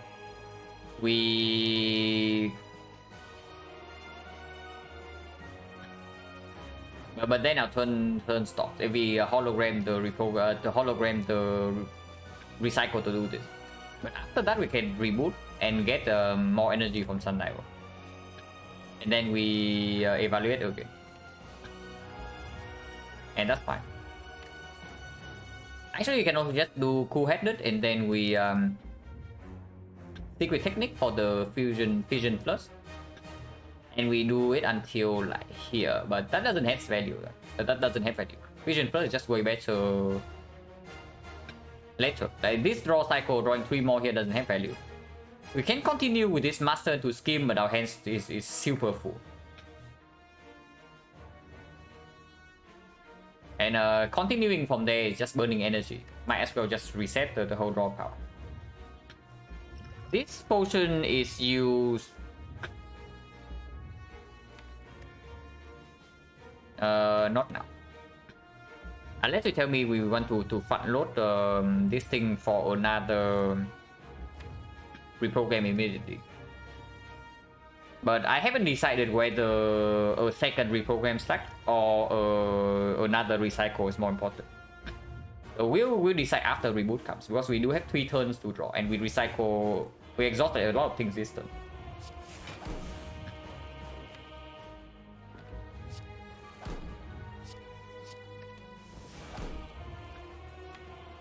Yeah, reprogram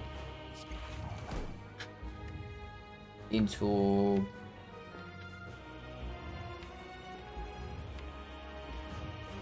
higher score into hologram the recycle compounding. Actually, cool-headed is better than the sick here because it leaves a sick in the deck, which we can still use to continue our turn. While also making the potential compound driver redraw from the reboot stronger, but it's only if we do not fission this turn. And we can definitely keep going with this, yeah.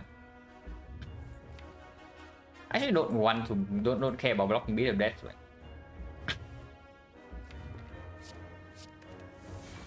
At least not this one.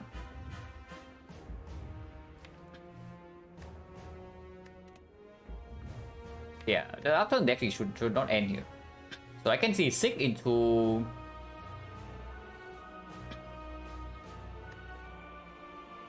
capacitor fission.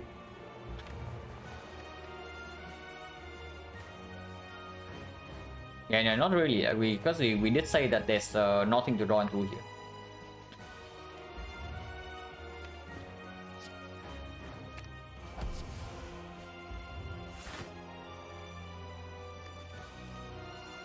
Maybe we should have gotten the upgraded hologram.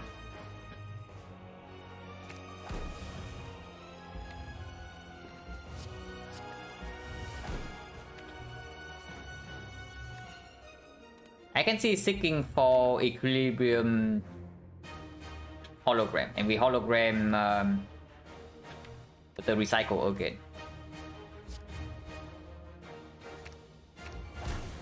Play this.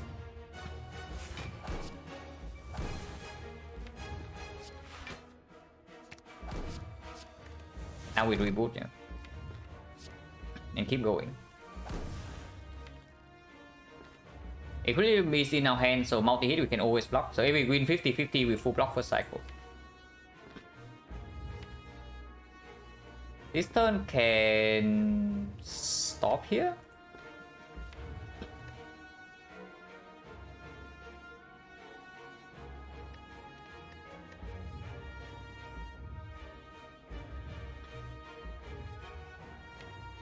There's nothing to keep going, right? The next draw is not good, and we can always liquid memories. We don't even need to equilibrium next turn to keep Dark Shackles in hand.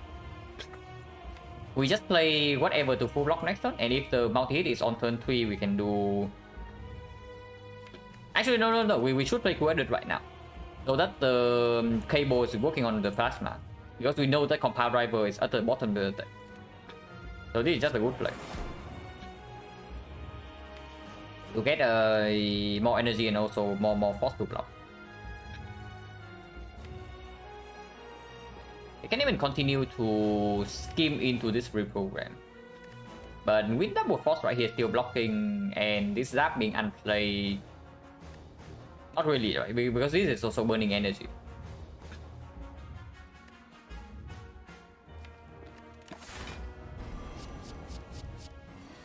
Okay, we won the 50-50.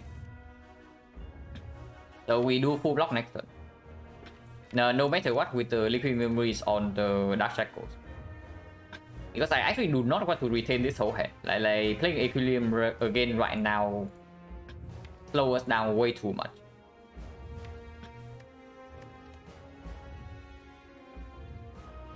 But this turn we get to actually do hologram on reprogram a bunch of times. And every card played right here is only 1 meter depth, yeah, so we can do that.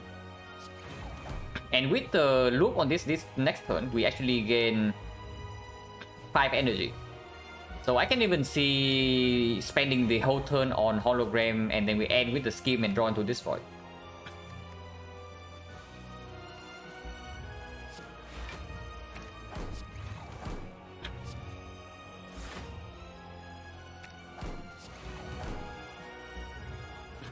Actually, drawing into the void right now does mean that we get to exhaust the slab, and I think I can do that. Like we draw 4 right now, yeah? We don't know that we don't do this, and we exhaust the slime, also exhaust these things.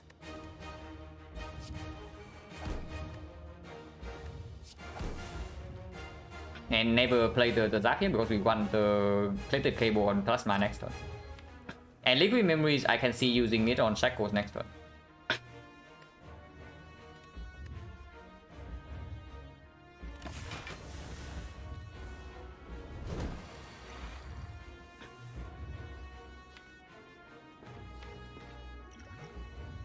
Discovery 041. 041 is only on recycle, but it's fairly useful. Buffer is worthless, but it also doesn't cost HP to play. This turn the 041 doesn't matter though, because the capacitor can be... Actually no, playing this is not free. We do lose some no.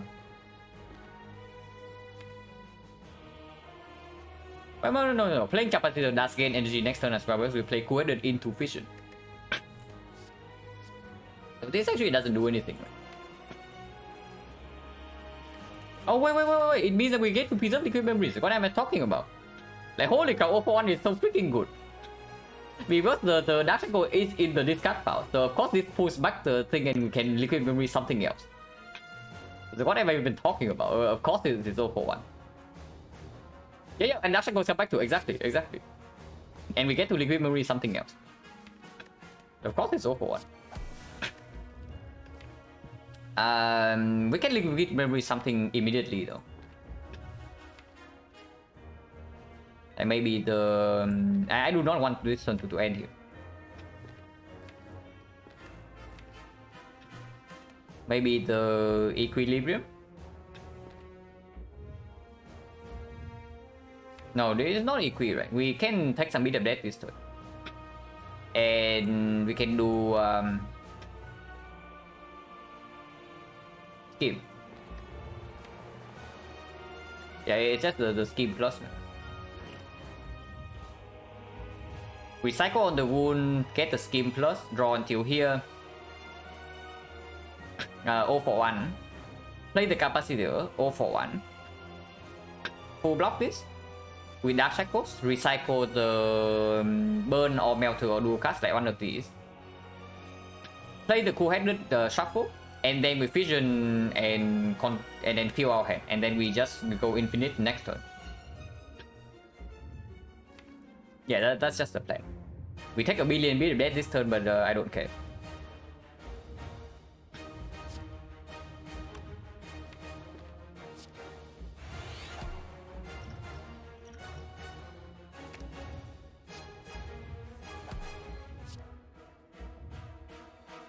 Do this first.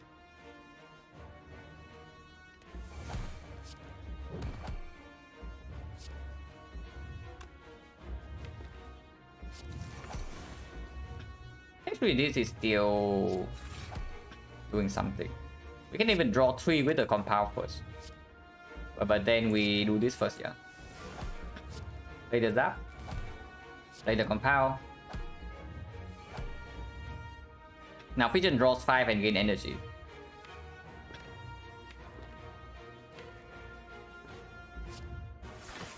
But still we got some block. And now we do equilibrium. Void it into recycle. Recycle defend. Hologram the recycle. Recycle the 0 for 1. Skim. Tap. Skim again.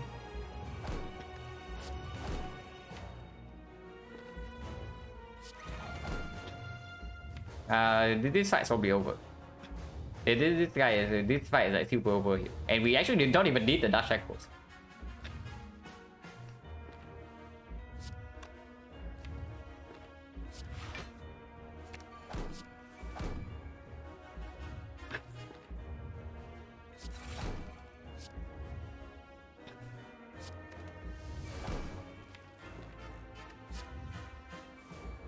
I should have just hologrammed the recycle before doing that, but doesn't matter.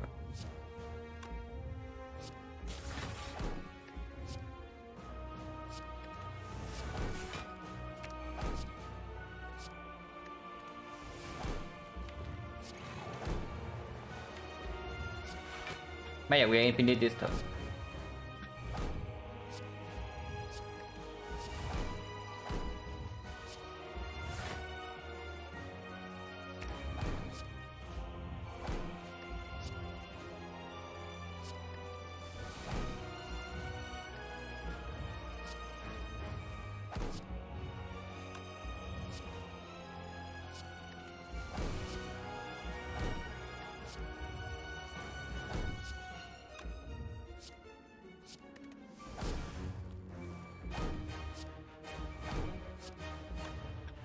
We are losing some block, but we gain energy.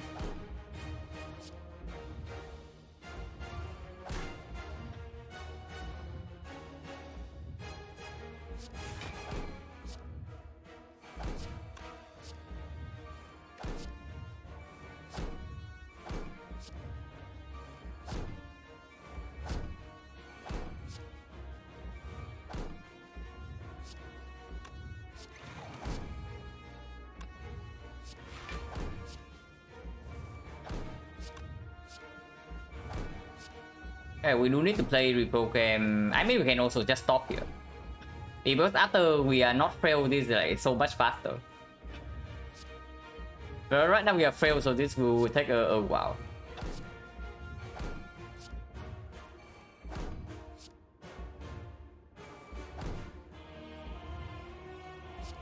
Whatever, we can sacrifice some HP.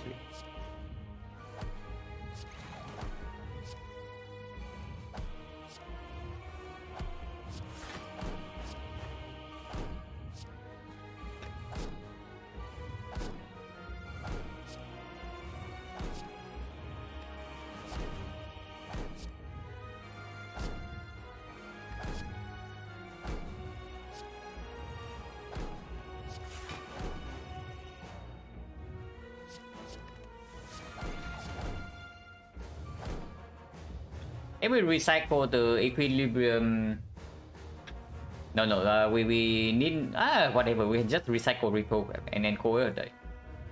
This is more than enough. Like we can just end turn here and win over 4 turns. But I kind of want to max out right now. Oh yeah, I guess we can also just not play the scheme and play compound instead to deal damage. You have done that like a while ago.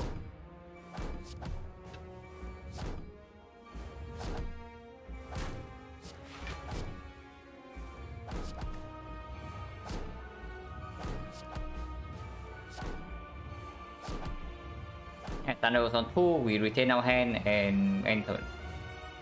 It's below 600, so we don't need to actually deal this 2 damage.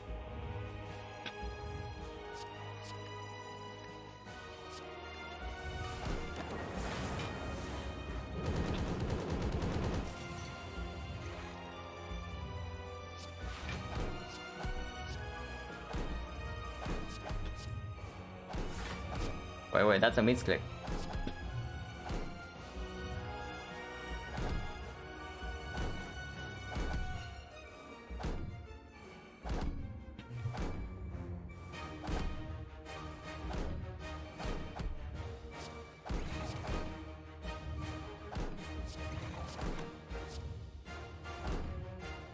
We are still retaining, yeah, for 7 turns.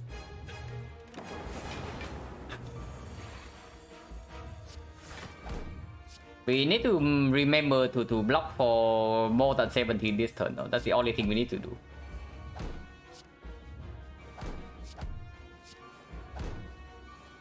But that is very easy.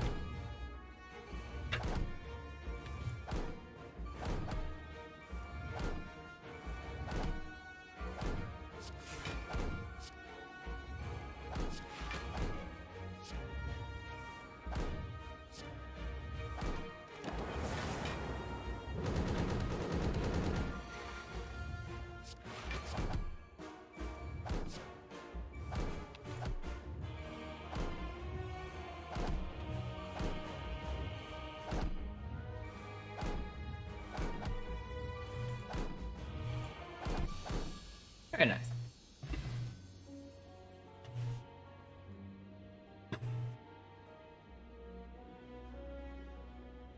So we have done like 7 defect runs, yeah. And I would say like 4 of them are high rolls, but this one is fairly complicated. The Infinite the other day was also complicated. Actually, no, 3 of them are high rolls. And then 3 of them are fairly tricky to convert, and 1 of them we lost. That's pretty nice. And then once again, the reprogram pivot in middle of Act 3 that worked out. Focus actually, it needs so many things to line up if you don't have the OP combo. But this is very nice. Without the Sundial, I wonder what the plan would have been though. Because we didn't get a Sundial. But what the plan have been without the Sundial? I guess we can still reprogram a bunch of times and that would be fine. We would be a lot weaker though, without the Sundial. Because of the reboot not giving 2 energy. Maybe not that much weaker. It's like 2 energy in the initial setup. And if we do not play towards the Sundial, then we don't even hologram the recycle that often. We just hologram reprogram like way more. And we do have 2 turns to set up in the hard fight. And we won the 50-50, so it probably would still not be a huge problem. It still looks like a winning fight, even without this thing, but of course it helps a lot. Because we are not even close to being in danger. And this is even with intentional damage taken to speed the reprogram up. Yeah, that was nice.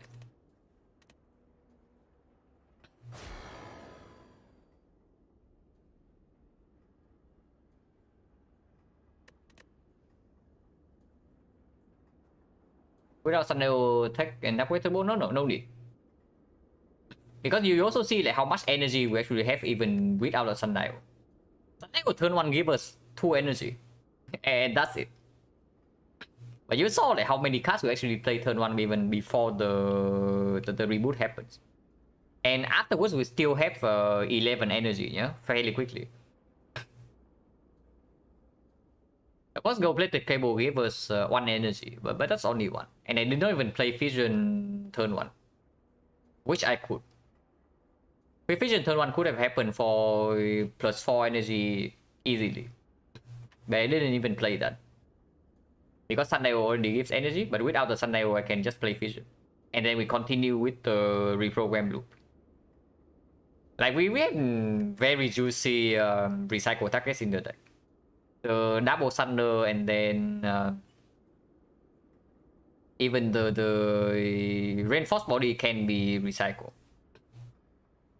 Because once we stack reprogram enough with the Frozen Eye, we do not actually need reinforced body to block ever. And reinforced body basically another double energy in our deck.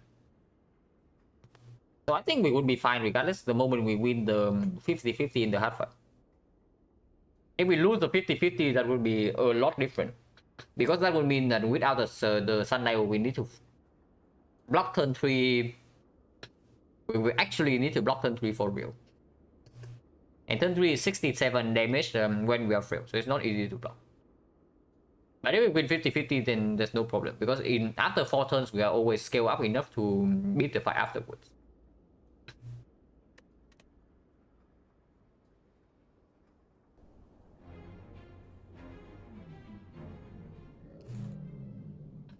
When did the reprogram pick happen? Somewhere in Act 3. Yeah.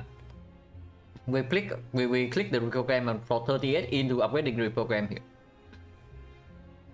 And that was the pivot from capacitor bioscope.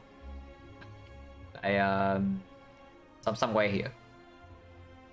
We got bioscope after Act 1, yeah? And then capacitor was first floor of Act 2, just because of this bioscope. But it never ended up working out. We did not find artifact. We did not find actual focus, and we don't even have too much frost generation. So yeah, and we got 2 hologram plus, so the pivot happens right here. That was nice. This one I really am unsure, but I do not think my calls are wrong, even with hindsight knowledge.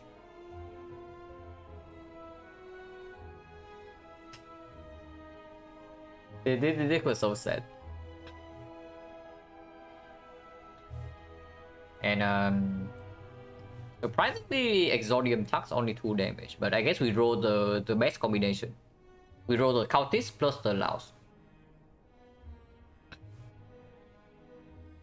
And Rebound as the only damage card doesn't exactly do super well to this guy. But yeah, that was fine. Overall, we are still doing very well here. Okay, screw that instead. Okay, yeah, that's probably it for me. So, see if there's anybody streaming.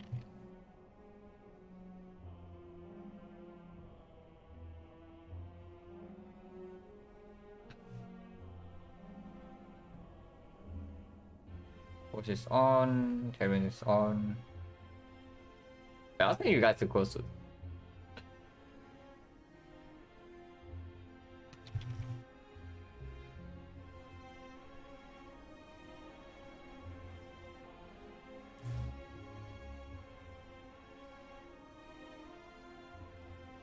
Yeah, pretty good. So thanks for watching, guys, as always, and see you later.